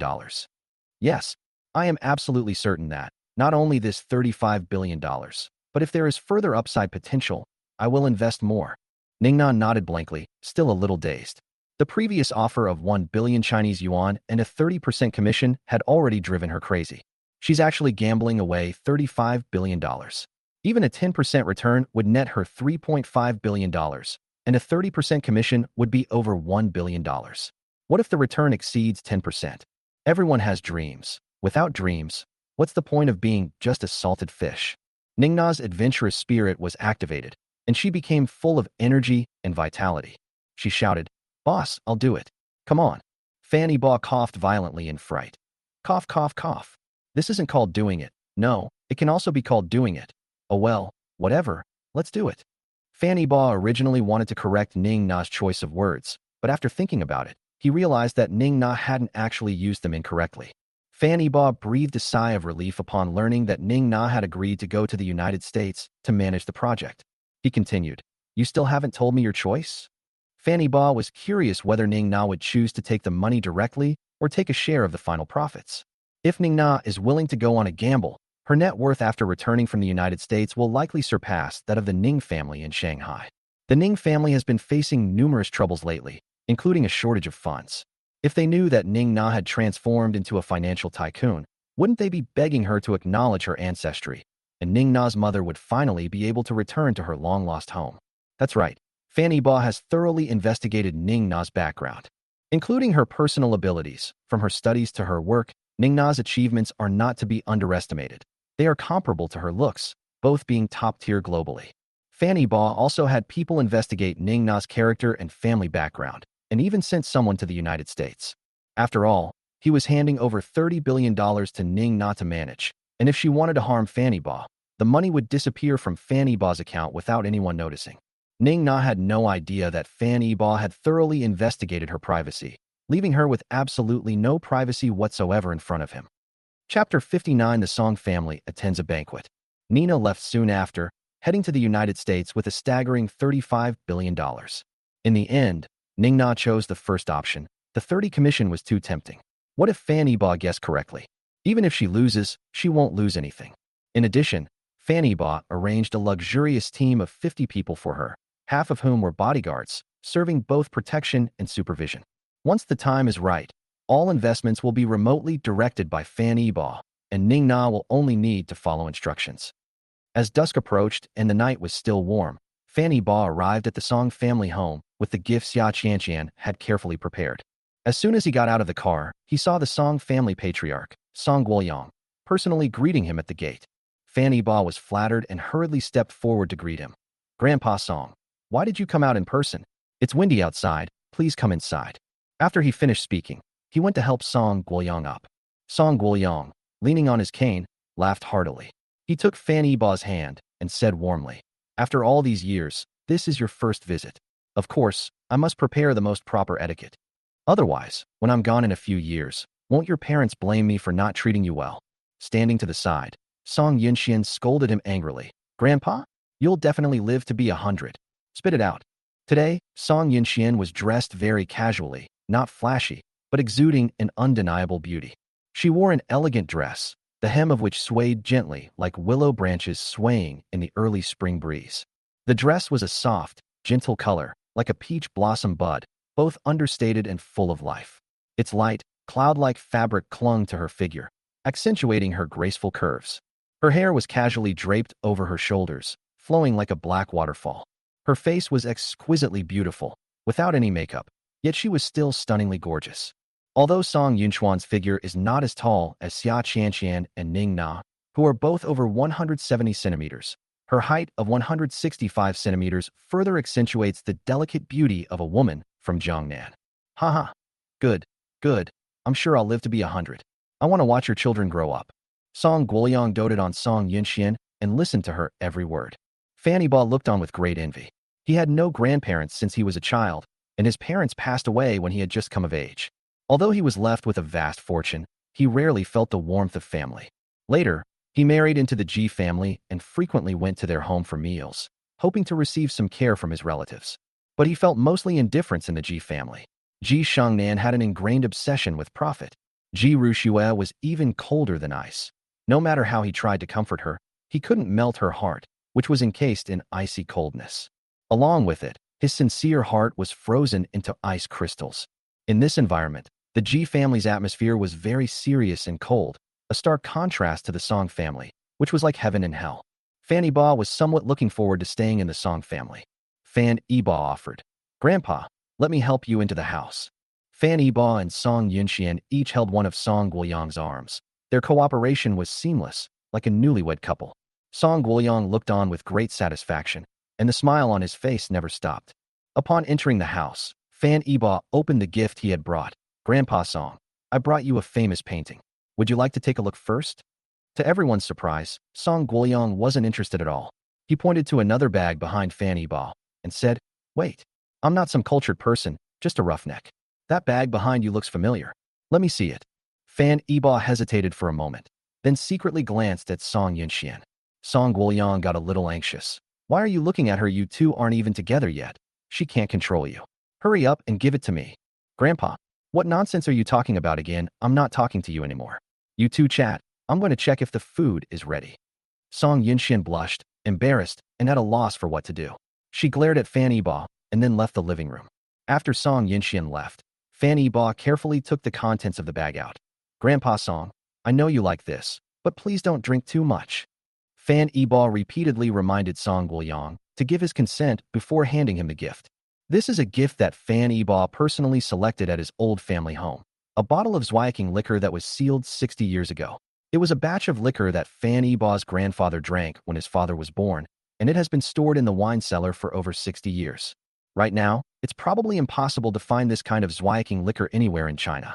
If this bottle were put at an auction, those hardcore drinkers would go crazy fighting over it.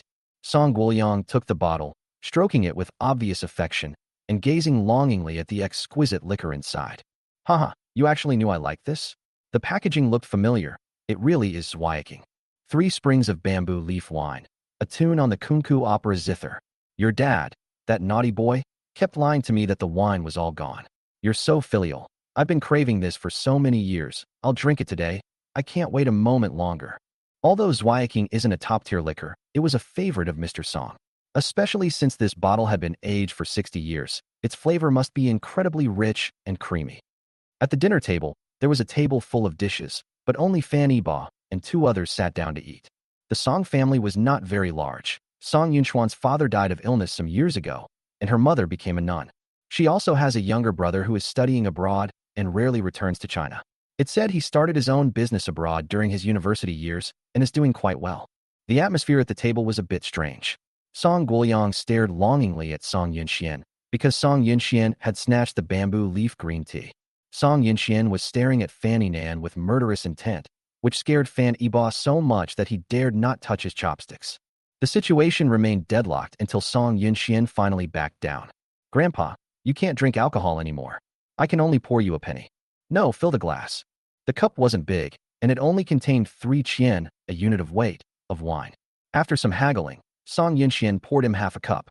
As soon as Song Yunxian poured the wine, she took the bottle upstairs. She was going to hide it. After Song Yunxian left, the old man patted Fan Yiba on the shoulder. "Hey, Yiba, don't take it to heart. I've spoiled this girl. She didn't mean to be angry with you." "Fan Yiba, Grandpa Song, of course I won't. It's my fault. I forgot you can't drink alcohol." The old man retorted. "Why can't I drink? I can drink. This girl is making a mountain out of a molehill. I'm perfectly fine. Yes, yes, you're in great health. When it comes to drinking capacity, I'm definitely no match for you." Fan Yiba's flattery came out naturally. The old man was extremely pleased with the coaxing. "Song Guoyang, Yiba, the reason I called you here today is because there's something I wanted to ask you about." He seemed a little nervous as he spoke. Despite being in his 70s or 80s, his face flushed even without drinking. Fan Yiba thought it was a company matter, so he readily agreed. "Grandpa Song, please tell me. As long as it's within my power, I will definitely do it." Upon hearing this, Song Guoyang chuckled. "You said it. You can't go back on your word." Fan Yiba nodded seriously. "Yes. What do you think of my granddaughter? Why don't you two get together?" Cough, cough, cough. "What did you say?" Fan Yiba was speechless, wondering if he had misheard. He never expected that Song Guoyang would personally act as matchmaker for his granddaughter. Ah, actually I had my eye on you a long time ago, but Yunchuan's father had just passed away, so the marriage was put on hold. I never expected that old woman Ji Shengnan would beat me to it and get you engaged to that girl from the Ji family. But it's not too late now. That girl doesn't have that luck, but our Yinxian does. Look at Yinxian. She's just as good looking as Ji Rushua, and she doesn't cause as much trouble. After you two get married, she'll definitely be devoted to you. Why don't you two give it a try? Fanny Ba had never seen anything like this before. The old man had already put it so bluntly. Could he possibly refuse on the spot? If he dared to say no, the Fan family would probably become completely isolated in Hangzhou from now on. Fanny Ba. Miss Song is a beauty of unparalleled grace. It would be a rare blessing to even glance at her. She is also a well-known lady from a prominent family in Hangzhou, with dignified and elegant manners. I'm afraid I am not good enough for her. Song Yinxian, one of the four beauties of Hangzhou, was stunningly beautiful and had countless suitors. It's remarkable that they haven't had any scandals all these years. Compared to Ji Rushua, Song Yinxian is indeed a better match. It would be a lie for Fanny Ba to say he wasn't tempted, but he didn't want to experience betrayal again. He preferred to pursue a girl through free love rather than through a marriage between two powerful families. Marriage is not like starting a fire by rubbing sticks together. It's not about seeking momentary pleasure. Such a marriage will eventually burn out. Love needs lubrication, and marriage is not a game. A marriage without love will eventually fall apart due to boredom.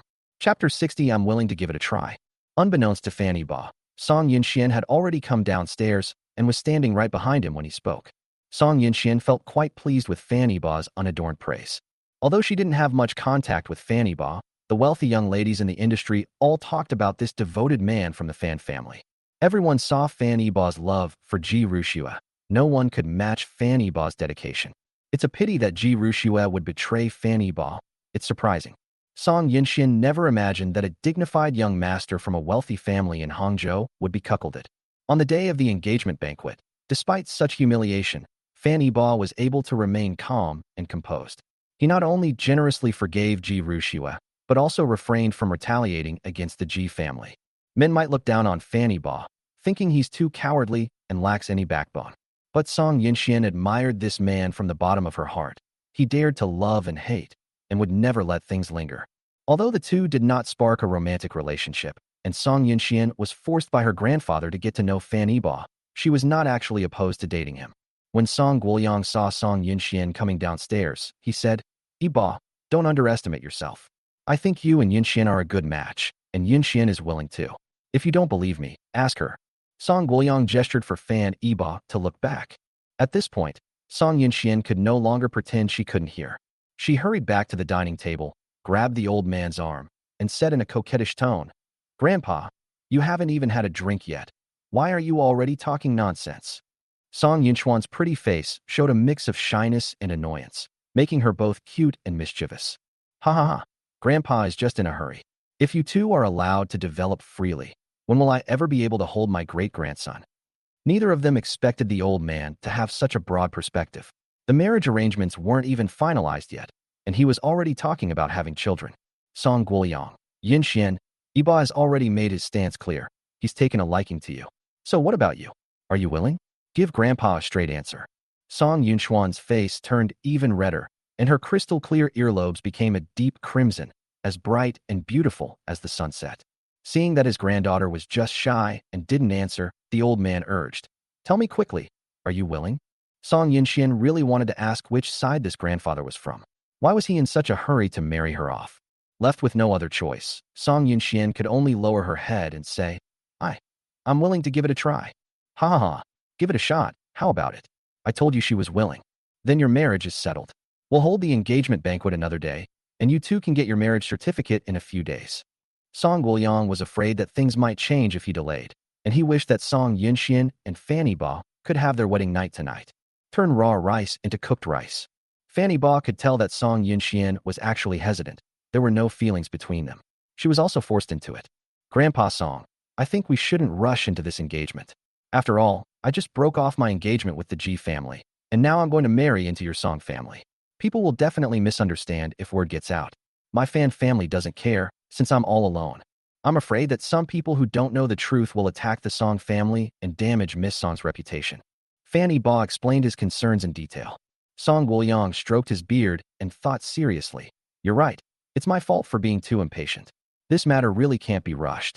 As long as you two agree to be together, it will fulfill one of my wishes. Even if I die, I will be satisfied. Grandpa, why are you talking nonsense all day? Song Yunxian said with dissatisfaction. All right, my granddaughter's angry. I won't say anything more. Let's eat. The dinner lasted unusually long, mainly because the old man kept asking questions. He also kept asking Song Yunxian to serve food to Fan Yiba, making both of them very uncomfortable. At 8 p.m., Song Guoyang, who had only drunk half a glass of wine, said he was drunk. He left the two young men in the living room and went upstairs to rest. On the sofa, a maid brought Fan Yiba a cup of hangover tea. During dinner, he drank quite a bit of wine with the old man. For every sip the old man took, he would drink half a glass. Even though he has a good alcohol tolerance, he's feeling a bit dizzy right now. Song Yunxian asked worriedly, Young Master Fan, are you all right? Fan Yiba waved his hand. It's all right, Miss Song. Don't worry, I just need to rest. Although the two had verbally agreed to date, their way of addressing each other was still very distant. How about I have the housekeeper prepare a guest room for you to go up and rest? Seeing Fan Yiba sitting on the sofa, Song Yunxian was worried that he might not be resting comfortably, so she got up and arranged for the maid to tidy up the room. Fan Yiba quickly stood up and stopped Song Yunxian, saying, No need, it's too much trouble. I'd better go back and rest. After he finished speaking, he staggered toward the door. Seeing that he was about to fall, Song Yunxian immediately stepped forward and supported his arm. If you insist on leaving, then I'll see you off. Song Yunxian didn't try to stop her and walked outside. Lu Hong had already driven the car to the gate of the Song family's house. He opened the car door and waited for Fan Yiba to get in. Just before getting into the car, Fan Yiba paused, turned around, and said to Song Yunxian, Miss Song, I can tell that you are not actually satisfied with the marriage alliance. You only agreed to it because of the pressure from the old man. Don't worry, I won't take advantage of you. If you want to play along, I'm happy to oblige. If you want to end this, just tell me, and I'll explain it to the old man. Song Yunxian looked at him expressionlessly, wondering how Fan Yiba would explain things to the old man. She asked slowly, What would you say? Just tell them I already have someone I like, and I really can't waste your youth. Song Yunxian was surprised that Fan Yiba was actually not interested in her. She was a great beauty on par with Ji Rushua, yet Fan Yiba was completely unmoved. She couldn't help but feel a little annoyed. What? Young Master Fan still can't forget Ji Rushua. Ji Rushua? Why would you think of her? Fan Yiba's eyes were filled with disgust when he mentioned Ji Rushua. His tone even became more forceful. Song Yunxian sensed some dissatisfaction in Fan Yiba's tone and pressed him further. Isn't the person you like her? Fan Yiba was speechless. I was just saying it. It's just an excuse. Am I stupid enough to still be hung up on her after being hurt so badly by her? For some reason, Song Yunxian felt a secret joy when she heard Fan Yiba say that he no longer liked Ji Rushua. Since you don't have anyone you like, why don't you give it a try with me? Song Yunxian blushed as soon as she spoke. She had said it completely subconsciously and regretted it immediately afterward. She never expected to take the initiative like this. Fan Yiba felt like he had drunk fake alcohol today. His head was spinning, and he was even hallucinating.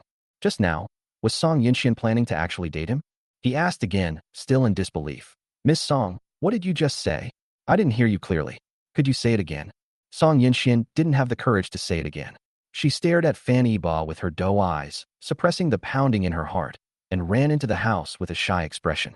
Miss Song, why did you leave? I really didn't hear you. Fan Yiba looked at Song Yunxuan's back and asked loudly.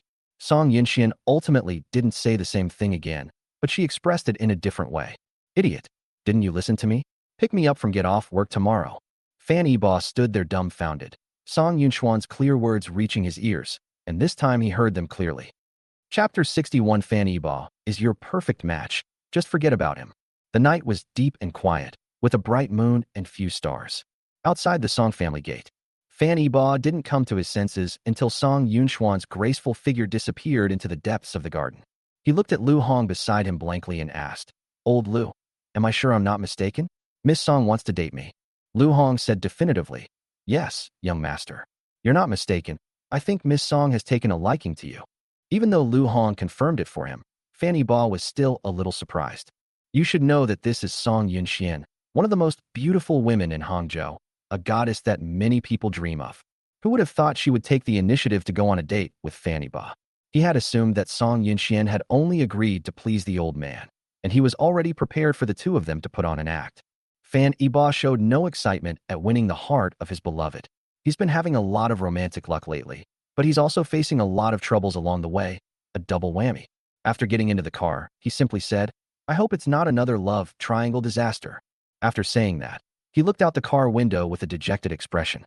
Upon hearing this, Lu Hong, who was in the front row, also lowered his eyes, his gaze flashing with anger. He was indignant on behalf of Fanny Ba. First, he met Ji Rushua, who cheated on him with her damn younger brother.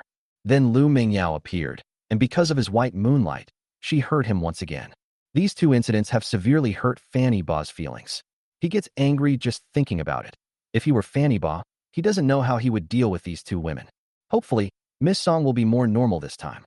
In the Song family's living room, Song Yinxian returned home and saw that her grandfather was not drunk at all, sitting quietly on the sofa drinking tea. The servants inside were all kicked out. She obediently walked to Song Guoyang's side and reached out to massage his shoulders. Song Guoyang, "Granddaughter, you won't blame your grandfather, will you?" Song Yinxian paused, her gentle gaze turning somewhat indignant, but the anger quickly vanished. She had resigned herself to her fate. Weren't women from powerful families just meant for political marriages? She said calmly, "Grandpa, what are you thinking? How could I blame you?" Song Guoyang hesitated for a moment, but in the end he still reminded him, "Hey, if you really think that way, that's good. I know you still can't forget him and still blame Grandpa for breaking up the couple back then. Perhaps time will tell. I'm not blind yet. Grandpa isn't a snob. He really isn't a good match for you. That man has ulterior motives. He's evil to the core." Song Yinchuan's tone suddenly turned cold. "All right, I understand what you mean. I've already gotten together with Fan Yiba as you instructed. He was forced to go abroad by you. What more do you want from me? Do you want me to dig out my heart to show you, to prove that I no longer love him?" Song Yinxian stopped massaging the old man and went straight upstairs. Song Guoyang said from behind her, "Granddaughter, trust me one more time. Fan Yiba is the right match for you. Just forget about him." Song Yinxian ignored her completely and went back into the house. Until Song Guoyang uttered a harsh threat. "I know he's back in the country. If you dare to go see him, don't blame me for killing you." Song Yinxian froze, her hands gripping the stair railing tightly, her white nails deforming from the force. Her back trembled uncontrollably as she desperately suppressed the anger in her heart. Her voice was trembling as she replied, "Grandpa, I will never see him again, don't worry. I will obediently marry into the Fan family and use my body to bring enough benefits to the Song family." Waiting for Song Yunxiao to return and take over. Before Song Guoyang could speak, she went straight back into the house and slammed the door shut. Bump. In the living room, Song Guoyang let out a helpless sigh.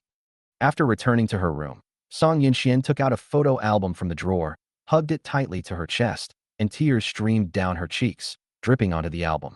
Upon seeing this, Song Yinxian quickly wiped away her tears. She opened the photo album, and there appeared a young couple. The girl looked to be just coming of age. Her eyes were clear and bright, her smile sweet and innocent, and her beauty was breathtaking. The boy was no less striking, with striking eyebrows and bright eyes, and a tall, handsome figure. What a handsome man and beautiful woman. "Anan, are you all right?"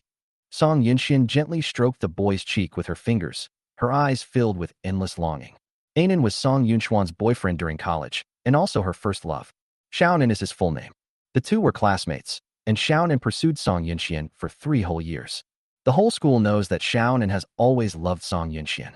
Xiaonan, who came from humble beginnings, worked hard all the time until he finally won over Song Yinxian, a wealthy heiress, during his senior year of college. This is the love story of the school beauty and the school hunk. They thought they were not meant to be, but just as they were about to part ways in their senior year, Song Yinxian was harassed by a thug. Xiaonan appeared and saved her, sustaining serious injuries in the process. Finally, Song Yinxian was moved by Xiaonan, and the two officially started dating. Unfortunately, Song Guoyang soon discovered this and took Song Yinxian back to Hangzhou. Xiaonan then went abroad for further studies, and the two broke up. Song Yunchuan's first relationship ended without a trace. Unexpectedly, even after several years, Song Yinxian still can't forget Xiaonan. She thought she had missed her chance forever, but Xiaonan actually came back. Moreover, his grandfather also kept an eye on him. "Anan, why did you come back? What should I do?" Song Yinxian cried helplessly. She had just made up her mind to be with Fanny Ba when her first love returned to China. She never expected that she would face the same choice as Ji Rushua. At 9 p.m., Ji Rushue returned to the bridal chamber and spent a long time figuring out what was going to happen next. She is ready to retaliate against Yi Fan and Qin Hai's plot to harm her. As for the mastermind behind this, she doesn't know whether it's the entire Jin family involved or just a powerful young master within the family. Before leaving, Yi Fan revealed limited information. Ji Rushue was burning with rage. Her anger could have set the room ablaze. If that's how it is, then let the entire Jin family be destroyed along with it. She hadn't eaten all day, and once she relaxed, hunger suddenly surged from her stomach. This would have been impossible before, because no matter what Fanny Ba was doing, he would always worry about her diet and remind her to eat on time. But now, Fanny Ba has left her, and all she can think of are just wishful thinking. Ji Rushue said with a wry smile. If we get engaged successfully, you should make me a bowl of hot plain noodles now, right? I'm so stupid. I actually fell in love with a male escort at a nightclub, huh? Smack. I'm so pathetic. As she spoke, she slapped herself in the face. A 5-finger mark instantly appeared on her delicate skin. I'm going to wash myself clean. I've never let Yi Fan touch me in my life. As long as I wash away his scent, I'll still be me, and Yi Bo will forgive me. She was about to get up and walk to the bathroom when, due to not eating for a long time, she experienced low blood sugar and felt dizzy after standing up abruptly. Just then, her phone rang. Ji Rushue picked up her phone and answered. Hello, who is this? Her voice was very weak and her breathing was extremely unstable, as if she had just recovered from a serious illness. Today her period suddenly started. She was already very weak, and she hadn't eaten for a day and a night, so she felt like she was about to collapse. The call was actually from Fanny Ba. He wanted to ask about the bracelet. He had agreed to give Ji Rushue a day, but a day had passed, and Fanny Ba hadn't seen the bracelet, so he was getting anxious. Fanny Ba. It's me, Fanny Ba. I wanted to ask if you found the bracelet. I'm right outside your door now. If you found it, please open the door and give it to me. Ji Rushue felt a flutter in her heart when she heard Fanny Ba's voice.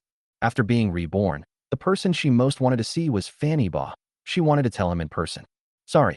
Chapter 62 Fan Ba goes to the bridal chamber to take care of Ji Rushue. Fanny Ba. Hey, are you listening? Ji Rushue had long forgotten about the bracelet. Her mind was filled with revenge plans and how to rescue her imprisoned mother. She was so weak that she felt powerless after saying just a few words, and now she couldn't even open her mouth to speak.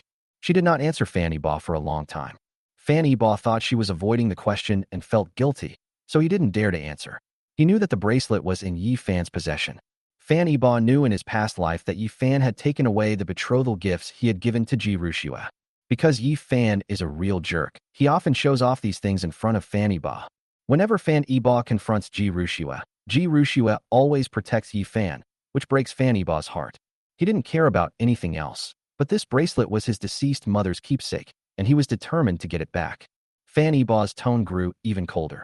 Are you planning not to return the bracelet to me? But Ji Rushue's focus suddenly changed. How did you know to call me? What? Fanny Ba didn't expect Ji Rushue to suddenly ask this question. He said calmly, your previous phone was off. I guessed you would use a backup phone, so I called to try and see. Fanny Ba knew that Ji Rushue was under house arrest, and that's when her phone was confiscated. Fanny Ba made the call on a whim, not expecting that Ji Rushue would actually use the backup phone. This spare phone was actually a gift from Fanny Ba to Ji Rushue. They were originally a pair, one black and one white, and even the phone numbers were couple numbers. Unfortunately, only Fanny Ba used it, while Ji Rushue put it in a drawer after receiving it. Fanny Ba did a lot for Ji Rushue, but Ji Rushue didn't appreciate it at all. Perhaps this is what happens when someone who is favored takes things for granted. Why would a goddess not date a simp, but instead keep him hanging on? Because being a simp doesn't give her a sense of urgency. Everyone has desires, and goddesses are no exception. The more you comply, the less she feels. On the contrary, she will be curious and interested in men who contradict and attack her. Fanny Ba spoiled Ji Rushue too much, turning himself into a sycophant, which made Ji Rushue increasingly reckless. Ji Rushue didn't expect Fanny Ba to understand her so well, even guessing which phone she would use. She desperately wanted to go back to Fanny Ba's side. Unfortunately, she felt that this was probably just wishful thinking. Fanny Ba must have been reborn, and he wouldn't want a woman who had been played with by someone else. Ji Rushue felt a sense of despair. She didn't want to live like this. Without Fanny Ba, what was the point of her life? Fanny Ba impatiently questioned. I've already told you.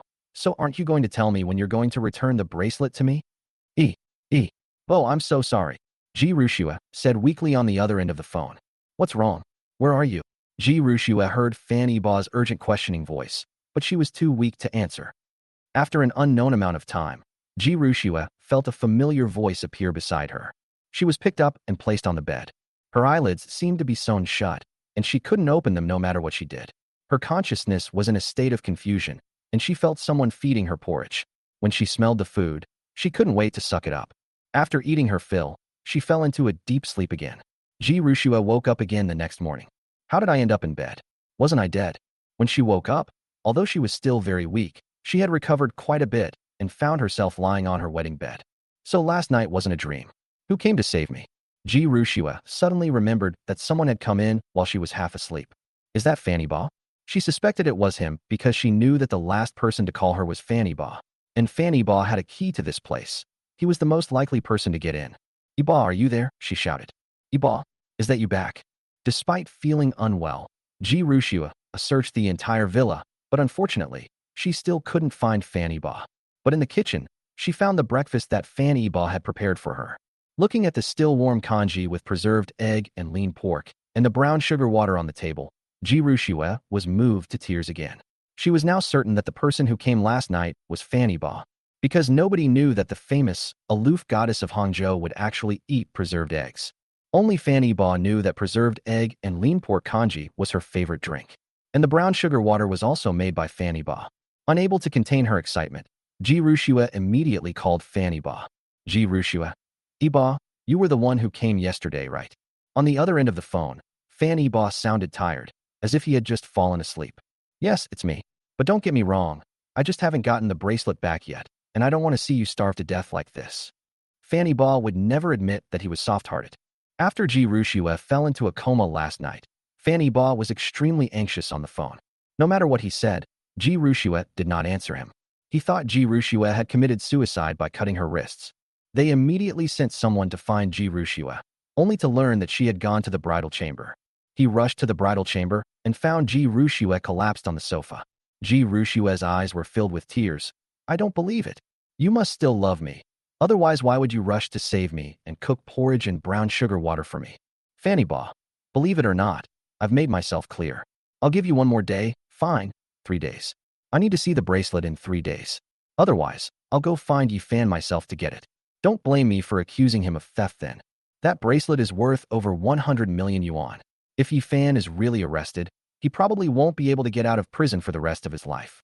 Upon hearing this, Ji Rushua immediately became anxious. No, you can't arrest him. Fan Yiba didn't expect Ji Rushua to react like this. A leopard can't change its spots. I'll only give you 1 day. Fan Yiba didn't want to say another word and hung up the phone instantly. No, Yiba, let me explain. Don't hang up. By the time Ji Rushua tried to explain, Fan Yiba had already hung up. Ji Rushua dialed again, but no one answered. Ji Rushua held her phone, tears streaming down her face. She had once again caused Fan Yiba to misunderstand her. Yiba, that's not what I meant. Ji Rushua wasn't worried about Yi Fan being arrested. She was afraid of losing this lead. Right now, she was in the shadows while Yi Fan was in the open. As long as she followed Yi Fan and traced the clues, she would eventually catch the mastermind behind him. Fan Yiba was furious. He had taken care of Ji Rushua all night yesterday and even cooked porridge and brown sugar water for her this morning. But Ji Rushua was still thinking about Yi Fan. He felt as disgusted as if he had swallowed a fly. You deserve to be played. She only called your name a few times in your dream, and you wanted to give her your heart. Fan Yiba was so angry that he couldn't sleep. When he arrived at the bridal chamber last night, Ji Rushua was already unconscious. When he walked up to Ji Rushua, she instinctively reached out and grabbed his arm, repeatedly calling his name and apologizing to him even in her dreams. Take a chance, take a chance. I'm sorry. And so, Fan Yiba softened and took care of her all night. He swore he would never contact Ji Rushua again, or he would be a worthless wretch. Ji Rushua was of course unaware of these things. If she knew that Fan Yiba had softened his heart because of a few of her sleep-talking words and might accept her again, she would regret it immensely. Chapter 63. Are you alright? Around 5 p.m., Fan Yiba appeared downstairs at Song Yunchuan's company with a bouquet of flowers in his hand. Today, he didn't let Lu Hong drive him, and even his bodyguard was sent away. He drove a sports car worth tens of millions of yuan, and the effect of flaunting his wealth was absolutely explosive. The moment he stepped out of the car, he shone like a dazzling star, attracting everyone's attention. He was tall and upright, like a straight pine tree. His face was handsome, with sharp features, like a work of art carefully sculpted by time. His deep eyes were exceptionally expressive. After he appeared, the eyes of the people around him were involuntarily drawn to him. The surrounding employees were whispering among themselves. Who is this? Holding flowers. Is she here to pursue our CEO again? Handsome and rich. Do you think this high-quality man has a chance? I think it's difficult. After all, it's not like there aren't rich and handsome guys who have pursued President Song, and they were all rejected in the same way. Several other colleagues wholeheartedly agreed. Sometimes they even suspect that their boss is gay, that he doesn't like men and prefers women. Because Song Yunxian has never been seen getting close to that man, and there have been no scandals about her, she has always maintained a clean and virtuous image. Fanny Ba was unaware that these people were talking about him. His high-profile behavior today was actually intended to make Ji Ruxue give up on him. He believed that it wouldn't be long before word of his pursuit of Song Yunxian reached her ears. When that time comes, Ji Ruxue will realize that it is impossible for them to be together. Song Yunxian didn't keep Fan Yiba waiting for long. She walked out of the office building in less than 5 minutes. Today she wore a light blue fitted long dress. Her waist was so slender it could be encircled by a single hand, and her long, beautiful black hair was draped over her shoulders, making her look exceptionally refined and elegant. Wearing high heels, she walked briskly to Fan Yiba's side, a radiant smile spreading across her beautiful face. Song Yunxian accepted the flowers from Fan Yiba, looking shy, and said, "Thank you for the flowers, young Master Fan." Song Yunxian looks even more beautiful today. It seems she dressed up specially for tonight's date. Fan Yiba admitted that he was somewhat moved, and he couldn't help but praise. "You look so beautiful today. This bouquet pales in comparison to you. I feel like I've gone to unnecessary trouble. With such a beautiful flower in front of me, why would I need to buy any more flowers?" Song Yunxian covered her mouth and smiled sweetly after being coaxed by Fan Yiba. This scene stunned the onlookers. Am I seeing things? Is this really our CEO who ignores men? Yes, you read that right. That's our CEO. She seems to be in love. Oh, my heart is broken. My dream girl dumped me. How dare she date someone else? I quit. I'm resigning. As dusk falls, the sun sets in the west. Fan Yiba and Song Yunxian had dinner together at Shidi Restaurant. Fan Yiba pulled out a chair for Song Yunxian, and only after she was seated did he return to his own seat. Then he handed her the menu. "Miss Song, please take a look and see what you'd like to eat. The steak at this restaurant is quite good. You can try it." Song Yunxian smiled and said, "Yiba, is it okay for me to call you that? You don't need to call me Miss Song anymore. Just call me by my name." Fan Yiba, "Okay, it's time to change how you address me, Yunxian." Now that the two are officially dating, if they still address each other so politely, who would believe they are a couple? 15 minutes later, the dishes were served one after another, and Fan Yiba also ordered a bottle of red wine. The two clinked glasses, ate, and chatted, creating a very harmonious atmosphere. Although they had only known each other for a short time, they felt like old friends. They found they shared many interesting topics and became increasingly engrossed in their conversation. Song Yunxian, "Yiba, I didn't expect you to like traveling too. Let's go on a road trip together sometime. I've wanted to go to the Inner Mongolia desert for a long time, but I haven't had the chance yet." Fan Yiba took a sip of red wine and said with a smile, "Okay, I'll arrange it. We'll fly there first, then drive there."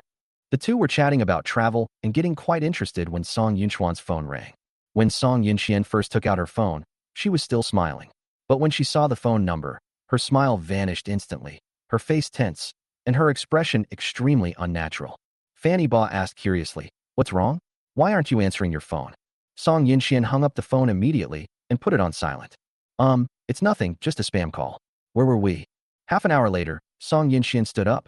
"Yiba, I'm going to wash my hands. You can eat slowly by yourself. I'll take you there." Fan Yiba stood up. "No need, it's just a few steps away. You should eat first." Song Yunxian turned around and went to the restaurant. In the bathroom, Song Yunchuan's hands were trembling with excitement.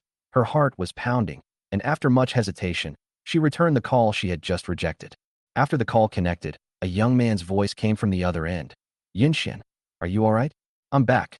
When Song Yunxian returned to the restaurant, she told Fan Yiba that she wasn't feeling well. "Fan Yiba, then I'll take you home. You must be tired after a long day at work." Song Yunxian smiled and nodded. Fan Yiba escorted the person to their doorstep. Song Yunxian said politely, "Thank you, Yiba. It was a very pleasant chat today. I'm really looking forward to traveling together." "Me too. Once you've made time, we'll go on a trip." "Okay, would you like to come in and sit for a while?" Song Yinxian invited. No need. Your grandfather is probably resting now, so I won't disturb him. Goodbye.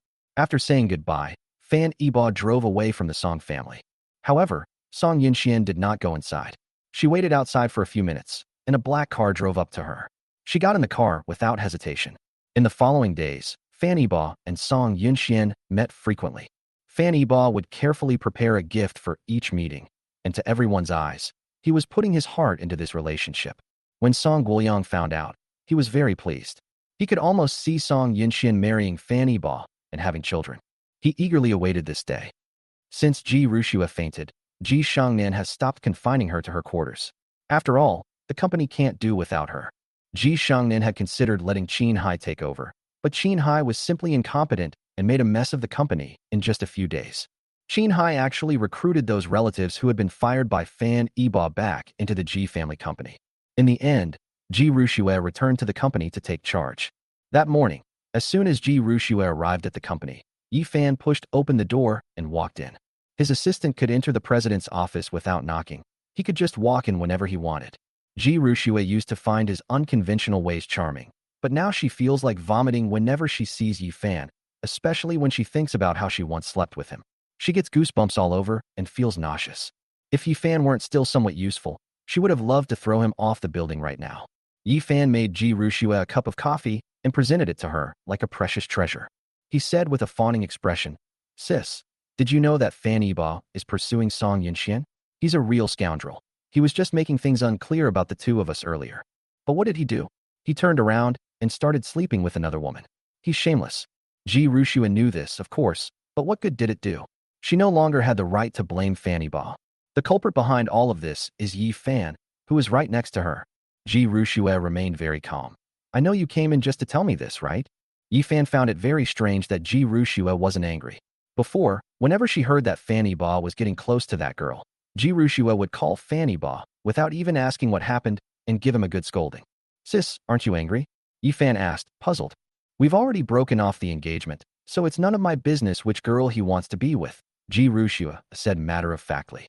Yi Fan wanted to argue, but Ji Rushua interrupted him directly. "All right, what Fan Yibo does is none of my business. Isn't it better that he has a new love? That way, no one will care about us anymore. Aren't you looking forward to it?" Chapter 64, Let's Just Be Together. What was Yi Fan expecting? Of course, he was expecting to sleep with Ji Rushua. One of Hangzhou's foremost beautiful women, Ji Rushua may have a bad reputation now, but her looks and temperament are still top-notch. Especially today, Ji Rushua, who dressed up specially, has completely changed her previous icy goddess image. Wearing black stockings, a short skirt, red-soled high heels, and tassel earrings, her hair was meticulously styled into a high ponytail, making her look both capable and energetic. A few strands of hair gently fell across her forehead, swaying lightly in the breeze, adding a touch of charm. Her makeup was exquisite, and her red lips were luscious and tempting, like a ripe cherry, making one want to kiss her. She wore a thin gold belt around her waist, which accentuated her figure and added a touch of glamour to her overall look. Yi Fan felt he would be willing to die for such a beautiful woman as Chun Xiao. Ji Rushua's words were incredibly ambiguous, instantly sparking Yi Fan's imagination. He asked incredulously, "Sister, what do you mean by that? What do you think I mean? I left my fiancé for you, and now the whole world thinks I love you. Do you think I can marry anyone else?" Ji Rushua's words instantly made Yi Fan lose his temper. Although he had this idea before, and even dared to try it, the consequences of his physical contact with Ji Rushua that time were very serious, and he was almost kicked out of the Ji family company. But this time was different. Ji Rushua actually confessed her feelings to him. He swallowed hard, his face full of lewd grin. Ji Rushua felt extremely disgusted and repulsed by Yi Fan's appearance, but in order to deceive him, she could only continue to endure it. Yi Fan suppressed his excitement and asked in a trembling voice, "Sister, is what you're saying true?" Ji Rushua smiled charmingly. "Yes, let's get together, since we're not related by blood anyway." Yi Fan jumped up excitedly, dancing around the office with joy. "Ah, swear, I love you so much. You're finally willing to be with me." Yi Fan actually tried to hug Ji Rushua, but she dodged him with a quick movement. Ji Rushua pushed Yi Fan away and said shyly, "Don't be in such a hurry. What are you trying to do, touching me like that?" "My dear sister, you've already agreed to be with me, so let me give you a kiss." A grown man, yet he can act like a child. Ji Rushua turned away, not wanting him to see her expression of disgust. She thought to herself, he really is a gigolo from nightclubs, shameless, like a male dog, unable to move when he sees a pretty girl. No matter how much she hates it, she has to endure it now. Ji Rushua, want to kiss me? You'll have to marry me first. Huh? Marry you? Yi Fan didn't expect Ji Rushua to be serious. What? You don't want to? Ji Rushua's expression changed instantly, and Yi Fan quickly corrected himself. How could that be? I've always dreamed of marrying you. I'll marry you, I'll marry you. We'll get our marriage certificate tomorrow. Etc. Is this all you plan to do to marry me? Yi Fan was speechless. Sis. You know I have nothing but this one person. How about I move in with you and become your son-in-law? A son-in-law who lives with his wife's family. What an idea. Having read too many novels about sons-in-law, they still think the Ji family is destined to have sons-in-law live with them. Ji Rushua said angrily. Come on. How can you have no ambition at all? You want to be a live-in son-in-law. Can't you just marry me openly and honestly? Sis, I just know my own limitations. What skills do I have? After we get married, my only job will be to please you. Keeping you happy is more important than anything else. You can take care of things outside the home, and I'll take care of things inside. Yi Fan was utterly hopeless, and Ji Rushua was seething with hatred. She found it increasingly hard to believe what had gotten into her brain in her past life to have fallen for such a worthless person as Yi Fan. Thinking back to her previous life, she used to regard Yi Fan as a younger brother, but after a few years, she didn't know why her relationship with Yi Fan progressed rapidly. She doesn't even mind doing intimate things with him, like hugging and whispering sweet nothings. Ji Rushua got goosebumps all over her body when she thought about these things. She even wanted to peel off her own skin. She felt dirty. Ji Rushua wouldn't give Yi Fan a chance to back down. Do you think our marriage is that simple? Even if I agree, do you think my grandma will be willing? If she gets angry and dismisses me from my job and freezes my credit cards, what will we do then? Yi Fan nodded. He had oversimplified the situation. That's a problem too. So what should we do? The actual controlling shareholder of the Ji family group is Ji Shengnan. Ji Rushua is merely the nominal president. If Ji Shengnan displeases her, she can easily oust Ji Rushua and replace her with Ji Ruyan. Yi Fan wanted to win the heart of a beautiful woman, but he also desired immense wealth. If he weren't greedy and lustful, why would he work as a male model in a nightclub? Ji Rushua watched him take the bait and smiled with satisfaction. Now you need to change your mindset, learn to package yourself, and bring real and effective benefits to the company. Yi Fan nodded as if he understood, but he didn't quite get it. He roughly understood what Ji Rushua meant, but where was he going to find projects to make money for the company? He said somewhat awkwardly, Schwer, you know me. I'm just an ordinary person. What kind of projects can I develop? Why don't you help me out and give me a couple of projects? Ji Rushua thought to herself, is this even a man? He's shameless. How can he say something like that? All he knows is how to live off women, and he's got that skill ingrained in his bones. She sighed deeply, suppressing her impending rage. Do you think my grandmother is stupid or blind? She wouldn't know where the project came from. If I dared to do that, she would only hate you more. What should I do, sister? I want to marry you. Instead of trying to find a solution, Yi Fan started acting cute in front of Ji Rushua. Ji Rushua almost told him directly to go find the mastermind behind the Jin family. If you want to marry me, then figure out a way. To tell you the truth, the Ji family isn't doing well right now, and we're under a lot of financial pressure. My grandmother is planning a marriage alliance with the Fan family, intending for my younger sister, Ji Ruyan, to marry in my place. As for me, I am destined to find a son-in-law to live with the family and leave a lineage for the Ji family. I've taken a liking to you. It's just a matter of whether you have the ability to get my grandma's approval. Ji Rushua's words were half true and half false. Of the two sisters in the Ji family, one was destined to marry out and bring substantial benefits to the Ji family. The other was to find a son-in-law to live with the family. This was decided a long time ago, except that back then Ji Rushua was to marry Fanny Ba. Ji Ruyan took in a son-in-law so that the Ji surname could continue. Ji Rushua had no interest in Yi Fan at all. She wished she could kill him. So how could she possibly marry him? Ji Ruyan is indeed going to replace her and marry Fanny Ba. But unfortunately, this is only the Ji family's idea. Fan Iba now keeps his distance from the women of the Ji family, and even if he gives Ji Ruyan face, it's out of gratitude. He will never marry her. But Yi Fan didn't know any of this, and he believed it to be true. I understand, Schwer. Don't worry. I will definitely not let you down. Wait for me. I will think of a way right now, and I will definitely satisfy you and Grandma. He walked out excitedly, a smile spreading across his face. as if he had already imagined a future where he would possess billions in assets and have countless beauties at his disposal. He needed to contact young Master Jean immediately to discuss how to cooperate and elevate him to a higher position. Once he married Ji Rushua, the Ji family's assets would be within his grasp, and he could then conveniently bring Ji Ruyan into his harem as well. At this moment, Ji Rushua suddenly interrupted his sweet dream. Wait, what's the rush? I still have something to ask you. Hearing Ji Rushua's call, Yi Fan, like a devoted follower, scurried back to Ji Rushua's side. Schwer, is there anything else you need? Ji Rushua asked directly. Did you take a purple jade bracelet from me a while ago? You need to return it right now. Yi Fan hadn't expected Ji Rushua to be asking him for something. Without changing his expression, he lied and said, No, I didn't take it. He did steal the items, and he has already given them away. Ji Rushua didn't believe her. You dare to lie? That was the betrothal gift from Fanny Ba. I only showed it to you, and only you know that I kept it at home. Now that you've come back, I'll just assume you took it out of curiosity and for fun. If you don't return it to me, then there's no point in discussing the marriage. Ji Rushua spoke with absolute certainty, and Yi Fan immediately backed down. He looked like he suddenly realized something. Sister, you mean that bracelet? I know, I took it. Give it back to me right away. Fan Eba keeps urging me. Yi Fan asked with a disdainful look. Why is Fan Eba like this?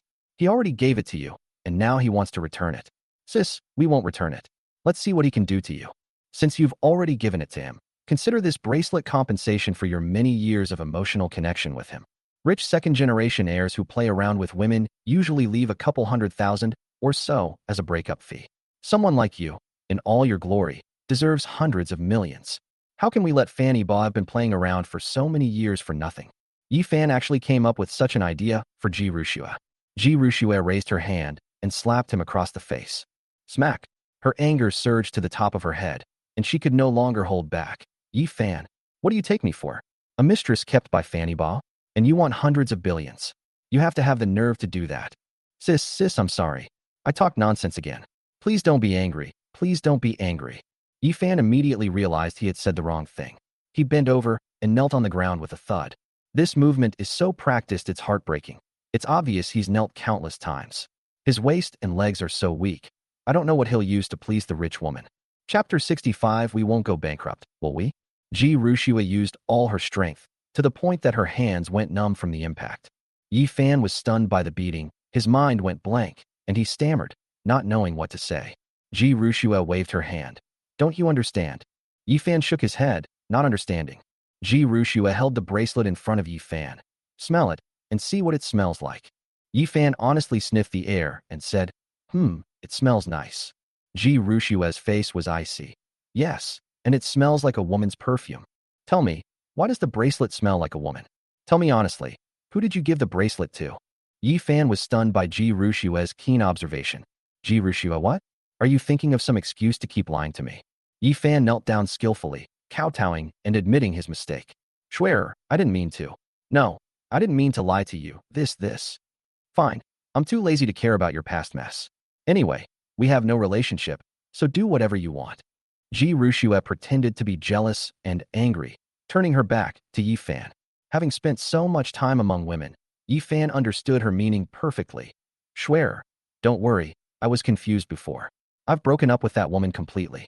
From now on, my heart belongs only to you, and I'll dedicate myself to you and the Ji family. Ji Rushua snorted coldly. Get out. Remember what you said. Yi Fan nodded quickly. Okay, I'll go now, Schwerer. Don't be angry. He dared not linger here for even a moment, fearing that Ji Rushua would turn on him. Don't forget your promise to me to create benefits for the Ji family. Otherwise, our marriage is off. Ji Rushua reminded him again before he left. Okay. I'll go think of something right away. Schwerer, wait for me. Yi Fan had already planned it out. He would contact young Master Jean soon and try to get a few projects from the Jean family. Hey, Iba, I got the bracelet. Can I come find you right now? As soon as Yi Fan left, Ji Rushua hurriedly contacted Fanny Ba. No need. I'll come to your house tonight to get it. Okay, I'll be waiting for you tonight. Although Fanny Ba remained as indifferent as ever, Ji Rushua was still very happy. She was already very satisfied that she could do what Fan Iba asked for. She was terrified of seeing the disappointed look on his face. At the same time, the government released a news article on its official website. Inside is the government building relocation plan. The government building built in the southern new town serves as the office space for several functional departments. The core members of the provincial and municipal party committees still work in the old city building. This news caused all real estate developers to collectively lose their composure. In addition, the government will invest 30 billion yuan in special funds to renovate the green spaces and roads in the old city, creating the most beautiful ancient Hangzhou. Their investment is destined to fail because infrastructure funding for the southern new town has been drastically reduced. Even if their houses are built, without proper infrastructure repairs and environmental improvements, few people will buy their new homes. Furthermore, the environment has become more beautiful after the old city area was renovated. With more tourists coming, the old town will become more lively, creating more opportunities to make money, and property prices will definitely rise accordingly. Chinese people tend to be bullish, not bearish, and their first choice for buying a house in the future will be the old city area. At this moment, the entire Hangzhou real estate industry was in an uproar. How could they do this? We spent billions to buy this land. Are we just going to wait for it to go to waste? Who says otherwise? I was all set to start construction. The blueprints were all done, and this is what they tell me. Damn, I should have bought those urban villages too. They're the ones who made the money. They made a fortune. They didn't have to do anything, and the land doubled in value. Someone seemed to have noticed something and asked tentatively in the group, "Do you guys know who's behind this company? Could there be some shady dealings involved? If they didn't get advance notice, how come they can buy so many products so accurately?" In fact, everyone had doubts, but they had nothing to say. That's just the reality of China. Connections are also a form of power. Everyone has connections. Anyone without connections who dares to do business in China, even if they make a fortune, is doing it for others and will eventually have their share taken away. At this moment, the Ji family was in complete chaos. Ji Shengnan also heard the news. Although the land they bought wouldn't become worthless, they still suffered heavy losses. Ji Shengnan placed all the blame on Qin Hai. "You jinx. You've ruined the Ji family. I've lost all the little bit of savings I've worked so hard to accumulate. I really want to kill you, you piece of trash." Ji Shengnan has saved a lot of money over the years, but she didn't put it in the Ji family's public accounts. Instead, she secretly deposited it in overseas bank accounts.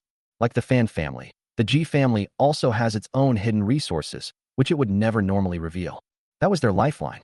However, the Ji family wasn't as wealthy as the Fan family. They only had a few billion in total, which Ji Shengnan withdrew entirely this time. The money for the more than 3 billion yuan to buy the land, and the funds for future construction, will come from this money. Qin Hai knelt on the ground again. This time, he didn't dare to say much. Although the responsibility wasn't entirely his, he had taken it upon himself to participate in the auction. "Say something. Are you mute? You don't dare utter a single word. You're completely useless. You might as well be dead. My poor daughter, why wasn't it you who died? If she were still alive, what would have become of you?" Ji Shengnan cursed Qin Hai. She was unaware that her daughter was not actually dead, but had been imprisoned by Qin Hai. Every time Ji Shengnan scolded Qin Hai would retaliate even more severely against Ji Huanyu after returning home. "Mom, this isn't really my fault. It's all Fanny Ba's fault." Qin Hai actually blamed Fanny Ba for the incident. Ji Shengnan, "Tell me, what does this have to do with him?" "Mom, as far as I know, the Fan family didn't win a single plot of land this time. Based on past experience, how is that possible? The Fan family is the richest family in Hangzhou. They have a lot of cash flow. They shouldn't be unable to get a single plot of land. They must have received advance notice, deliberately missed the bid, and then secretly used the new company to acquire 4 plots of land in the old city." Unexpectedly, Qin Hai did have some real skills. He had almost guessed the truth. However, Fanny Ba did not rely on inside information, and the Fan family was not the only one to acquire the 4 plots of land in the old city. Ji Shengnan actually believed Qin Hai's judgment. "Humph. I even wanted to marry Ruyin to him, but he didn't tell us anything about his inside information, and now we've suffered such a huge loss. I'm going to see him tomorrow. I demand an explanation. Otherwise, I will never marry Ruyin to him." Ji Shengnan was still dreaming.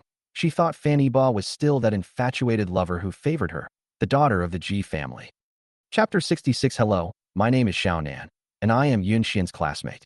The outside world is engulfed in floodwaters. Right now, Fanny Ba and Song Yunxian are playing badminton at the badminton hall. The two of them fought with such tenderness. No one was willing to use force. The shuttlecock flew lightly each time, with a very beautiful arc. These two even gave each other compliments. "Iba, you played really well. Hehe, you're pretty good too. With your skills, beating Li Zhongwei shouldn't be a problem." Fanny Ba is shameless. He can actually say such a lie. Actually, he wasn't focused on playing basketball at all. His gaze was completely drawn to Song Yunxuan's two breasts, the surging waves that came with each jump making him unable to resist. Today, Song Yunxian wore a pink yoga outfit, which perfectly showcased her exquisite figure. Her alluring figure and slender waist resembled a water snake, exuding charm yet youthful beauty. Her long, straight legs were stunningly beautiful, with slender calves, well-proportioned thighs, and a round, perky bottom. Her upper body was even more impressive. Her magnificent chest swayed with her steps, exuding both innocence and allure. Song Yunxian had already noticed Fan Yiba's aggressive gaze, but she didn't care and generously let Fan Yiba admire her. Since she had already decided to marry Fan Yiba, she deliberately dressed like this as a way to give him a little taste of sweetness first. At this point, she was more worried about the old city redevelopment project. Yiba, do you think anyone might have already guessed our plans? She basically handled the operation of the three newly established real estate companies, Fan, Song, and Wang. Currently, she plans to develop 4 plots of land simultaneously, as demolitions are taking place everywhere in the urban villages. After all, they have tens of billions in cash on hand and can also use land loans, so they're not short of money. Through the Wang family's connections, the government has already intervened and communicated with the residents of the urban village, and the demolition is proceeding smoothly. Because the compensation was higher than usual, residents were quick to sign the agreement. Fan Yiba said loudly, "This was bound to happen sooner or later, so it doesn't matter if they guessed it. But we still need to be careful. I'm afraid they'll smash our pot if they don't get any meat." Although Fan Yiba is not actually involved in this matter, he doesn't want any problems to arise. After all, it's an investment of tens of billions. They've snatched up the most lucrative piece of the real estate market in Hangzhou for the next 2 years, and I bet many people are envious. Song Yunxian nodded. The two of them had the same idea again, and their shared values made her secretly pleased. Yes, the most likely problem right now is the demolition and relocation. I'm afraid someone will try to sabotage our relocation. If they manage to find a few holdouts, our progress will be indefinitely delayed, and we'll end up losing money too. Fan Yiba's expression changed slightly. I'm not afraid of holdout residents. I'm more worried that someone might deliberately cause a murder or lawsuit during the demolition process. They might then escalate the situation and use public pressure to condemn us. The government will likely require us to suspend work for rectification, which will greatly extend the delivery time. They might even target us directly. You need to be careful lately and bring extra people with you when you go to unfamiliar places. He had experienced too many dark things in his past life, so he had to consider these despicable methods. Song Yunxian was shocked. No way. They wouldn't go so far as to use such underhanded tactics. That's not necessarily true. Some people will do anything for money. Once our project is successfully developed, we'll earn at least tens of billions, and we'll have several golden eggs in our hands. Do you think they won't be tempted? According to the latest plan, except for a few residential communities, they will also develop large shopping malls, office buildings, star-rated hotels, and so on near the residences. With hundreds of thousands of square meters of land, they have plenty of room for planning. Once these commercial districts are completed, they will be like golden hens, bringing in a continuous stream of wealth. Song Yunxian nodded, realizing the importance of this matter. I'll arrange it right away. Fan Yiba reminded them, don't be afraid to spend money. Install more cameras in the urban villages. Also, remind the demolition companies that we absolutely will not allow violent forced demolitions.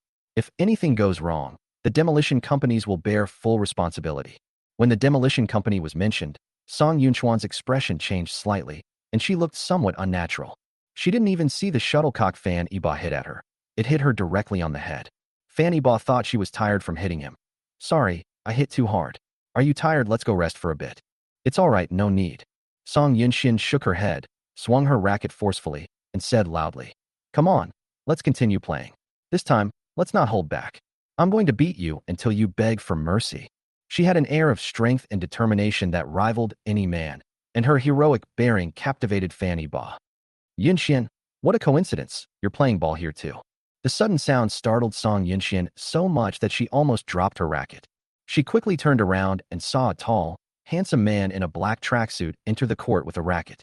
He was also wearing gold-rimmed glasses, looking every bit the successful man. He walked straight towards Song Yunxian, behaving with unusual familiarity and warmth. Song Yunxuan's expression changed drastically when she saw him. Her face was icy cold, and her eyes were filled with anger. But she was also more worried and uneasy. Fanny Ba asked curiously. Yinxian, who is this? The newcomer stood next to Song Yinxian and said very naturally, Hello, my name is Xiao Nan, and I am Yunchuan's classmate. Fanny Ba nodded, unconcerned. He invited, Oh, so you're an old classmate. Why don't we hang out together? Great. I love playing badminton. Xiaonan said eagerly. Song Yinxian suddenly said, No need, Iba. He has some work-related matters to discuss with me. We'll talk for a bit, and then he'll leave. Xiaonan cooperated fully, slapping his forehead. Hey, look at my brain. I almost forgot the important thing. Fanny Ba. Okay then, you guys chat first. I'm going to the restroom. He nodded to the two men and left the stadium. After Fanny Ba left, Song Yunchuan's expression changed drastically. She glared angrily at Xiao Nan and said irritably, How did you know I was here? Who sent you? Didn't we agree to see each other less often, except for work-related matters? Xiao Nan also dropped her fake smile and asked in a cold voice, What? Are you afraid that my appearance will ruin your good deed? You're so eager to marry him? What do I lack compared to this guy? If he hadn't been born into a good family, how could he compare to me? Xiao Nan believes he is the chosen one. Only his background is not good. Otherwise, his achievements would not be worse than Fanny Ba's. He spent several years abroad, using money given to him by Song Guoyang, and thrived overseas. After returning to China, he directly opened a construction company with a registered capital of over 100 million yuan. Song Yinxian regretted contacting Xiaonan again.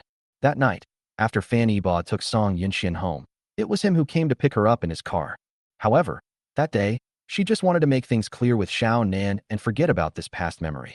From then on, they went their separate ways, and neither of them mentioned that ill-fated relationship. They could still be ordinary friends. To shut Xiao Nan up, Song Yinxian gave him a big project, but Xiao Nan's appetite seemed to have grown even bigger. One plot of land in Song Yunchuan's old city renovation project was given to Xiao Nan's company. Construction has just begun, and the first phase of project payments, amounting to 2 billion yuan, has already been received, a rare occurrence in the industry. This is clearly intended to help Xiao Nan amass wealth. However, even so, Xiao Nan didn't seem satisfied. Song Yinxian was furious. Xiao Nan had been following her and even dared to expose himself to Fanny Ba, and even questioned her. She felt that Xiao Nan had changed a lot in the few years she hadn't seen him. It's none of your business. We're over. Who I marry is my freedom. You just get out of here. Song Yinxian pointed to the door and told him to leave. She didn't want to see Xiao Nan for even a moment longer, especially since Fanny Ba could come back at any time. Xiao Nan shook her head and refused. I'm not leaving. All these years I've been thinking of you, missing you, and loving you. Have you already forgotten our beautiful past?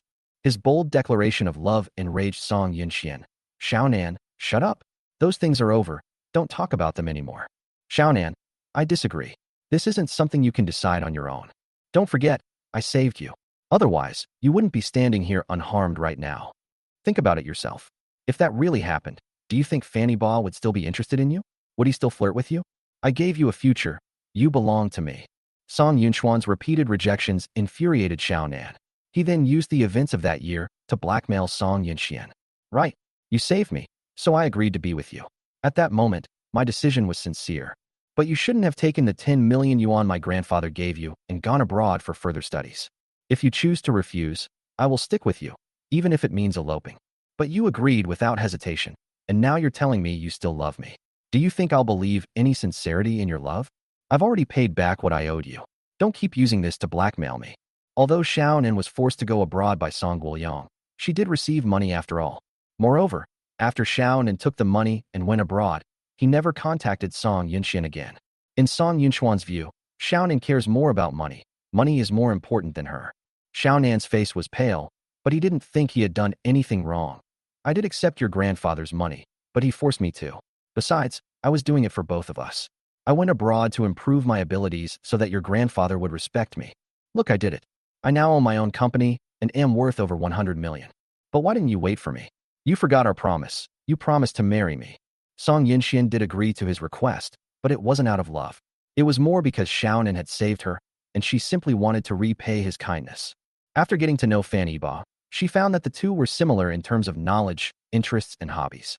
They had great chemistry when they chatted and enjoyed every day together. Although there was no dramatic love story, she felt that this kind of marriage could last because the two people shared similar values and wouldn't have too many conflicts. Unlike Xiao Nan, who gets angry easily and threatens her with life-saving matters at the drop of a hat. Without comparison, There's no hurt feeling. Song Yinxian is increasingly grateful that her decision was right. Choosing Fan Yibo is the only way she can be happy for the rest of her life. Song Yinxian, everyone has a past. Just consider it that I was blinded by greed back then. I've already compensated you. With a project worth tens of billions, you can earn at least $1 billion or more. Isn't that enough? Chapter 67 isn't enough. Of course it's not enough. Your money is mine, and so is your person. Song Yinxuan's words sounded like she was dismissing a beggar. Xiaonan was enraged. Not enough. Of course not enough. Your money is mine, and you are mine too. Xiaonan seemed to have completely lost his mind. He stepped forward, grabbed Song Yinxuan's arm, and tried to hug her. Song Yinxian resisted desperately, of course. This was a public place, and if someone saw her, she would never be able to explain herself clearly. Song Yinxian, who is 165 centimeters tall and weighs less than 100 caddies, looks like a rag doll next to Xiaonan, who is 180 centimeters tall. Her resistance seemed weak and ineffective. Song Yinxian was so anxious she was almost crying. She yelled, "Xiaonan, are you crazy? Let go. Fan Yibo will be back soon, and he'll definitely misunderstand then."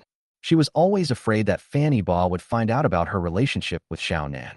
She has never had any scandals, and the outside world is unaware that she has ever had a boyfriend. Although she hadn't been dating Xiaonan for long and hadn't even had her first kiss yet, she was still afraid that Fan Yibo would suspect she wasn't innocent. If things had been made clear from the beginning, it would have been fine. She had always thought Xiaonan wouldn't come back.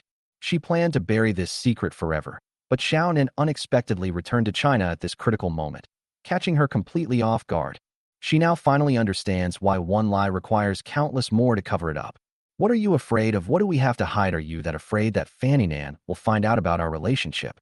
Xiaonan then escalated his actions, reaching out to put his arm around Song Yinxuan's waist. Song Yinxian was so frightened that her whole body stiffened. What are you doing?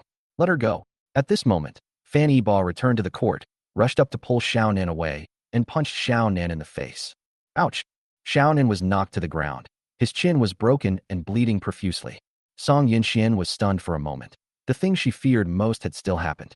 She could only pray that Xiaonan wouldn't talk nonsense. Otherwise, Fan Yibo would definitely misunderstand what had just happened. Song Yinxian pretended to be calm. She grabbed Fan Yibo, who was about to make a move, and hurriedly explained, "Yibo, you've misunderstood. It's not what you think." Xiaonan had just returned to China. Having spent so much time abroad, he was used to Western etiquette. He simply wanted to hug me goodbye. Song Yinxuan's explanation seems to make some sense. Foreigners just like to give a rationalized excuse for taking advantage of others. Hugs and cheek kisses. Fan Yibo scoffed at this behavior, saying dismissively, "Then should I apologize to him? I was impulsive." Xiaonan seemed to be badly injured and didn't recover for a long time. Song Yinxian continued her act, crouching down to support Xiaonan and softly asking, "Xiaonan, are you all right?" In fact, she whispered in Xiaonan's ear in a tone that Fan Yibo couldn't hear. "If you dare to say another word, I'll take back the project and leave you with nothing." Fan Yibo was unaware that Song Yinxian was threatening Xiaonan. From her perspective, Song Yinxian had no sense of propriety, showing such concern for another man in front of her boyfriend. This scene pierced Fan Yibo's heart. He felt that Song Yinxian was also a woman who was approachable. Xiaonan paused, about to say something, but Song Yinxian pinched his arm hard with her nails. Song Yinxian continued, "Are you all right? Should I take you to the hospital?" Xiaonan clutched her chin, saying in pain, "I feel like my tooth is going to fall out. Please take me to the hospital quickly." "Okay, I'll take it to you right away." Song Yinxian nodded and helped Xiaonan to her feet. "Yibo, my classmate is seriously injured. I need to take him to the hospital. Let's reschedule for another day." "Fan Yibo, do you need my help? After all, I'm the one who hit him." "Need not." Song Yinxian shook her head, then helped Xiaonan walk out. She walked extremely fast, which seemed to Fan Yibo like she was fleeing in panic. After Song Yinxian left, Fan Yibo raised his fist, looking at the wound that had already broken the skin, and felt a dull pain. Force is reciprocal. Even though he was the one who hit him, his finger bones also hurt a lot when the punch landed on his chin. "Looks like I still need to practice. I'll go back to Uncle Lee another day and get some exercise." At this moment, Lu Hong suddenly walked in. "Young master, why did I see Miss Song get into someone else's car?" Lu Hong had been following Fan Yibo the whole time. He stood guard outside and, while smoking, saw Song Yinxian helping Xiaonan into the car. When he realized something was wrong, he found that his young master hadn't come out with him and hurriedly went into the venue. "It doesn't matter. Let her do whatever she wants. If she finds someone she likes, I'll just talk to Grandpa Song about it. Although he said that, he was still very upset inside. Given their short time together, he certainly wouldn't fall in love with Song Yunxian so quickly. At most, he'd just have a slight liking for her. After all, Song Yunxian was an unparalleled beauty, and he wouldn't be a man if he didn't have any feelings for her. He felt that Song Yunxuan's words and actions were strange, and there was an indescribable feeling about her. But this feeling was very familiar. Never mind. Let's go to the old house and ask Uncle Lee for advice on body training methods. This body is too delicate. Meanwhile, Song Yunxian took Xiaonan to the hospital. After all that fuss, nothing was wrong, but Xiaonan still cried out in pain. The doctor checked you. Your bones are fine. Your brain is fine. It's just a little scrape. Is it necessary to whine and scream like that? Song Yunxian didn't want to stay here for even a second longer. Everyone in the lobby was watching Xiaonan's performance, and some people were secretly paying attention to Song Yunxian. After all, she was really beautiful. Her looks and figure were exceptional. Many perverts stared at her without turning their heads and kept lingering around her. This annoyed Song Yunxian to no end. How can it be nothing? I feel like my chin is swollen. No, your boyfriend hit me. You have to take me home right now. Xiaonan was still playing dirty tricks, and Song Yunxian knew exactly what he was up to. If she really goes home with Xiaonan, will she still be able to leave with a clean record? Even if nothing happened, it would be difficult for her to explain it clearly. It was only then that she remembered Fanny Ba. She had been so focused on seeing Xiaonan off that she had completely forgotten about her boyfriend. She prayed that Fanny Ba wouldn't misunderstand. She needed to go and explain things to Fanny Ba as soon as possible. I can't be bothered with you. Go ahead and do whatever you want. I'm leaving. She left the hospital immediately. She wanted to find Fanny Ba and explain things properly. However, at that moment, Song Guoyang called. The old man's tone was very angry. Come back right now and stop embarrassing me in public. After saying that, the old man hung up the phone. Song Yunxian knew that her grandfather must know about her and Xiaonan. She didn't have time to explain to Fanny Ba, so she could only go home and comfort Song Guoyang. Song Guoyang looked stern, his beard practically bristling with anger. Do you know what you're doing? Song Yunxian knew he was very angry, so she quickly grabbed the old man's hand and whispered, Grandpa, please listen to me. Xiaonan and I really have nothing going on. I've already made things clear with him. We're over. Song Guoyang, you two are over? Then you took him to the hospital alone, and a lot of people called to ask me what your relationship was with him, and whether you were dating Xiaonan. Do you know how embarrassed I am?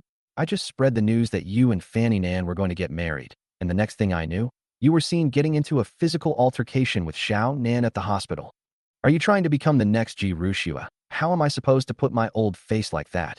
Song Guoyang was furious. His face was wrinkled with rage. Chapter 68, Making the Impossible Possible. Song Guoyang has been in a good mood lately. He's enjoying a leisurely drink of the premium black tea that Fanny Ba sent him. He thinks highly of Fanny Ba, his grandson-in-law, because of his good family background and his humble and filial nature. Recently, Song Yunxian and Fanny Ba have been in close contact, and everything is developing in the best possible way. Who knew that several people had just called him, saying that Song Yunxian had personally taken a strange man to the hospital? They were practically saying it outright. Song Yunxian was reenacting Ji Rushua, visiting a sick person in a formal dress. This infuriated Song Guoyang, who immediately smashed his favorite purple clay teapot. Song Yunxian protested her innocence. What? I didn't do that. Can't I even take a friend to the hospital? Song Yunxian had no idea that things would be spread like this. She suddenly understood Ji Rushua a little. Friend, are you and Xiaonan just ordinary friends? Everyone knows about your messy relationship. What if a classmate who knows you tells Fanny Ba about this? What do you think he'll think? Even if he's a friend, why did you have to personally take him to the hospital? Couldn't you have just sent a driver or bodyguard with him? You're not being discreet at all. Song Guoyang was exasperated. Song Yunxian was really acting recklessly. As soon as Xiaonan came back, she had no sense of propriety at all. Just when she was about to get engaged to Fanny Ba, this incident happened. Grandpa, Xiaonan was injured by Yibo. I was afraid that Xiaonan would talk nonsense in anger, so I took Xiaonan away. Song Yunxian didn't dare to say the specific reason. If she said that Fanny Ba only acted because he saw Xiaonan trying to forcibly hug her, it is estimated that Song Guoyang will arrange for Xiaonan to be drowned in the river. What? It was Yibo who did it. Yes, he's the one who hit her. Song Yunxian thought her grandfather would understand her, but the opposite was true. It's over. It's over. Song Guoyang slumped onto the sofa, his eyes filled with an indescribable sense of loss. Grandpa, what's wrong? My granddaughter, are you stupid? Your husband got into a fight with someone. And instead of helping him, you went to take care of the person he hit. What a foolish thing you did. Even if Xiao Nin is beaten so badly that he loses an arm or a leg, it shouldn't be you taking him to the hospital. You could just hire a bodyguard. How can you expect Fan Yiba to feel after doing this? How can you expect him to save face? His own woman is actually siding with an outsider. Song Yinxian was completely dumbfounded. She had never thought of it that way before. She was too scared to care, worried that Xiao Nin would talk nonsense and expose their relationship. Men tend to be chauvinistic, especially powerful and influential men who have a strong possessive nature. Her actions today were far-fetched. Taking Xiao Nin to the hospital was completely unnecessary. Song Yinxian asked anxiously, "Grandpa, what should I do?" "That's not what I meant. Will Yiba misunderstand me?" Song Guoliang didn't have time to scold her. He quickly said, "Call him now and invite him over for dinner tonight. I will apologize to him in person and make it clear to him that you still have feelings for him. It would be best to get him drunk tonight and force the issue. Once he's in your bed, everything else will be easier." Song Yinxian never expected to have to give herself to him tonight. It was too rushed, and she was completely unprepared. She said hesitantly, "Grandpa, is this okay? How can you arrange something like this?" Song Guoliang could tell that Song Yinxian had feelings for Fan Yiba, so he did the opposite. "My silly child, what are you still thinking about? If you really don't want to marry him, then let's just drop this matter." Song Yinxian immediately became anxious. Fan Yiba was indeed her best choice. After spending these days together, she felt that Fan Yiba was her ideal partner. "No, Grandpa, I'll listen to you." During dinner, Fan Yiba acted as if nothing had happened. He brought flowers for Yinxian and a gift specifically for Song Guoyang. Song Guoyang personally greeted him as he entered, saying, "Oh, Yiba, you're being too formal. Why do you always bring things? Don't bring anything next time, just treat it like your home." Song Guoyang, leaning on his cane, had the servants take the gifts away, while he personally led Fan Yiba into the house. "What happened to your hand?" Song Guoyang suddenly noticed that Fan Yiba's right hand was still wrapped in gauze, with traces of blood seeping out. Fan Yiba replied casually, "Oh, it's nothing, Grandpa Song. I just bumped into something. It'll be fine in a couple of days." He had a small cut on his fist, and he wasn't planning on bandaging it. As a result, Lu Hong became extremely nervous, fearing infection, and insisted on applying the medicine and bandaging it.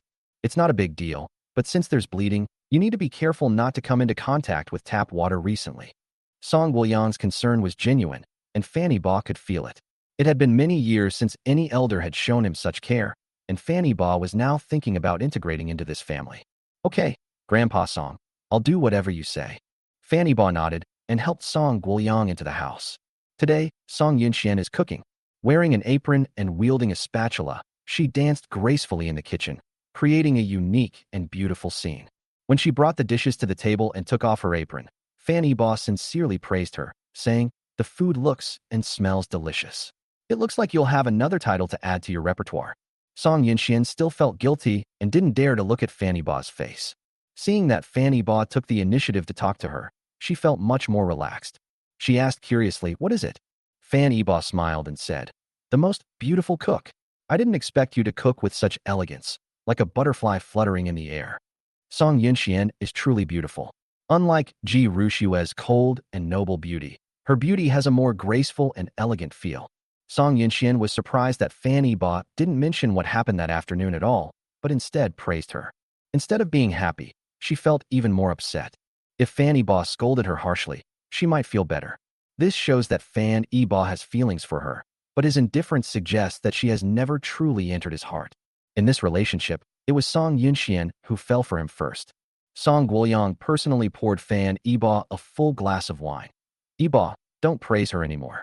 Look how arrogant she's become. I know everything that happened this afternoon. It's Yunxuan's fault. She needs to be severely criticized for this." Song Guoyang turned to Song Yinxian and sternly rebuked her. "A woman follows her husband. You are Yiba's girlfriend now.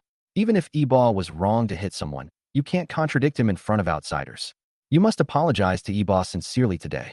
If he doesn't forgive you, you are not a daughter of the Song family." Song Guoyang's words were very serious. Song Yinxian burst into tears instantly. She looked at Fan Yiba with a wronged expression and opened her mouth to apologize. Fan Yiba grabbed Song Yinxuan's hand and gently patted the back of her hand, comforting her. "It's okay. Don't cry. I didn't take it to heart. Besides, you didn't do anything wrong. It was I who hit you without understanding the situation. He's your classmate, so it's only right that you care about him." Grandpa, this isn't Yunchuan's fault. It's my personality that's the problem. I'm short-tempered and easily angered. I should apologize to Yunxian. Fanny Ba took all the blame. Seeing Fanny Ba take his hand, Song Guoyang smiled with relief. Good, good. It's good that you've talked it out. I was just afraid that you two would have a rift over such a small thing. Little did he know, Fanny Ba was putting on an act. He didn't have much affection for Song Yunxian at all. He only had some respect for old Master Song and didn't want to see him sad. Come on, eat quickly. Iba, try Yunchuan's cooking while it's hot. She's been busy all afternoon for you. You have to have a good taste. At this moment, Song Yunxian picked up a piece of braised pork for Fanny Ba. It was fatty but not greasy, and her cooking skills were indeed excellent. Everyone enjoyed the meal very much. Tonight, Song Yunxian also paid no attention to the old man's drinking capacity. All three of them drank quite a bit. However, Fanny Ba drank the most, and his whole body reeked of alcohol. Chapter 69. It seems I'm the extra one again. After several rounds of drinks and 5 courses of food, the old man covered his head and complained that he had drunk too much and needed to go to bed early. Before returning to his room, he instructed, Yinxian, bring Iba into your room later and change his bandages. Song Yinxian, of course, received this blatant hint. She blushed, so embarrassed she almost bit her tongue off. But she still cooperated and said, Okay, Grandpa, you should get some rest. Fanny Ba has a good alcohol tolerance, but he couldn't resist the two of them chugging him drinks. Especially since if those two people take a sip, he has to drink a cup. He's completely disoriented right now. Song Yinxian walked to his side and said softly, Iba, are you alright? Let me help you upstairs to rest for a bit. Okay, sure. Fanny Ba's voice was very nasal at that moment, and he seemed unsteady on his feet. He thought Song Yinxian was taking him to the guest room. His eyesight was already failing him. If he were to observe more closely now, he would have noticed that Song Yunchuan's face was so red it could bleed. In a daze, Fanny Ba felt himself lying on a very soft bed, which had a refreshing fragrance. The rich, fragrant aroma made him feel weak all over, as if his bones were melting.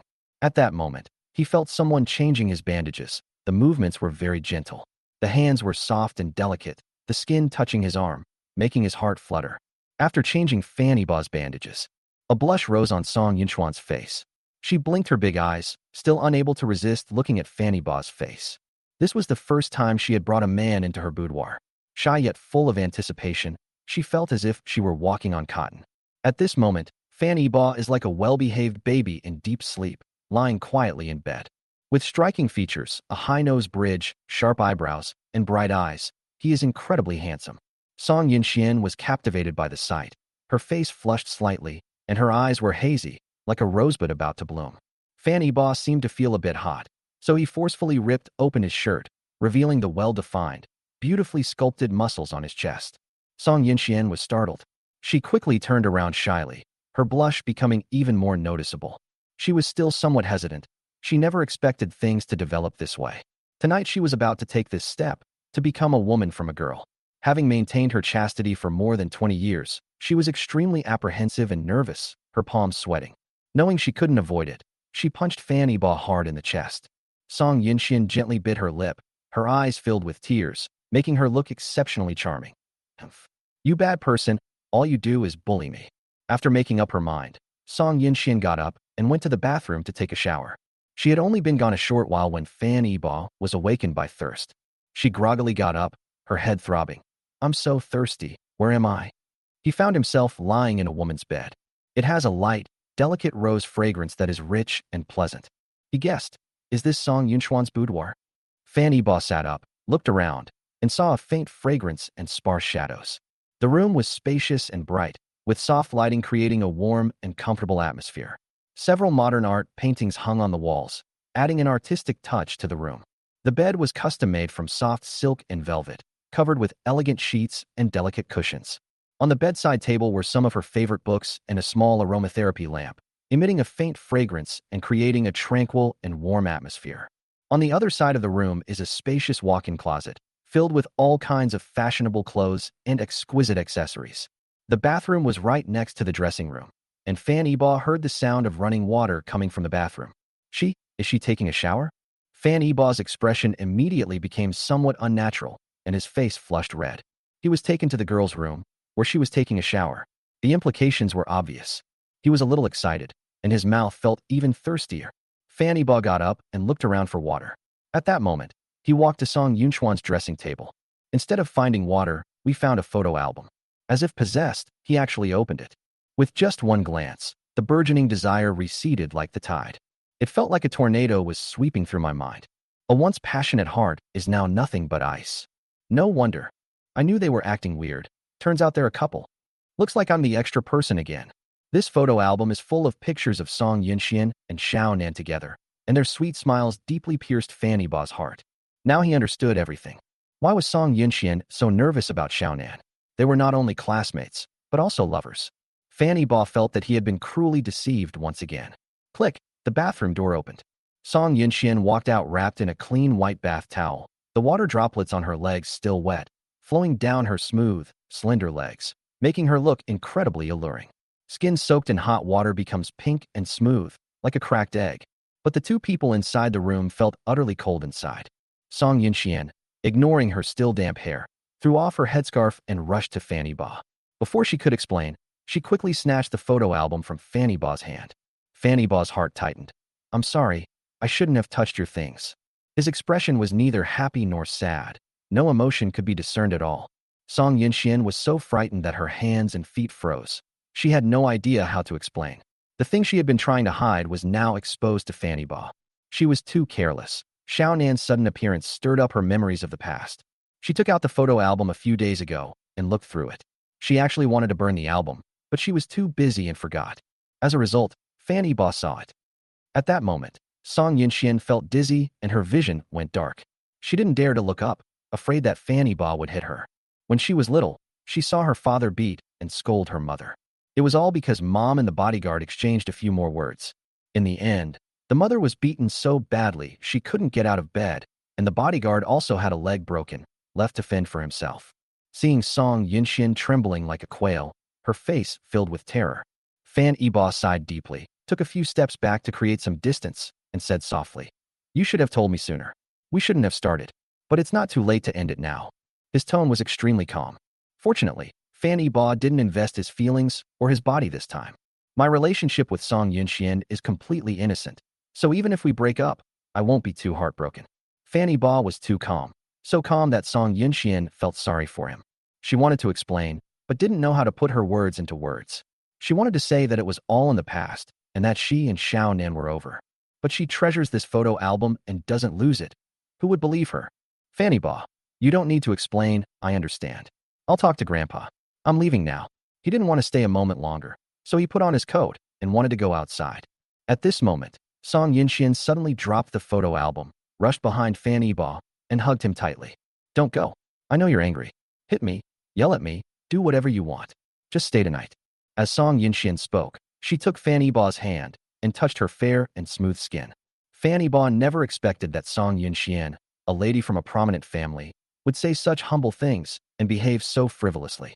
He was somewhat annoyed, feeling that Song Yunxian was too casual. His tone was cold. Let go. I'm not the kind of beast who only thinks with his lower body. You don't love me at all. Wasting yourself like this will only make me despise you even more. Fan Yibo's words struck Song Yunxian like a thunderbolt, causing her immense pain. She felt like a prostitute, selling her body to Fan Yibo, cheap and despicable. Her hands loosened weakly, and she knelt on the ground, lost and dejected. Love rose with the wind, but when the wind stopped, her heart remained unsettled. Fan Yibo wasn't interested in her, and Song Yunxian could already imagine her grandfather's disappointed expression. She suddenly felt that of all the myriad things in this world, only three are truly precious: the moon in the water, the flower in the mirror, and you in my dreams. Fan Yibo is the one I've always dreamed of. Knowing full well that it was impossible, Song Yunxian still did it, and she only has herself to blame. Chapter 70. Miss Song, please have some self-respect. Seeing Song Yunxuan's absent-minded appearance, Fan Yibo felt a little sorry for her, realizing that he had been too harsh in his words. I'm sorry, I shouldn't have said that to you. I was too harsh. What I meant was that you should pursue your own love and not be afraid of the pressure your grandfather puts on you. We are all adults, and you have the right to make your own choices. Don't worry, I'll talk to your grandfather and I'll handle it. I'm very sorry about what happened to Xiao Nan. If I had known about your relationship, I wouldn't have hit him. Fan Yibo spoke very sincerely, making Song Yunxian feel even more ashamed. She felt like a fraud, but she didn't want to be like this. Song Yinxian felt a pang of heartache. She was suddenly afraid of losing Fanny Ba. No matter how you look at it, Fanny Ba is the most suitable life partner for her. She felt a surge of panic. It was all a misunderstanding. She was just too afraid that Fanny Ba would care about her past. In fact, she should have realized long ago that Fanny Ba was not a chauvinist at all. His gentleness and understanding always put her feelings first. Even now, Fanny Ba is still thinking of her, afraid that his grandfather will scold him, and is taking the initiative to shoulder all the responsibility. If she loses a man like that, she'll never find another one. Song Yunxuan's tone became even more humble as she grabbed Fanny Ba's trouser leg. No, Iba. Xiao Nan and I did date for a while, but we had no feelings for each other at all. I only got together with him because he saved me. We didn't go as far as sleeping together, you can believe me. Song Yinxian was not lying about this. Because of her mother's experience, she learned a profound lesson. Before marrying my father, my mother had a boyfriend, and in a moment of passion, she gave away her precious virginity. Unfortunately, the mother and her first love did not end up together. My mother eventually married my father. But when her parents were together, her mother kept these things a secret. It wasn't until her mother reunited with her first love and her father unexpectedly found out that their once happy family was shattered. The gentle and refined father began to drink heavily and beat his wife. Sometimes, the father would even hit Song Yinxian in his rage. If it weren't for the paternity test proving their blood relationship, she might not have survived at such a young age. This fear of marriage and fidelity makes her hesitant to fall in love. It also made her afraid that Fanny Ba would find out about her past relationships. Unfortunately, the truth eventually came out. She was consumed by her own lies and reaped what she sowed. Fanny Ba was most speechless about this. Why does everyone act like this? If someone has a boyfriend, they might say they've never been in a relationship. They've been in relationships, but will say they never had sex. If you've had sex, will you mention that you used a condom? Will they later say they've never been pregnant or had an abortion? Sigh. Does being a divorced woman mean you can't get married again? That's not what I care about. It's not unusual to have been in a relationship these days.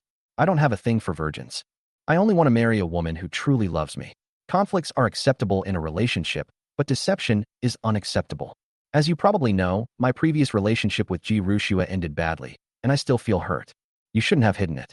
Fan Yiba spoke his mind, but he also concealed his past with Lu Mingyao, saying that neither of them were good people. Song Yinxian had no idea that Fan Yiba was such an open-minded person. She thought all men were like her father. She now feels like she shot herself in the foot. If they had just admitted it openly, this wouldn't have happened. She was filled with deep regret. Song Yinxian, I'll give it my all. Can you give me a chance to start over? I'll tell you everything. Fanny Ba said with a smile. I think you should face your own heart and see if Xiao Nen is still in your heart before discussing our affairs. Song Yinxian knelt on the ground, stretched out her hand, and swore to the sky.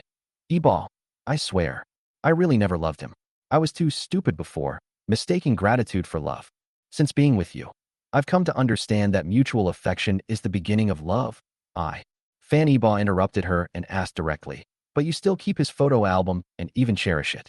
I only glanced at it, and you nervously snatched it away. After Ji Rushue and I separated, I burned all the items related to her. This was the least I could do to show respect to my future partner. Keeping traces of your ex is an act of infidelity towards your current partner. Fanny Ba also wanted to say that Song Yunxuan's subconscious support and protection of Xiao Nan at the badminton court already showed that their relationship hadn't completely broken down. A good ex should die in the memories, never to cause a ripple again. Song Yinxian didn't know how to explain. She only wanted to keep Fan Yiba by proving her innocence, but Fan Yiba didn't give her that chance at all. When she took off her clothes and stood naked in front of Fan Yiba, Fan Yiba showed absolutely no interest. Miss Song, please have some self-respect. At that moment, she knew she couldn't keep Fan Yiba because Fan Yiba wasn't someone who was blinded by desire. Fan Yiba left, departing from the Song family overnight. However, before leaving, Song Yinxian begged him to give her more time and not to tell the old man about this matter. Fan Yiba readily agreed. Song Guoyang was already fast asleep, still dreaming of holding his great-grandson at this time next year. When Fan Yiba returned home, he found Ji Rushue asleep on his sofa. Ji Rushue didn't wear Fan Yiba's clothes this time, but her outfit was even more alluring. A denim miniskirt that barely covers the buttocks reveals the inner thighs with just a slight bend over. Her long, shapely legs were encased in black patterned stockings, and every movement she made aroused men's primal desires. Her upper body was essentially naked, with only a white camisole hanging from it, barely more fabric than a belly band. Fan Yi-ba was afraid that the wind would blow him away. She exuded sexiness to the extreme, and Fan Yi-ba almost lost his composure because of her irresistible allure. He had just finished scolding Song Yinxian, telling her to keep her distance from her ex. The next moment, he was dressed like this, spending the night with Ji Rushua. Fan Yi-ba felt like his face had been slapped red. Having this happen twice in one night is driving Fan Yi-ba crazy. He desperately needed a case of Wangleji herbal tea to cool down. This time, Fan Yi-ba was determined to make Ji Rushua return the key and prevent her from tempting him again. When Fan Yi-ba entered the room, Ji Rushua was still half asleep. She waited all night, carefully dressing up, waiting for Fan Yi-ba to come back. After waiting for several hours, she couldn't stay awake any longer and finally lay down on the sofa to sleep for a while. Fan Yi-ba asked coldly, "What are you doing here again? Who let you in? Give me back my key." When Ji Rushua saw that Fan Yi-ba had finally returned, she was very excited. "Didn't you ask me to come? I brought you the bracelet." She stood up and hopped over to hand the box containing the bracelet to Fan Yi-ba. The jade rabbit on her chest swayed up and down with it. However, Fan Yi-ba's attention was all on the bracelet, and he had no intention of observing Ji Rushua's body. "You really got it back?" Fan Yi-ba was pleasantly surprised. In his understanding, Ji Rushua would definitely not go to Yi Fan to demand revenge. After all, Ji Rushua loved Yi Fan so much and couldn't bear to see him suffer any injustice. He had already instructed his secretary to prepare to call the police. They wanted to send Yi Fan to prison on charges of theft, to work on a sewing machine, and never let him out. "Of course, I promised you, and I will definitely do it." Ji Rushua was confident and proud. She stretched out her long, white neck, tilted her head back, and looked at Fan Yi-ba with a sweet smile. Fan Yi-ba seemed to see again the little girl who used to have eyes only for him. His vision blurred. Thanks. He was really happy to get the bracelet back. In his past life, Yi Fan sold this bracelet. He was eventually taken abroad by a foreigner, and he never saw him again. Now that his mother's bracelet is back in his hands, he will have no regrets for the rest of his life. Ji Rushua, "Brother Yi-ba, this is something I owe you. Why are you thanking me?" Ji Rushua discovered that Fan Yi-ba was still as kind and tolerant as ever. If he had been even a little more ruthless or selfish, she wouldn't have dared to be so reckless in her past life. She wouldn't have been so easily deceived by Yi Fan, ending up completely bewitched by him. After receiving the bracelet, Fan Yi-ba opened the door to see the guest out. "All right, your bracelet has been delivered. Please go back. You're so materialistic. I waited for you all night, and you want to kick me out as soon as we meet." Ji Rushua pouted, looking playful and cute, like a young girl who had just fallen in love, both innocent and alluring. Adding to the fact that she was wearing clothes she hadn't actually worn, Fan Xiaobo was already itching to make a move. Two stunningly beautiful women tried to seduce him in one night, and he really couldn't handle it. Fortunately, he was already familiar with Ji Rushua's body in his previous life and had a certain degree of resistance. Besides, he felt physically disgusted just seeing Ji Rushua. These little tricks might have been learned for Yi Fan. The thought of Yi Fan making Ji Rushua dress like this and then pinning her down made Fan Yi-ba's anger explode. That bitch actually used something Yi Fan had already done to seduce him. In their 2 lifetimes of interaction, he had never seen Ji Rushua like this before. It seemed like Fan Yi-ba was meeting Ji Rushua for the first time. Her transformation was so sudden. From an icy goddess to a sexy and fiery mature woman. It's no wonder Fan Yi-ba thought that way. He didn't know that Ji Rushua had already been reborn. What wouldn't a wolf-like soul in its 30s or 40s possess a delicate, juicy body in its 20s do? Aren't you ashamed to dress like that? You're trying to seduce me. Fan Yi-ba turned away in disgust, refusing to even look at Ji Rushua. He desperately wanted to ask why. You're like this because Yi Fan trained you, aren't you? But he couldn't bring himself to say it. If Ji Rushua admitted it, he was afraid he would strangle her. They could only deceive themselves into believing that they hadn't reached that point in their lives. Ji Rushua looked pitiful, biting her lip, tears welling in her eyes, looking utterly charming. Brother Yi-ba, don't you have any interest in me at all now? She learned this online, and it took her a long time to overcome her psychological resistance. Although she had 2 men in her past life, she was indifferent to lust, just like her cold personality. In her past life, she only cheated on Yi Fan with Fan Yi-ba after his death, and her physical infidelity was only a handful of times. Having been reborn, she felt that she was innocent and worthy of Fan Yi-ba. Ji Rushua hooked the hem of her dress with her fingers and slowly pulled it down, once again revealing her flawless body. Brother Yi-ba, I'm truly innocent. Can't you give me a chance, and give yourself a chance too? Fan Yi-ba didn't even look at her. He roared sternly and violently. Get out! Get out now! Ji Rushua hung the strip of cloth around her neck again. She opened the door and went out. Before leaving, she turned around and said sadly, Brother Iba, I will still wait for you. I will always wait for you. I am still your Schwet sister. I'm back. I figured out some things, and I've seen through some people. I will give you an explanation. Since you don't want me, then I'll go downstairs. Bye-bye, Iba. Ji Rushua was about to leave, but Fan Iba suddenly grabbed her. Wait. He draped his coat over Ji Rushua's shoulders, saying, Put your coat on before you leave. Although Fan Iba's words were still indifferent, Ji Rushua jumped up happily. She took advantage of Fan Iba's inattention and gave him a hard kiss on the cheek. Thank you, Iba. I know you still care about me, and that makes me very happy. Ji Rushua left, and she almost stole Fan Iba's soul away with her. The contrast is just too great. No one knows how Fan Iba slept that night. He took several cold showers, and his underwear was still wet in the morning. Chapter 71 Ji Ruyan's plea for help. For the next few days, Fan Iba lived a very uneventful life. He didn't go to Song Yunchuan's company building to confess his feelings again, nor did he go on dates with her anymore. Their relationship was put on hold. The two, who were clearly in the throes of a passionate relationship, suddenly found their feelings fading, and rumors were circulating in their social circle that it was because Xiaonan had broken up with her boyfriend. However, this time it didn't cause a huge uproar. On the one hand, both parties remained silent, preventing the matter from escalating. On the other hand, Song Yunxian is now Hangzhou's premier real estate queen. The price of the hundreds of thousands of square meters of land she owns is still rising rapidly. Since the development plans for these 4 plots of land were released, with hundreds of billions of yuan in investment at stake, many construction companies have been frantically seeking cooperation with her. Countless people want a piece of the pie from her, so who would dare offend her? Fan Iba has resumed his reclusive lifestyle. The mobile apps for the 2 projects he had previously planned, bike sharing and ride-hailing, are almost finished. We will soon enter the offline promotion phase. He then took on the role of chairman in earnest, keeping a close eye on the project. He went to work diligently, while his employees began to complain endlessly. Is our boss heartbroken again? Why is he always targeting us and finding fault with us? I'm so annoyed. Sigh, who knows? Now I finally understand what it means to be afraid of rich kids sponging off their parents, but afraid of them starting their own businesses. They talk too much and cause too much trouble.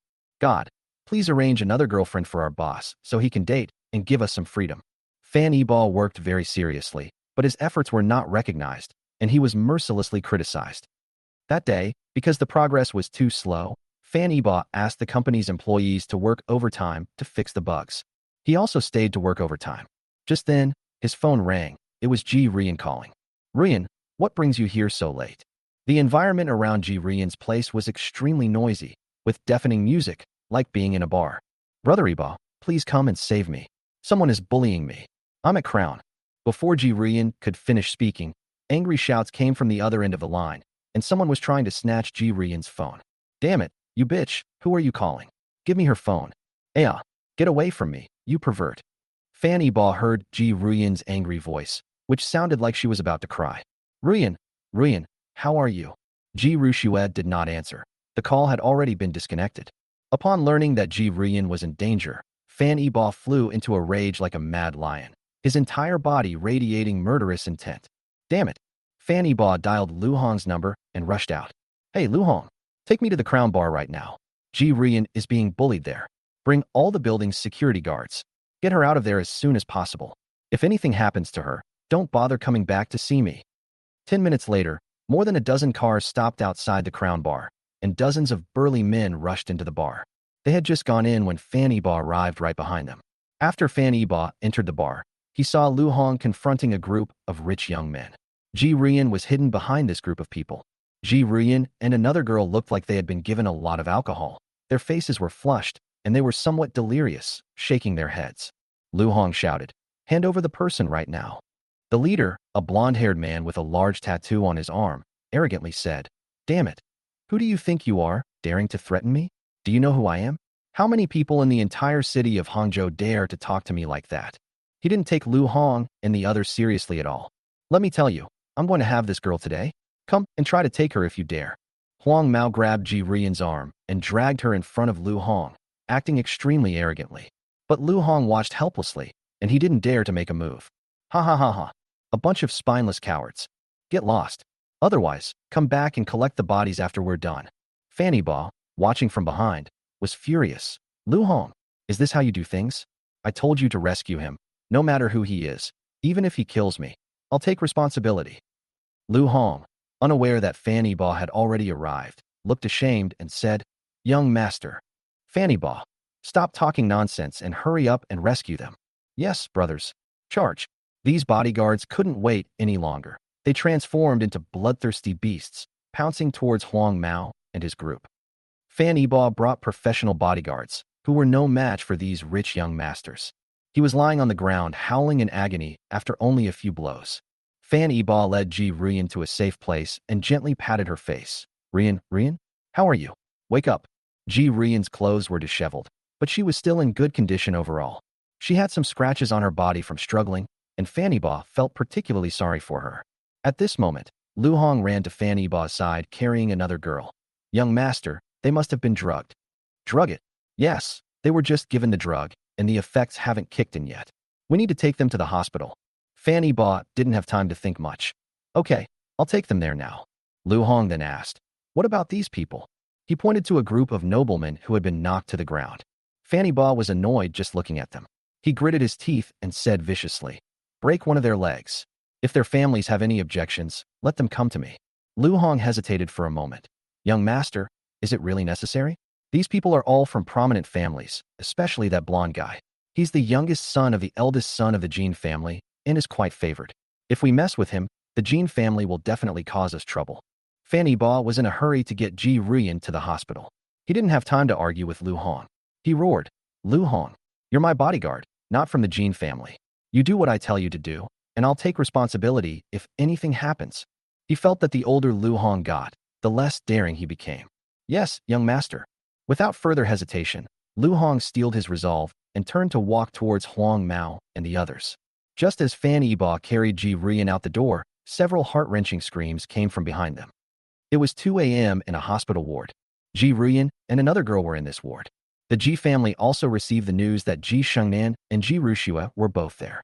This was the first time Fan Yiba met Ji Shengnan after their engagement party. After Ji Shengnan understood what had happened, she kept thanking Fan Yiba. Yiba, it's all thanks to your timely arrival. Otherwise my granddaughter would have been doomed. Our Ji family will not let this matter rest. Tomorrow I will arrange for people to find these bastards. Don't think that just because our Ji family has no men, we can be bullied. When Ji Shengnan was young, she was also a woman who loved to fight and kill, and when she got into a fight, she was no less capable than a man. These two are the only remaining members of her Ji family. If they are truly violated, she will absolutely not let those people get away with it. Fanny Ba, don't worry, I've already avenged Ru Yan. I had one of their legs broken as an apology to Ru Yan. Ji Rushua never expected Fanny Ba to have such a fierce side. In his previous life, he had always been kind and gentle, and even when he was bullied, he dared not utter a sound. But now, he's doing something so domineering. Ji Rushua was certain that Fanny Ba had been reborn. His tragic experiences in his past life changed his perspective. Good job. That's how they should be taught a lesson. Ji Shengnan was very satisfied with Fanny Ba's actions. He took revenge for his grievances. However, what she didn't know was that the person whose leg was broken was either rich or powerful. Among them are direct descendants of the Jin family. Chapter 72 Yi Fan is one of ours. Meanwhile, at the Jin family private hospital in Hangzhou, Jin Mingyi and his 6 or 7 descendants sat around Jin Yuliang's sickbed. Jin Yuliang is the blonde guy whose leg was broken by Fanny Ba. He is Kim Myung-yui's eldest son, Kim Namtaek, and his youngest son. Jin Mingyi can be described as blessed with many children, as he has 4 sons and 3 daughters. There are even more grandchildren, more than 20 in total. However, only a few people were truly favored. The eldest son, Kim Namtaek, and the youngest son, Kim Baicheon, are the most outstanding members of the second generation of the Kim family. Kim Baicheon is only in his 30s, and Kim Myung had him late in life, so he dotes on him the most. The grandchildren are the eldest grandson Jin Yuqing and Jin Yuliang. However, Kim Okesung was favored because of his outstanding ability to handle affairs, while Kim Okaryong was favored because of his outstanding ability to cause trouble. The more mischievous he was, the more Jin Mingyi liked him. Jin Yuliang completely disgraced his name. What a load of rubbish. He was rotten to the core, a mere facade masking a rotten core. He looks respectable, but he's actually a scoundrel. Lustful and greedy, She bullies men and women under the guise of the Jean family. Many of them do things against the will of women. However, he never bullies powerful or influential women, so he can usually handle the Jean family. Ji Ruyan was the only exception. She had been living abroad for the past few years, and Jean Yuliang didn't know her at all. It was mainly because Ji Ruyan was too beautiful that Jean Yuliang was blinded by desire, which is why he dared to make a move on her. Jean Mingyi looked at his grandson lying in the hospital bed, his hands trembling with anger. Have you found out who the bastard was who did it?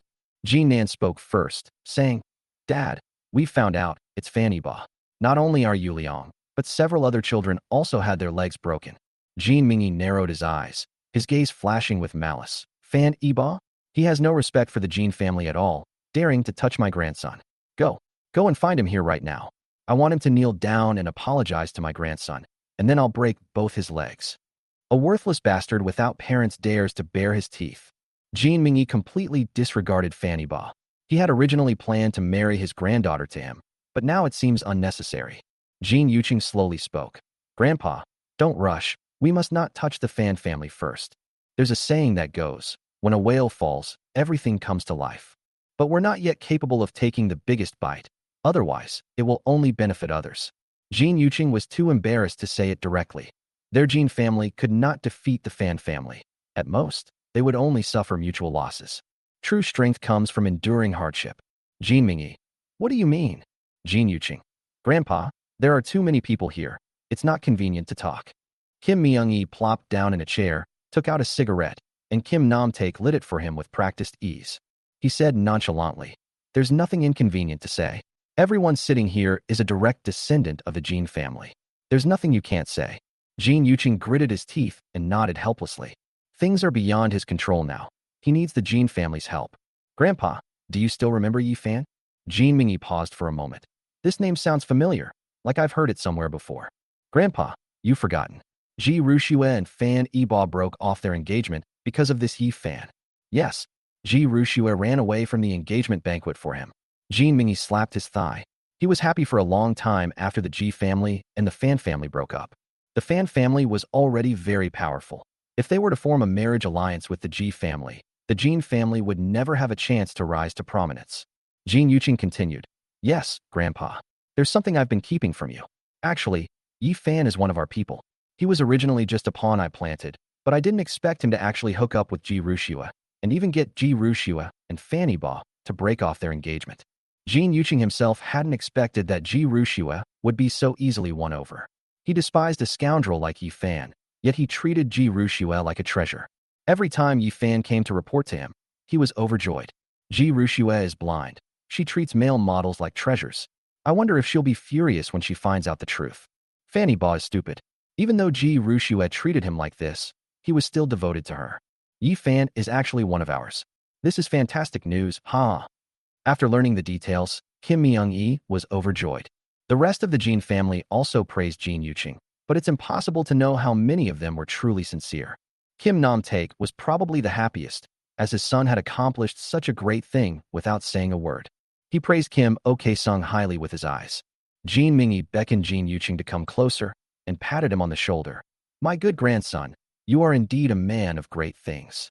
I am very relieved to entrust the future of the Jean family to you. Upon hearing Jean Mingyi's words, everyone except Jean Yuqing and his son's expressions changed drastically. Jean Yuqing had been waiting for these words, but he wasn't particularly smug. He posed a question. Grandpa, things have taken a new turn. Ji Rushue actually wants to marry Yi Fan now. What? Everyone in the room was dumbfounded. What kind of magic does Yi Fan possess that makes Ji Rushue break off her engagement with the richest man in Hangzhou and then eagerly offer herself up to marry him? Several young people felt like their brains had been blown off. Where exactly did they go wrong? He can't even compare to a male model from a nightclub. This is a good thing. Jean Mingyi slammed his fist on the table.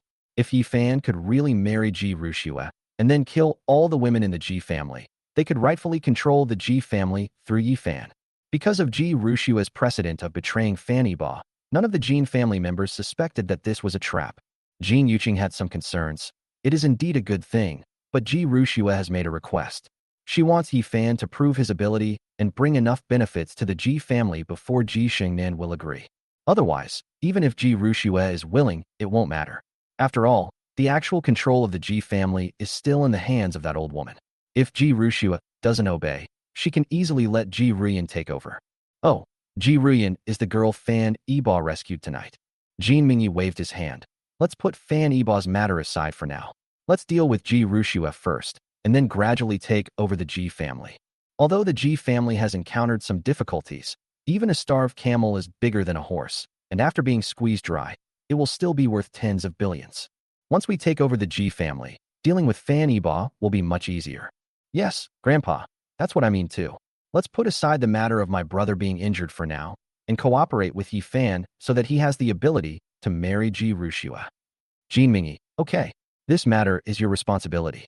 We will fully cooperate with you in terms of money and manpower. That's great. Grandpa, with your words, I can go ahead and do it. On the Ji family's side, Ji Ruyan and her friends are all safe and sound. Fan Yiba bid farewell to Ji Shengnan. Ji Shengnan, Shuer, why don't you give it a shot? Let's explain some things properly. Ji Rushua nodded indifferently. Okay, Grandma. Fan Yiba, then I'll take my leave now. If Ruyan has any further questions, please feel free to contact me.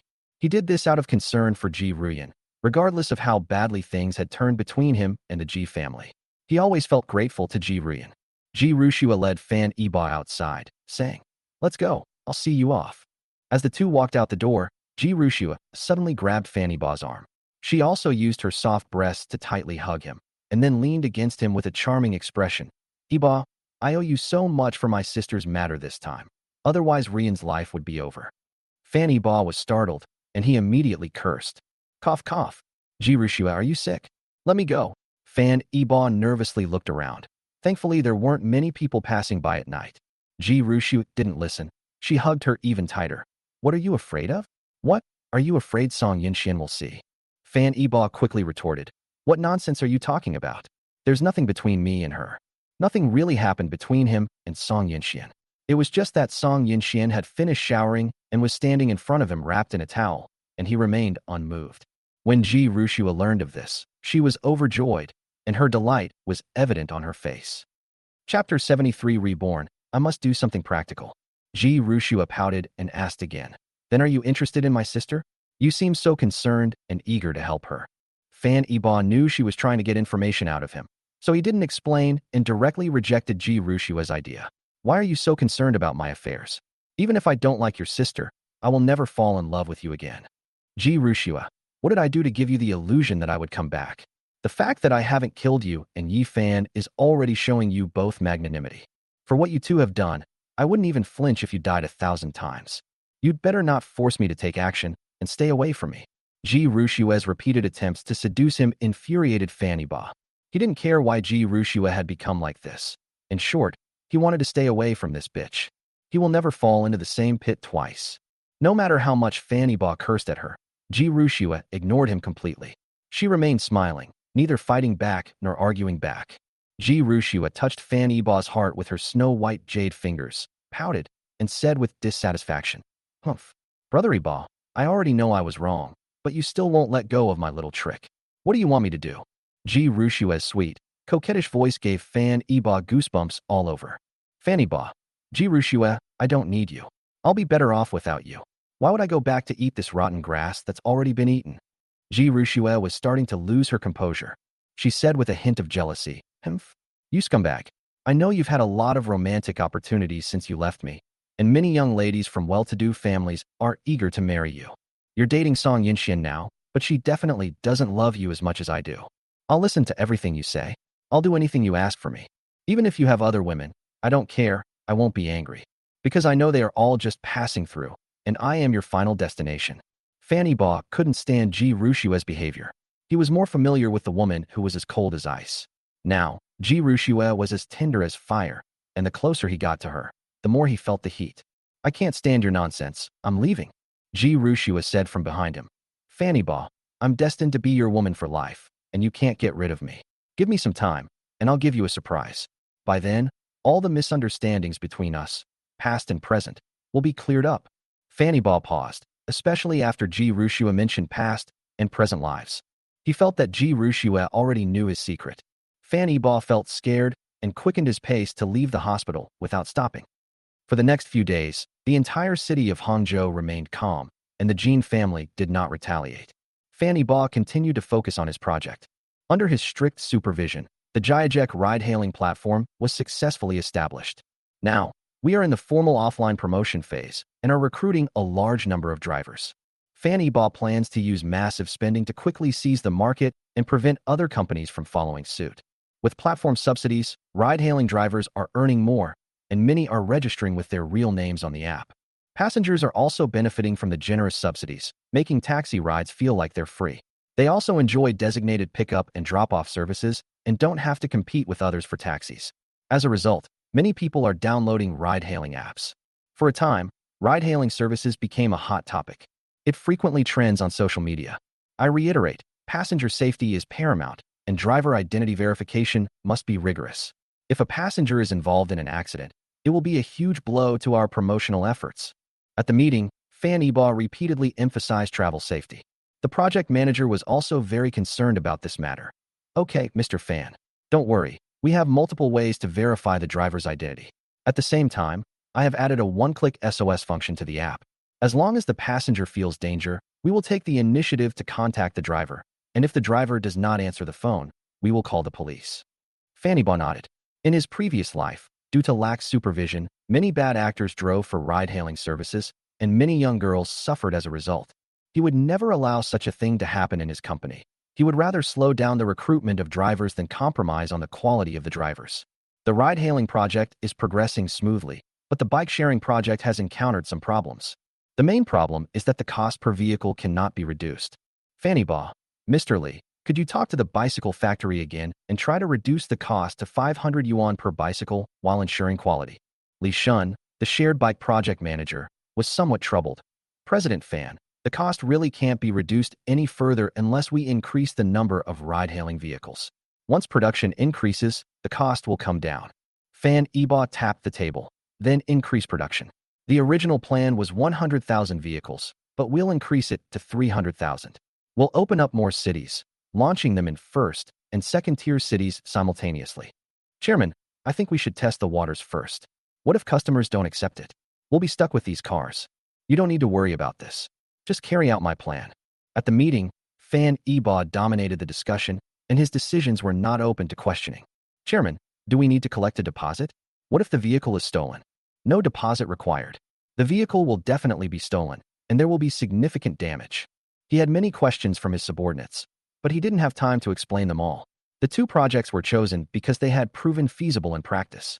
At this moment, Li Shun suddenly asked, President Fan, shouldn't we find a brand ambassador? Fan Yibo, you guys decide this. Li Shun, okay, Mr. Fan. I think Lu Mingyao, who has recently become very popular, is quite good. She has a great image and temperament, and is hailed as the new generation of national goddess.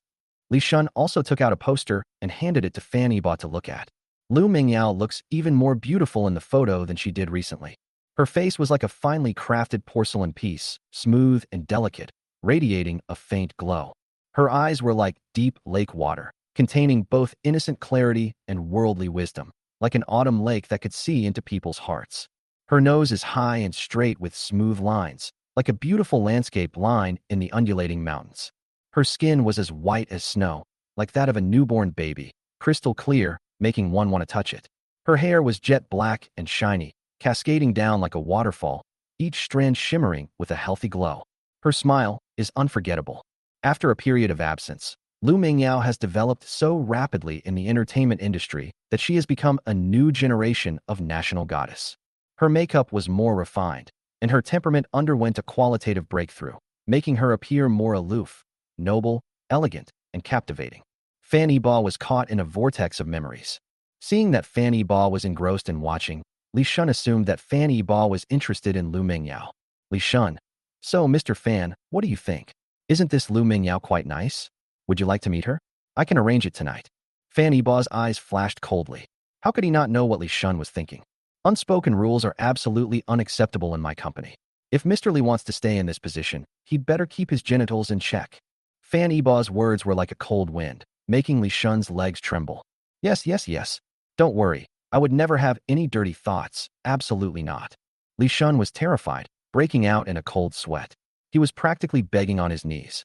He had worked for the Fan family for over a decade, earning top-tier salaries in the industry. If he left the Fan family, he wasn't sure he could find another job like this. Fanny Ba. Let's choose her as the spokesperson. Her endorsement fee is 20 million a year. Remember, no one can mess with her. In this day and age, a 20 million yuan endorsement fee is already at the top level. Meeting adjourned. Yes. After these people left the conference room, Fan Yiba tightly clutched Lu Mingyao's photo in his hand. Since breaking up with Lu Mingyao, Fan Yiba has paid little attention to her. Although she had hurt him, he still hoped that she could be happy. Fan Yiba rubbed his nose, looking somewhat tired. He has put a lot of effort into these two projects recently, but if they succeed, they will be huge cash cows. At that time, he will gain not only money, but also the influence of the Fan family will rise to a new level. Moreover, what Fan Yiba values is not this kind of accumulated benefit. He intends to split these two projects and apply for listing. He had it all planned out. Once the bike sharing and ride-hailing projects were successfully launched, he would initiate an IPO and then apply for listing in the United States. As long as the data looks good and there's a profit point, wouldn't it be great to make billions of dollars in funding after several rounds of financing? China is a vast country with abundant resources and a large population. In such a country, if any product is perfected, countless investment companies will come knocking on your door, begging for funding. Making money in the stock market is also the fastest way to make money. However, Fan Yiba doesn't intend to make money off Chinese people. He wants Western financial groups to come to him and reap the benefits of their US dollars. Sell the shares, then quietly support another competitor to enter the fray. Then, we'll use the dollars they give us to burn money and wage a price war. If they don't follow suit, Fan Yiba will win back all their users. If they do follow suit, then it's a way of giving back to society and benefiting the community. He already has enough money. Having been reborn, he should do something meaningful. I don't care about the country or the people. I just want peace of mind. Chapter 74 Trouble Strikes in the Urban Village. In the last few days, Fan Yiba undergoes training from Uncle Li at the old house. Ever since Lu Mingyao almost drained him dry, Fan Yiba sought out Uncle Li to learn how to exercise. Uncle Li didn't hold back either, sharing all his knowledge without reservation.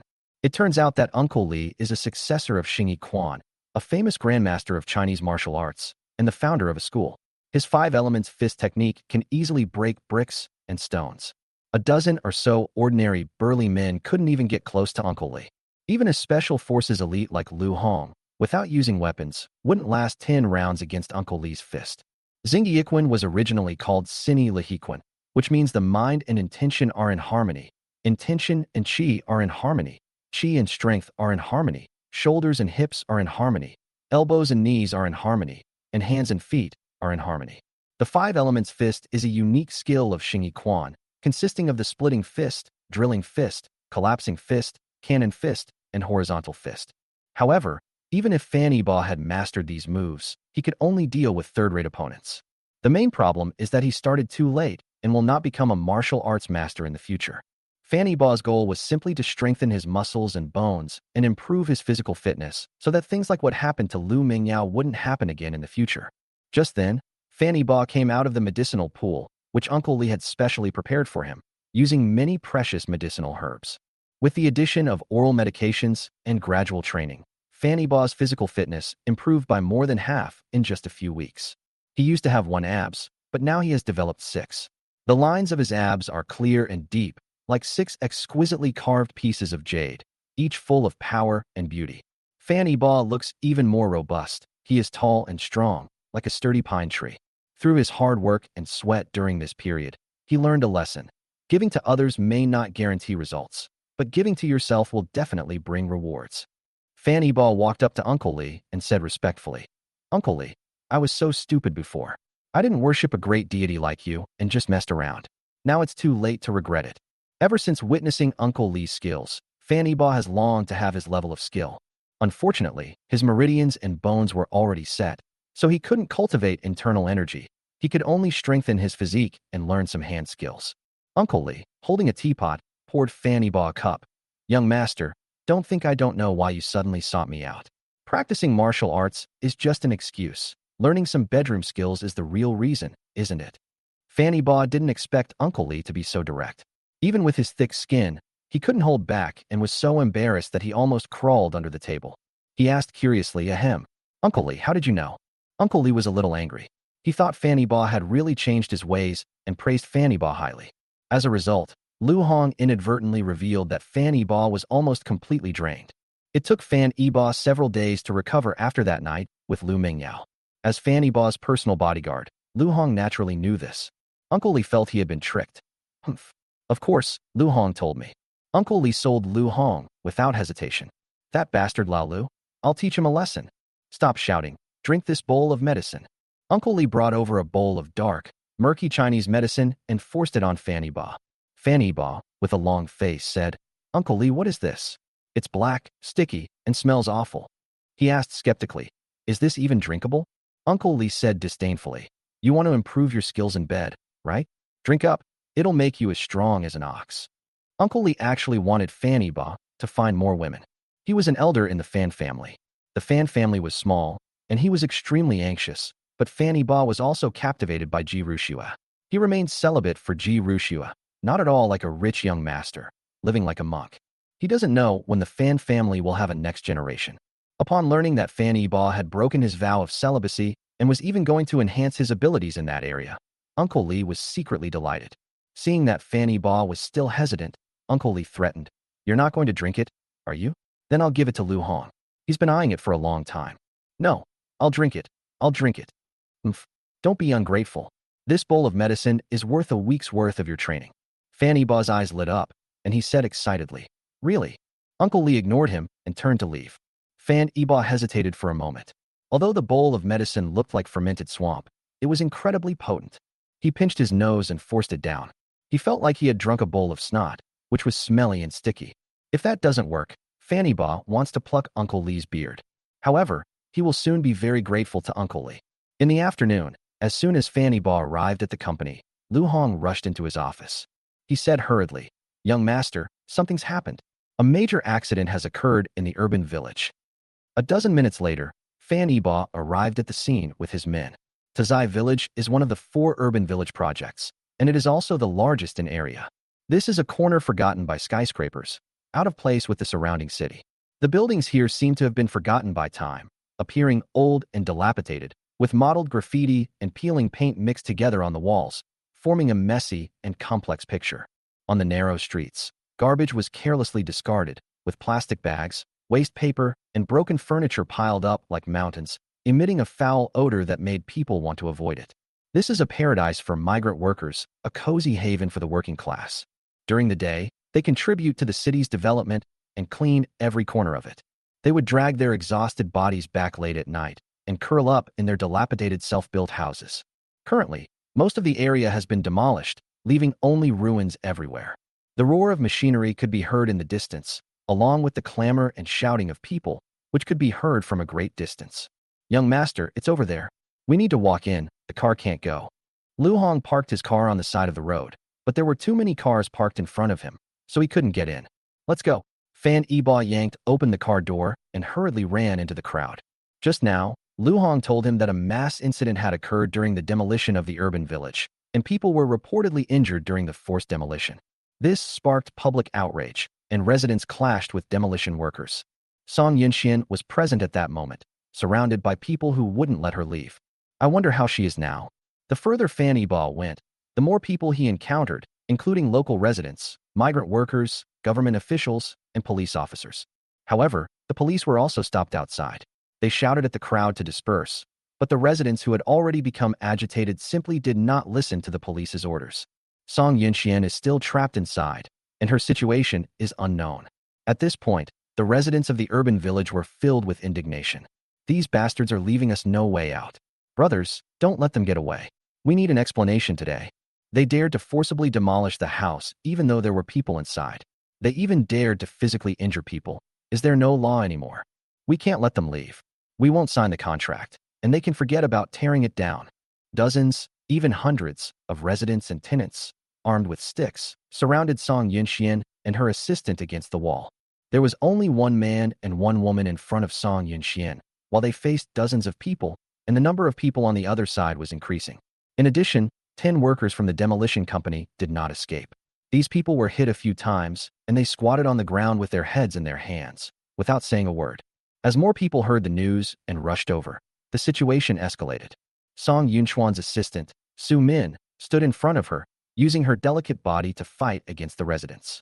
Su Min looked terrible, her anger barely concealed.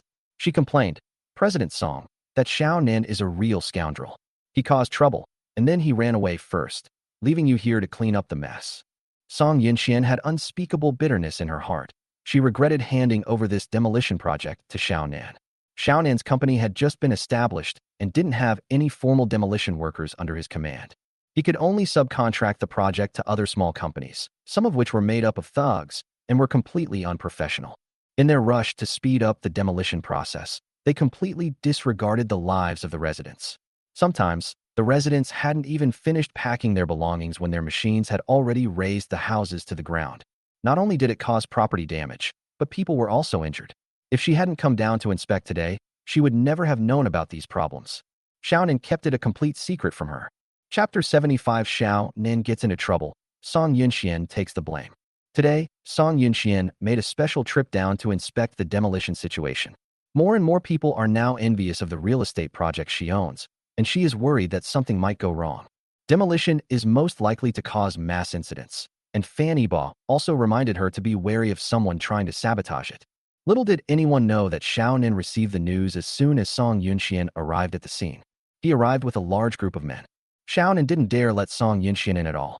Xiao Nin advised, "Yunxian, this place is still under demolition. It's too dangerous. You should go back. I'll bring you back for an inspection after the demolition is finished." Song Yinxian wouldn't listen at all. "I'm here to see the demolition. What will I have left to see after you've finished demolishing everything?" Xiao Nin stepped in front of Song Yinxian. "Yinxian, I'm doing this for your own good. Besides, if so many of us go in, it will affect the demolition and delay the progress." Song Yinxian retorted, "If you hadn't brought so many people, I would have finished my inspection long ago.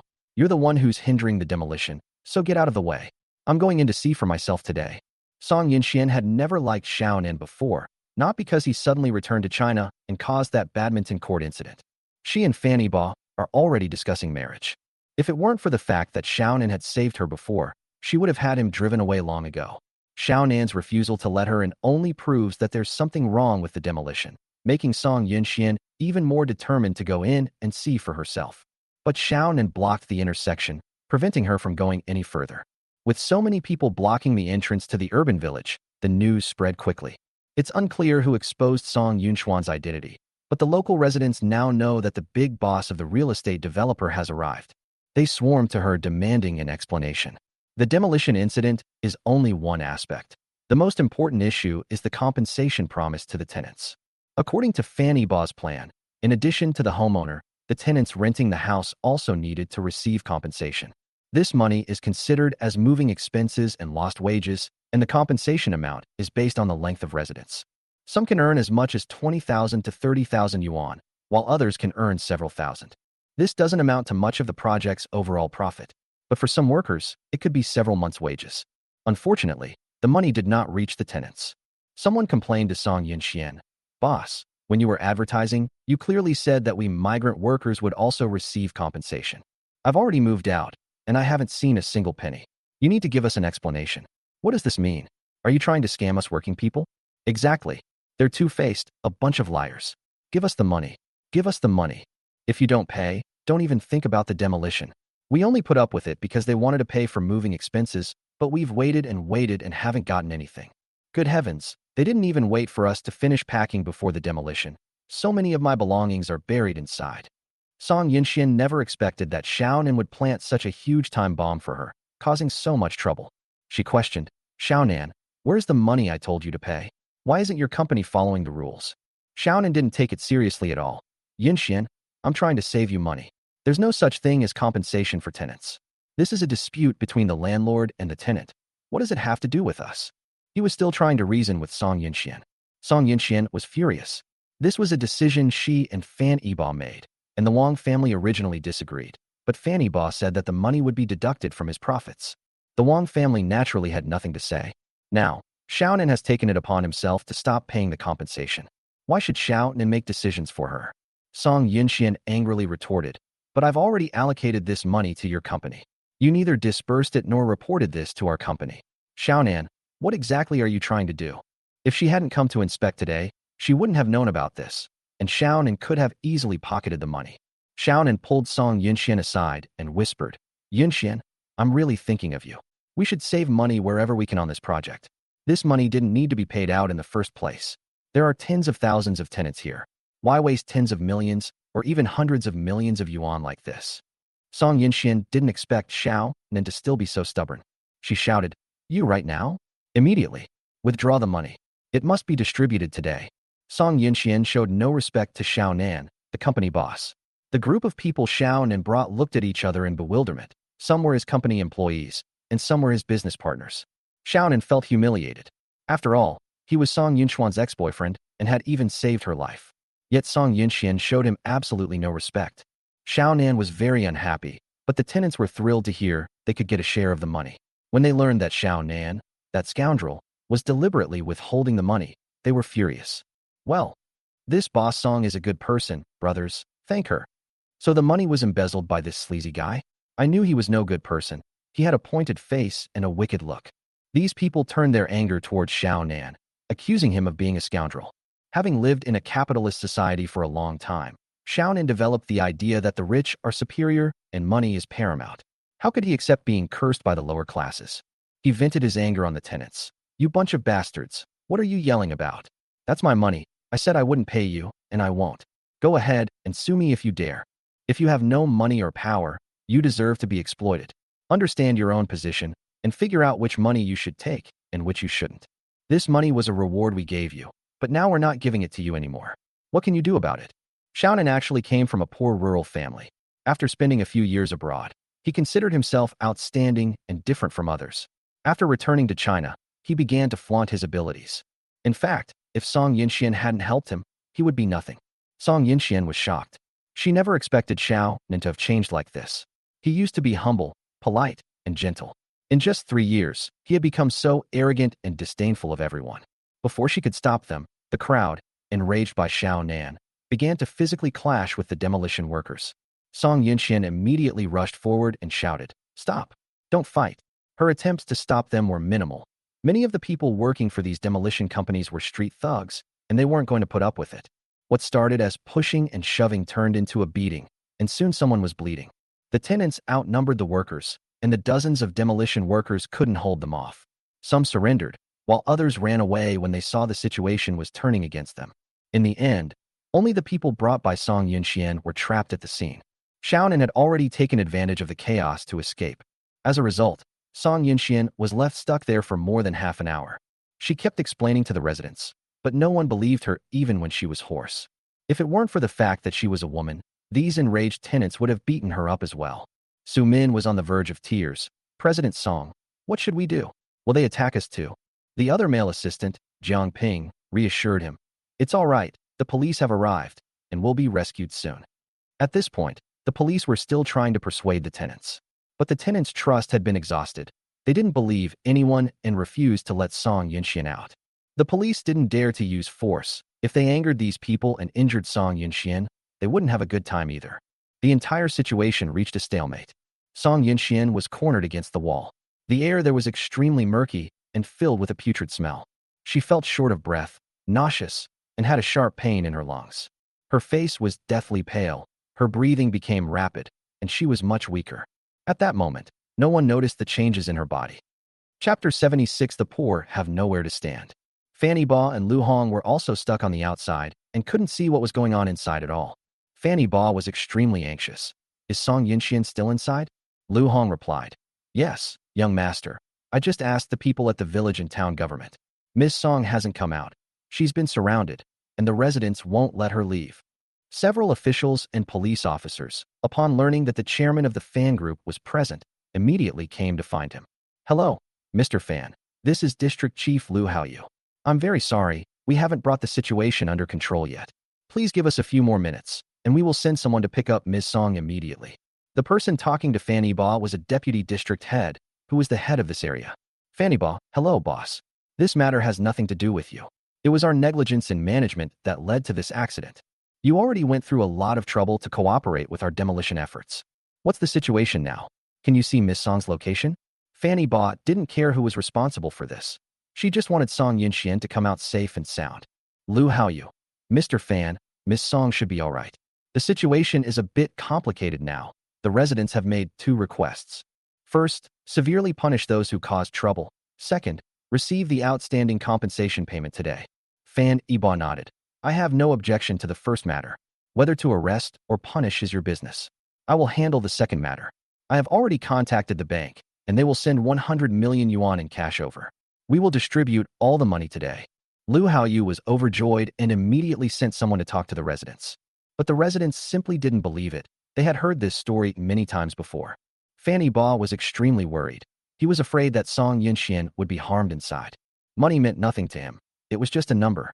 He didn't have time to listen to Liu Haoyu's explanation, snatched the megaphone, and rushed to the front. Fanny Ba, holding a megaphone, climbed onto the front police car and shouted from his elevated position, "Fellow residents, fellow villagers working away from home, look here, listen to me." Fanny Ba, dressed in a suit and tie, exudes an extraordinary air. He looks every bit the wealthy boss. His appearance calmed the chaotic scene considerably. Song Yinxian also saw him. The man was standing on the police car, his tall and imposing figure exuding power and bringing her light and warmth. Even before Fanny Ba reached her, Song Yinxian already felt a strong sense of security. As the crowd gradually quieted down, Fan Iba continued, "I am the chairman of Iba Group and the largest investor in this project. First of all, on behalf of the company and the project team, I apologize to everyone. It is our negligence in management and supervision that has caused you to suffer. If you have any questions, feel free to ask me. I'll take care of them." The representative recommended by the tenants asked loudly, "You say you can do it, so why should we believe you?" Fanny Ba, just because my name is Fanny Ba, and because of the tens of thousands of employees of the Iba Group behind me. It was my idea to give you compensation. I believe that besides the landlord, you social builders should also receive compensation, even though you don't own a house or land here. But you left your hometowns and settled down in this city. It is you who built such a beautiful city. You do the dirtiest and hardest work, earn the lowest wages, and in the end, you don't even have a place to stand. I can't bear it. If poverty is due to laziness, then you have no one to blame but yourself. But I know you are not lazy. On the contrary, you are the most diligent people in the world, and it is you who have created the most basic living conditions for China.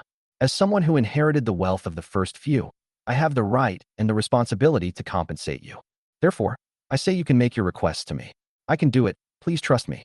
Fan Iba's words moved everyone. Many of the people living in urban villages are migrant workers. Most of them are sanitation workers, security guards, cleaners, construction workers, and hotel waiters, doing the dirtiest and most tiring jobs such as wiping dishes and sweeping floors. Although they built the city, its development had little to do with them. They have no land and no household registration, so they can't enjoy most of the city's welfare benefits. A dilapidated tile-roofed house here receives hundreds of thousands or even millions in demolition compensation, while they can only watch with envy, helpless. It's their own fault for not being born here. Many people don't care where they move away from here. The nearby areas are all upscale residential communities, which they simply cannot afford. After the demolition, they will have to move to a more remote suburb, and their commute to work will likely take an extra hour each way. Fan Iba had considered these issues from the beginning of the planning, so he proposed to compensate these tenants. Before the tenant representative could speak, the others below had already answered. "Okay, I believe you.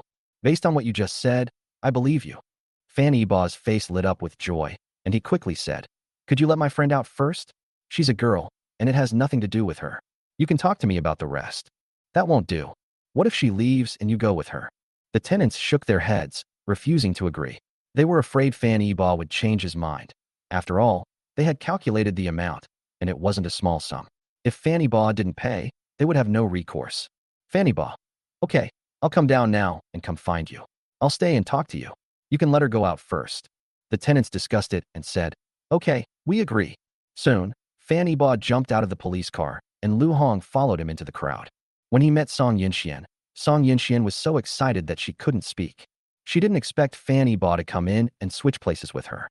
Although these tenants are not terrorists and their lives are not in danger, who knows if there are malicious people hiding inside? If they cause trouble, no one knows what might happen. A wise person does not stand under a dangerous wall. Song Yinxian felt that she owed Fan Iba too much, and it would be difficult for her to repay this favor. Fan Iba took Song Yunxuan's hand and gently comforted her. "It's all right. Go back, take a shower, and get some sleep. You should take her and leave first." Fan Iba asked Song Yunxuan's assistant to leave with her. The two assistants had wanted to leave for a long time. They looked at Fan Yiba with great gratitude and kept thanking him. As Song Yinxian left, she kept looking back. If she weren't feeling unwell, she would have loved to face this with Fan Yiba. Fan Yiba, everyone, I'm right here. The bank staff will bring the money shortly. Just wait patiently. If you have any comments or requests, please feel free to let me know. Now that everyone knew the money issue had been resolved, they felt relieved. No one dared to step forward and make any other demands until an elderly man in his 60s or 70s, trembling, stepped forward first. He said, "Boss, I'm just a junk collector. I have no children. I've lived here for almost 10 years. Back then, none of the surrounding buildings had been built yet.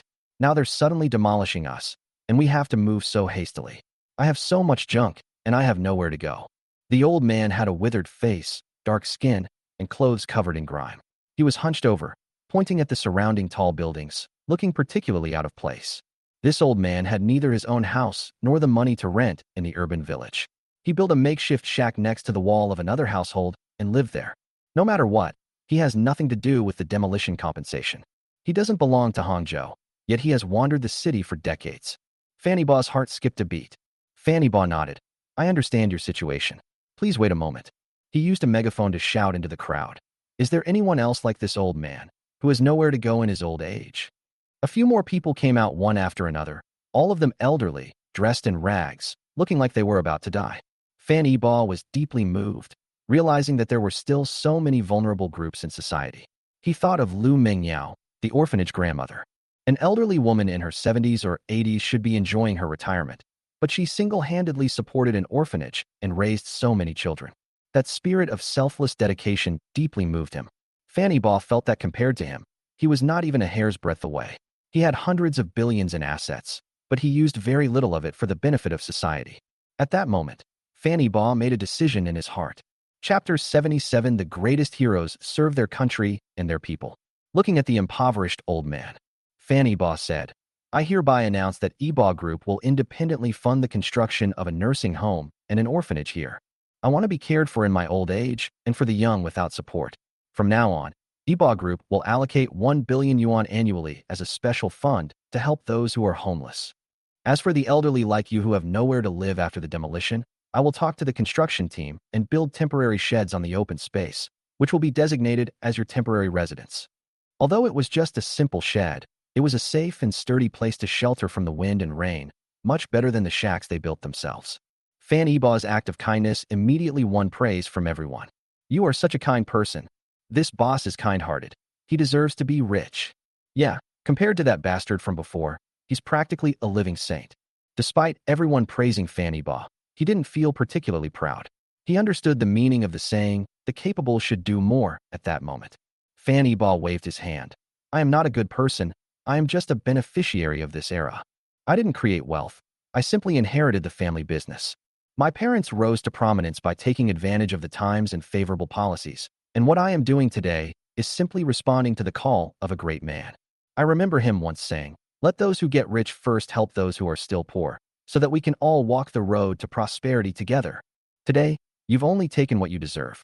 I don't care what others do, but from now on, Yiba Group must contribute to society and the nation. He hasn't done enough, and neither has the Fan family. His ancestors only knew how to hide their wealth after making money, depositing hundreds of billions of dollars in foreign banks. While not heartless or cruel, he is certainly not the kind of person who is eager to help others. The Fan family is small, and his past life's experiences may have been due to the Fan family's excessive hoarding of wealth. The once vast Fan family was reduced to a single descendant, and in the end, all his immense wealth was lost to others. Many wealthy businessmen are now making a fortune by taking advantage of favorable policies. Their daily income may be more than an ordinary person could earn in a lifetime. They squandered their money on pleasure, owning luxury cars, and surrounded by beautiful women. They took all the benefits. How many people truly heeded the call for the wealthy to help the less fortunate? The greatest heroes are those who serve their country and its people. His contribution is negligible. In addressing the issues of these homeless elderly people, some people have raised new questions. Some people are suing the demolition company for damaging their property. Fan Yiba had all these issues recorded, and someone will go to the site to check later. If it is indeed the case, compensation will be paid accordingly. "Boss, the demolition compensation your company is offering is far too low. We can't accept this price. You have to raise it." Surprisingly, someone stood up and questioned the amount of compensation. Fanny Ba suddenly realized that there were bad guys among the crowd. Oh, you think the compensation for the demolition is inappropriate, right? Yes. It's not suitable. It needs to be at least. Fanny Ba was too lazy to listen to him continue. If it's not suitable, you don't have to demolish it. We've already bought 200,000 square meters of land here. We don't need your piece. I'll build septic tanks and community garbage collection points all near your house. Don't worry, I have money, power, and time. I'll slowly wear you down. I'd like to see who can hold out until the end. He thought Fanny Ba was a pushover who would care about his reputation. I never expected Fanny Ba to be so ruthless. While others might at most cut off their water and electricity, he went straight to building a septic tank. Who could stand that? No, no, no. Boss, I'm willing to dismantle it. Please, have mercy and let me go. When Fanny Ba saw that he had admitted defeat, he did not push his luck. He is a soft-hearted person, otherwise he would not have done so. Before long, the tenants' problems were all resolved. All that remained was the compensation for the tenants, but no one had to wait long. The bank's armored trucks drove directly into the urban village. Boxes of bright red cash were laid out on the table. Fanny Ba, I keep my word. The compensation has been paid. Follow the staff's instructions to collect the money according to the number of family members, the size of the house, and the length of time you have lived there. I'll stay here until you all have your money. Fanny Ba's words reassured everyone. They all expressed their gratitude for his generosity. Fanny Ba's employees had already received the previously registered ledgers and the certificate issued by the landlord and began distributing money to each of them. Some tenants were not present, but their fellow villagers had already called them and asked them to take time off work to come back. As the tenants received their money, they would all walk over to Fanny Ba and bow to express their gratitude. Perhaps some people are fabricating things here, but water that is too clear has no fish, and there is no such thing as completely black or pure white in the world. Fanny Ba didn't investigate thoroughly, so he simply pretended not to know. More and more people came to collect their money, but everything remained orderly because many of those who received the money did not leave.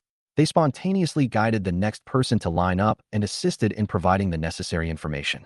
Many people didn't complain even though they suffered losses. After all, Fanny Ba didn't know them anything. At that very moment, a group of police officers escorted several important figures to Fanny Ba. District Chief Liu Haoyu, acting as the middleman, introduced, President Fan, let me introduce you. This is our Mayor Jiang Zhenghua, and Fanny Ba shook hands with each of them and greeted them. Hello, leaders. Jiang Zhenghua was tall and robust, with a square face, and his figure always appeared so steady and powerful, like a majestic mountain peak. Jiang Zhenghua grasped Fanny Ba's hands with both of his. Ba, don't be so formal. In private, you have to call me Uncle Jiang. Fanny Ba was as well behaved as a child at this moment, and very obediently said, Uncle Jiang, it's been a long time. I haven't had time to see you. Jiang Guozhenghuf. You little brat. All you know is chasing girls. You don't even remember us old folks anymore. He pretended to be angry, but he never let go of her hand. He seemed very friendly and familiar. You're not even as good as Xia Yatu. At least she knows to come over and say hello during holidays. Fanny Ba was so embarrassed by what he was said that he chuckled awkwardly and said, Please stop teasing me. I know I was wrong. Please give me another chance, and I'll definitely bother you more often in the future. Jiang Guozheng was not from Zhejiang province, but he was transferred to Hangzhou in his 30s and rose through the ranks step by step from town mayor. The reason he is so close to Fanny Ba is entirely due to the network of connections left by Fanny Ba's parents. Jiang Guozheng is not the most central figure in this network. Now, these are all Fanny Ba's resources. The reason the Fan family was able to remain standing after Fan Hongwen's death was largely due to the presence of these people behind them.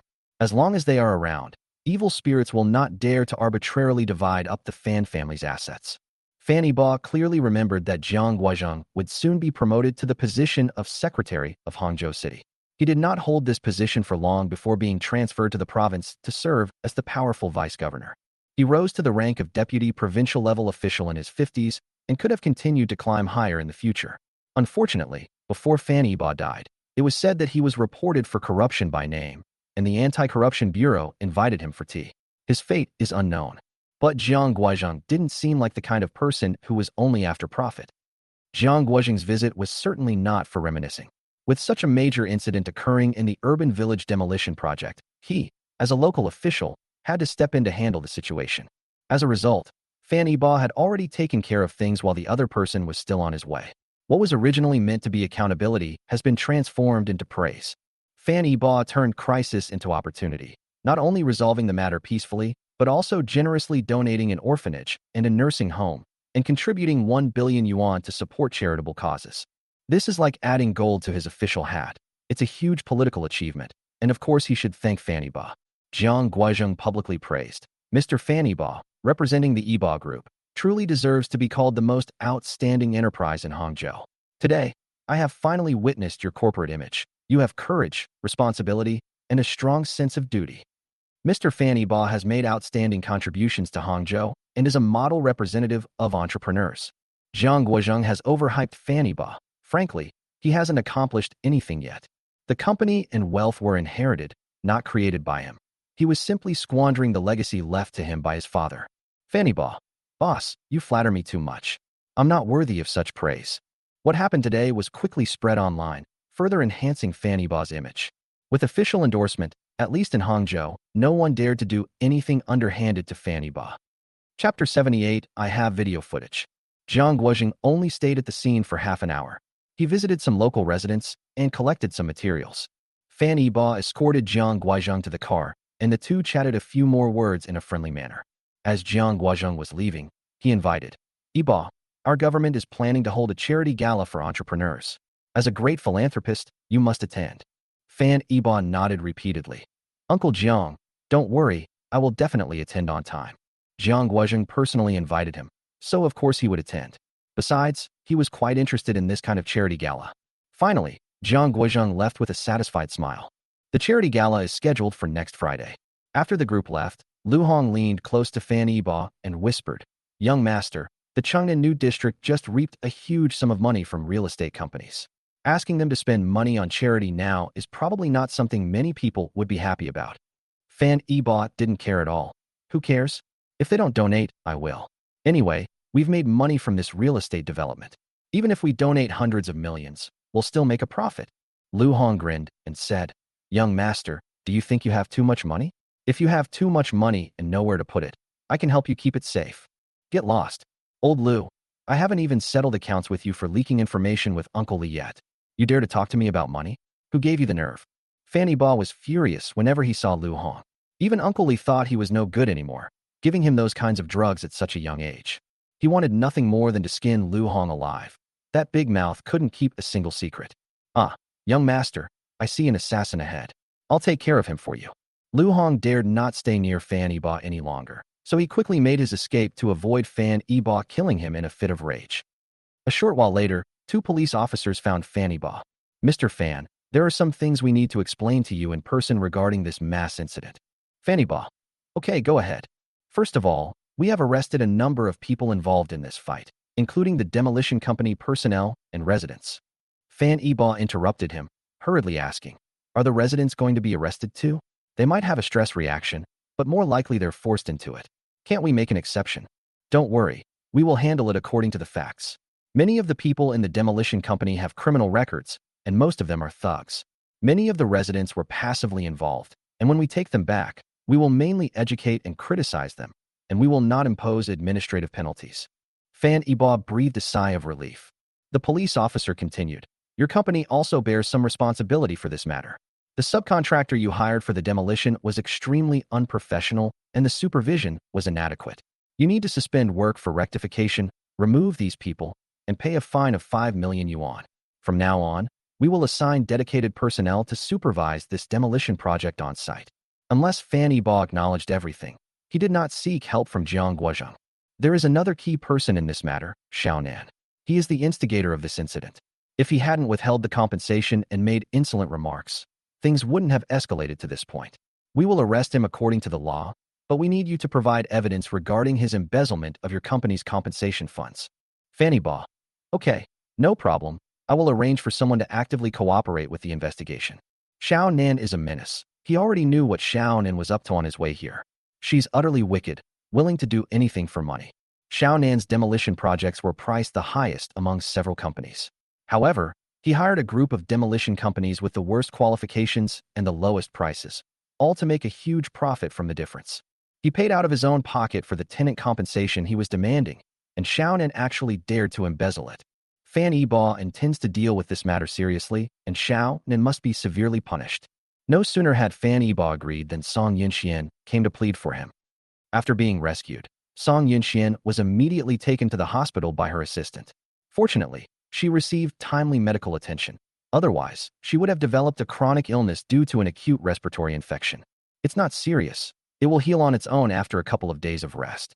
She had only been resting in the hospital for a short time when Xiao Nin actually came to her for help. Xiao Nin knelt before her, tears streaming down his face, pleading, Yunxian, you must save me. I know I was wrong. I shouldn't have taken that money. I'll return it right now. But could you please tell Fan Yiba that we shouldn't pursue this matter further? By this time, Xiao Nin had long lost her previous arrogance and conceit. He was like a homeless stray dog, wagging his tail and begging for mercy in front of Song Yunxian. Because of her infection, Song Yunxian had difficulty speaking, and she coughed frequently when she got excited. Cough, cough, cough. Xiao Nan, you brought this on yourself. Even if Fan Yiba doesn't pursue it, I will investigate to the end. Xiao Nan never expected Song Yunxian to be so heartless. He even knelt down.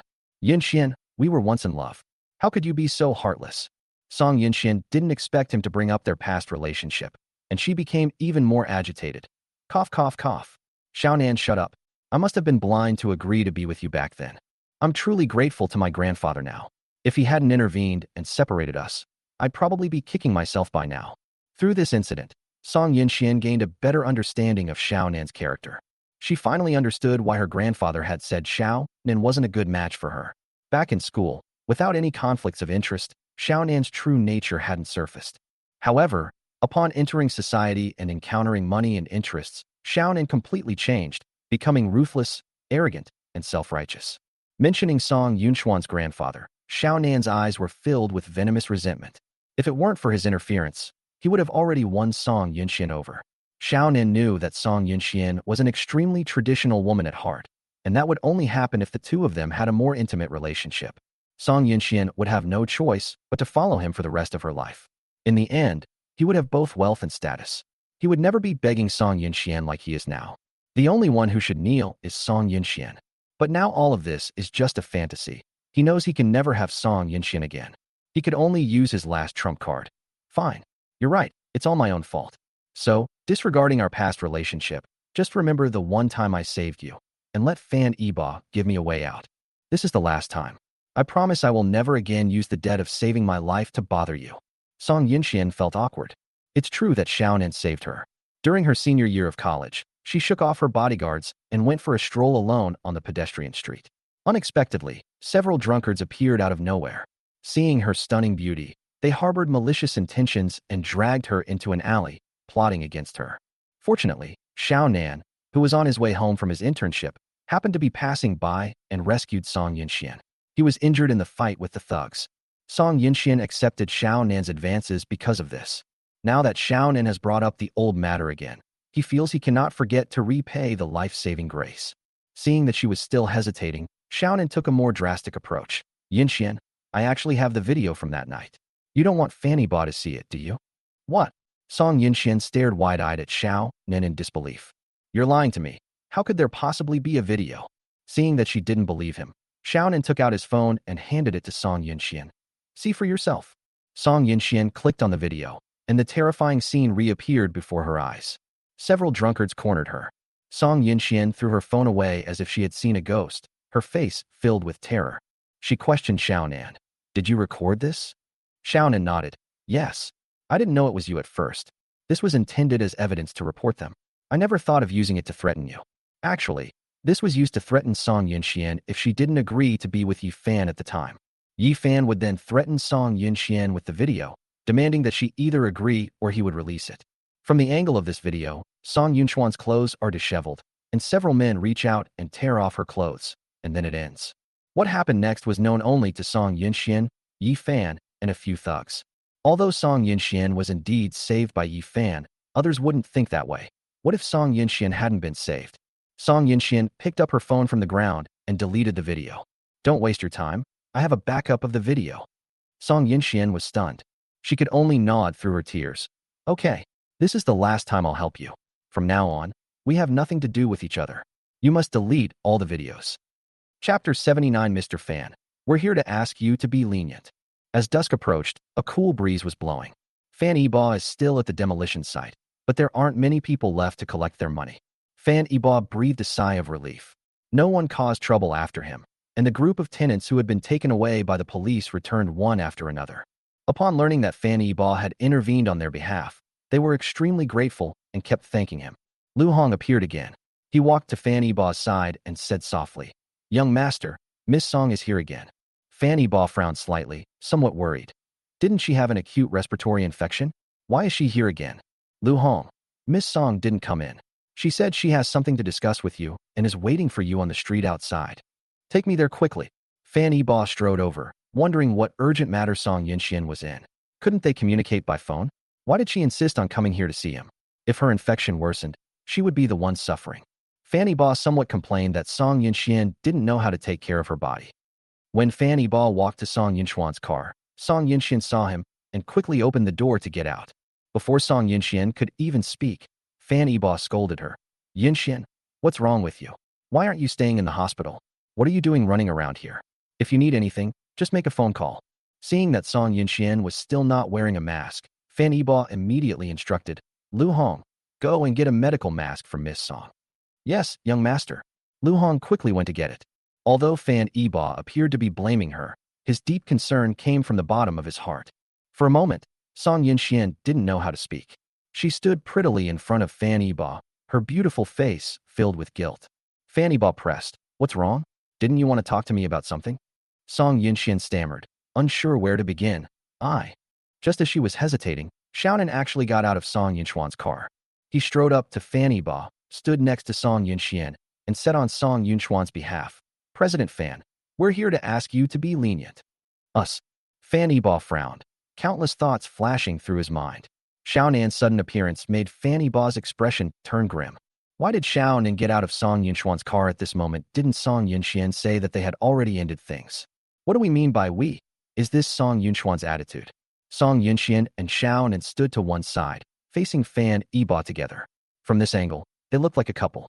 Although it was already dusk, Fan Yiba felt the sun was a bit too bright. Song Yinxian was completely taken aback by Xiaonan's words. She felt so guilty that she wanted to crawl under the car. Song Yinxian angrily said to Xiaonan, "Didn't I tell you to stay in the car and not get out? Why did you get out of the car?" She originally came to communicate with Fan Yiba on her own, but Xiaonan was worried and insisted on coming along. Song Yinxian had no choice but to ask him to stay in the car and not come out. Unexpectedly, Xiaonan ignored her and actually got out of the car to talk to Fan Yiba. Now, Song Yinxian felt even more unable to explain herself. Song Yinxian already felt guilty for agreeing to Xiaonan's request to plead for him. Fan Yiba had helped her so much, and now she was making things difficult for him because of her ex-boyfriend. Xiaonan pretended not to hear and continued, "Yinxian, I know you're in a difficult position.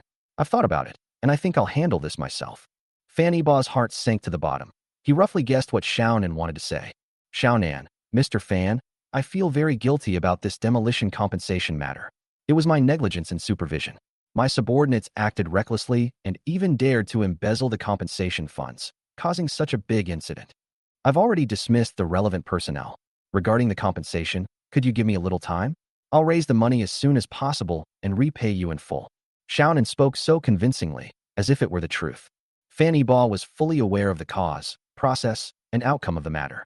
Song Yinxian looked bewildered, staring at Xiaonan in astonishment.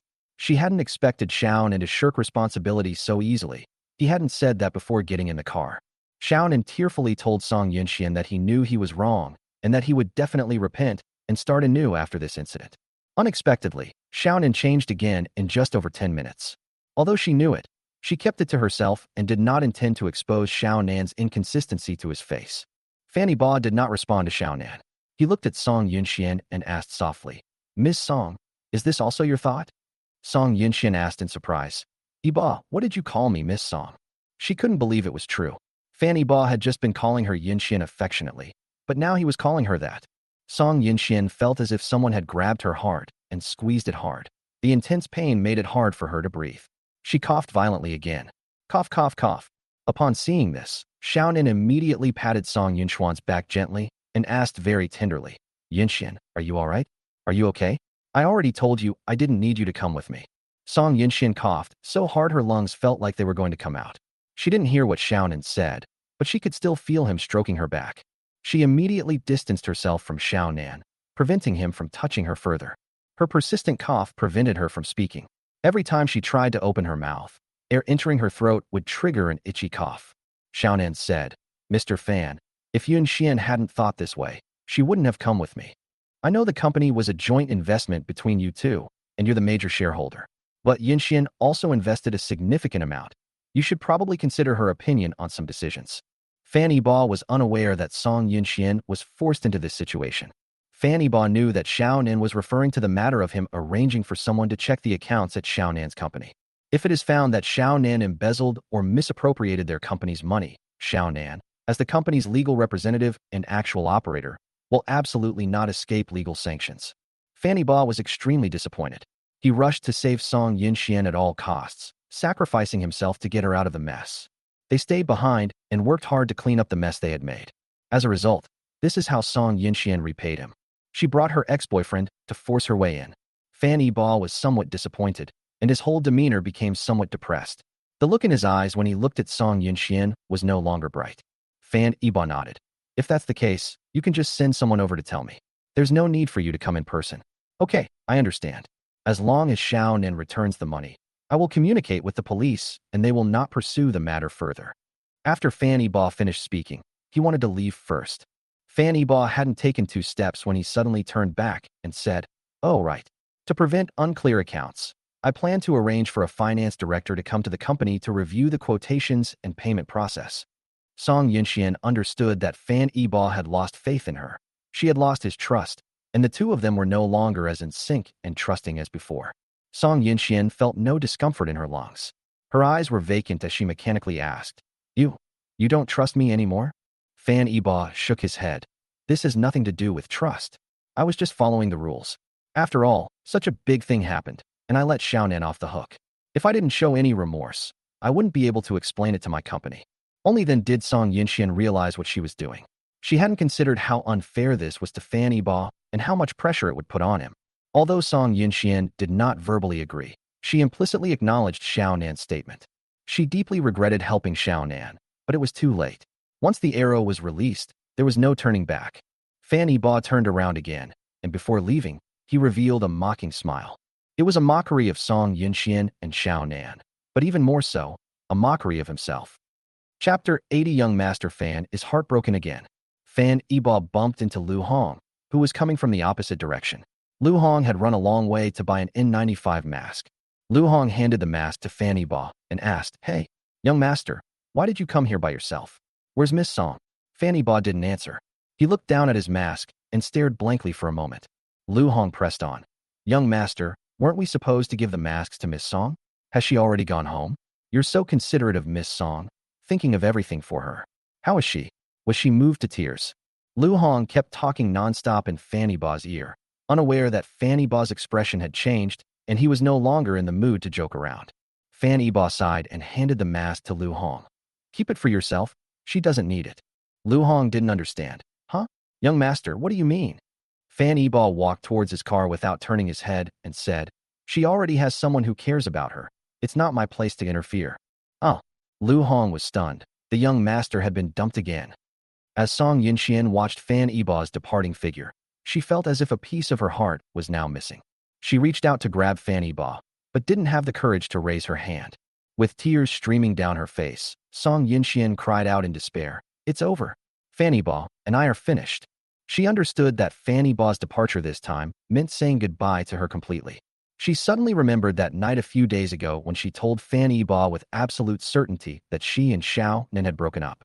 But just a few days later, she took the initiative to defend Xiao Nan, who had harmed Fan Yiba's interests. Song Yunxian was heartbroken at this moment, and her bright and clear eyes became dull and lifeless. Xiao Nan grabbed her arm and comforted her. "Yunxian, don't be like this. Fan Yiba is just relying on his money. We can live just fine without him. Fortune changes every 30 years, so never underestimate a young person's potential. Give me the project, I'll expand the company, and one day I'll acquire Yiba Group. That'll avenge you." Xiao Nan is rambling on, and he's even trying to take over the project. Song Yunxian slapped him across the face. "Smack! Get out of here. I've kept my promise. From now on, Don't ever show your face in front of me again. Otherwise, don't blame me for ruining you. Xiaonan still sees Song Yinxian as a naive girl in an ivory tower. He knew that Song Yinxian had been in the business world for so long that she had seen through Xiaonan's tricks long ago. What revenge for her? If it weren't for Xiaonan, she and Fan Yiba wouldn't have had any conflict at all.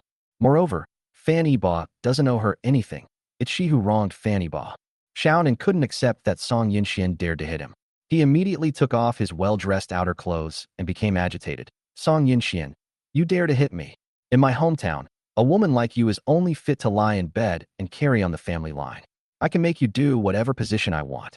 Xiaonan's face contorted into a grotesque expression, and his entire body began to twist. He then reached out to grab Song Yinxuan's hand, intending to force a kiss on her. You bastard, get out of here. Fortunately, Song Yinxian had her assistant with her. Su Min noticed something was wrong and immediately rushed over, hitting Xiaonan hard on the head with her handbag. After being hit hard several times, Xiaonan ran away cursing. Su Min helped Song Yinxian into the car. Su Min, President Song, can I speak frankly with you? Exhausted from all the commotion, Song Yinxian nodded slightly. Go ahead. Su Min is a straightforward person who says what she thinks. She never shirks responsibility when problems arise, nor does she cover for anyone. Song Yinxian kept her by her side as her secretary precisely because she liked that aspect of her. Su Min bluntly said, that Xiaonan is a complete scoundrel. Why would you fall out with Mr. Fan over someone like him? It's not worth it at all. Su Min originally wanted to scold her for being blind and deaf, but fearing she would lose her job, she was more polite. You forgot. It was Xiaonan who made outrageous remarks and insulted those migrant workers in the urban village, which caused the accident. There are still people lying in the hospital to this day. Finally, seeing the situation was dire, he turned and ran, without a second thought for your safety. It was Mr. Fan who disregarded past grievances and helped you resolve the crisis.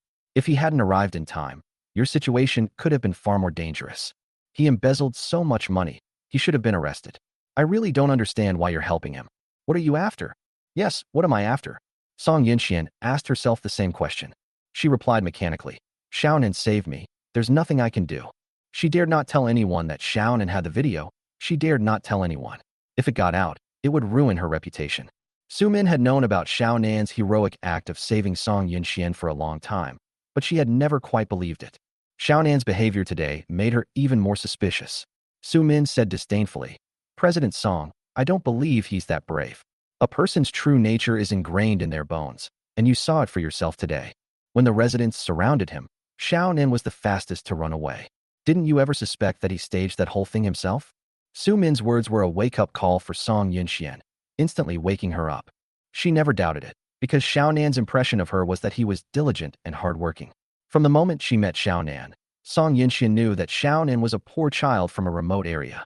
He worked very hard to change his fate. He paid attention in class and worked part-time after class. He was a model student and an outstanding student representative every year. Would someone like that really stage such a grand drama just to get close to her? Song Yinxian began to doubt her own eyes. She couldn't believe that someone had been lying to her for so long. Su Min noticed that Song Yinxian was wavering, so she added fuel to the fire. President Song, let me ask you something. Were those people who tried to bully you but failed caught? Song Yinxian shook her head. No, they got away. Didn't you ever think about calling the police to arrest them? Song Yinxian recalled what Xiaonan said at the time. Xiaonan wouldn't allow it. He said that this matter was not honorable, and if it were made public and found out by classmates, some people might spread rumors. Song Yinxian thought so too at the time. She was originally the school beauty, and she was exceptionally beautiful, stunningly gorgeous, and outshining all others. The number of boys pursuing her at school was so great that it could flatten the entire Japanese mainland. Many girls are jealous of her. What was originally a close call has likely turned into a tragic story if they find out. The most beautiful girl from a university in Shanghai was spotted off campus. Su Min nodded. The reason sounded plausible at first glance, but now it was full of loopholes. President Song, I suggest you conduct a private investigation. On the one hand, find out the truth of what happened back then, and on the other hand, send someone to Xiaonan's hometown to find out what kind of person he is. Song Yinxian nodded in agreement. Xiaoman, I'll leave this to you. I need to know the results as soon as possible. Her mind was in complete chaos. She dared not think that if Xiaonan had lied to her, she would be a joke, just like Ji Rushua. President Song, if Xiaonan really lied to you, what do you plan to do? Song Yunchuan's eyes turned cold. He's not hiring people to act out a scene. He's going to gang rape me. Well, I'll find a few men and give him a real one. She was starting to believe Su Min's judgment. If he were truly a good person, why would he leave a video? It has been preserved to this day. Su Min was so frightened that she shivered and got goosebumps all over her body. Several men were entangled together. She couldn't bear to imagine how terrifying that scene would be. Chapter 81. The name Fan Yiba resounded throughout Hangzhou. The events that happened in the urban village today quickly spread online. Many people filmed the scene, especially the part where Fan Yiba stood on the police car and gave a passionate speech. It touched the hearts of countless working people. Unlike the last time when Fan Yiba was trending on social media, this time the online comments about Fan Yiba are mostly positive. Remember when Fan Yiba was called a cuckold because Ji Ruxue ran away from their wedding? He wasted billions of dollars of his fortune, his fiancée cheated on him, and he didn't dare utter a word. This time, everyone gave him a thumbs up. When will the residential complex developed by Fan Yiba start pre-sales?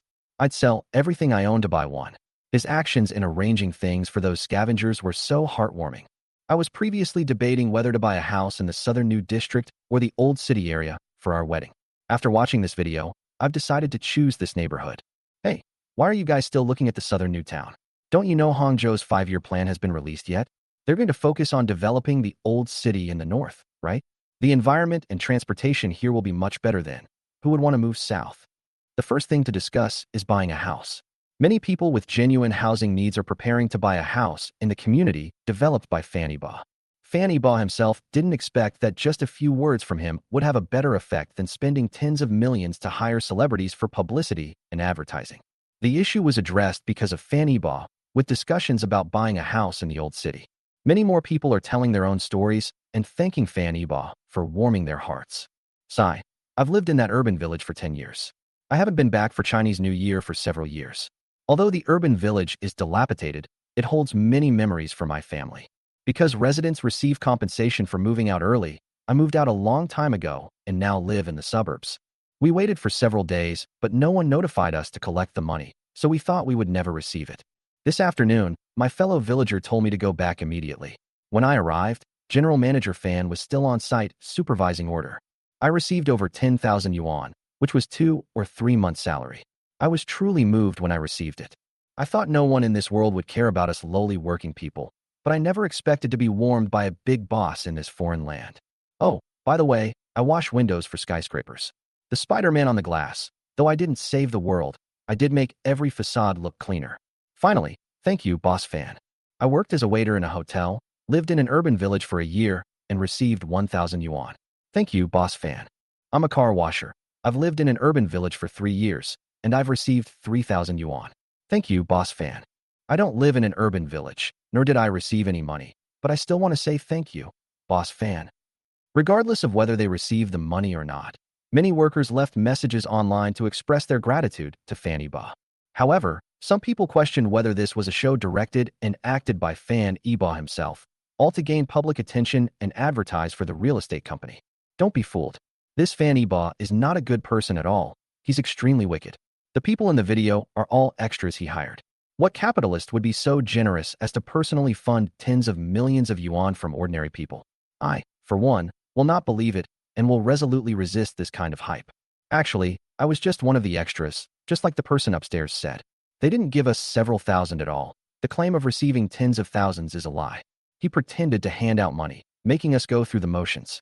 Once the onlookers left, his men, armed with sticks, threatened us and demanded all the money back. Fan Yiba only gave us 100 yuan for the performance. I was there, and this is the truth. Boycott Fan Yiba. Punish him severely, both morally and legally. Many people thought the situation had reversed, and blind keyboard warriors joined in cursing Fan Yiba online. However, he was quickly proven wrong by the facts, and not only did people at the scene stand up to support Fan Yiba, even the government got involved, broadcasting a clip of Fan Yiba speaking on local Hangzhou news. They praised Fan Yiba for his outstanding contributions to society and nominated him as one of Hangzhou's top 10 outstanding youths. With official confirmation, no one will criticize Fan Yiba anymore. But then the situation changed again, and someone dug up the story of Yi Fan and Ji Ruxue. They started to feel indignant on behalf of Fan Yiba. Some people started mocking Ji Ruxue, wondering if she had already cried enough to fill an entire Pacific Ocean. Ji Ruxue, come out and see your ex-fiancé who you dumped. Thank you for letting go, leaving us with such an outstanding young talent. Ji Rushua, are you regretting it? Can Yi Fan even compare to a single hair on Fanny Ba's head? Don't talk nonsense. Maybe Yi Fan's strength is in bed. He's really good at it. You can't deny it. I've tried it. Yi Fan's technique is SOSO, but he's really good at flattering. The entire internet is buzzing about this, with everyone talking about all sorts of things. Although Fanny Ba has become famous, he is not very happy. Because his heart had been stabbed again. After breaking up with Song Yinxian, he didn't know where to go. He didn't want to go back to the demolition site. He just wanted to find a place to clear his head. Although nothing happened between him and Song Yinxian, he didn't develop much emotional connection with her. He did intend to continue his relationship with Song Yinxian, but he never expected that he would be defeated by her first love as soon as he put his plan into action. The allure of first love is truly powerful. Xiaonan did so many things that were outrageous to everyone, yet Song Yinxian accepted it all and even spoke up for him.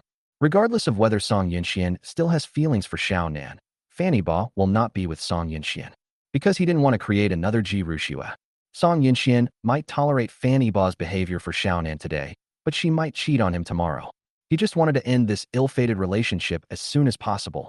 Lu Hong didn't know how to comfort Fanny Ba. He was genuinely saddened for his young master.